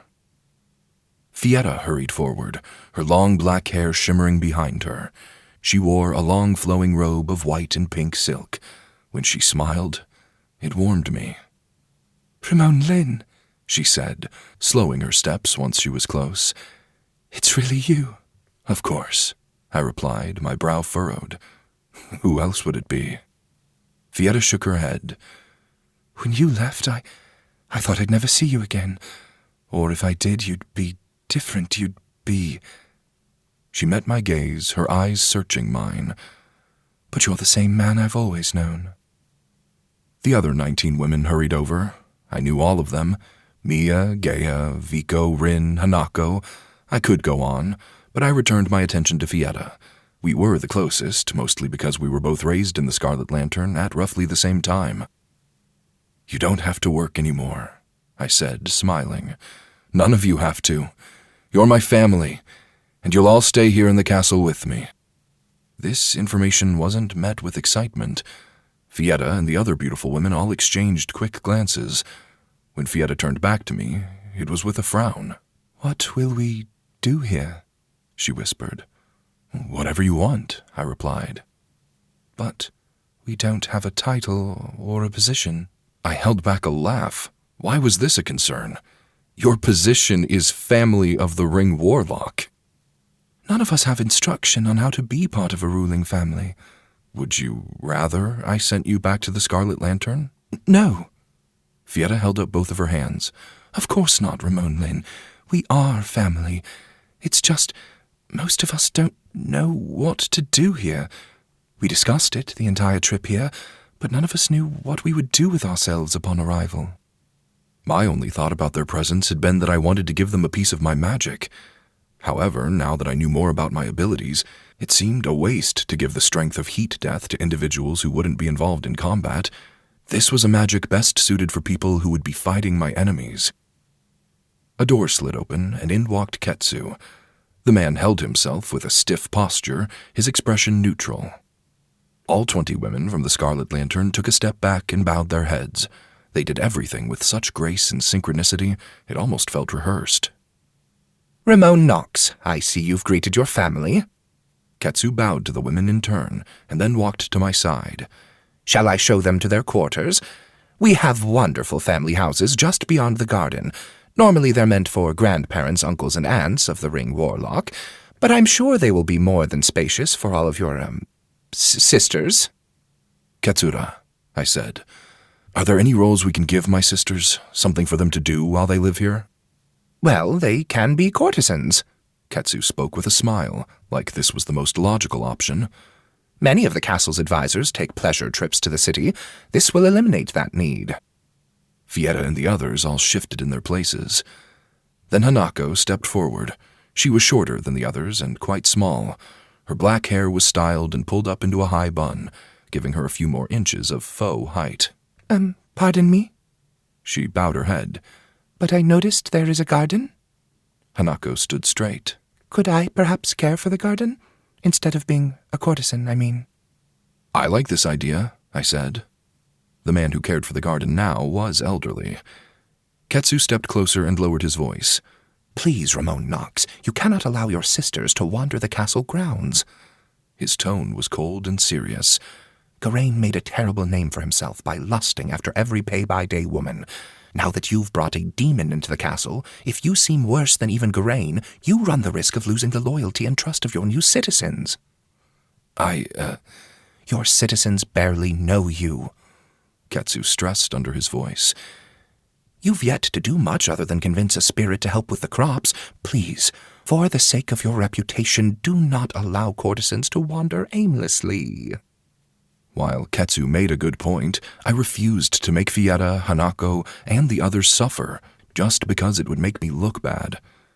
Don't just tell me something won't work, I whispered. Give me solutions.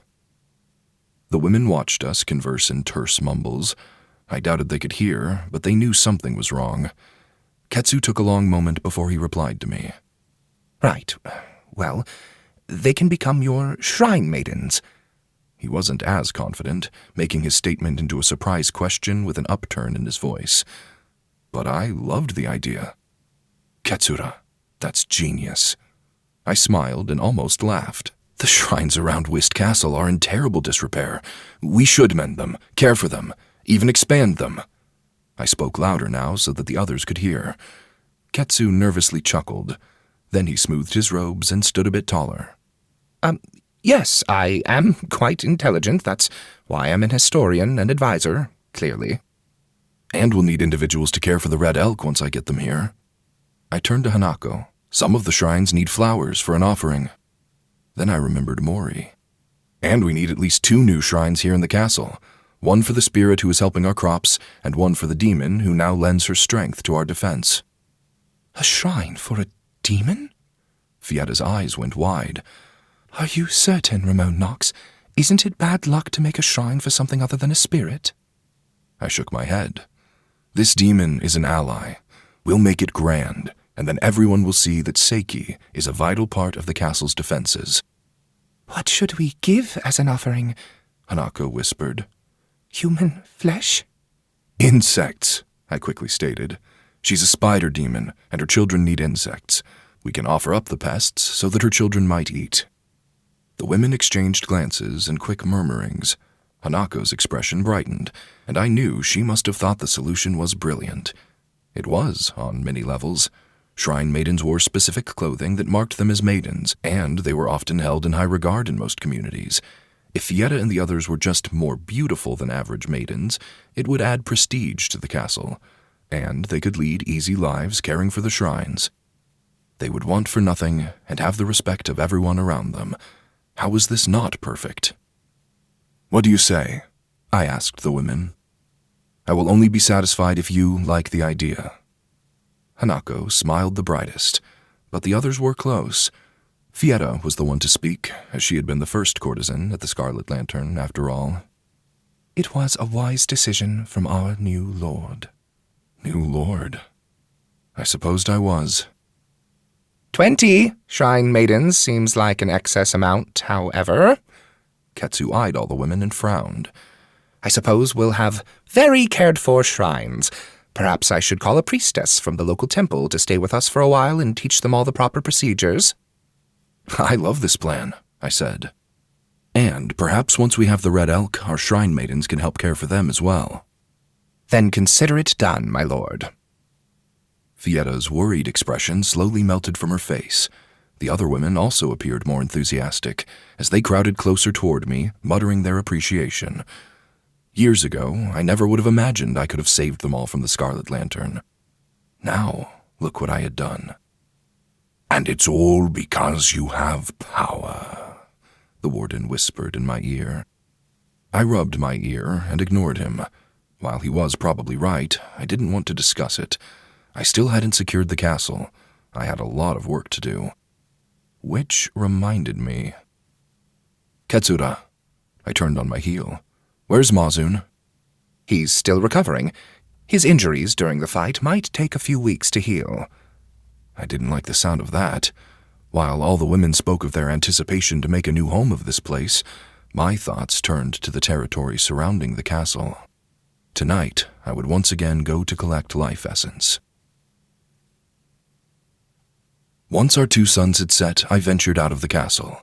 This time I had taken a long nap before leaving, and I felt more energized than ever. With superhuman speed and grace, I leapt over the castle's walls and avoided the eyes of the guards and soldiers as I ran off into the woods. I didn't slow my pace once I passed the tree line. What animal did you say healed itself the fastest? I asked as I jogged over the roots and detritus of the forest. The even-fall axolotl, the warden replied. And it heals limbs? It can regenerate not only limbs, but their spinal cord, heart, and other vital organs. Typically, it takes them only a few weeks to full functionality. I took in even breaths as I leapt over a felled tree. The moon shone overhead, guiding me on my travels. There was little fog, and it was the perfect night to venture far from Whist Castle. How can it regenerate its heart? I asked. Does it have multiple? No. The warden almost sounded bored at this point, like an adult speaking to a toddler about the basics of colors. Even-fall axolotls form useless clumps of flesh in their bodies, called a blastema. These lumps can shift into any organ or body part, and if the axolotl's heart is damaged, a blastema will surround the heart and heal it completely. So, if the axolotl's heart is totally destroyed, it would still die? Yes. And if it heals, it'll be scarred, right? The warden huffed. Unlike most mammals, even fall axolotls don't scar when they heal. Their flesh is capable of complete restoration. The surge of life essence in the forest worried me. Something was nearby. I ignored it. Tonight I needed to find the even-fall axolotl. I had never seen one, but if the warden was correct, it was the exact creature I needed to make myself and my followers stronger than ever before. This wasn't the strength of muscle or speed, it was the strength of quick recovery.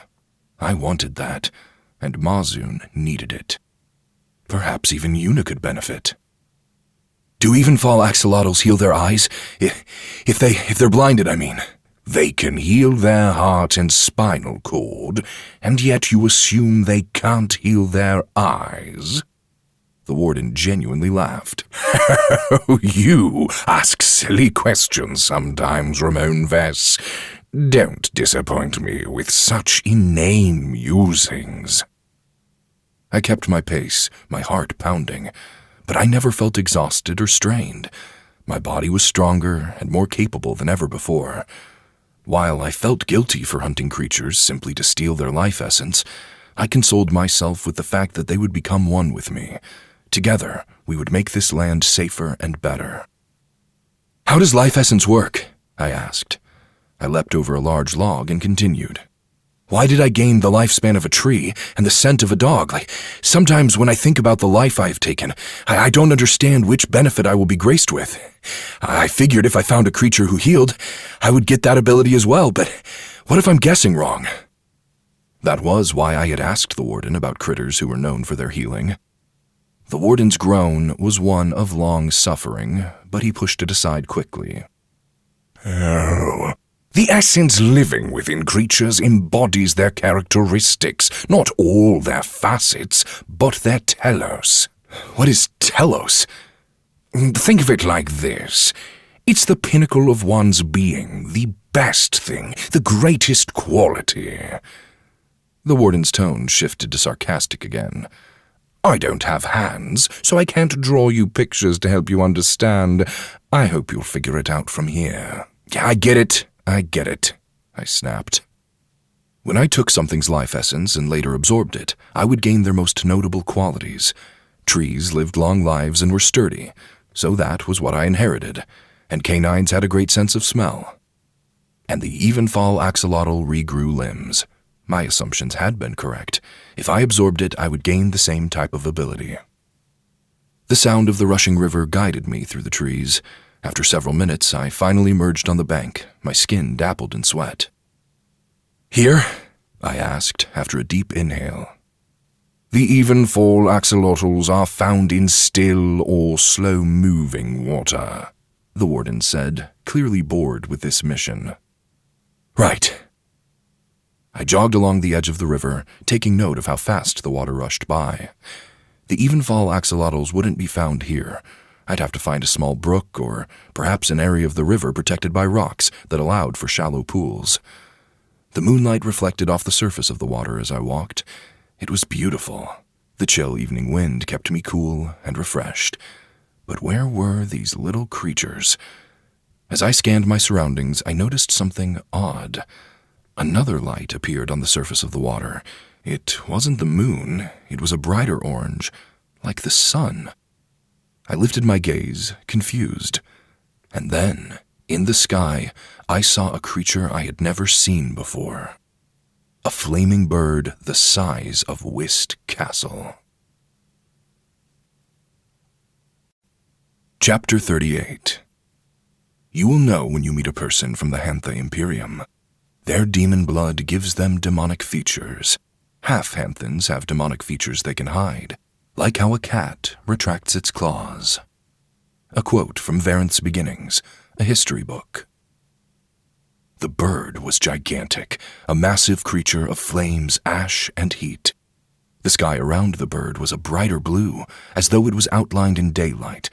It soared through the air, high above, destroying clouds as it tore through them. The beast was so massive, so heated, that when it flapped its flaming wings, a rush of hot wind poured over the river. With my heightened sense of smell, I picked up an odor of sulfur. I covered my eyes with my arm, shielding them from the increase in temperature. It was only a mile or two above me. "What is that?" I asked, breathless. The fiery bird shrieked, and the flames of its body lit up to a bright, hot white. Then the creature continued soaring, passing overhead, lighting up the river as it went. Ashes rained down from its body, covering the tree canopies in grayish white. It reminded me of snow, but the smell of the ash was nothing short of burnt wood. "That's a Devu," the warden replied. "A titan of light." A Devu, so the opposite of a Felheen, the titan of shadow which I was bonded to. "It's a phoenix," I said, breathless. "Most Devu are, except for the half-formed ones. They're just, unfortunate." I watched the Devu continue over the forest, its fire defying the night and illuminating the area. The titan didn't notice me, or perhaps it didn't care. That was probably for the best. I had Exraxi's magic, but I wasn't strong enough to take on a Devu, and I had only just managed to defeat the weakest of demons. Once I added more life essence to my being, however, I might have the strength to face such a beast. "Yes," the warden said, a smile in his voice. "Yes, you will have the strength." I shook my head. "You want me to fight a Devu?" Very much so."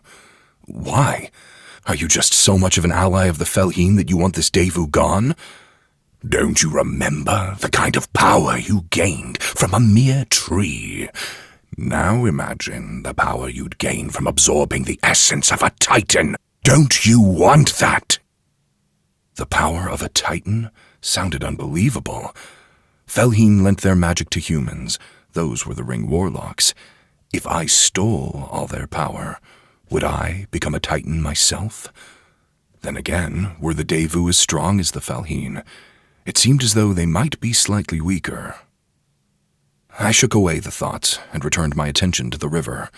A creature darted out from a rock and splashed into the water. I held out my hand and breathed out my life-stealing magic.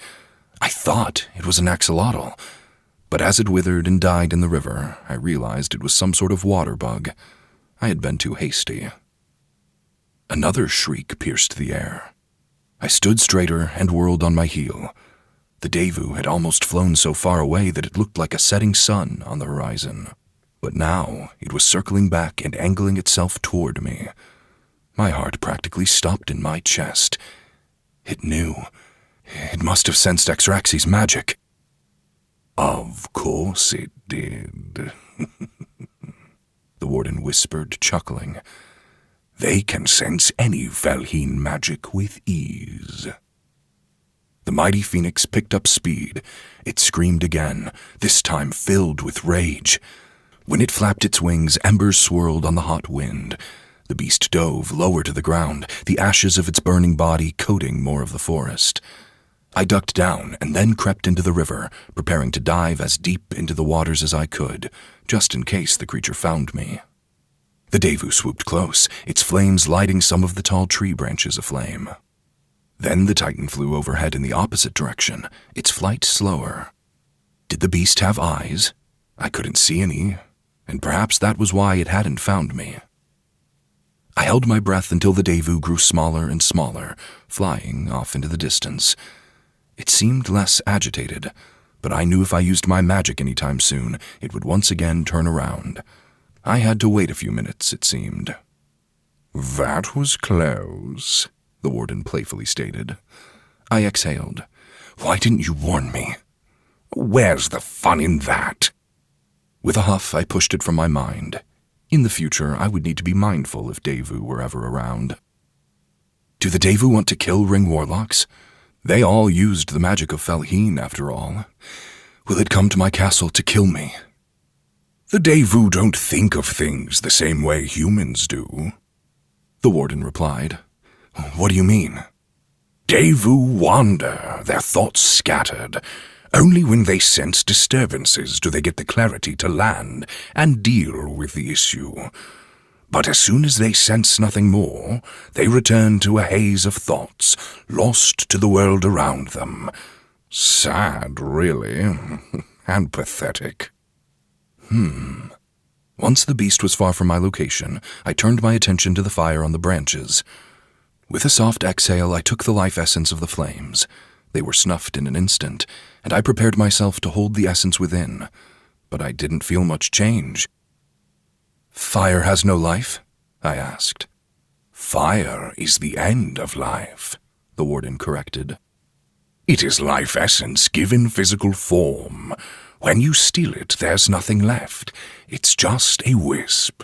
So I can't absorb it. That made sense, and it was convenient. I didn't want to become fire itself. The warden chortled. You can stomp out the flames with your ability, but there is little benefit. Like I said, it's dead life essence. Once the fires were quelled, I walked into the shallow water of the river, searching for a place sheltered by rocks to create a calm pool. "How did you know about Ketsu and his mother?" I asked. The warden remained silent. I sloshed through the river. "Ketsu said there were no Ring Warlocks around when he was caught, so how could you have known?" I said these rings are pieces of me, the warden drawled. I never said they were the only pieces of me. I saw your historian just fine, obviously. How else could I have known what happened? With a sigh, I leaned over and examined a still pool of river water. "I think you delight in being obtuse." The warden chuckled at that, which only confirmed my statement. But what could I do about that? I was thankful the warden was so forthcoming with other information, so did it matter if he kept just a few secrets? Instead, I focused on the task at hand. The river ran shallow and clear as I waded through the cool water, my sandals slipping over the smooth, moss-covered stones beneath the surface. There, nestled in a pocket of still water near the bank, was a creature unlike any I had ever seen. At first, I thought it might be a trick of the moonlight, but as I crouched low and peered closer, my breath caught in my throat. The creature was small, perhaps no larger than my hand, with a slender, sinuous body that seemed almost translucent in the water. It was as if the river itself had taken form and grown delicate limbs. "Is that it?" I whispered. Yes, the warden replied. The Evenfall axolotl's head, wide and flat like that of a salamander, turned slightly as I approached. I saw its eyes, small, dark, and glinting like polished onyx, but it was the gills that drew my gaze and held me captive. 3 feathery fronds sprouted from either side of its head, bright blue and gently swaying with each subtle ripple of the water. The gills pulsed faintly, like the petals of a flower blooming underwater. "It's so adorable," I chuckled to myself. "I had no idea." I reached out slowly, my hand trembling as it hovered above the water's surface. The creature, sensing my approach, did not dart away, as I feared it might.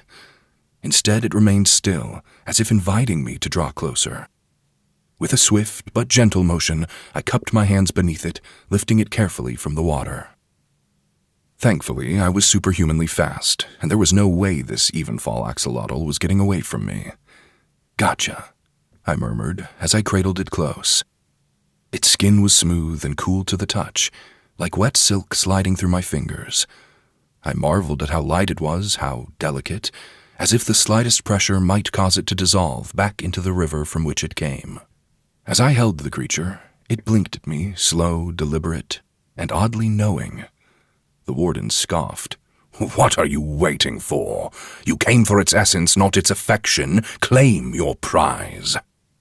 This reminded me of the red elk all over again.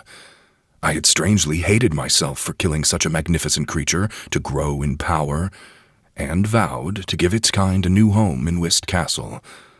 Would I do that for every creature I hunted? Was that even practical? "Thank you for your sacrifice," I whispered. Then I activated my magic. The life essence of the Evenfall axolotl was tiny. The creature shrank, curled into a ball, and withered away in a mere moment, its frond gills falling off its frail body. I was thankful it had ended so quickly. At least the creature hadn't suffered. With a sigh, I placed the shriveled remains on the shore. The Evenfall axolotl's life essence was barely anything. I almost felt nothing as it rattled within me. I think I need to find more, I said. If you want to absorb their regenerative properties, you're correct, the warden sarcastically replied. With that, I walked along the bank of the river some more, searching for the blue fronds of the axolotl's gills. They were the most notable, the most bright, and while I had the heightened senses of a dog's smell, the little water creatures didn't have a scent that I could detect while submerged. I had to hunt for them the slow way. When I found another, I didn't even bother scooping it into my hands. I activated my magic and siphoned its life essence before it even really understood I was descending upon it. "The red elk are vanishing from these lands," I muttered. "Is it the same with the Evenfall axolotl? Are they rare and dying out?" The little salamander rejects? No. They live in all the rivers of the Tze Empire, the warden chortled. They love to eat the tiny minnows, and those fish infest all the rivers around this nation. "They're carnivores?" I asked. "The Evenfall axolotl?" Yes. For some strange reason, that made me feel better. Only carnivores truly understood the circle of life. Killing was required for survival. Hunters understood that when another hunter took their life, it wasn't personal. That was just life. I wasn't killing the Evenfall axolotls because it delighted me. I needed their essence for my survival. It was as simple as that.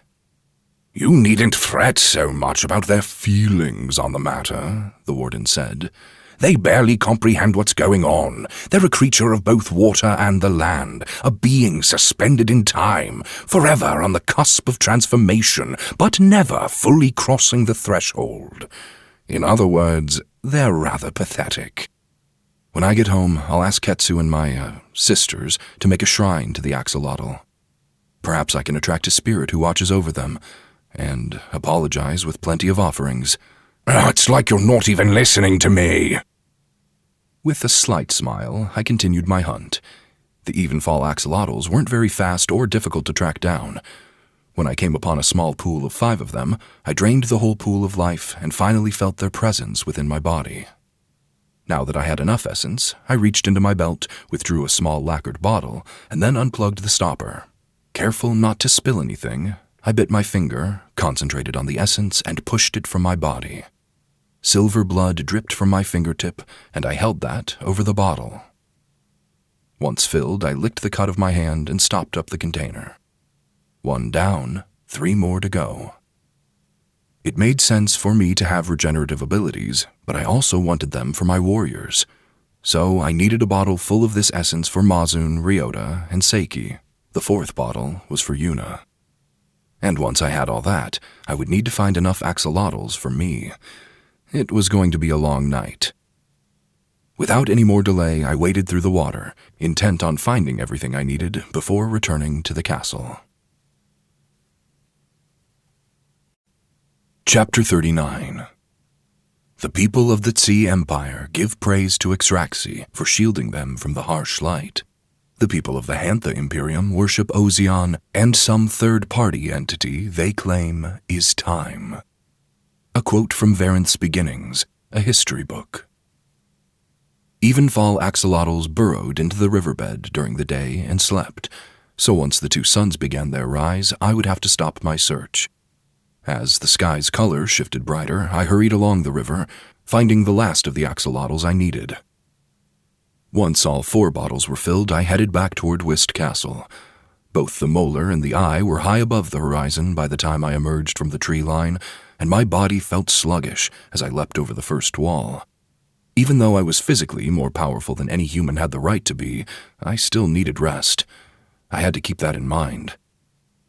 As I made my way through the garden, I veered toward the back of the castle. It occurred to me that while I had a physician, I didn't know where he resided.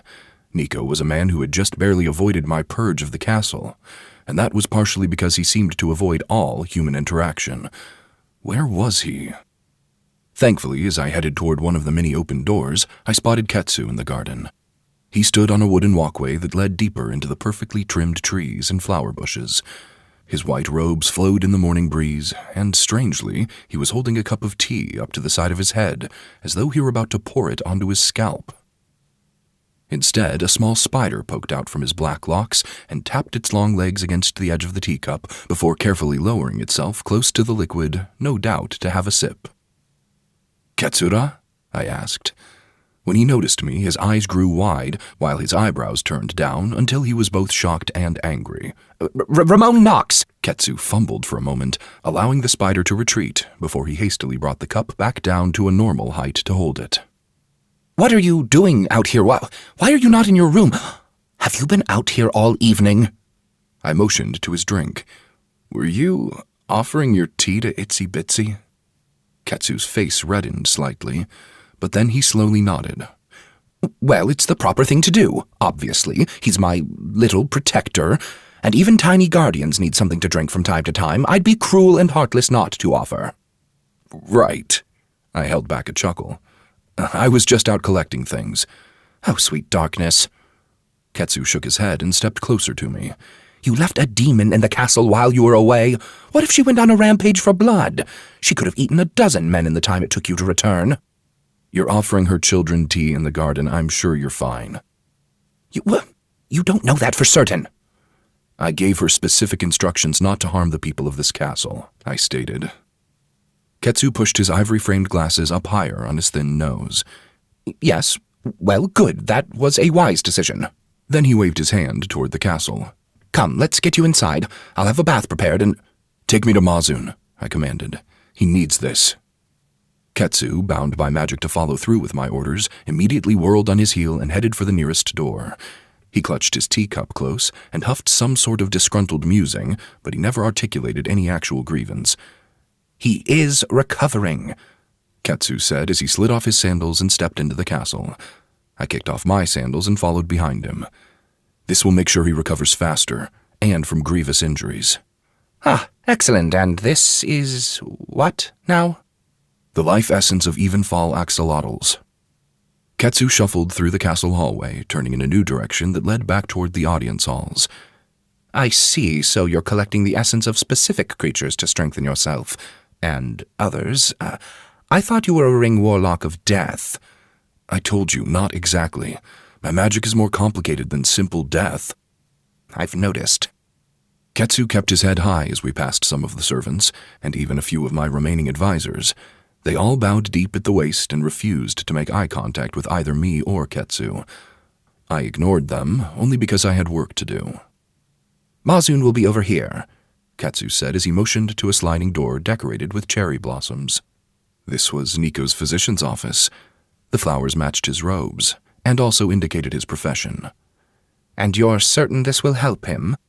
Ketsu still had his teacup, and he held it ever so delicately. "Mazun was quite injured." At first I thought Ketsu was intentionally being insulting, since he wasn't using an honorific with the man's name. However, since Mazun couldn't hear us, it was commonplace to drop the honorific, especially if referring to someone close. "It will help him," I said. "Good. Thank you, Rimon Knox." Ketsu offered me a half bow and then stood straight. "Someone needs to look after that fool." I lifted an eyebrow. "He saved your life. I'm surprised you two aren't fast friends." "Pah!" Ketsu stood straight and dismissively waved his hand. "Mazun has saved my life 3 times already, and nothing seems to get through his thick skull." Ketsu placed a hand on his chest. "I'm ready to put this behind us, but he forgets nothing." "He saved you 3 times?" "Once we were accosted by bandits, and Mazun dealt with them." Ketsu counted with his spare hand. "Second, there was a fire, and I was trapped in a building with plenty of flammable cloth and dyes, but Mazun chopped through it all to get me. And third was with the demon the other night." I blinked once, holding back a laugh. They had known each other for this long and had that much history, but they still hated each other? "Have you tried apologizing?" I asked, "for snubbing him when you first arrived to the castle?" Ketsu frowned and huffed at the same time. "Oh, for what? I barely did anything wrong. When he first arrived, I surmised that he would hate me because I was half Hanthan, and I was right. Since then, no matter how many times I thank him for helping, Mazun always treats me with indifference or callousness." There was absolutely no reason for these two to dislike each other as much as they did. Shoki said that stubbornness is only considered a strength to the weak, because the weak often confuse it with resilience. However, the inability to adapt and change, especially for the betterment of self and community, slowed growth. This felt like one of those moments where Shoki was correct. "You should apologize," I said firmly. "I won't make it a command, but you should take it as such." Ketsu, his face emotionless, replied with a single nod. Sometimes the man was dramatic, but occasionally he reminded me he was a man of politics. I knew he was irritated, but he showed none of that. "I will speak to Mazun and deliver him this essence." I stepped closer to the door. "And thank you for showing me the way." "That's why I'm your advisor," Ketsu quipped. With a small smile, I slid the door open and stepped into the wellness room. Incense was burning, the aroma hanging delicately on the air. It smelled of roses and ginger. Futons were rolled out on the ground, all of them made from the finest white duck down. Mazun rested on the futon nearest to the far wall, just under a window with its shutters closed. No one else was in the room, just me and the resting Mazun. I thought it odd that the other futons were still on the floor with no one in them. It was proper etiquette to pick them up and put them away after use. I ignored that and strode over to my bladekeeper. When I approached, the man opened his eyes. His silk blankets, golden and white, were tightly wrapped around his body, only exposing his bare shoulders. Bruises marred his skin, but otherwise he seemed whole. "I hope I didn't disturb you," I whispered. Mazun grunted as he forced himself into a sitting position. "Rimon Knox." He bowed his head. "Do you need my sword?" His hand went to the edge of the futon where his special weapon was just barely tucked under the folds of his blankets. I held out the small lacquered bottle. "No, I need you to drink this and rest." Mazun didn't question me. He didn't even inquire about the substance of the bottle. He simply took it, unstopped the top, and then consumed the silver liquid within. He cringed as he did so, as though the taste was quite unpleasant, but even then he didn't complain. He handed me the bottle back. "This will help you heal faster, forever," I said. Mazun curtly nodded. "Thank you. A very generous gift for a bladekeeper who failed you." I hadn't been expecting that. It took me by surprise, and I had to replay the battle with the demon to even guess at what he meant. "Because you didn't defeat our opponent? Is that why you think you failed me?" "That is why I have this sword. I should have been able to slay that neonate demon. It was in my capability, but—" "You saved Ketsu." I tucked the bottle away, "and then you threw yourself into harm's way without a second thought or hesitation. I'm impressed." Mazun tightened his fists on the blankets, glaring a hole in the bedding with his displeasure. "When you're a bladekeeper, how you die is just important as how you live. I will never be afraid to carry out my duty. The horrors of the old world must be kept in check." "Tell me," I whispered, "why did you risk yourself for a man you clearly despise?" "I just told you. My duty, my honor, demands I protect the weak." "And you hate Ketsu simply because he's half Hanthan?" I needed to know. Mazun was my first bladekeeper, and one of the first people I thought I could truly trust. But if he was going to hate an entire race of people, and anyone who shared their blood, I needed to know about it now. For a long while, Mazun didn't reply to my question. When he decided to answer, it was with less hate. He relaxed himself, sat straight, and loosened his grip on the blankets. In a calm tone, he said, "I was a bladekeeper who served the Emperor. I fought on the border of the Hantha Imperium." I nodded along with his words, attempting to picture a battlefield full of warriors and bladekeepers. It was difficult, however. I had never been to the border, nor had I seen the enemies so many spoke about. Perhaps Mazun knew this because his tone turned curious. "Do you know that Hanthan people are filled with the blood of demons? It changes their appearance and makes them monstrous. Demons need to eat humans to survive. Hanthans can eat humans, though it isn't necessary." I wasn't aware. Mazun shook his head. "The Hanthan warriors on the front line would often eat enemy combatants. It was a way to lower the opposing army's morale, and it worked. The more of my warriors and friends who were consumed in the middle of the battlefield, the harder it was to focus. I knew where this story was going. Ketsu isn't one of those Hanthan warriors, I said. That's true, but... Mazun sighed. I went to the Emperor and asked to be stationed somewhere else, somewhere far away from the Hanthans and their barbarism.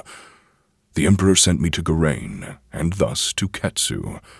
I came here to heal from the trauma of war, and somehow I still have to look at the object of my nightmares. It's difficult.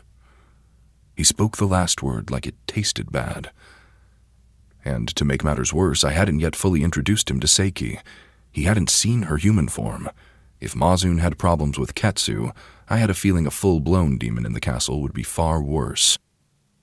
When I asked you to be my Bladekeeper, I didn't know of this, I said. Mazun turned so that he could stare up at me and meet my gaze.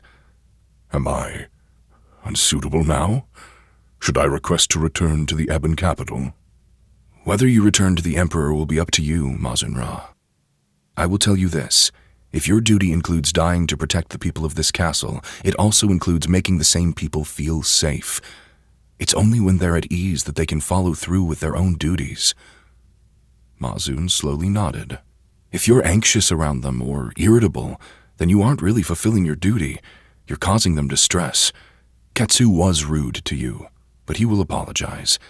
If you can't move on from that, if you can't find peace with your past traumas, then you should return to the Emperor.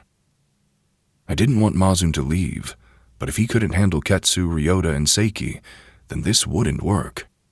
And I didn't want Mazun to suffer. If life on the front lines haunted him, he should have time to heal.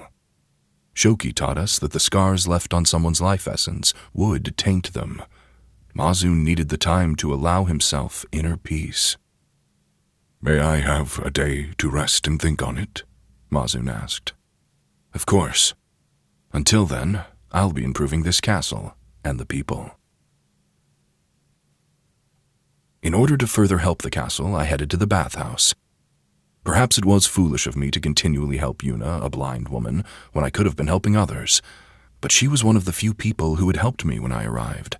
To her, I was a nobody. She helped me regardless, and asked for nothing in return. I saw her true self, the kindness she had for others, and once I found others had harmed her, I felt a certain sense of camaraderie. The girls at the Scarlet Lantern were often abused, but they still retained their honor and kindness. I felt Yuna exemplified this. She was almost family. Plus, it was beneficial to have another physician. This wasn't just me being kind to her. There was a purpose, a greater purpose. When I stepped into the cool bathhouse away from the heat of the two suns, I was greeted by the gurgle of running water. Yuna, like always, stepped out of her room and greeted me with a smile, her black hair spilling forward, covering half of her face. "Good morning," she said with a slight bow. "Good morning," I replied. Yuna stood straight, her expression shifting to shock. She recognized my voice right away, it seemed. "Rimon Knox, you've returned?" I strode over and quickly reached for her hand. I gently placed one of the bottles on her palm and closed her fingers around it. Yuna played with the container for a moment, feeling it, until she came to the stopper. "What is this?" she whispered. "It'll heal your eyes," I replied. When she gasped, I almost smiled. I had been hoping she would be pleased. "You can do that?" Yuna shook her head. "But that's not possible. I'm a Ring Warlock. Anything is possible for me." Yuna shook her head harder. I've heard of that before. I thought Ring Warlocks had a set amount of magic. They didn't just create new magics or new powers. How are you?" I squeezed her hand, and Yuna fell silent. With a forced smile, I said, "You don't have to worry. I'm different than most Ring Warlocks. I have the power to make crops grow, heal people of permanent injuries, kill demons, and also enlist them on your side?" Yuna's brow furrowed, her blank gaze falling to the floor. "It just seems too good to be true. While I understood what she meant, it wasn't quite like that. I was being clever with my power, doling out essence in exchange for favors, just like how I'd give her this essence and hopefully have another physician. Was it good to think about people and spirits and demons in this manner, almost transactional? I wasn't certain. All I knew was that that was how things were done in the Scarlet Lantern. For the right price, anything was possible. Finally, Yuna looked up at me. Her milky eyes didn't really connect with mine, but I felt her stare, as though she was picturing me in her mind's eye. "Rimon Knox," she whispered, "what can I do for you?" "What?" I asked. Yuna exhaled. "You've done so much for me. Everything I've asked for you've made happen. What can I do for you? How can I possibly repay your kindness, your magic?" I had already told her I wanted her loyalty, her help. There wasn't anything else. "Surely there's something personal you want?" Yuna asked. I had already told her I didn't need the reward of her flesh. Why was she so insistent? "If you can't think of anything, I will think of something for you," Yuna finally said. She held the tiny bottle close with both hands. "I'll find something you want, something you didn't even know you needed, until you see it." That's not necessary." She shook her head. "I will. I promise you."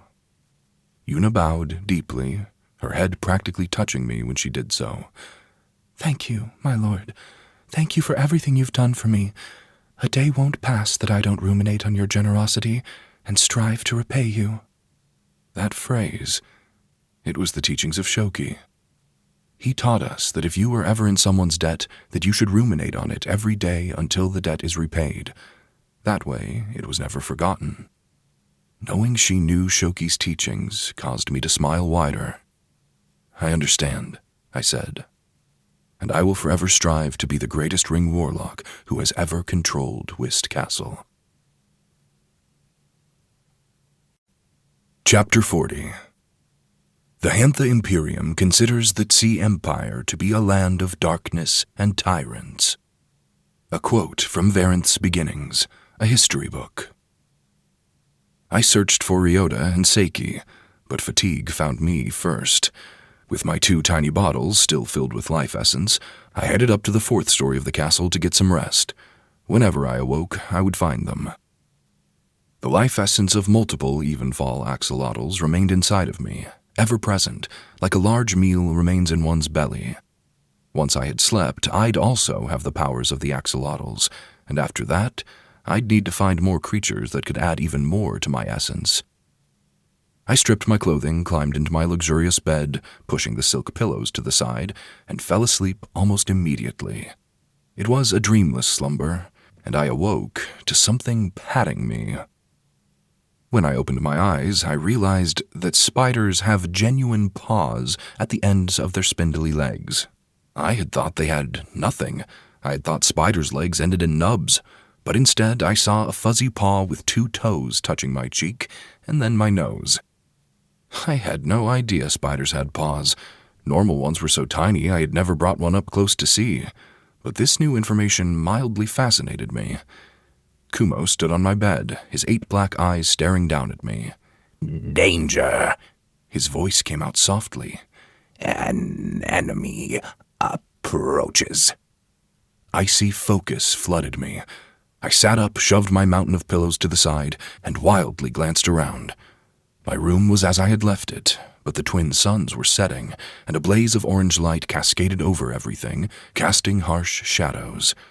Was someone hiding within them? "They climb up." Kumo leapt from my bed and scurried over to the secret door that led to my balcony. With one of his spider legs, he tapped on the door. "They're outside?" I asked. Kumo rubbed his front legs together, and I knew it was the case.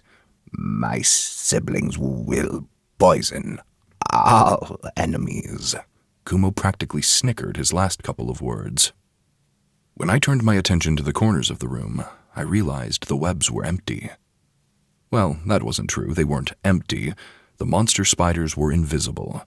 They were just waiting for a bug or an enemy to arrive so they could pounce. Despite the added protection, I wanted to see this enemy for myself. I quickly pulled on my robes and then headed for the door. With a twist on the lock, I opened it up and stepped onto the short and narrow hall that led to the balcony. Fresh air washed over me, bringing with it a sweet scent of mountain trees. I inhaled and then stepped onto the balcony, impressed with the craftsmanship of the wooden railing. Everything had been carved to appear like dragon scales. The balcony itself was so narrow only a single person could walk up or down it at a time. The railing went up to the waist, and the roof overhang was so low it almost touched the top of my head. Kumo scurried out onto the balcony after me. Smaller spiders emerged from their invisible hiding places, and I suspected the spiders had a little network of communication.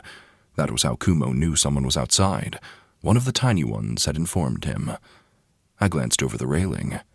At first, I saw nothing out of the ordinary. The height caused a knot in my chest to tighten, as I wasn't used to such a high-up sight. I quickly recovered, and then my eyes fixed on a man scaling the castle.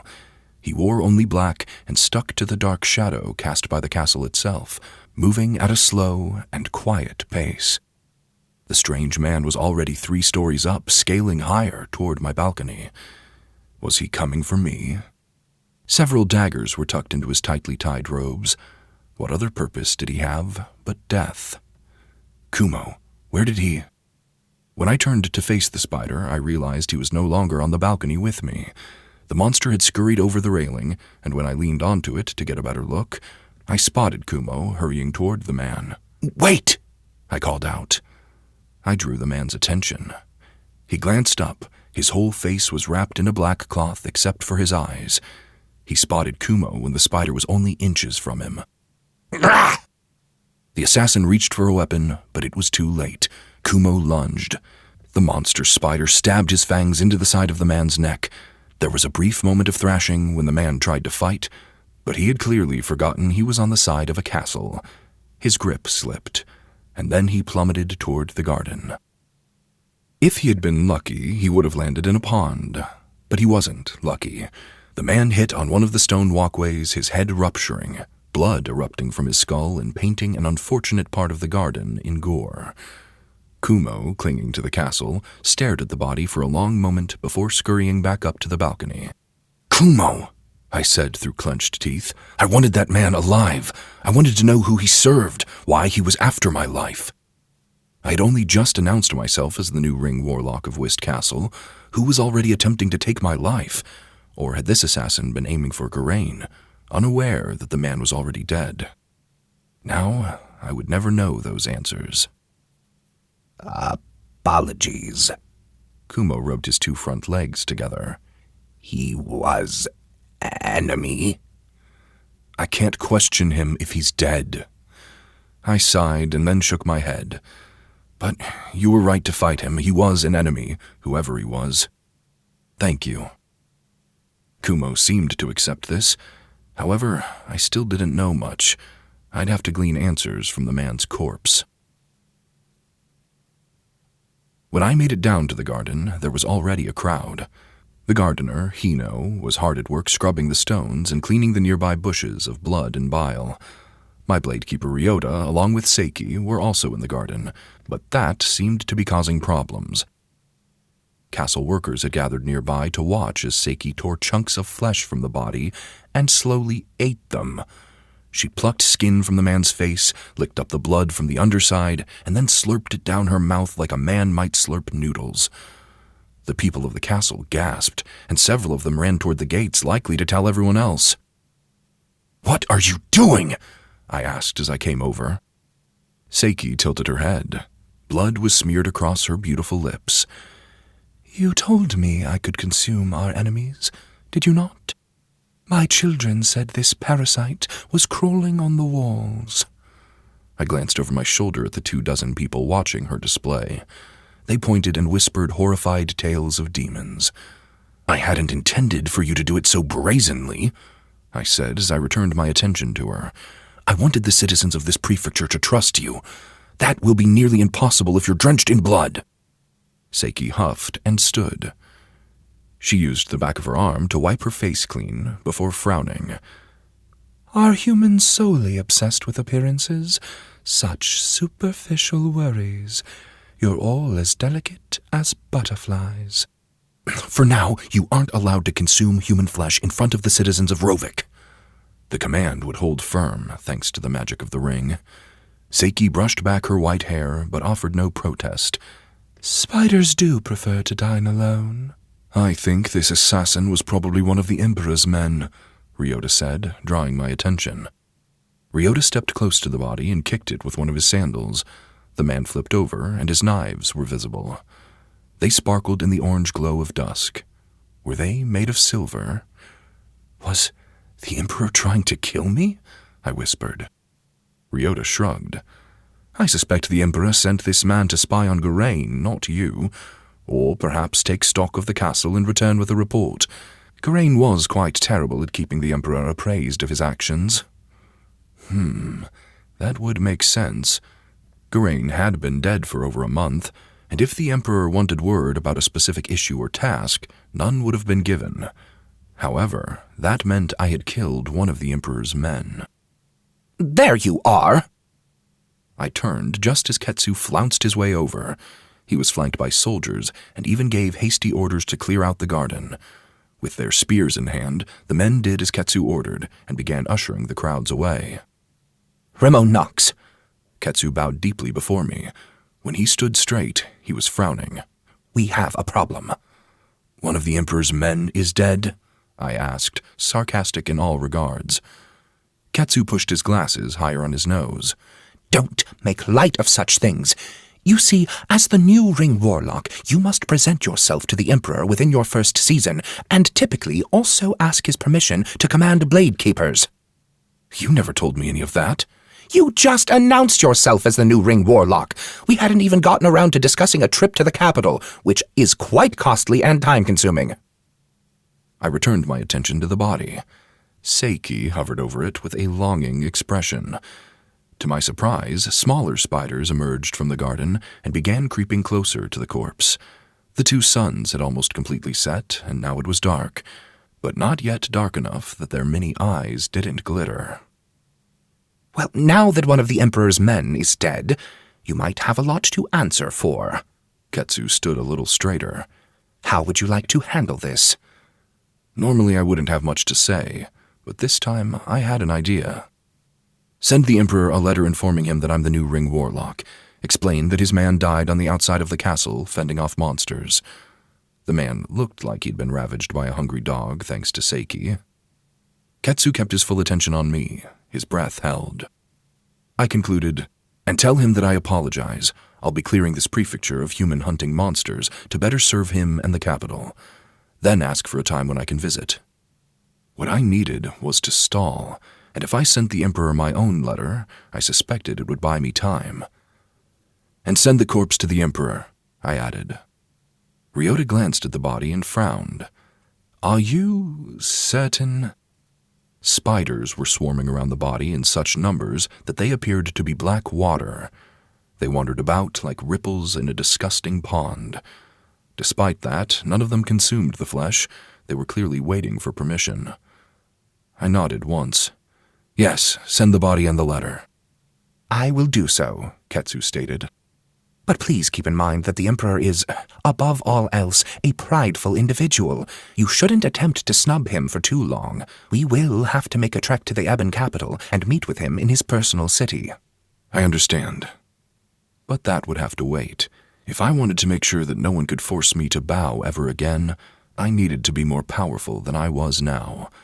Which reminded me. I withdrew the last 2 bottles of the axolotl essence from the belt of my robes. Would these ever turn rotten? I didn't know how long I could hold on to them, but I suspected they were still useful. I handed one to Ryota. This will help you heal faster, I said. Drink it. My bladekeeper lifted an eyebrow. Then he popped the stopper and sniffed deep over the lip of the bottle. Oh, this isn't alcohol. What, does alcohol help you recover? I quipped. He shrugged. It sure makes me feel like I heal faster. I ignored him and handed the last bottle to Seiki. She sneered as she took it from me, and then did the same as Ryota. When she inhaled, she nearly gagged. This is the life essence from a river slug, she said. Then she handed me the bottle back. I am a demon. I don't need this. I can already heal my body from terrible wounds. I feed not only on blood, but also on the grief of familial death. You need not worry about me, my lord. Ryota laughed. He leaned over the dead body, his sandals in a puddle of blood, and smiled. I certainly wouldn't mind being called Lord by a demon. You're not worthy of such an illustrious title, Seiki stated, which got Ryota frowning. I turned my attention to the bottle in my hand.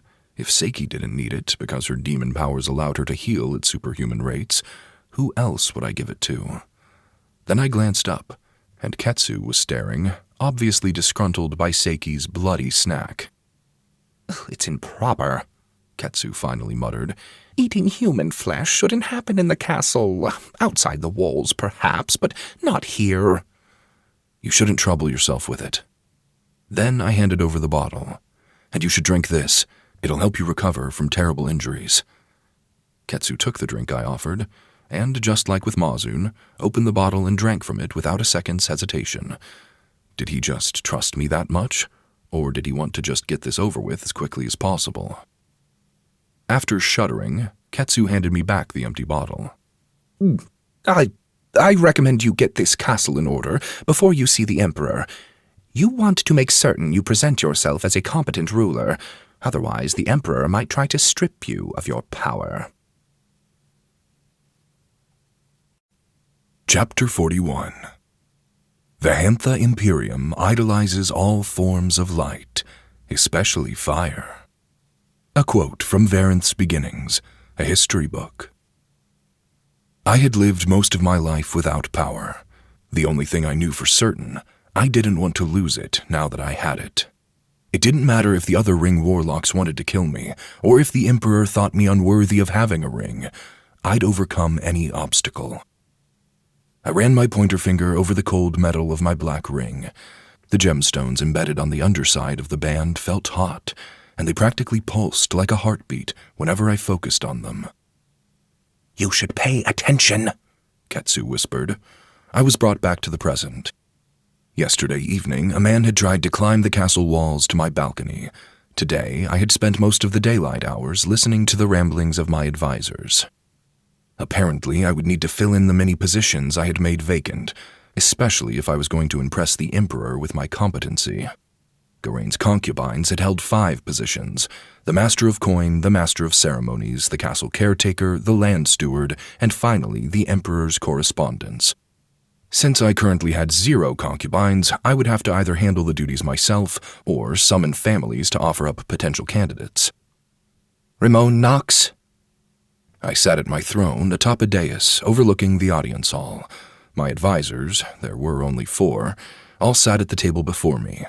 It was a long table, low to the ground, so that everyone needed to sit on pillows, but large enough for at least 20 people. It seemed sad in its current state, since so much of it wasn't in use. Ketsu sat at the head of the table closest to me. The other 3 advisors sat at the other end, as though they wanted to be as far away from me as possible. One of them was Rain, the Magistrate of Justice, and the only one I cared for. The other 2, I couldn't remember their names.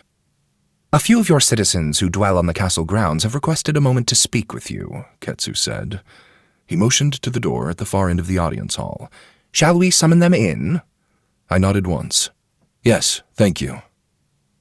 The far doors were opened by soldiers, and in walked 5 individuals. I recognized 4 of them: Fieta, the carpenter, and the carpenter's 2 children. The last individual was a portly man who wore large enough robes that they dragged on the ground behind him. They were beautiful robes, made of blue silk and embroidered with gold, but it was shameful to have one's clothing slide around on the ground. The carpenter and his 2 children strode across the gigantic hall until he reached the end of the advisor's table. Then he bowed deeply at the waist, as did his teenage daughter and younger son. "Ah, Lord." The man stood straight. That was when he finally got a good look at me. His eyes went wide, and then he rubbed them. The man was old. He had white hair and a neatly trimmed beard, but his skin was so wrinkled even his hands looked like cracked leather. When he finally finished rubbing his eyes, he just stared. You're, His voice was barely above a whisper. You're that servant I met. I nodded once. I do believe we met, long before I declared myself as the new Ring Warlock. I was disguised as a servant to get a better feel for the castle. You can relax. I saw how diligently you worked. The carpenter exchanged nervous glances with his children. Then he motioned them forward. His son and daughter were both carrying wooden figurines, one of a red elk and one of a large tree. I was tasked with fixing the shrines, the carpenter said, and I came seeking your approval, Lord. He bowed again. Are these satisfactory? His children walked around the advisor's table. They stopped at the foot of the dais, just a few feet from me. Then, with shaky hands, they held up the figurines. The wood was pale, with reddish-purple streaks. They were made of cedar wood. "The cheapest and most available type of wood in the region," the warden whispered. "What does that say about you and the future shrines you wish to erect?" While the wood was cheap, the carvings were quite detailed. The red elk, specifically, looked as I remembered the beast out in the woods. The tree captured the spirit of the forest, especially the twisted roots at the bottom. Some were so fine, I wondered if they would break off in a strong breeze. Are they satisfactory? The carpenter asked again. Our Lord will answer you when he's ready, Ketsu snapped. You are lucky he's giving you such thorough consideration. The carpenter bowed again as a form of apology. Is there a reason you used such cheap wood? I asked. When the carpenter stood straight, it was with more gusto than a man his age usually had. His face was hard set in a frown, and he held his hands behind his back. I didn't know you were versed in wood types, my lord. So you thought I wouldn't notice your poor choice? The man shook his head. Forgive me, that isn't what I meant to imply. Cedar is cheap because it isn't highly durable. But once I've coated these figurines in lacquer, they'll both shine and resist the elements. It's the final step before affixing them atop their shrines. The quality of the underlying wood matters little.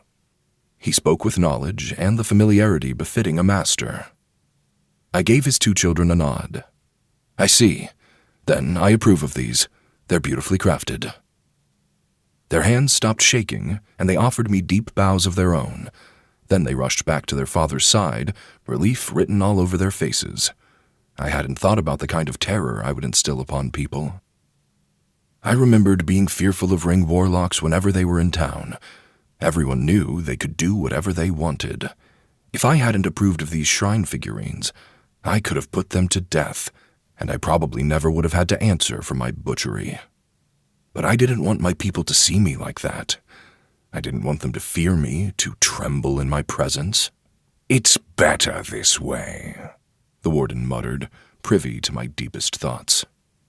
"If they fear you, they won't betray you. Let them tremble. You need their obedience if you want to grow your prefecture to the best there has ever been." The teachings of Shoki spoke about how loyalty was stronger than fear. According to Shoki, controlling through fear meant whoever the people were the most afraid of was the person they would ultimately answer to. However, a loyal man was harder to turn. It was the difference between having a blade of grass or a blade of steel whenever the wind was howling. Did I want grass, or did I want steel? I stood from my throne. My advisors all raised their eyebrows. When I stepped down from the dais, they held their breath. With careful steps, I walked around the table and made my way to the carpenter and his family. They remained frozen in place until I was next to them. "You didn't give me your name," I said to the older man. The carpenter met my gaze, his eyes searching mine, like this might be a trick or an elaborate joke. Perhaps because he didn't want to offend me, the carpenter quickly cleared his throat and then answered me. My name is Yoshimasa, my lord. Yoshimasa Kane, I said, giving him a respectful honorific. What other shrines do you think we should have? I'm not as familiar with the castle as I'd like to be, but I know you're aware of the goings-on here. I hoped by addressing him personally and away from my throne that I could convey my respect for his life and time. Yoshimasa seemed a little shaken at first, but he steeled himself. He mulled over my question and half bowed his head. I think we would do well to honor the spirits of night. We had hot days, and if our guardians of the darkness returned, perhaps we could know cooler winds. Please ensure that it happens, I said. I want the people of Whist Castle to know better days. I see.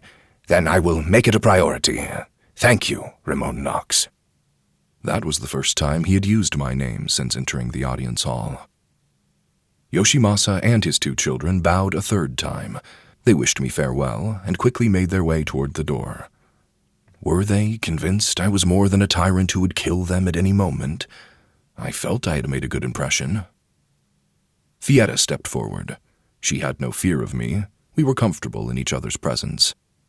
"Fietta Lin," I said when she was close, "why have you come to see me?" She ran her slender fingers through her shimmering black hair. Today she wore the robes of a shrine maiden. They were both black and white, a harsh contrast of light and darkness, a representation of life and death. "Rimon Lin, as shrine maidens, we were told we would need to put on a festival for your ascension." Fietta also kept her voice low, but her words were laced with anxiety. "But when we went to the crafters and workmen, they were hesitant to assist. They say you deal with demons. There's talk of leaving Whist Castle." "What?" I asked. Fietta nodded. "People have been whispering all day. They say they saw your pet demon eating a man." "Why didn't you tell me right away?" Fietta held one of my hands with both of hers. "I only wanted to relay this information to you, Rimon Lin. I don't know or trust other people. They made me wait to speak to you, so I did. Please forgive me. This was the only way I was able to tell you what I knew." "No, there's no need to forgive you," I whispered. "I believe what you're telling me." I caressed her hand with my thumb, my attention on the ring. Fietta knitted her eyebrows in worry. I supposed I would need to fix this, and that was fine. I would. "Continue preparing the festival," I said. "But the crafters—" "We can hire men from the town if the ones in the castle are too afraid," I quickly replied. "But it's important for the people of this prefecture to know I'm in charge. During the festival, I'll demonstrate my power over my demon, and I'll set their fears to rest." Fietta's eyes went wide. "You can do that?" She was breathless, her words laced with hope. "That is the only reason the demon remains by my side, because she is tethered to me, and will obey my command. So please, prepare the festival to the best of your ability. I will handle the rest." Her anxieties evaporated in an instant. Her beautiful smile returned, and I knew she would do as I asked. When she bowed again, she pulled her hand to her forehead. It was a sign of respect between family members, and I appreciated having her at my side. "I will do this." Fietta stood straight. "Thank you, Rimon Lin. The festival will be prepared within 4 days' time." When she turned to leave, I offered her a smile. "My lord?" Ketsu asked from all the way at the end of the table. He had to sit up slightly and project his voice. "Shouldn't you reclaim your seat? Your advisors cannot advise you on anything if we cannot hear the court dealings." That was true. I turned on my heel and walked around the table until I was halfway between Ketsu and the other advisors. Then I returned my attention to the last person waiting for my audience, the portly man with his long robes. "And why have you come today?" I asked.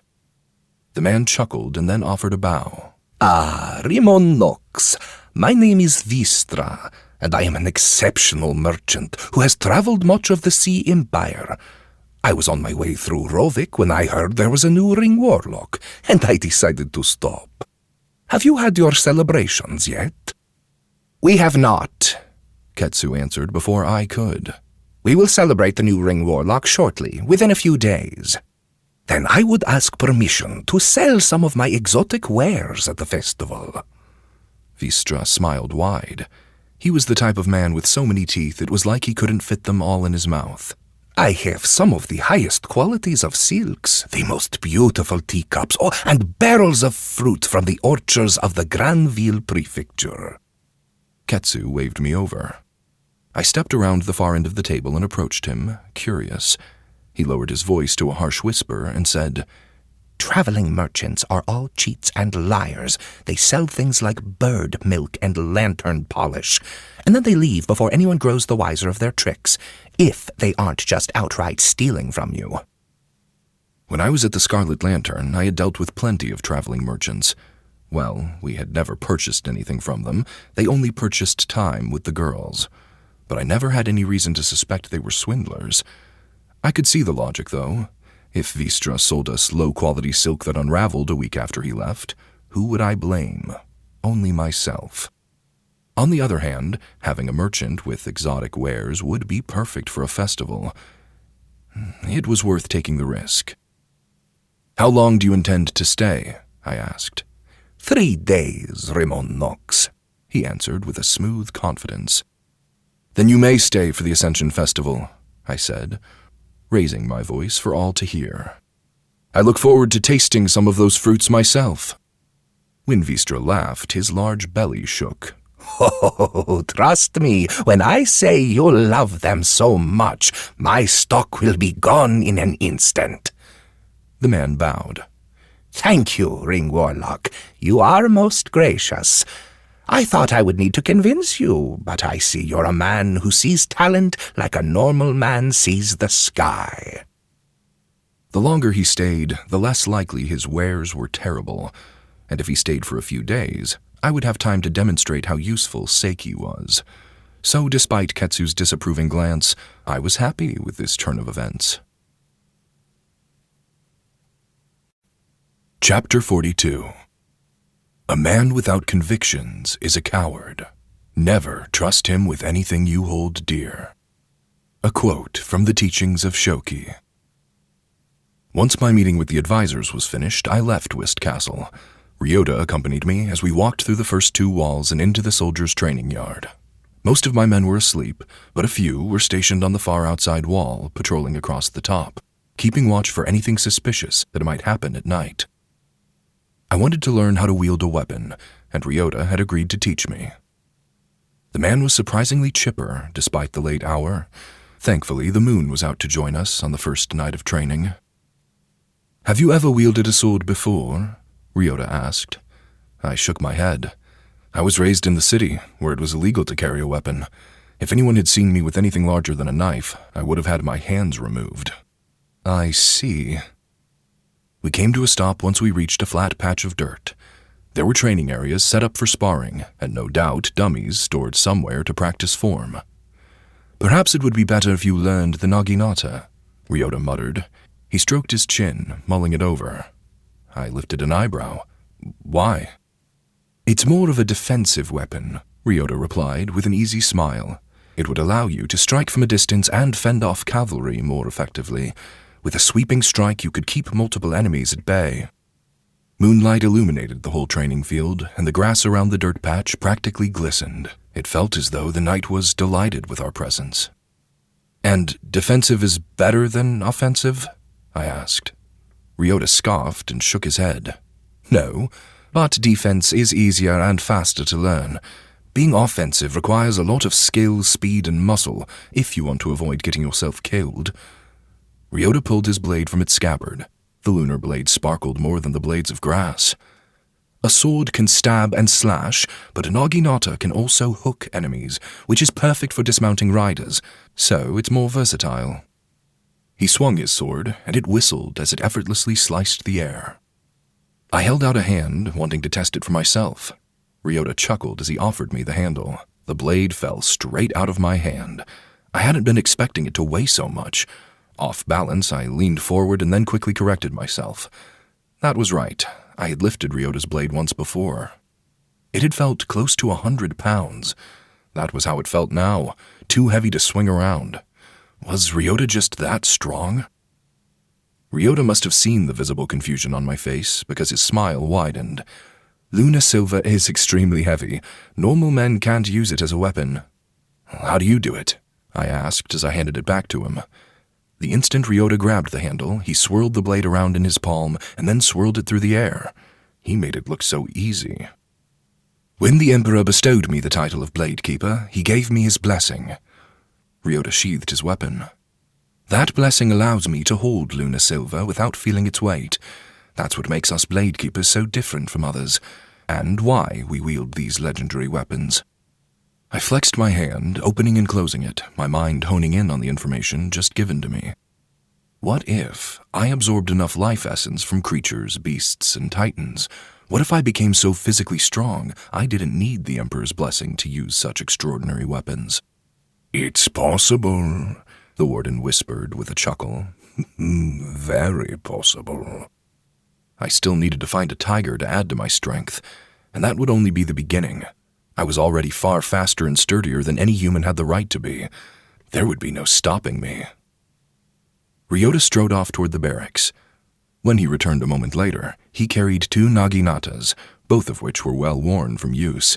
They had wooden shafts, were as long as spears, and featured curved sword-like blades at the end, with red twine wrapped around the upper portion of the weapon. He handed me one and then took a position directly in front of me. "Match my movements," Ryota said. "The proper grip is key when using the naginata. You must have one hand near the base and the other close to the blade. Your grip should be firm but relaxed to allow flexibility in movement." Ryota took hold of the naginata with familiarity that betrayed his skill. I did as he did. With both hands I held my weapon. The sword end caught the moonlight and practically glowed. "You hold it this way to guide your weapon in a smooth and controlled manner," Ryota demonstrated by slashing with the tip. I did the same.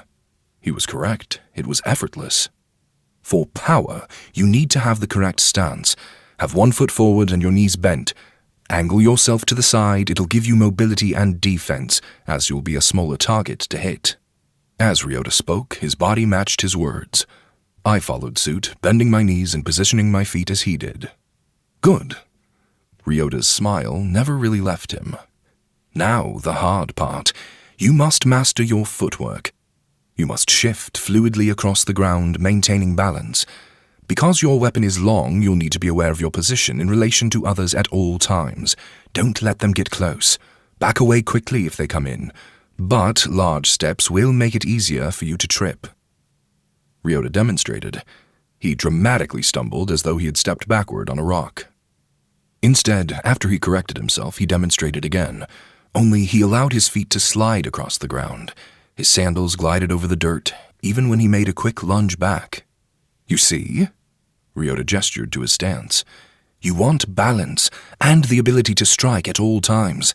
Don't lift your feet too high when you move. It's crucial you learn this first. I kept my feet close to the ground and then slid back and forth, maintaining my stance. Ryota watched with a careful eye as I went back and forth. It was easy, and I somehow already felt like a warrior, even though that was ridiculous. The naginata is a simple weapon, the Warden said. It's used in formations mostly, and not for duels. I stopped my footwork practice, surprised by this information. Truly? Oh, yes. It is a weapon best suited for a large battlefield. Individually, it is weaker, not really the weapon for a proper warrior. When the Warden chuckled this time, it was filled with condescension. Are you speaking to yourself? Ryota asked. He stood straight and eyed me suspiciously. I shook my head. Is this weapon worse for individual combat? Ryota replied with a quick nod. It has considerable downsides when you're fighting an individual and want to go on the offensive. Like I said, this is a fantastic defensive weapon. For close-up combat, I would recommend a sword, a dagger, or a throwing knife. If you're clever, poison on the edge of a small weapon can fell an opponent quite quickly. That seems cowardly. Ring Warlocks use venoms, poisons, and diseases regularly, Ryota said, one eyebrow lifted. Is that true? I wasn't asking Ryota, I was asking the Warden. He laughed once. You know it is, Ramon Vess. Garain used poison, Nizuka has deadly insects. They're the only 2 Ring Warlocks you've met, which means 100% of the local Warlocks use this tactic. Please don't ask me stupid questions. I know you're better than that." While the warden spoke, Ryota had been answering the question as though he was the only one around. "Which is why most of the Ring Warlocks love that tactic," Ryota concluded. I hadn't been paying attention to Ryota, but I nodded to him regardless. Then an idea struck me. "Ryota-zar, could you teach these Naginata techniques to the shrine maidens?" He opened his mouth, thought about my request for a long moment, and then grinned as he said, "Oh, definitely. I'd love to give them all private lessons." I narrowed my eyes at him. "Only Naginata lessons." Ryota rubbed the back of his neck and then shrugged. "Of course. I'd hate to disappoint you, my lord." He gave a quick bow of apology. "Thank you," I said. "I'm ready for the next part of this lesson." Ryota got back into the proper stance. "Very well. Once you've mastered your footwork, we'll be moving on to cuts and strikes." When I finally went to sleep, I was exhausted. I didn't wake with the rising of the eye and the molar. Instead, I allowed myself to rest before exiting my room. The many monster spiders were there to greet me in the morning. Several of them left gifts, mostly webbed-up rats, which I had no interest in, but I appreciated their gestures. Throughout the day, I met with advisors, but the meetings now revolved around how I would approach the Emperor. Since I had never met the man or even traveled to the Ebon capital, I trusted their advice. Once everything was settled, I would go there. "You need to ask the Emperor for more blade keepers," Ketsu said. "You only have the 2 currently. You need to ask him for 3 more. Every Ring Warlock is entitled to 5. Again, I agreed. Why wouldn't I want more blade keepers? They were extremely useful. At night, I once again went training with Ryota, but only half the time as I had before. For the latter half of the evening, I left Whist Castle and explored the grounds surrounding it. The farms were so lush. The crops had once been on the edge of death, but now they could be harvested soon, perhaps during my Ascension Festival. The cold winds of the night accompanied me as I went to the forest. For now, I wanted to hunt tigers. 2 more days went by in what felt like an instant. My advisors were fixated. My training was focused, but the tigers eluded me. Tomorrow, the castle would host my Ascension Festival. Word had already been sent out to the surrounding towns and cities of Rovik Prefecture, and people had been arriving on the main road like water flowing down a river. I hadn't realized how many merchants, craftsmen, and nobility were so close. They arrived in palanquins, mostly, but a few brought large carts pulled by teams of oxen. They were the only animals that could make the winding mountain trails. My visiting merchant had set up his exotic wares, and although the festival was tomorrow, it already felt quite festive. As the eye and the molar set, I headed out for the outer wall. I stopped to investigate those who had traveled to visit the castle. The air hummed with the energy of preparation as merchants set up their stalls, their movements brisk but practiced, while the scent of freshly grilled fish and sweet rice cakes drifted on the breeze. Above, paper lanterns swayed gently, strung across the narrow streets like a canopy of soft muted light in the gloom of dusk. As I strode down the cobblestones on the main walkway, I took note of the many soldiers positioned around every entrance and exit. They stood as a symbol of law and authority, and I appreciated the order they gave the castle. "Rimon knocks." I quickly turned on my heel. Mazun was behind me, fully dressed in his Bladekeeper outfit, his robes pulled tight, armor on his shoulders and legs, his helmet on his head, but his mask on the outside of it. He had his blade on his hip, one hand on the hilt. "Are you still feeling anxious about working with half-Henthan individuals?" I quietly asked. Mazun stood a bit straighter. "Like every battle behind me, I intend to win this one. So, while I find them distasteful, I've decided I will continue in your service. My blade is yours." When he bowed at the waist, several individuals close by did the same. When Mazun rose, the others did as well. "Thank you," I said to him. "Come, you should stay by my side as I leave tonight." "Oh?" He lifted an eyebrow. "Are you worried brigands will attack on the eve of the festival?" I shook my head and continued down the path. "I want your help tracking a tiger." "A what?" I chortled and just gestured with a tilt of my head.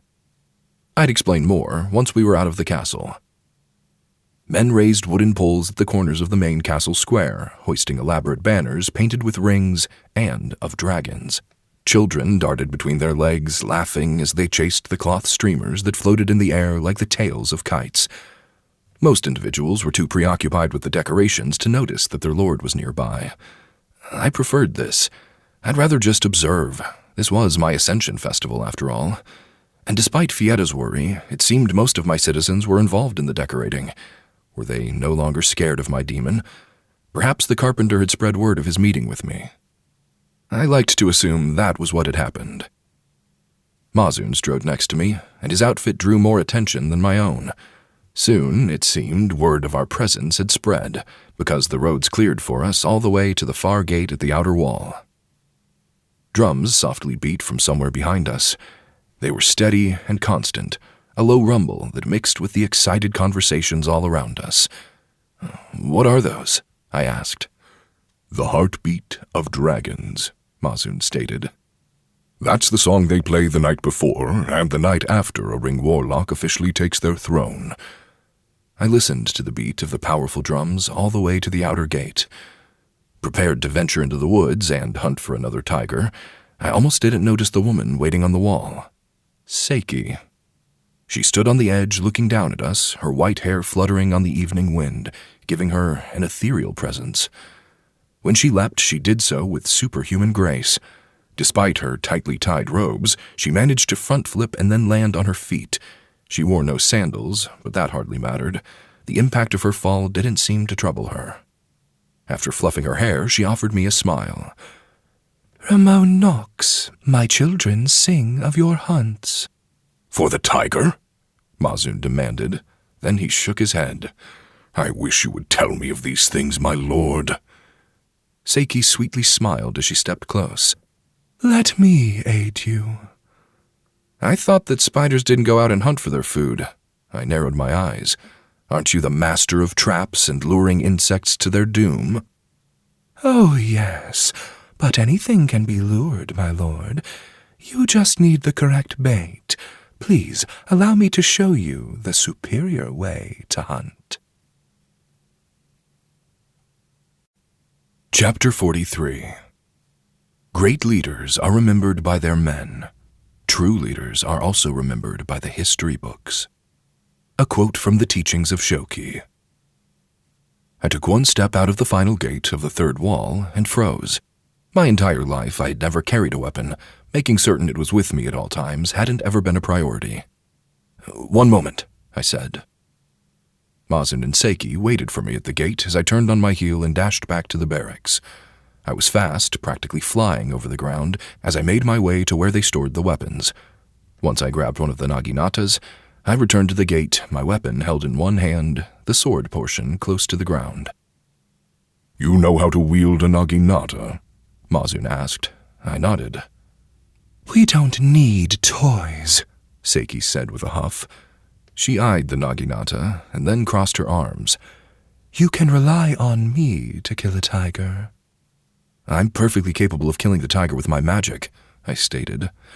"Then why carry that stick with a sword tied to the end?" I held up the naginata. The red string tied near the blade fluttered in the evening winds. After a long sigh, I said, "I want more options for fighting." What I didn't tell them was the limitation on my magic. I couldn't drain life essence forever, and there were certain essences I wanted to avoid, so having a weapon was better than not having the option. Mazun motioned to the naginata. "That is a standard-issue weapon made from inexpensive materials. As our lord, you must set an example of greatness. Your weapon should reflect that." "Do you think the Emperor would craft a naginata from lunar silver?" I hadn't given that thought until this very moment. "I don't believe he has ever done so." We headed out of the castle and beyond the flourishing farmlands. The crops grew fat and colorful, signaling how close they were to the harvest. Perhaps the farmers would collect plenty of food once the festival had concluded. "We can have a naginata made from the finest materials in the area," Mazun said. Despite his armor, he walked with a brisk step. He had been injured days prior, but that was no longer the case, clearly. If we make the blade from steel, the shaft from hickory wood, equip the shaft with steel fittings, and give you leather grips, the weapon should be quite durable and deadly. I wasn't very knowledgeable about weapons or the best components to make them. If Mazun thought those were acceptable, then I trusted him. "Please, have it made," I said. Mazun bowed his head. "Pah!" Seiki rolled her eyes. "Your weapon will be worthless without the lunar silver. It is one of the few materials that can harm the most powerful of demons. You shouldn't even bother with steel unless frail humans are your only prey." As we strode past the last farm, Seiki stopped. Her eyes widened, the hourglass shape of her pupils rather disturbing, and she stared at a distant chicken pen. After licking her lips, she sauntered over to the fence, a smile widening across her face. There were only 5 chickens in the enclosure. Some people in the city had coops for their chickens, but out on the mountains it seemed more common to keep the chickens in rudimentary enclosures, which surprised me. Apparently the farmers weren't too afraid of their chickens going missing, or perhaps these were birds that would be quickly eaten. Perhaps even cooked up for tomorrow's festival. Seiki gracefully leapt over the fence. The silk robes she wore restricted the movement of her legs, but she was so strong and agile it didn't seem to matter. Once she landed in the pen, the chickens woke and began clucking. Seiki grabbed a rooster by one of his legs and then carried the thrashing bird back to the fence. With fierce clucking that bordered on shrieking, the rooster scratched and pecked and flapped his wings. Seiki was completely unharmed, however. Demons had remarkably tough bodies, and the poor rooster stood no chance against her. The rooster did, however, shred the sleeve of her robes, tearing through the silk with its razor-sharp talons. With a snicker, Seiki leapt over the fence in a single bound, and then landed next to me. She then brought the rooster to her mouth and bit its neck. At first I thought she was killing it right in front of me, but instead she only bit the bird hard enough to puncture some of its flesh. Seiki injected the rooster with some of her venom, and the bird jerked in her grasp, slowly becoming paralyzed. "Come," Seiki said as she removed the rooster from her mouth. "We have our lure. Let us capture a tiger." Mazun, who had been frowning the entire time Seiki had been collecting the rooster, groaned in response. It's going to be a long night." We headed out into the forest, traveling west for nearly 2 hours. Seiki carried the rooster, and as we reached the depths of the trees, to the darkest shadows, the rooster awoke from his poison-induced slumber. The rooster crowed so loud it hurt my ears. "Quiet that beast," Mazun hissed. Seiki flashed him a coy smile. "Oh no, we want our lure to scream." She laughed as she quickly hurried out ahead of us. Then, once she reached a clearing between 3 trees, she grabbed a branch. Webbing slid from the tips of her fingers as she affixed it all to the tree. Then she quickly spun a web between the 3, her hand delicately crafting the ethereal silk into a pleasing sight. Before she set the rooster on the web, she snapped one of his legs. The bird cried out and flapped his wings even harder, his feathers falling out from the stress and panic. Everything in the forest knew the bird was here. Perhaps even the people at Whist Castle knew as well. That was how loud it was. Seiki tangled the tortured rooster in the web and then stepped away. "See?" she asked with a purr. "The perfect lure. An injured bird draws cats better than any other method." "You truly think a tiger will find it here?" Mazun asked. "Of course, human. If you know what your prey desires, you can entrap anything." Seiki slid a hand down her cheek, down her slender neck, and then down the side of her body, all the way to her hip. "I knew what men desired, which made them easy prey." Ugh. Mazun looked as though he might vomit. Seiki straightened her posture and glared. "Not all men are enticed by flesh, but enough were." The rooster flailed about, tangling himself more in the webbing. Soon, it was difficult for the bird to move. He kept clucking and crowing, making enough noise for a whole flock of birds. "You reek of disgust," Seiki said, eyeing Mazun. "I've not known a male human to be repulsed by the female skin I wear." Mazun forced a half smile. "I loathe demons." Such contempt. You're lucky we both serve the same lord. Seiki stepped closer to him, her eyes alight with hunger. I'd effortlessly end you, she playfully whispered. Mazun, unblinking, never moved an inch. You can underestimate me at your own peril. A presence in the woods stirred. I slightly turned away from the conversation, my attention now drawn to whatever was moving closer to us. The rooster cried out, in agony, probably pleading for mercy in the language of fowl, unaware of the predator moving our way. The forest stirred, shadows shifting in the twilight as the trees seemed to sway with an unseen force. At first it was just a rustle, barely perceptible, but then the underbrush parted and the ground beneath my feet seemed to tremble. A figure loomed from the dark edge of the woods, vast and silent.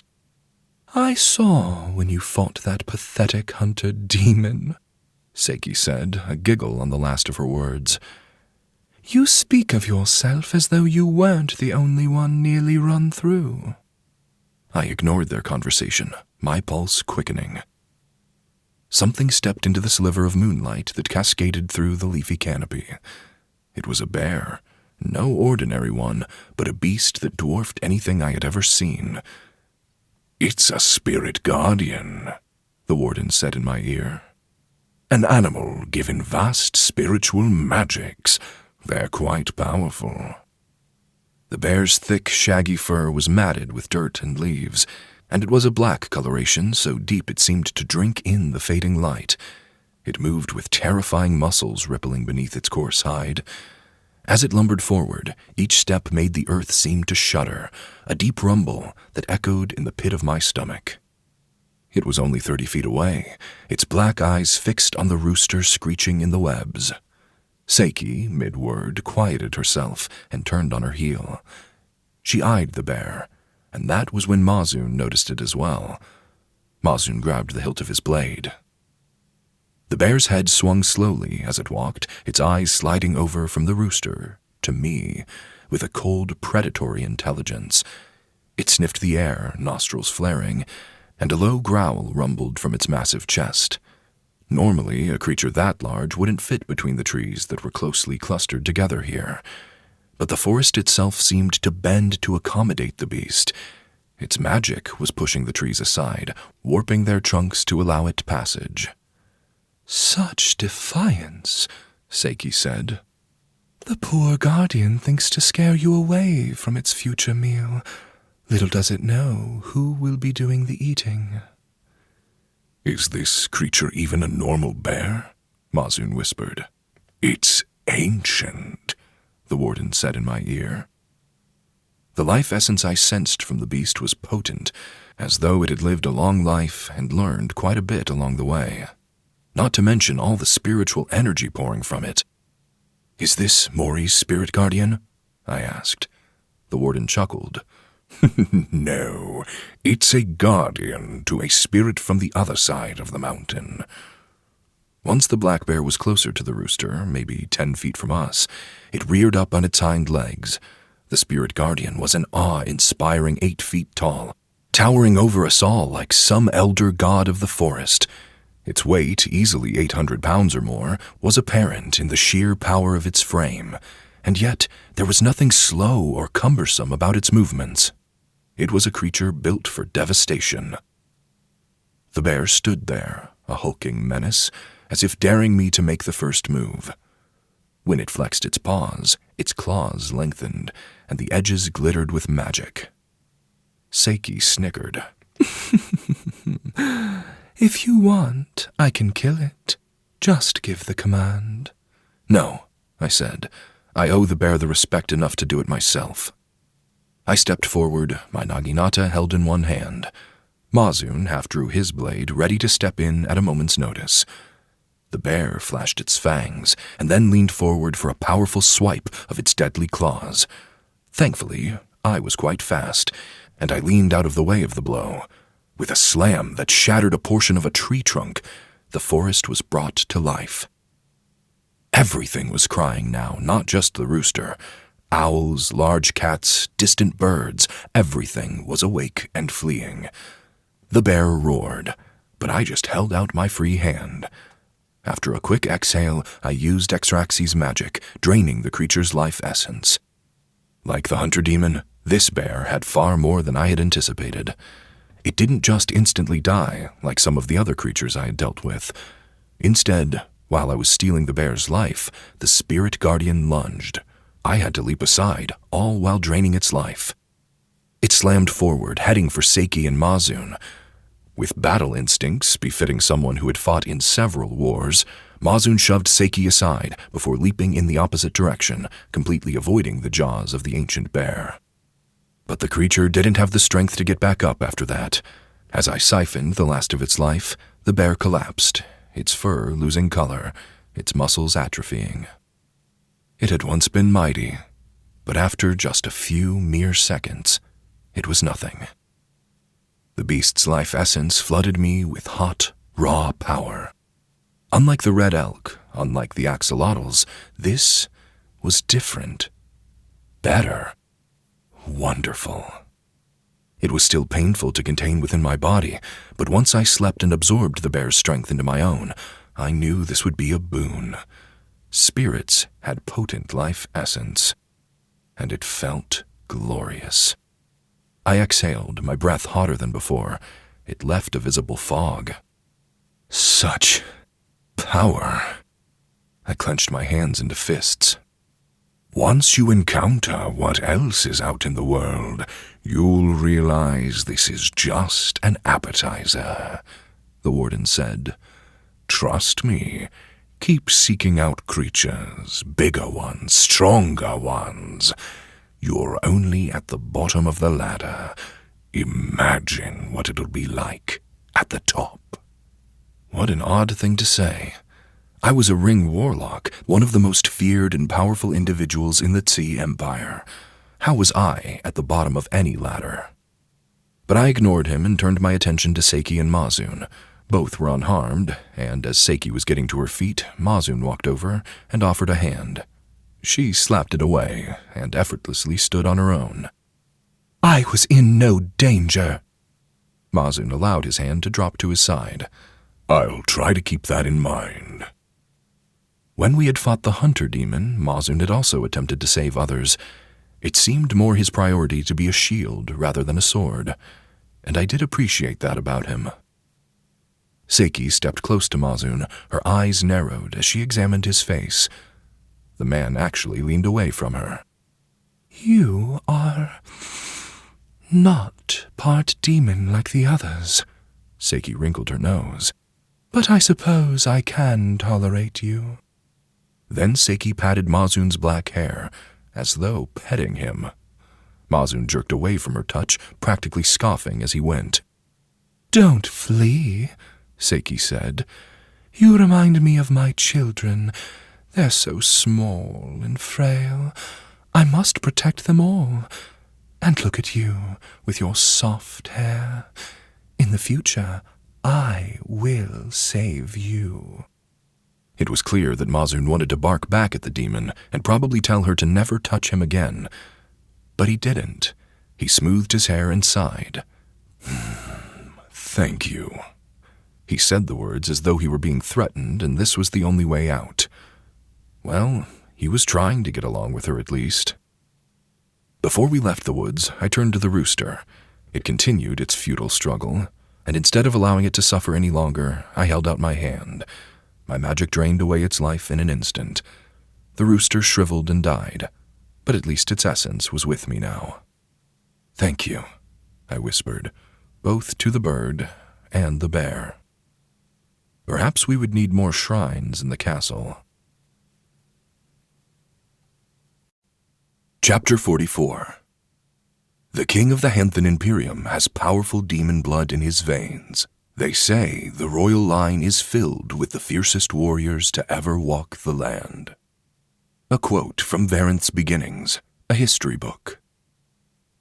Walking back to the castle with the unsullied Naginata still in my hand felt foolish. I shook the thoughts away, though. My logic had been sound, even if I hadn't used it. Better to have it and not use it than to be without it and need it. Seiki walked alongside me, smiling as we neared the outer castle wall. The sleeve of her robes was in tatters, but she remained beautiful regardless. Mazun had been quiet for some time, but once we reached the farmlands, he turned to me. Your magic makes you stronger as you drain the life of others. Correct, I replied. Fascinating. Mazun straightened himself as he walked, his gaze lifting until he stared at the top of Whist Castle. And you gave me some of your power? You're my blade keeper, and I trust you. Your strength is my strength. I see. Bonds of loyalty were beautiful when they were strong. As a Ring Warlock and the ruler of this land, that was what I was striving for. Why would I ever settle for anything less? Seiki fluffed her white hair, her smile never waning.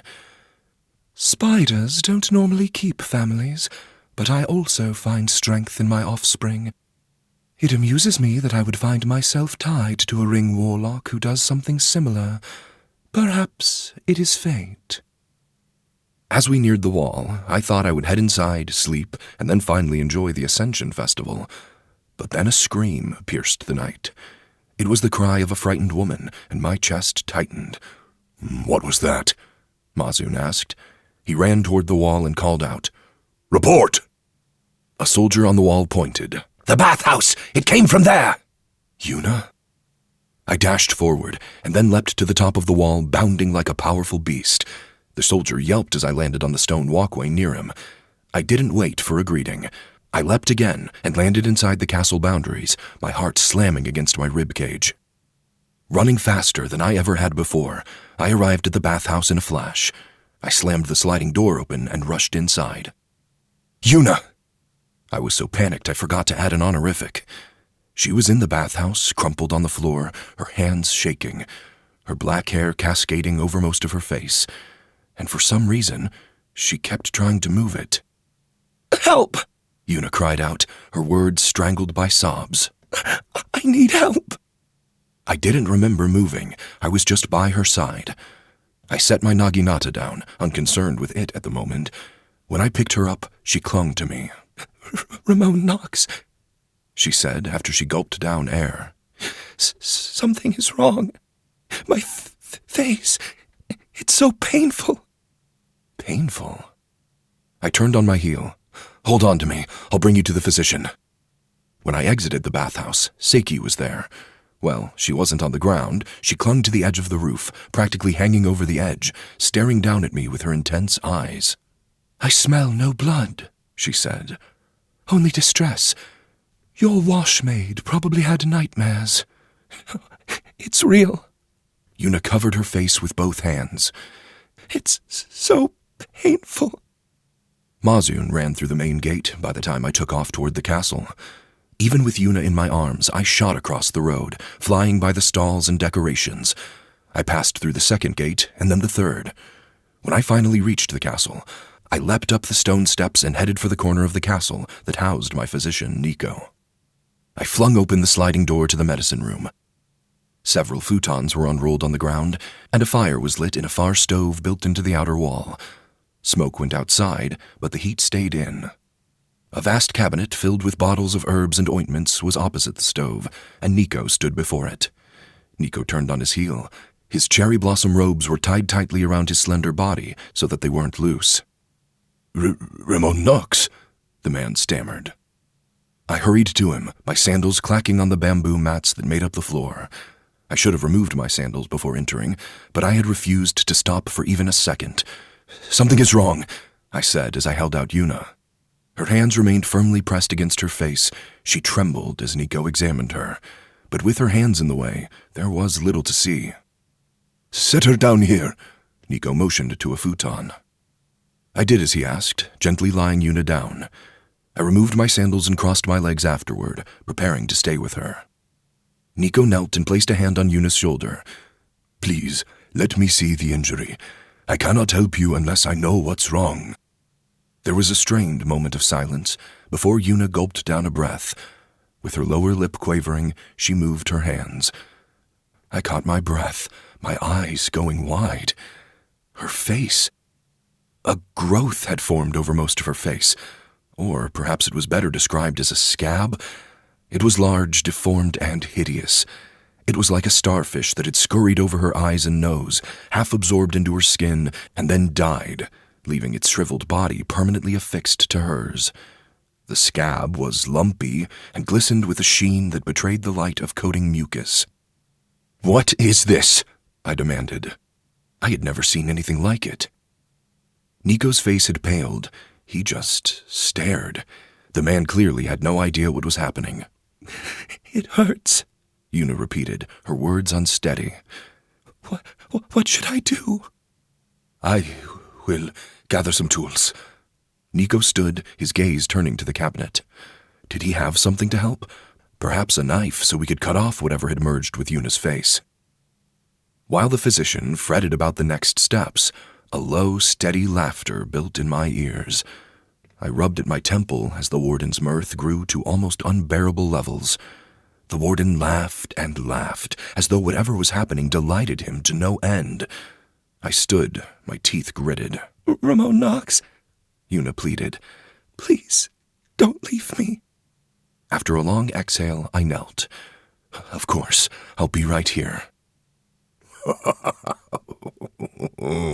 "You're so frightened," the warden said, laughing the whole way.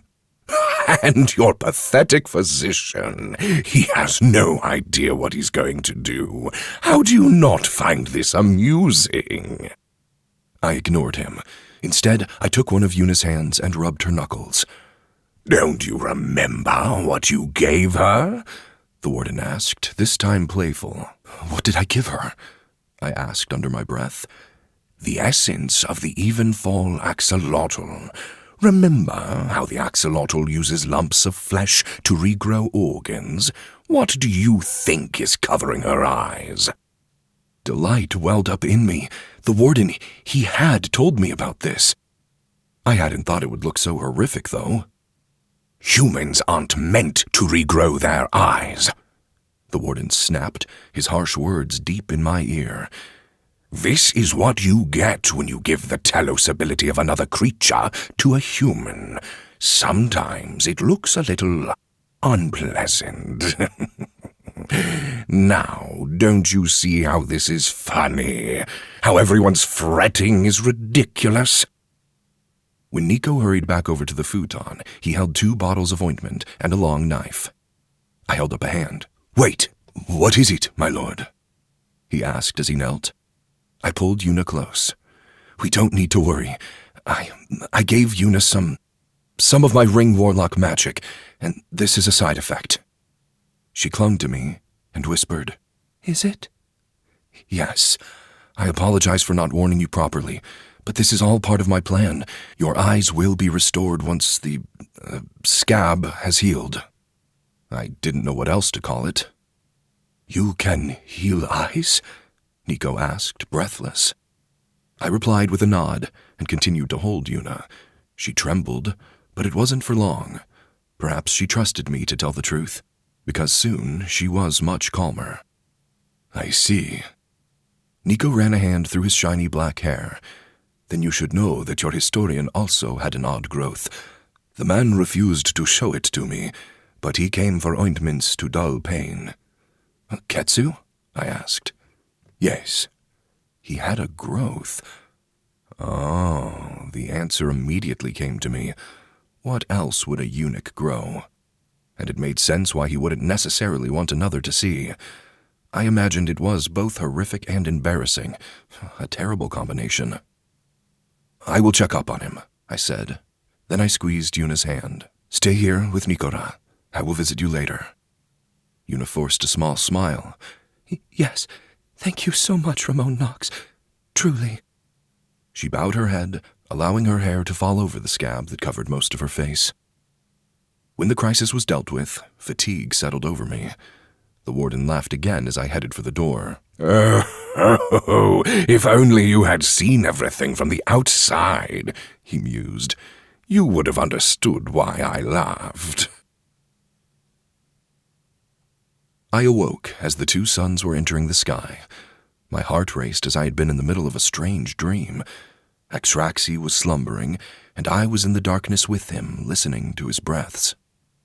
I sat up in my bed, surrounded by the softest silk I had ever felt against my skin, yet I was covered in sweat. With the back of my arm, I wiped away my anxiety. "Warden?" I whispered. "Yes?" he replied. "When I sleep, I absorb the life essence of the creatures into me, correct?" "Yes?" The warden spoke the word with a smile in his tone. After a long exhale, I rested back on the pillows. "Axraxi is sleeping. Is it because he's absorbing something?" "Oh, yes, definitely." "Something so powerful it requires years to absorb?" But the warden didn't answer that question. He was utterly silent, which was a rare occurrence. I assumed from his lack of an immediate answer that I was correct at some level. But why hide the information from me? It seemed odd. It also didn't matter. Axraxi wasn't here with us. He was deep beneath the ground, coiled in the darkness, dreaming of... I closed my eyes and focused, but I couldn't remember what he was dreaming about. The images were at the edge of my thoughts, just out of reach. I supposed it also didn't matter.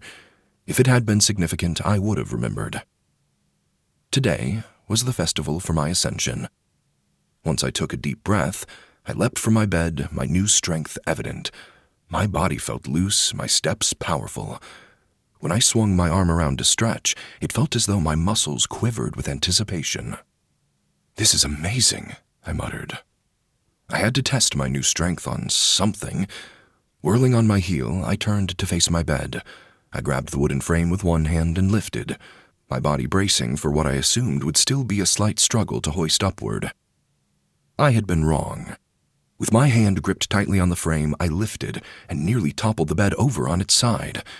The entire piece of furniture came up, and my fingers nearly splintered into the wood from the intensity of my grip.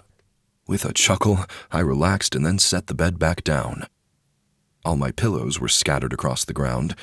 I gathered them up and threw them back onto the bed, amazed at how even small movements of my body felt strange. Everything seemed lightweight. Hand-sized spiders skittered across the ceiling, several of them rubbing their front legs together. "I'm hurrying," I said to them. "Just a moment." I grabbed an ornate outfit that seemed fitting for the festival. The robes were made up of green silk, and I had the finest leather belt to hold them shut, complete with a gold and silver clasp. The intricate metalwork of the clasp was what signified this was an outfit for a man of importance. The small detailing made the clasp appear to be a dragon wrapped around the belt. Its body curved into the hook that held things shut. Many girls at the Scarlet Lantern said it was easy to tell who was wealthy and who wasn't. The people who wore clothing of the highest quality, with embroidered designs that incorporated fine metalworks, were always in higher social positions than those who didn't. Once I had donned my bracers and combed back my hair, I made certain my ring was visible. The black band around my right thumb shone, even in the dim lighting of my room. Everyone would want to see it, that much I was certain. Prepared to face the crowds, I stepped out of my room and headed for the festivities in the castle garden below. Chapter 45. Learn more than facts. Learn how to seek out new knowledge. If you do, you cannot be misled. A quote from the teachings of Shoki. I flew down the narrow stairway until I came to the floor with Ketsu's room. While I knew he was still recovering, I wanted to see him before I headed out into the crowds. The castle servants were cleaning the floors and hanging decorations as I ran by. They attempted to bow their heads, but I was too fast. By the time their heads were lowered, I was already at the end of the hall and turning. In my haste, I threw etiquette to the side. When I reached Ketsu's room, I slid open the door as fast as it would allow me. Ketsu sat awkwardly at his desk, using 2 pillows instead of 1. When I burst into the room, he leapt from his spot, gasping as he went. But something was wrong. I almost gasped at the sight of him. He had animalistic features. Or perhaps it was better to say he had monstrous features. Ketsu didn't have human ears, he had the ears of a fox. His fingers were black as though they had been dipped in dye, and his eyes were a bright gold, far from the brown he had before. "What's happening?" Ketsu demanded. He smoothed his hair and rubbed his hands over his white robes, his body shaking. In an instant, the bizarre monster features receded into his body. He regained his normal ears, eyes, and fingers, and appeared as he always did. I stared at him, my eyes wide. Ketsu's face reddened. Rimon Knox, it is a pleasure to see you, as always. He spoke each word as though they were painful. What was that? I whispered. Then I gestured to his body. What? I'm fine, Ketsu hissed. He crossed his arms, practically hugging himself. But I wanted to rest in here during the festival, if you don't mind. I pointed to his ears. I'm half-Hanthan, Ketsu finally said. And that means you look like an animal? I don't look like an animal. It's just... Those are just signs of... Never mind, they're normal. I'm normal. While in the company of others, I keep them hidden, so you don't need to worry. I didn't know what to say. Did he also have a fox tail, fox feet, whiskers? Oh, haven't you seen a Hanthan before? Ketsu asked. I shook my head. Ritmo City didn't have anyone from the Hantha Imperium within its walls. They all look like that, Ketsu finally said. It's perfectly normal. I see. After a deep breath, I came to terms with it. I apologize for barging into your room. That was unnecessary. And I apologize for comparing you to an animal. I'm not aware of what half-Hanthans look like. It caught me by surprise. My earnestness seemed to put Ketsu at ease. He relaxed and even allowed his arms to fall to his sides. No need to apologize to your historian. Obviously, this is a failing on my part. I've known of your upbringing for some time now. I should have helped you along in your education of the world. I would appreciate that, I said. The thump of drums and the strum of string instruments penetrated the walls. The festival would continue, with or without me, it seemed. You're late, Ketsu chided. Most unbecoming of a new lord, if you'll excuse me saying so. I half-closed Ketsu's door and lingered for a moment. Will you be joining us? No. Ketsu fidgeted with his robes, even adjusting the silk sash belt until it was higher on his waist. I'm incapable of walking correctly, and I itch. I assume, given your magic, this is all a side effect, and I can live through it. But I will not embarrass myself by being in public. Ah, yes, that's fine. Stay close to your blade keepers, Ketsu stated. Mazu knows all the events you should attend, if they haven't happened already. Do not mingle with random individuals. Everyone will be watching you today. I understood what he was trying to say. If I wanted their respect, if I wanted to look like a capable lord, I would act like it. Ketsu didn't need to worry. This was what I intended to do. Rest well, I said as I slid the door shut. The darkness will be with me, Ketsu muttered right before the clack of the wood frame cut him off. Then I left his quarters and immediately went for the entranceway. To my surprise and delight, the moment the doors opened, they revealed a bustling world of life. The air changed immediately, no longer the cool, shadowed stillness of the keep's stone corridors, but a warm, lively breeze filled with the murmur of voices and the distant beat of festival drums. The eye and the molar hung in the sky, with occasional clouds to lessen the severe heat of summer, as though Ozion himself wanted to make the day a little more bearable. I slipped on my sandals, thankful for the weather. Then I stepped forward, past the door soldiers. They bowed deeply as I continued, my sandals crunching under the gravel of the castle's inner garden. The bushes were in full bloom, a riot of pink and white blossoms spilling from the perfectly trimmed branches. Some of my shrine maidens were here to greet me. They bowed, but each of them did so with a knowing smile. I replied in kind, happy to see my family here. When I finally made it into the festival proper, I realized Mazun was waiting for me. He immediately stepped close, as though protecting me from the crowd. It wasn't needed, but I appreciated him. Rimon Knox, the people have been patiently awaiting your arrival. Why didn't you come get me? I asked. Mazun straightened his armor. When I banged on your door, there was no answer. The spiders said you needed the rest, so we didn't intervene further. Ah, yes, well, I did need the rest. I was still excited about my new strength, and glanced at his weapon. "Do you mind if I hold that?" I asked. He eyed me with a frown. "My blade?" "Yes." "Perhaps now isn't the time for that?" Disappointing, but perhaps he was correct. "We should be moving," Mazun added. "Everyone should see you before you declare yourself the new lord in front of everyone." I muttered. "Of course." Brightly colored lanterns hung from every awning and post, swaying gently in the breeze. The air was thick with the smells of grilled fish and sweet rice cakes, mingling with the sharp tang of incense burning in several of the stone shrines built on top of the walls. People lined the walkways, dressed in their finest robes, their faces bright with anticipation as I made my way past. "There he is," one man whispered. "He's handsome," a woman quietly replied. "Different from our last lord." "Is it true his magic allows him to control demons?" Word had already gotten out. I appreciated that, but wasn't I supposed to demonstrate my control over Seiki to convince the people of the castle? I glanced around at the crowds, looking for her distinct white hair and striking eyes. She was taller than most women, and I quickly spotted her on a stage expertly crafted from oak. My carpenter had been busy, it seemed. Ryota, dressed in his Bladekeeper armor, complete with a helmet and demon face mask, walked around the stage. He conducted himself like a showman, waving his hands to Seiki, and then to the crowd gathered around the stage. "As you can see, our lord has full control over this demon." Ryota pointed at Seiki. "She will not harm you. In fact, she will help you when needed."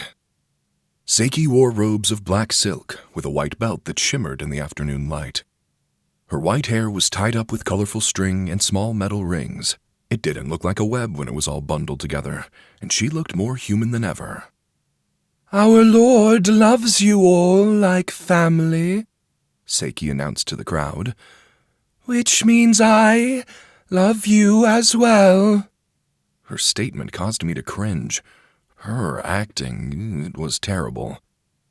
Seiki spoke the words with all the earnestness of a hunter talking to a rabbit it had cornered, whispering about how it wouldn't be harmed. I hoped the crowd didn't notice.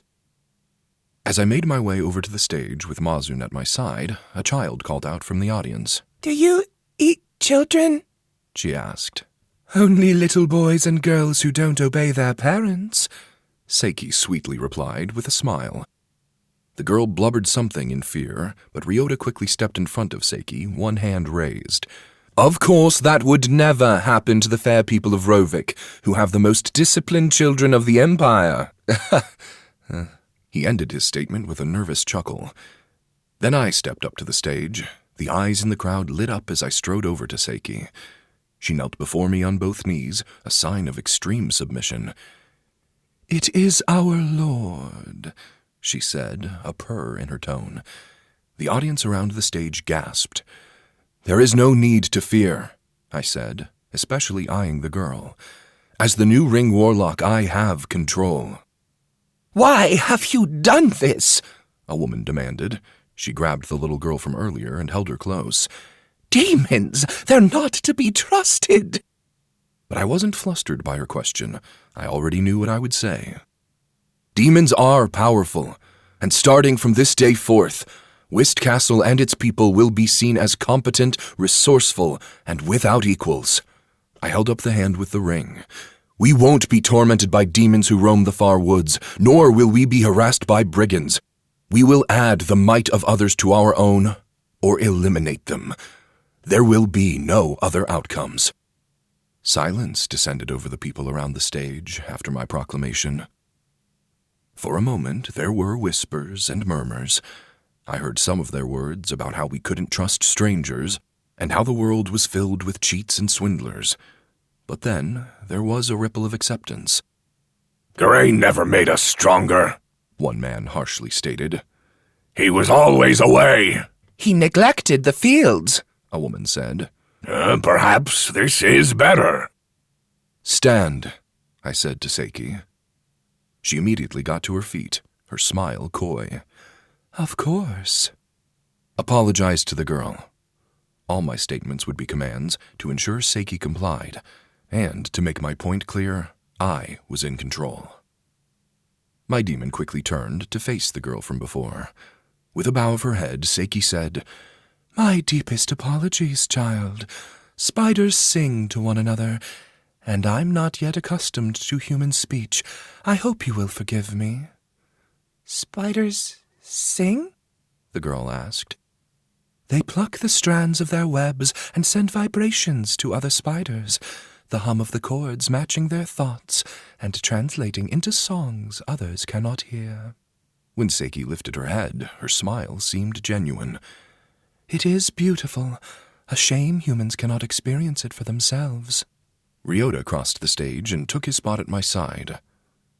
"I didn't know spiders played music," he said under his breath. I shrugged. "They also have fuzzy little paws. They're adorable." Out of the corner of my eye, I noticed something troubling. An elderly man with a broom whacked away at a stack of wood, both furious and frightened. He was 10 feet from the crowd, a worker setting up a bonfire, likely for this evening.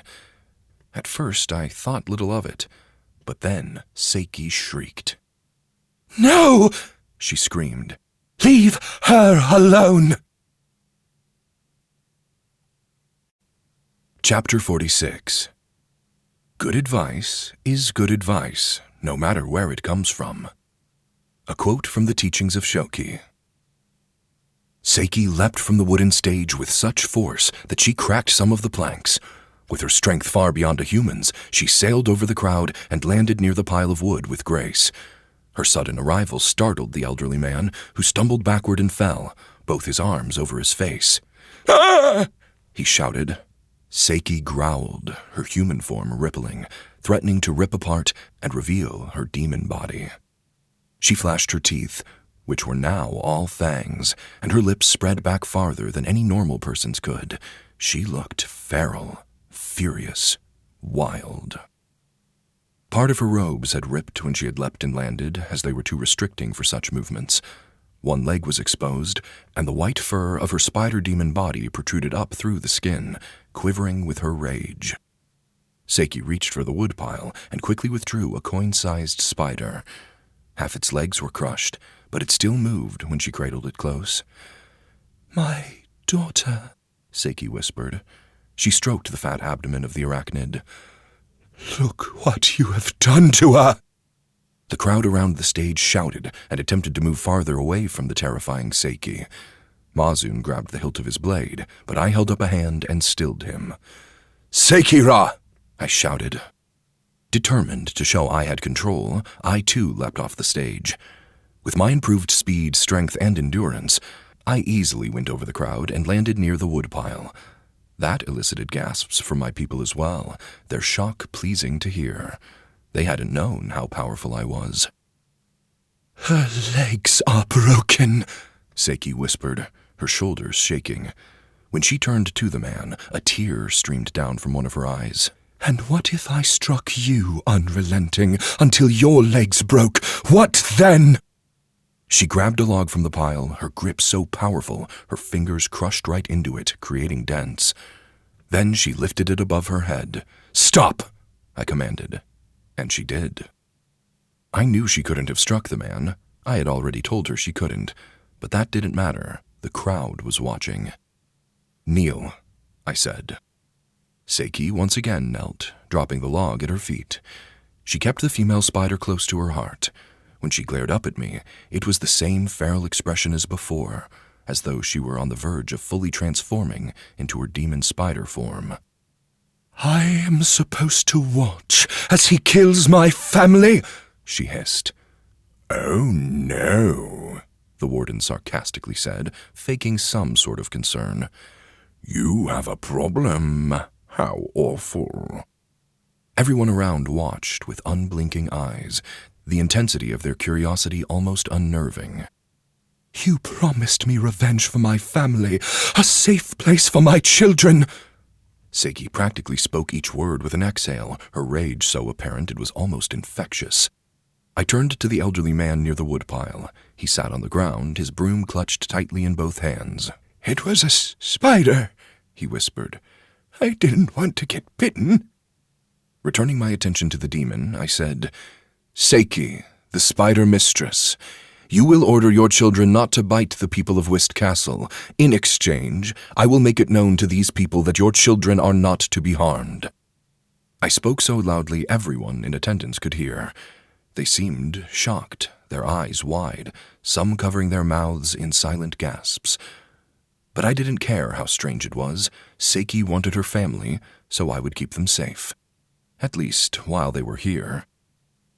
Seiki calmed a bit, her teeth reverting to normal, and her body contorted into the standard human shape. When she took a breath, it seemed to smooth her features. Then she stood. "Of course, my lord," she said, curt. "I will always do as you say." "Mazunra," I called. "Order the soldiers to deliver that message. I want everyone in the castle to know. Erect signs, place shrines. Do whatever you have to in order to make sure this is done." My bladekeeper bowed deeply at the waist and then headed off the stage. I knew it would get done now. Mazun was meticulous. The people around me said nothing. I assumed they were displeased with this turn of events. After all, most people hated spiders. They were scary, though I never understood exactly why. Spiders were small and easily killed with a powerful swat. How could people fear a creature they could so easily kill? It was the venom they feared, obviously, but even then, the threat seemed minimal. When I shot the elderly man a glower, he bowed his head several times in quick succession. "Yes, Ring Warlock, yes, I won't hurt any more spiders. You have my word." Then I glanced at Seiki. "I have no choice but to do as you say." Seiki kissed the little spider in her hands. "I hope your humans will obey." The old man got to his feet, still shaken. I apologize." He bowed at the waist to Seiki. "I didn't know. Please forgive me." With narrowed eyes and tightly pressed lips, Seiki examined the man. "You're lucky I can repair my daughter. I can forgive you, this time." Ryota stepped down from the wooden stage and then hurried to me. With a motion to the road, he said, "There are more events to oversee, Rimon Knox, as well as a feast for this evening. Perhaps we should get to them sooner rather than later." No one else said anything. They watched from afar, still making up their mind about what had happened, it seemed. That was fine. No one was harmed, and I had made my point. Everyone would know I had full control of the demon now.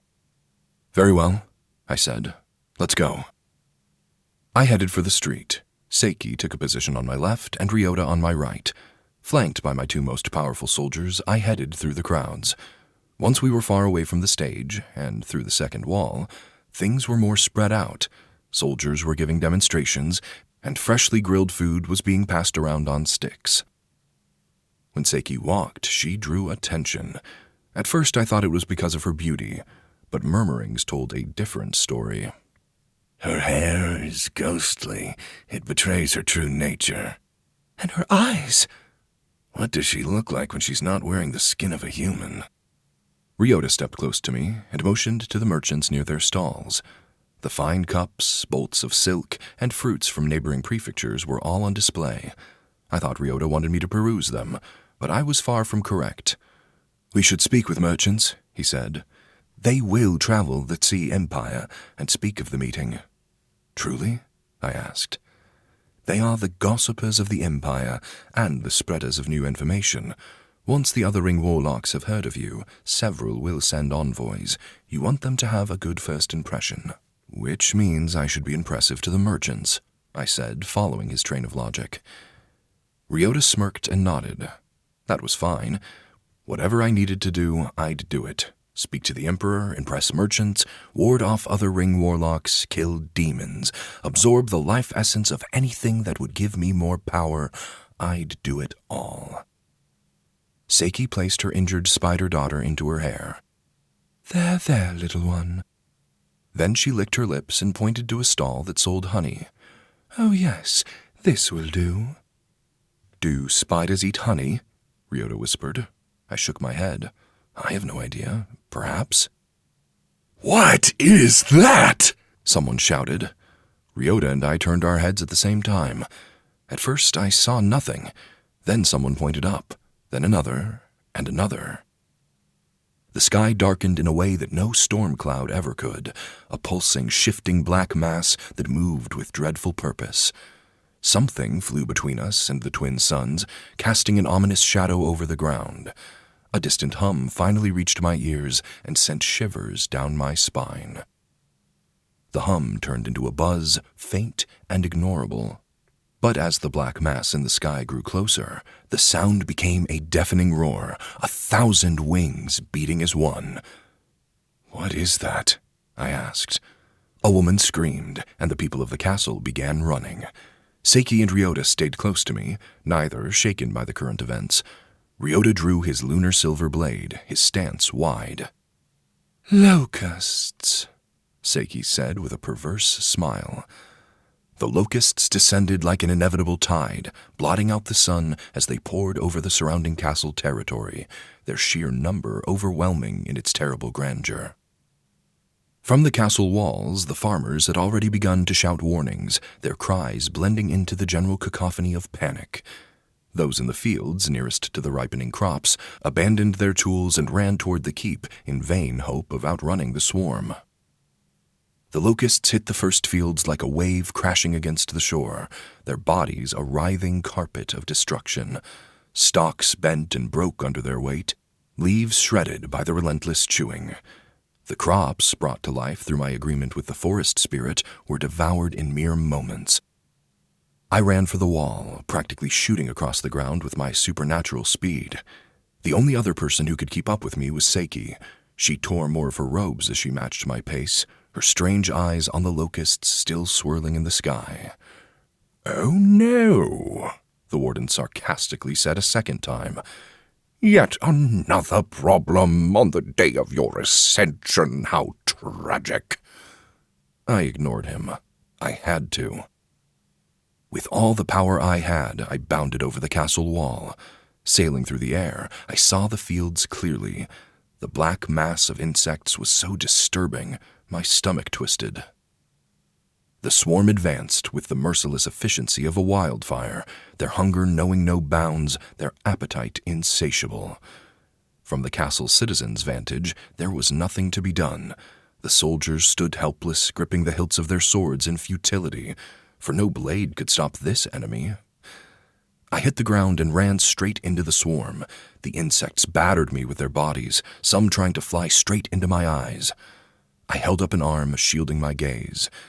Then, with an exhale, I unleashed my heat death, killing every single locust within a few feet of me, a perfect bubble around my body. Their deaths were instant, they barely had any life force to take, but the sheer number of them left me shaken within a few moments. Thousands of locusts fell to the ground around me, their corpses forming black mounds. I maintained my power, pushing through the flood of locust life essence, trying to harm as many as I could. The crops around me died, the insects in the dirt beneath me died. A chill hung in the air, getting colder and colder as I held my power. The pile of insects grew so high, they nearly reached my elbows. Then I had to end my magic. The pain of the life essence was too great. My vision blurred.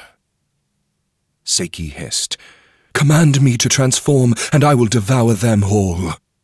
"Do it!" I shouted. "Kill them all as fast as possible!" Seiki leapt into the deafening buzz of the locust swarm.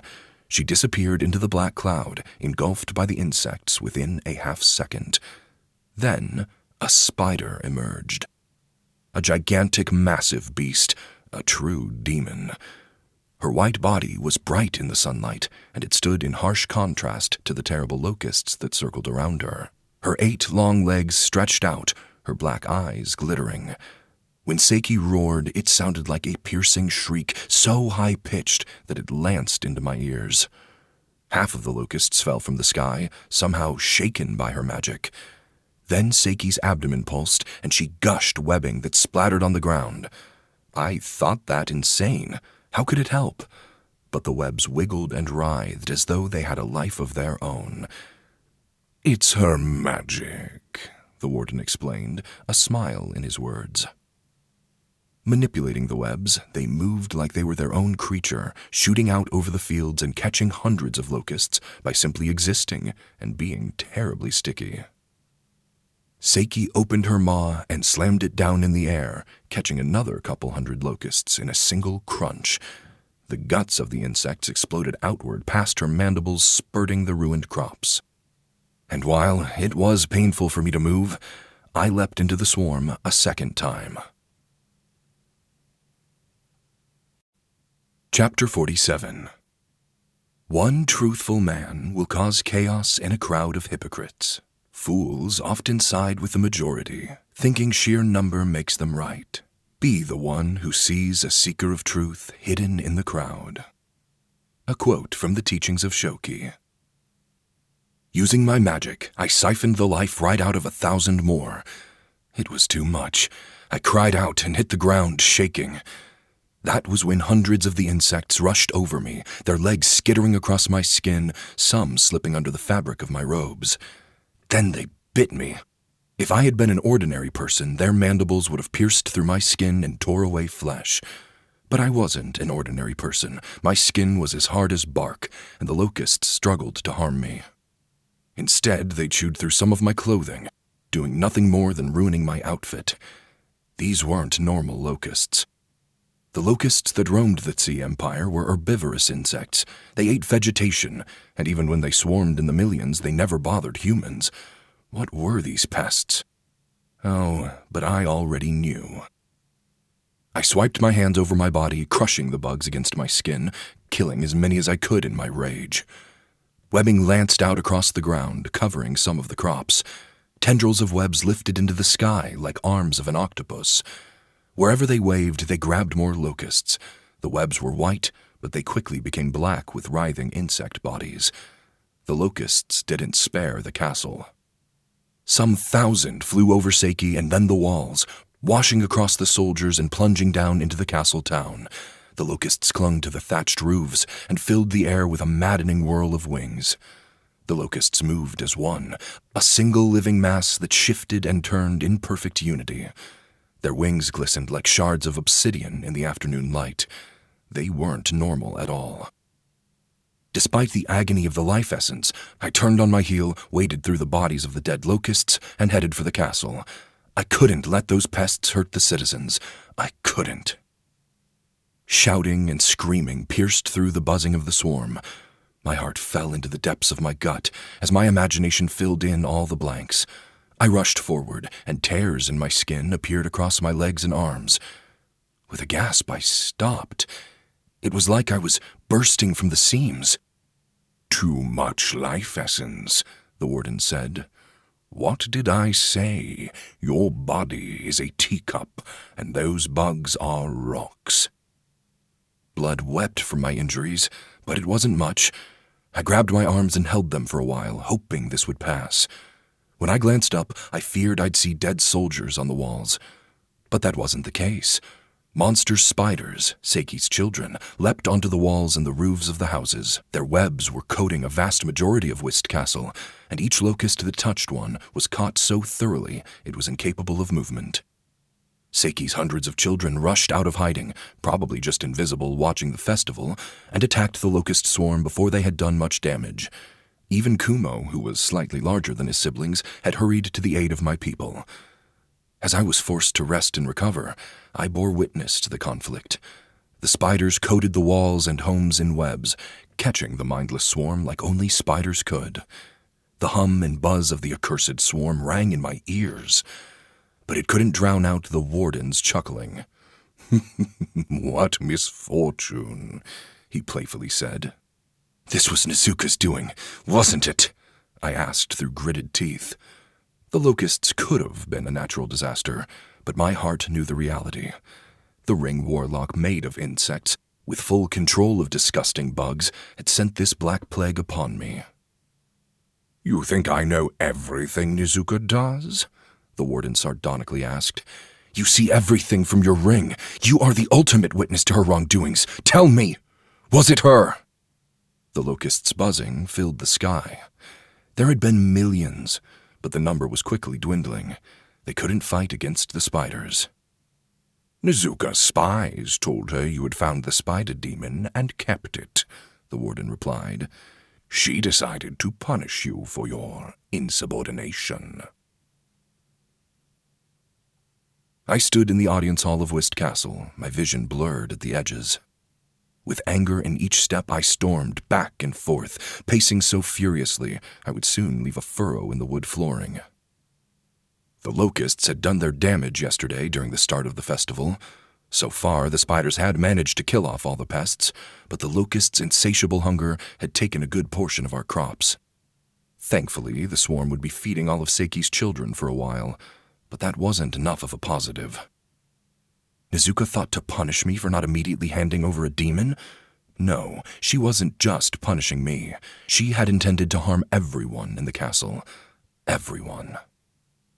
I had called together my advisors because I couldn't let this stand. More than 4/5 of the crops were ruined by the locust swarm, an older man said. He was one of my advisors. What was his name again? I turned on my heel to face him. He sat at the long table for my advisors, with Ketsu next to him. He was a larger man with a gut, and his head was bald. He was the magistrate of agriculture. His name is Polin, the warden said, from the Tzu family. Polinra, will there be enough for the harvest so that no one will starve? Could the spirit Mori help me recover this? Polin bowed until his head almost touched the top of the table. It will be difficult, Rimon Knox. We may have to make hard choices. When he sat up straight, he frowned. Those insects weren't normal. It usually takes locust swarms a whole day to devour that many plants. These ones acted much faster. They were sent by Nezuka, I stated. Ketsu straightened his ivory-framed glasses. We don't know that for certain. I know.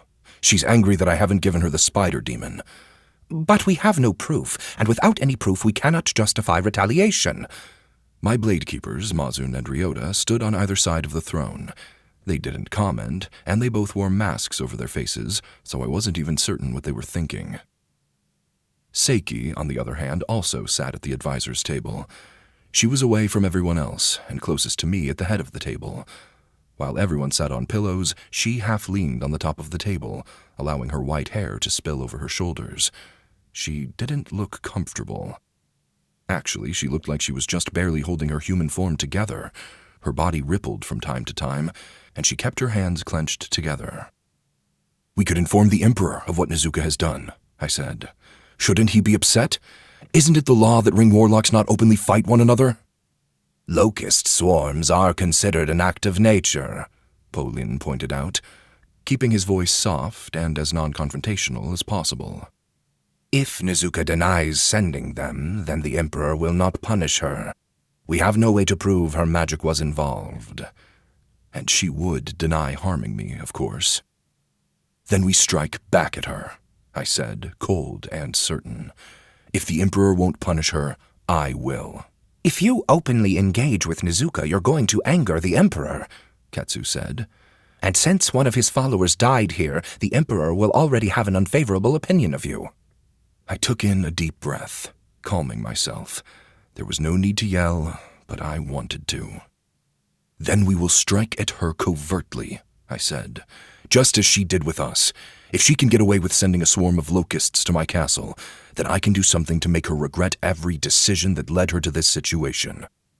My advisors all exchanged questioning glances. It was only Seiki who turned to me with certainty, a slight smile on her face. With a nod, she said, "Yes, we should rid the world of that bug." Attacking her will only escalate things, Ketsu stated. Then we should get rid of her once and for all. I took in another deep breath, allowing my rage to wane before making my next statement. Nezuka never should have attacked me and my people. Ketsu shook his head. What did I tell you? Killing Nezuka will cause you trouble. The prefecture doesn't run itself. She rules the southern half, and Not killing Nezuka will cause more trouble! I shouted, cutting him off. Everyone fell silent. And I won't allow her to control the situation. She started this. She came into the northern half of the prefecture, my half, and demanded I conform to her will. When I didn't do exactly as she commanded, she sent her magic to ruin us. What if I hadn't stopped the swarm? What do you think would have ultimately happened? Seiki nodded along with my words. I agree. She meant to deal a fatal blow to the people. Her insects wouldn't have stopped until they were unable to fly, their bodies swollen with food. I can rule all of Rovik Prefecture until another Ring Warlock is found, I said. And perhaps it'll even be a Ring Warlock I have good relations with. Your magic isn't exactly subtle or covert. Ketsu sat a little straighter. You don't have the magic to just send something to harm her. Your magic is of death. And unless you're personally involved, or one of your closest followers is personally involved, I don't understand how we're going to make her regret anything. I stepped forward, grabbing the end of the table and hurled it to the side. My own strength surprised me, but my rage kept me from reacting. The table flew over Seiki's head and then crashed near the wall, one of the legs snapping in half from the awkward landing. The bear's life essence had considerably empowered me. Now, the long advisor's table lay half-shattered, the wood splintered along the edge it had landed. I didn't care. My advisors all stared at me with wide eyes, all except Ketsu. He had a colder expression, something neutral. I don't want to hear reasons why I can't do it, I said, my tone calm, even though I felt nothing but heat boiling in my chest. Give me solutions. Ryota shifted his footing and cleared his throat. I turned around and faced the throne, narrowing my eyes at him. We could sneak into Banth Castle, he suggested. As long as we aren't spotted, we could kill her effortlessly. Ketsu huffed and shook his head. Nezuka's magic is clever. She has prevented many assassination attempts in the past. Unless all the insects that make up her body are destroyed, she will simply recreate herself at full strength. I understand that. Do you? Because if you sneak into her castle and kill the main portion of her body, the centipedes she keeps in the garden will scurry away only to reform as Nezuka. She'll know what you've done. This plan isn't good enough. Seiki forced a smile. Her bugs can't travel too far. If they go too far from her ring, they cease to be part of her body. I know. I've fought the pest many times. No matter what, we couldn't let her get away. And Nezuka definitely needed to die. I couldn't attack her and do slight harm. If I was going to attack her, I needed to make sure that I completely and thoroughly won the fight. I always knew I'd have to do this. She was the kind of Ring Warlock I hated, the type who wanted to use her power as a weapon against everyone. She could do that to others, but she couldn't do that to me. Fire, I said. What? Ketsu asked. Insects can't fly when there's smoke around because it interferes with their wings, and if there's a fire, the insects on the ground will burn up. Ryota nodded once. An excellent plan. Banth Castle is made mostly of wood, with only stone walls and a stone foundation. There are also 2 forests on either side of it. Ketsu suddenly stood. No! That's a terrible idea. We can't use fire. Everyone turned their attention to him. Why? I demanded. This is the season of Ozion's curse, one of the hottest summers ever recorded. Where do you think the 2 forests go? They travel northeast, straight to Wist Castle. If you set Banth Castle aflame, you will destroy half of Rovik Prefecture, and then our own home. Mark my words, we can't use fire. We can't! Ketsu was correct. Fires always burned brighter during the hot summers, and if the forests were connected, the flames would carry for a long time. But fire would kill Nezuka, that much I was certain. Additionally, Ketsu said, drawing me out of my thoughts. If Nezuka senses a fire coming from the forests, or even if one breaks out in the lower rooms of her castle, she will flee immediately by taking to the skies. She can fly. The smoke will not gather so quickly as to prevent her from fleeing at the first sight of embers. That was also a good point. Are there rivers nearby? I asked.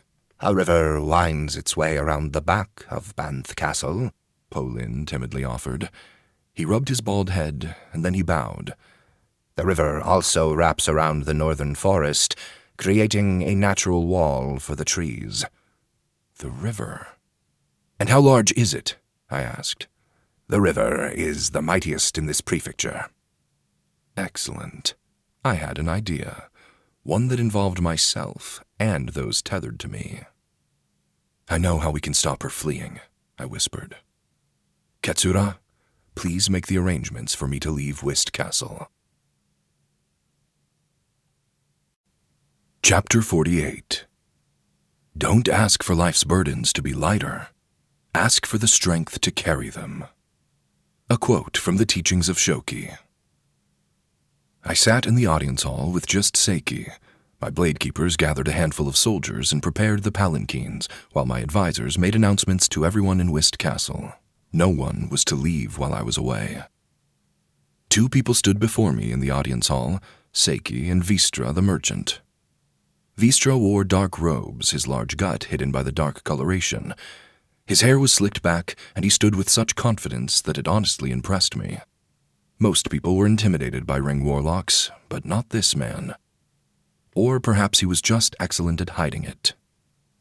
Vistra Kane, I've called you here because I am in need of your service, I said. The man waved his hand around in a flourish before bowing halfway at the waist. I already know your request, Rimon Knox, and consider me honored that you would think of me. You already know? He stood straight, all smiles. Of course, I saw the swarm just as everyone did.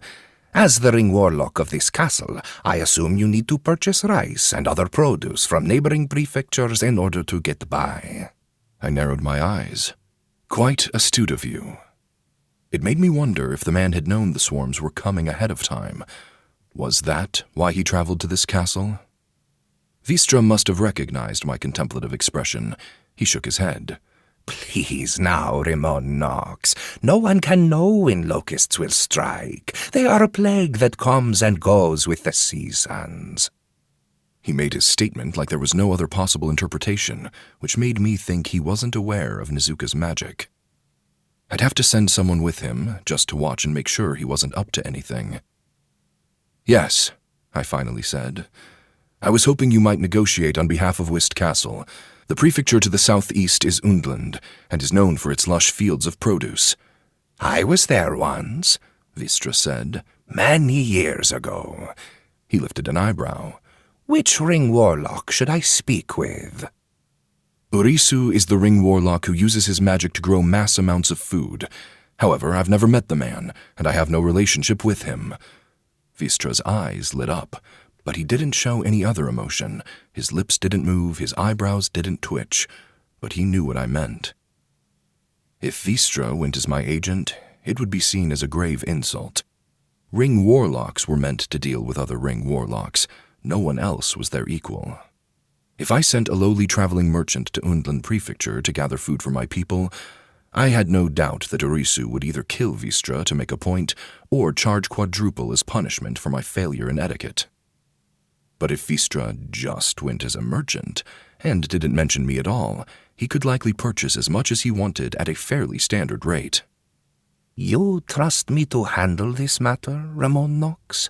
The merchant asked, his tone skeptical. I need to trust someone, I replied. You could go yourself?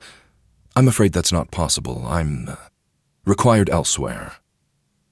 No one else could kill Nizuka but me. I would need to go there immediately, but I didn't want my people to suffer any longer, hence why Vistra had to go. Why me? Vistra asked. I exhaled. As a Ring Warlock, I will always need information from other prefectures, and I'll always welcome high-quality goods, which means I should make friends with a few talented merchants. And didn't you say you were an exceptional merchant when you were first introduced? Vistra's lip tugged up in a coy smile. I did, yes. So, wouldn't it be in my best interest to build a relationship with you? You've traveled most of the Tze Empire. Isn't that what you also said? He bowed his head in affirmation. And wouldn't it behoove you to have a Ring Warlock in your debt? That was when Vistra stood straight, his expression more cutthroat than before. Oh, it's a terrible thing to have a Ring Warlock in your debt, actually. They're the only people in the entire empire who can renege on a debt, and no one can do anything about it. So you won't help me? I asked, cutting straight to the heart of the issue. Because I will inevitably betray you? Seiki paced around the broken table, examining the splintered wood. When she heard my question, she glanced up and offered Vistra a sneer. I didn't say I wouldn't help you, Vistra said, smoothing out his robes. I just said I don't want your debts. If you want me to purchase food for you, then you'll need to pay me up front, or at least the majority payment up front. Which meant I had to trust that he would uphold his end of the bargain. You saw that I control a demon, didn't you? I asked in a quiet tone. He nodded. And you've heard of my magic? They say you deal out death like a cook deals out stew. Then you know what will happen if you betray me. I ran a hand through my black hair. We have a deal. I'll pay you up front, and you bring back food according to my magistrate's specifications. I didn't know how much coin was housed at Whist Castle, but Ketsu said we had some funds. Besides, there was a good chance Banth Castle had coffers filled with coin, and I intended to take it all once Nezuko was dead. Once the details and money were paid to Vistra, I focused on Seiki. She had been with me since the locusts attacked, sticking close and remaining rather quiet, much like a spider. Alone in the audience hall, I stood next to her near the ruined table. Supposedly, Yoshimasa, my carpenter, would have this fixed within a day or two. I wasn't certain how he would do that, since I had shattered so much of the wood with my unbridled strength, but at least it would be fixed before I arrived home. I'll need the help of you and your family, I said. Seiki glared a hole in the toppled table.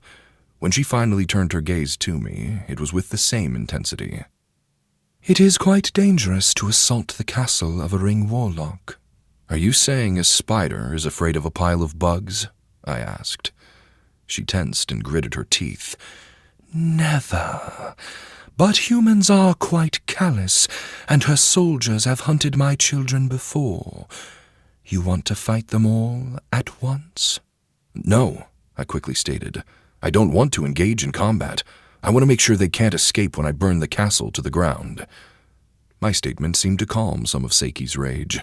She tilted her head and relaxed her jaw. So, you want me to help trap them?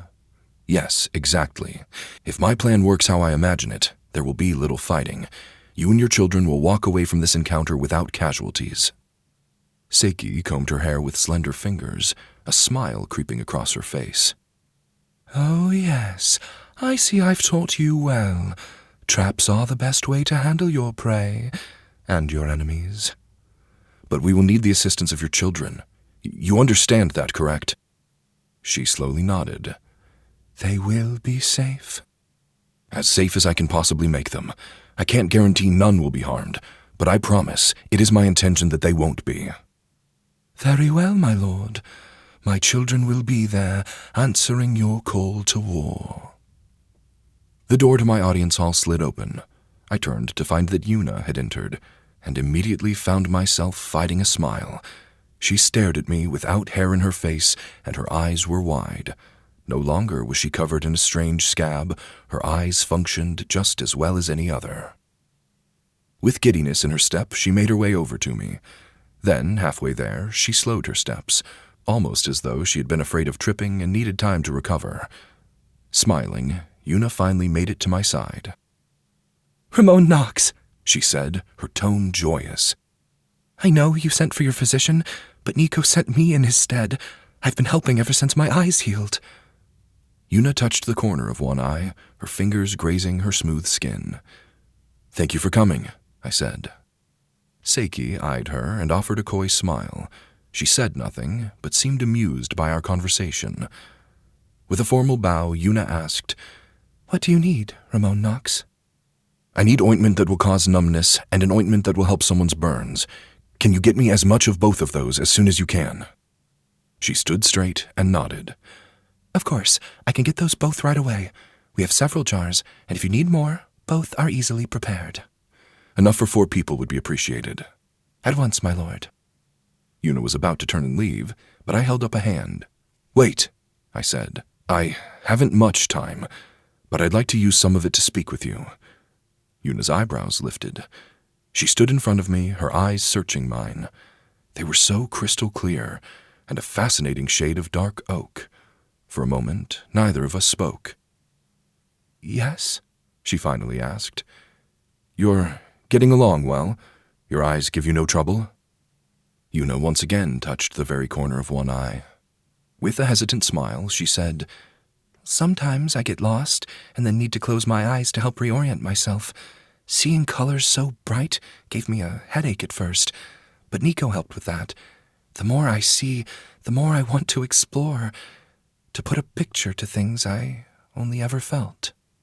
"You could see when you were a child, couldn't you?" She nodded. "Yes, but those memories have been blurry for years, abstract. The world appears new to me now, brand new." "What has been your favorite thing you have seen so far?" I asked, wondering if the gardens impressed her, or perhaps the majesty of the forests. "My favorite things I've seen is you, Rimon Knox." Yuna blushed slightly, and then avoided my gaze. "I never imagined you to look so handsome." An odd chuckle escaped me. She found me attractive?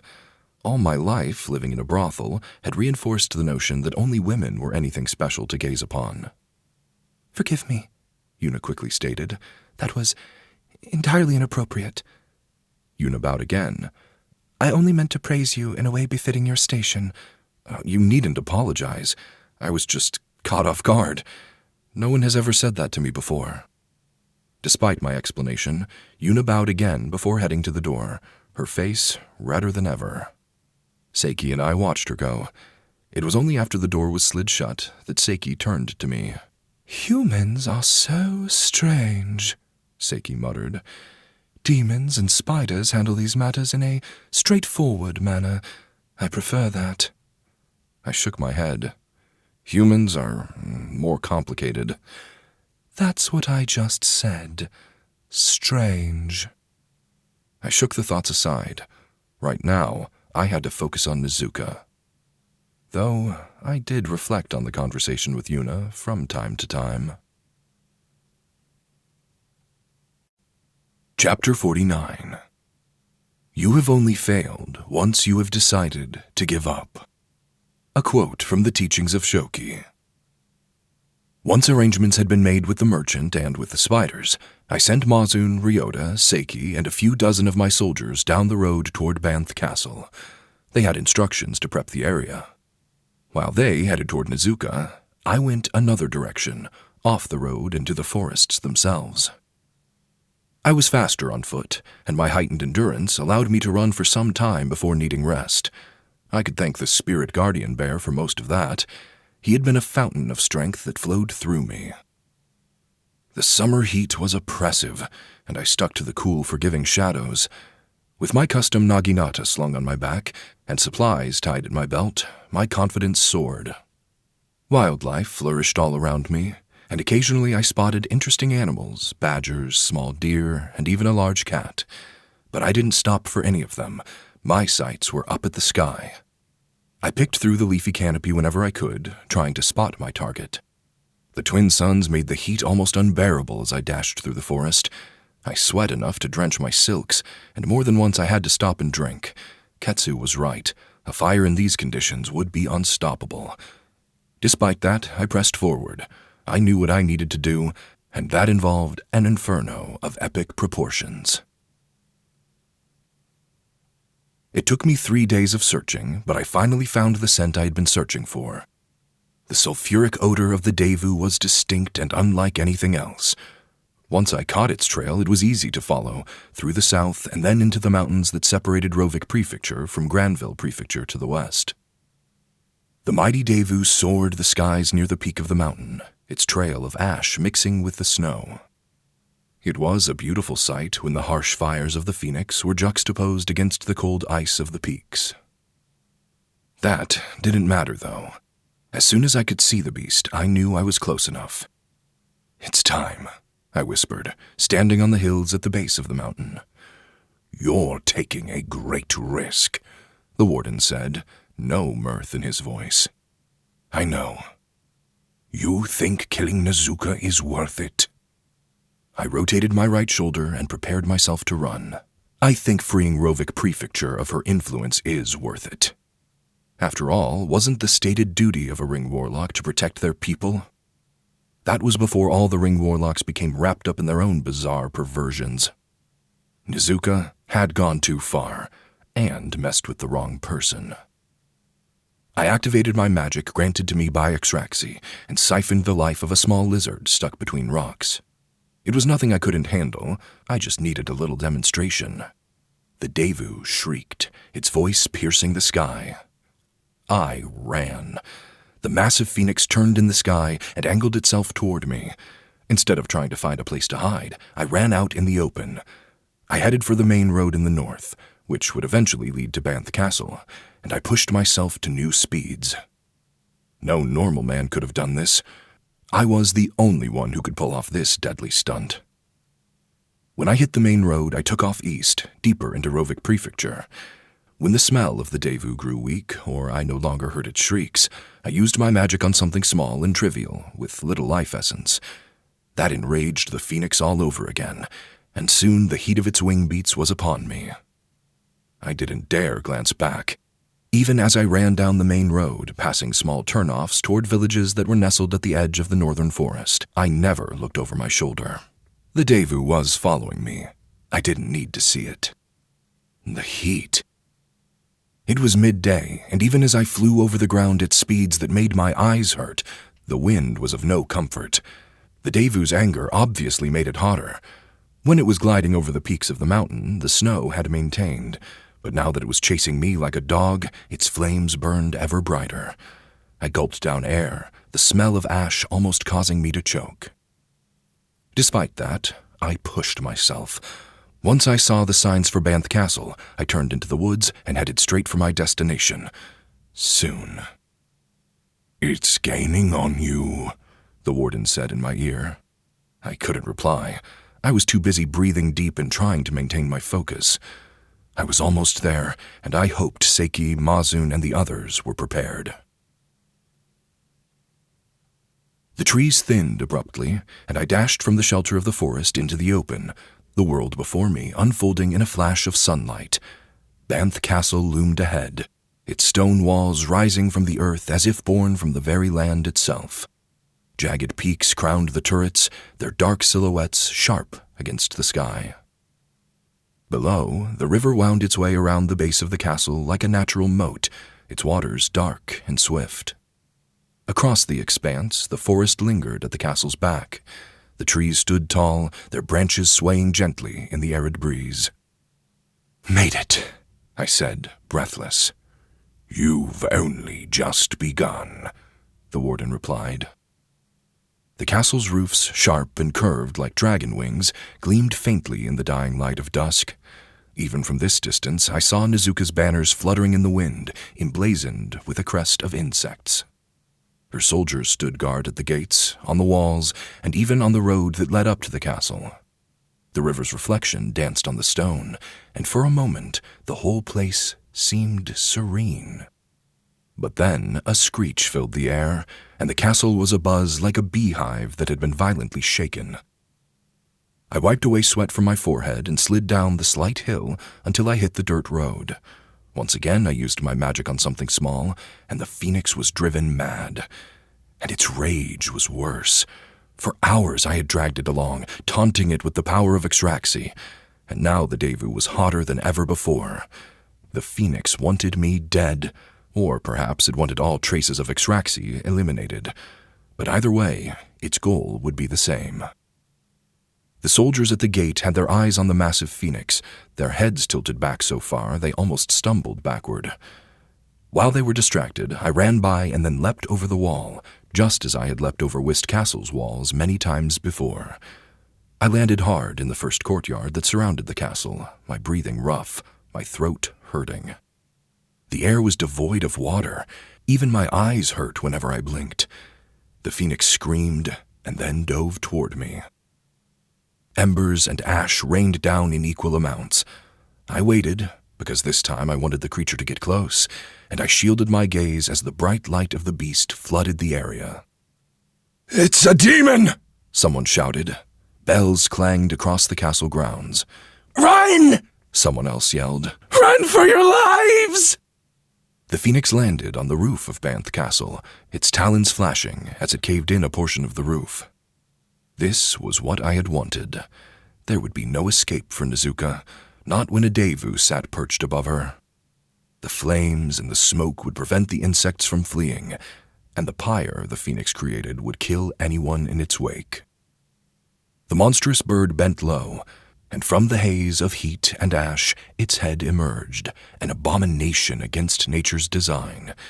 It had no eyes, only hollow gaping sockets where they should have been. Its beak, impossibly long and forged from something that looked like shimmering molten steel, parted with a grating screech, revealing the nightmare inside. There, nestled within its monstrous gullet, was the face of a man. But this face was no ordinary one. It was human in form, yet grotesquely magnified and twisted by pain. The mouth quivered, lips peeling back in a silent scream of torment. The eyes, wide and unblinking, stared forward, locked in perpetual agony, unblessed by the mercy of eyelids. The creature moved with the hunger of an apex predator, sniffing the air like a bloodhound. Yet behind that monstrous beak and those tortured eyes, there was a deeper, darker intelligence, a fury. This was no mere animal. It was a wretched force born of flame and metal, driven by something far more malevolent. Its body blazed with eternal flames, but its talons and beak glistened with the cold, hard gleam of steel. Its insides, however, were something else entirely. Flesh, twisted and raw, burned, but never consumed. And when it flapped its enormous wings, the fire it conjured rained upon the castle, igniting everything in its wake. The flames spread like a plague, devouring the rooftops and racing through the village below, as if the very air itself had caught fire. The castle wilted under the onslaught. Heat rolled off the Devu in waves, melting stone and turning the ground beneath it into molten slag. With each beat of its wings, the inferno grew larger, its devastation more complete. There was no escaping this, no running from the devastation this beast unleashed. It was simply hunting. It was ending. A river of black smoke wafted into the sky. The red of the sunset streaked through, casting everything in a scarlet darkness unlike anything I had ever seen. What manner of cursed creature was this? If the Devu were this twisted, what horrors would the Felheen be? If I had gazed upon them, would their forms have haunted my nightmares for all time? This Devu's would. "Burn,"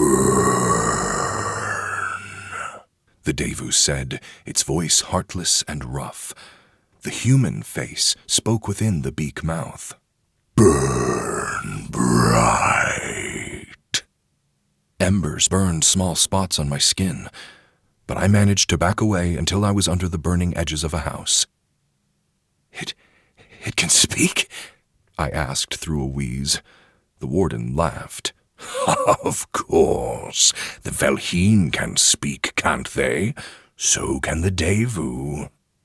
The phoenix smashed its way down the castle, screaming as it went. Soldiers fleeing the castle came out while on fire. Some of them only made it a few steps before collapsing and grabbed at their face. Their eyes melted the fastest. The heat was intense, but I was able to withstand it. My body, my essence, was far greater than any individual, which was why I had done this alone. "My fire will cleanse the world," the Devu said, as it placed a talon into the garden that surrounded the castle. The talon melted the stone walkway, and its mere presence set the perfectly manicured shrubs ablaze. Standing next to the castle, the Daewoo was almost as tall as all 4 stories. Something smashed out of the window from a section of the castle. It was the size of a man, but it had wings like a dragonfly. I stood straighter, my heart racing. "That's one of Nezuka's bonded," the warden quickly stated. "He's trying to escape." Chapter 50. Time is not a stalking predator, but a companion. It teaches you to cherish every moment. A quote from the teachings of Shoki. I stared at the man fleeing, realizing he wasn't a man at all. He was some sort of human dragonfly hybrid, a freak of nature akin to a monster. He wore a simple robe with a belt, no pants or sandals. The man flew awkwardly to the wall, landed on top, and then flew again. The fire and smoke had to limit his movements. The Daewoo smashed more of the garden, and then the front doors of the castle. This was what I had expected. If Nezuka was using her magic within the castle, she was inadvertently summoning the phoenix to her. If she kept doing it, she'd be cooked alive. But that meant I couldn't use my magic, or else I would draw the creature's ire. I wanted it to burn Nezuka so thoroughly there could be no hope of regenerating. If I drew its attention, there was a chance she could flee, and that was unacceptable. "Her servant is trying to escape with a grub of hers," the warden said, urgency in his tone. "If you want to succeed, you can't allow him to escape." No! I dashed toward the wall, my eyes squinted. Embers hung in the air like fireflies, and smoke clogged my throat. Coughing and wheezing, I leapt for the wall just as the dragonfly man attempted to land in the nearby forest. I slung my naginata off my back and gripped it tightly with both hands. With anger fueling my concentration, I leapt off the wall and gave chase into the forest. The embers of the Daewoo were close behind, floating onto the leafy canopy from the inferno of the castle. Ketsu was correct. He was mostly correct about a lot of things, and I was thankful for his foresight. I had a plan to deal with the spreading fire, but that could only happen once I made certain that Nezuka would be killed. The man's wings buzzed in the smoky air, flickering like blades of light through the dark underbrush. My breath came in ragged bursts, the heat of the Daewoo's inferno close enough to singe the leaves, but also so bright it kept the area lit. The nightmarish glow of the fire cast monstrous shadows, but I didn't falter. The man-beast darted left, and I pivoted sharply, naginata poised. He moved like an insect, erratic, unpredictable, but the fire and smoke weighed him down, and I knew he wouldn't outrun me for long. I leapt up, landed on the trunk of a tree, and shot forward through a clearing between the trees. The length of the naginata served me well. I swung wide and clipped one of the beast's wings. The bugman screeched and then hit the ground. He was on his feet in just another moment, but his torn wing prevented him from flying. I rolled across the ground as I landed, and then I too got to my feet, my weapon still in hand. I coughed and spit out a glob of smoke and debris, my breathing pained.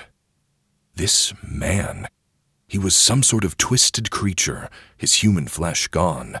He was mostly insect, with a hard exoskeleton, a face dominated by giant eyes, and antennae that twitched independently of one another, perceiving his surroundings in ways humans couldn't. "What happened to you?" I asked. "I told you," the warden said. "When you allow magic to flow through your body, it changes you. Nezuka bonded with this man, and her magic changed him." The bugman hissed. Was he even capable of human speech? Without warning, he leapt forward. His hands still had fingers, but they reminded me of the spindly legs of an ant. In his palm, however, the freakish bulge of a stinger unsheathed from his flesh. The stinger was the length of a dagger, ending in a fine point that oozed a clear liquid that I could only assume was venom.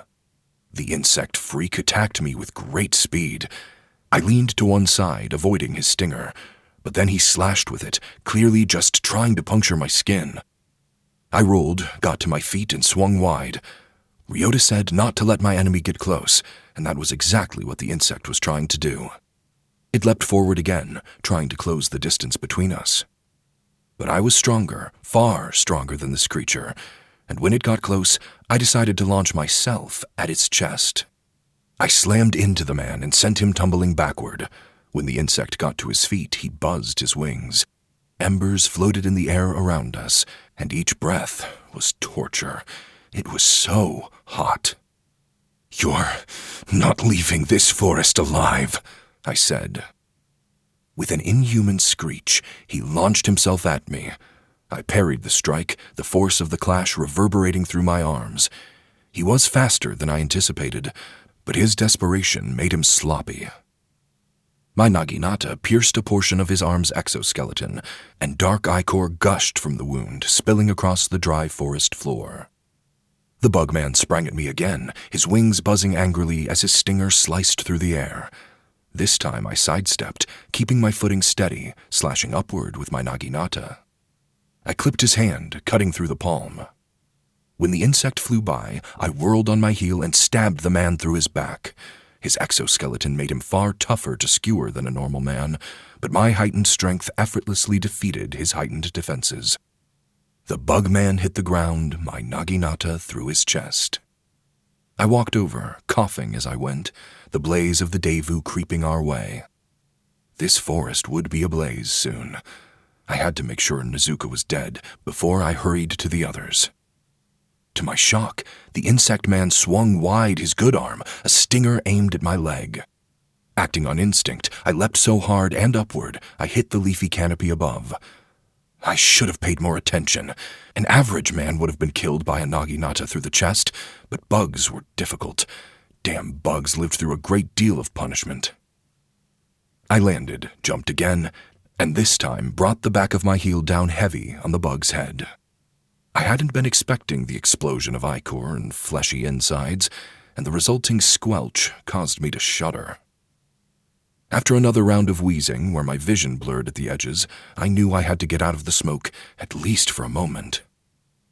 "Don't forget the grub," the warden said, no emotion in his voice. Though my eyes watered and it was difficult to take in breath, I knelt next to the headless insect man. I patted his robes, trying to feel for something. In a matter of moments, my fingers grazed a fat, pulsating worm. Or perhaps it was a caterpillar. It was covered in white hairs, and its chubby legs writhed around as I tore it from its hiding spot deep in a pocket. I stared down at the caterpillar in my grasp. "No!" the tiny creature hissed. "No! Put me down, maggot. You are not fit to touch me." "You made your last mistake when you attacked me," I whispered. Then I squeezed my fingers around its head until it popped like a pus-filled pimple. Green ichor coated my hand. I turned to run and meet up with the others when I noticed that the caterpillar body was withering away. It practically melted, revealing a black ring with red gemstones glittering on the underside. Nezuka. That had to have been her last insect. My heart hammered. The power of the ring was just as hot as the fire spreading my way. After coughing for some time, I slid the ring into a pouch on my belt. Then I headed away from the flames, east to where my companions were surely located. I ran through the northern forest until I reached an area completely coated in spiderwebs. The smoke hadn't yet reached this area, and I took a moment to breathe. The webs were here to catch any of Nezuka's followers who might have fled the castle before the Devu could destroy it. In order for my plan to work, no one who saw me could be allowed to escape Banth Castle. The southern forest had a massive river, and Seiki was there, hopefully using her gigantic spider demon form to fell trees and redirect the flow of the water to cut off the inferno. Here, in this forest, I turned on my heel and prepared myself for the incoming flames. I could use my magic to snuff them, and since they had no real essence that would eventually incapacitate me, all I had to do was act as a shield. I had to personally halt the fire before it spread to Whist Castle. Ryota, Mazun, and the others were here in this forest, beyond the spiderwebs, creating a clearing. It wouldn't stop the fire, but it would, in theory, slow it, and that was all I needed. They were also out there to warn travelers about the fire. They were meant to be my failsafe and to help Seiki with the southern forest as much as possible. I waited, my attention on the sky. The Daewoo was easy to see, even if some of the leaves were in the way, and even though it was night. The massive phoenix was like a third sun, and when it flew upward, all the forest was bright with daylight. Since Nezuka was now dead and her magic had ceased, I suspected the Daewoo would leave, just like it had with me near the river. And I was correct. The creature flapped its wings and headed back toward the mountains, its strange nature calling it to other places. The warden said it was lost in thoughts, but what could a beast like that be contemplating? It didn't matter. I just had to wait. Once it was gone, I could start my duty. The fire spread, and a sinister orange glow emanated from the distant trees closest to Banth Castle. Even after the Daewoo was so far away I couldn't see it, I waited. I couldn't risk drawing it back to my location through the use of my magic, so I made extra certain it wouldn't detect me. As the inferno raged east, I took a deep breath and rushed into the forest, heading back through the smoke. When I came upon the flames, I exhaled and targeted my magic at them. Whoosh! With a slight show of my power, the fire was snuffed. I could clear several trees at a time if I focused properly, and once the fires were instantly quelled, it seemed as though the other flames had trouble spreading over the same area. My magic snatched away the last of the life essence, and then it evaporated, not even filling me. I ran between the trees, stopping the fire as I went. Occasionally I had to leave the smoke to get fresh air, but since I was so fast and had so much stamina, I was able to create a line. I hoped that Seiki would be able to control the rage of the southern forest, at least until I was done here. If she hadn't helped me, I never would have been able to contain this all. And if I managed to stop the fire from spreading, then perhaps I could get away with the murder of another Ring Warlock. But I had to concentrate and not allow the smoke to be the enemy that ultimately defeated me. Chapter 51. Be wary of people who tell you that the truth doesn't matter. A quote from the teachings of Shoki. I was exhausted, mentally, physically, spiritually. The amount of death and destruction was so thorough, I would never get them from my memories. And the smells were worse, especially with my heightened senses. Charred flesh, dead trees, and ash made for a terrible combination. It had taken nearly a day to stop the fires from spreading, and once it was done, I returned to Mazun and collapsed. He and the others managed to bring me back to Whist Castle, but in my dreams I vaguely heard the voice of the warden scolding me for entrusting my life to them. Despite his chiding, I slept well. Mazun and Ryota wouldn't hurt me, and Seiki was under the orders not to do me harm. Who would strike out? I was in good hands. Perhaps if they knew I carried a second ring, one of them would have taken it for themselves, but I never mentioned that to anyone. The palanquin ride felt like it only lasted 2 seconds. I was asleep the entire trek, and once back to my home, I managed to climb the stairs to my bedroom before once again embracing the sweet comfort of slumber. I awoke sometime later at night, and I was in such a haze that time felt like an illusion. How long had I been dreaming? Why did I still smell of smoke? And would that dreaded scent never leave me? With a dire urge to relieve myself, I managed to get off my bed and do my business. When I returned, however, Nezuka's ring fell from my pouch just as I was climbing onto my pillows. The black piece of jewelry landed on my blankets with a heavy thud. Had it moved on its own? Disturbed, I reached out to pick it up, but stopped mere inches from the metal band. The ring. What if I put it on? What if I bound myself to yet another Falheen? Would I get a second set of powers, another 6 words to shout into the darkness? I hesitated, my thoughts groggy. No, Axraxi had only given me 2 warnings. He said to be cautious with his power because my human body was frail, And he also said to never wear a second ring. Exraxi had been right about the first warning. It had taken me some time to adjust to his powerful heat death ability. "What will happen if I put this on?" I asked, seemingly to myself, but I knew the warden never left me. He didn't answer. "Why won't you tell me?" I demanded. "Why do you only tell me some things and not others?" The warden's dark chuckle didn't amuse me. "The almighty Exraxi told you to never bind yourself to a second Felheen, and for good reason. What you do with his warning is up to you." The warden's cryptic answer intrigued me. Why did he say it like that? He didn't say you can't wear a second ring. He said never bind yourself to another Felheen. With the ring held in my hand, I rested my head back on a soft pillow. My eyelids were heavy, and the night still young. It was cool and quiet, and with each even breath, I slipped further into unconsciousness. Just one more day of sleep, and my fatigue would finally leave me. I sat in the audience hall with my blade keepers and advisors. Ketsu held a letter that had been addressed to me, and the others watched on with serious expressions. Reading aloud, Ketsu said, "Ring Warlock Rimon Wist, your aid is requested in the southern half of Rovik Prefecture.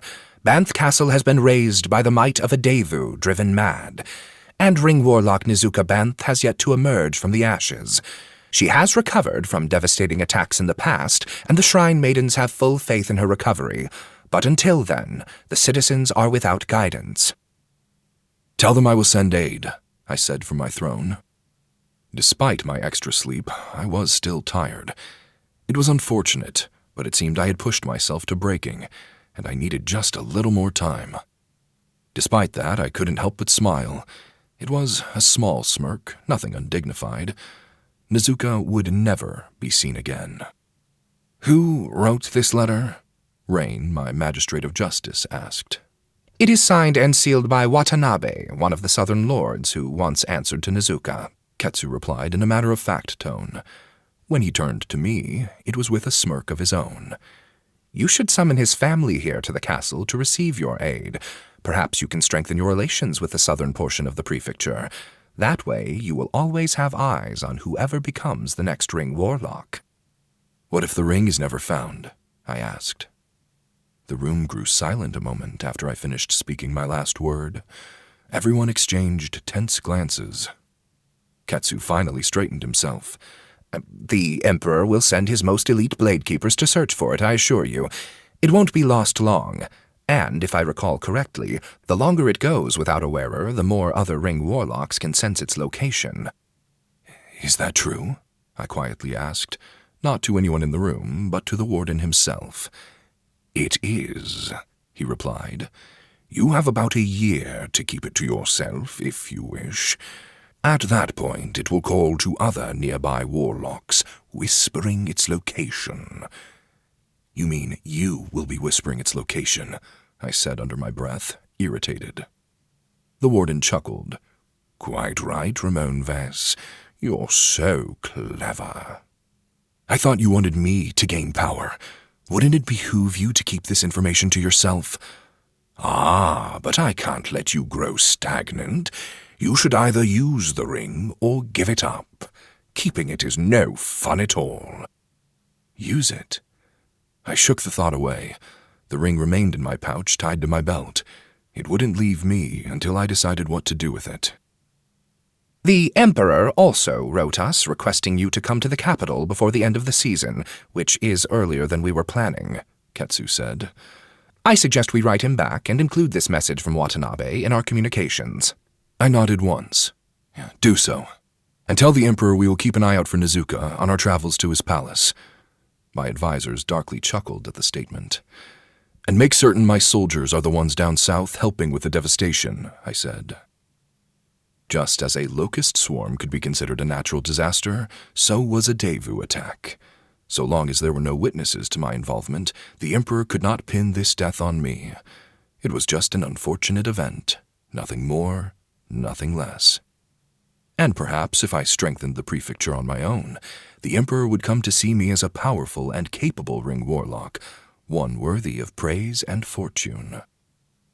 Perhaps you should just personally take this letter and some of Nezuka's people to the Ebon capital, Rain said as he smoothed his mustache. They can explain the terrible event in their own words and recount how you aided them. The Emperor would surely appreciate hearing it from the source. Normally, sending a message ahead of time is proper etiquette, but going yourself can also work, Ketsu muttered. I nodded along with his words. Yes, that's a good plan. When I see him, I'll express my condolences, and I'll have the southern citizens explain the story.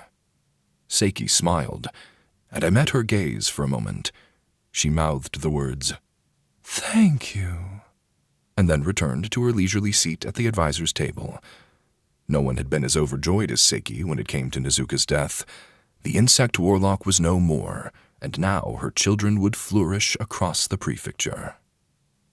When you return from the Ebon capital, you must consolidate your power, gain favor with the local lords, and develop your army, Ketsu said. He penned the list in great detail as he spoke. We are 2 prefectures away from the waters controlled by the Hantha Imperium, and once the neighboring Ring Warlocks hear of Nezuka's death, they will no doubt attempt to move border lines or even have people relocate to their safer lands. I understand, I stated. I won't allow that to happen. This was my home, and I was going to protect it from anyone or anything that wanted to do it harm. The second ring weighed heavy in its pouch. The urge to put it on was great. But perhaps there was another way to gain power, something unheard of and game-changing.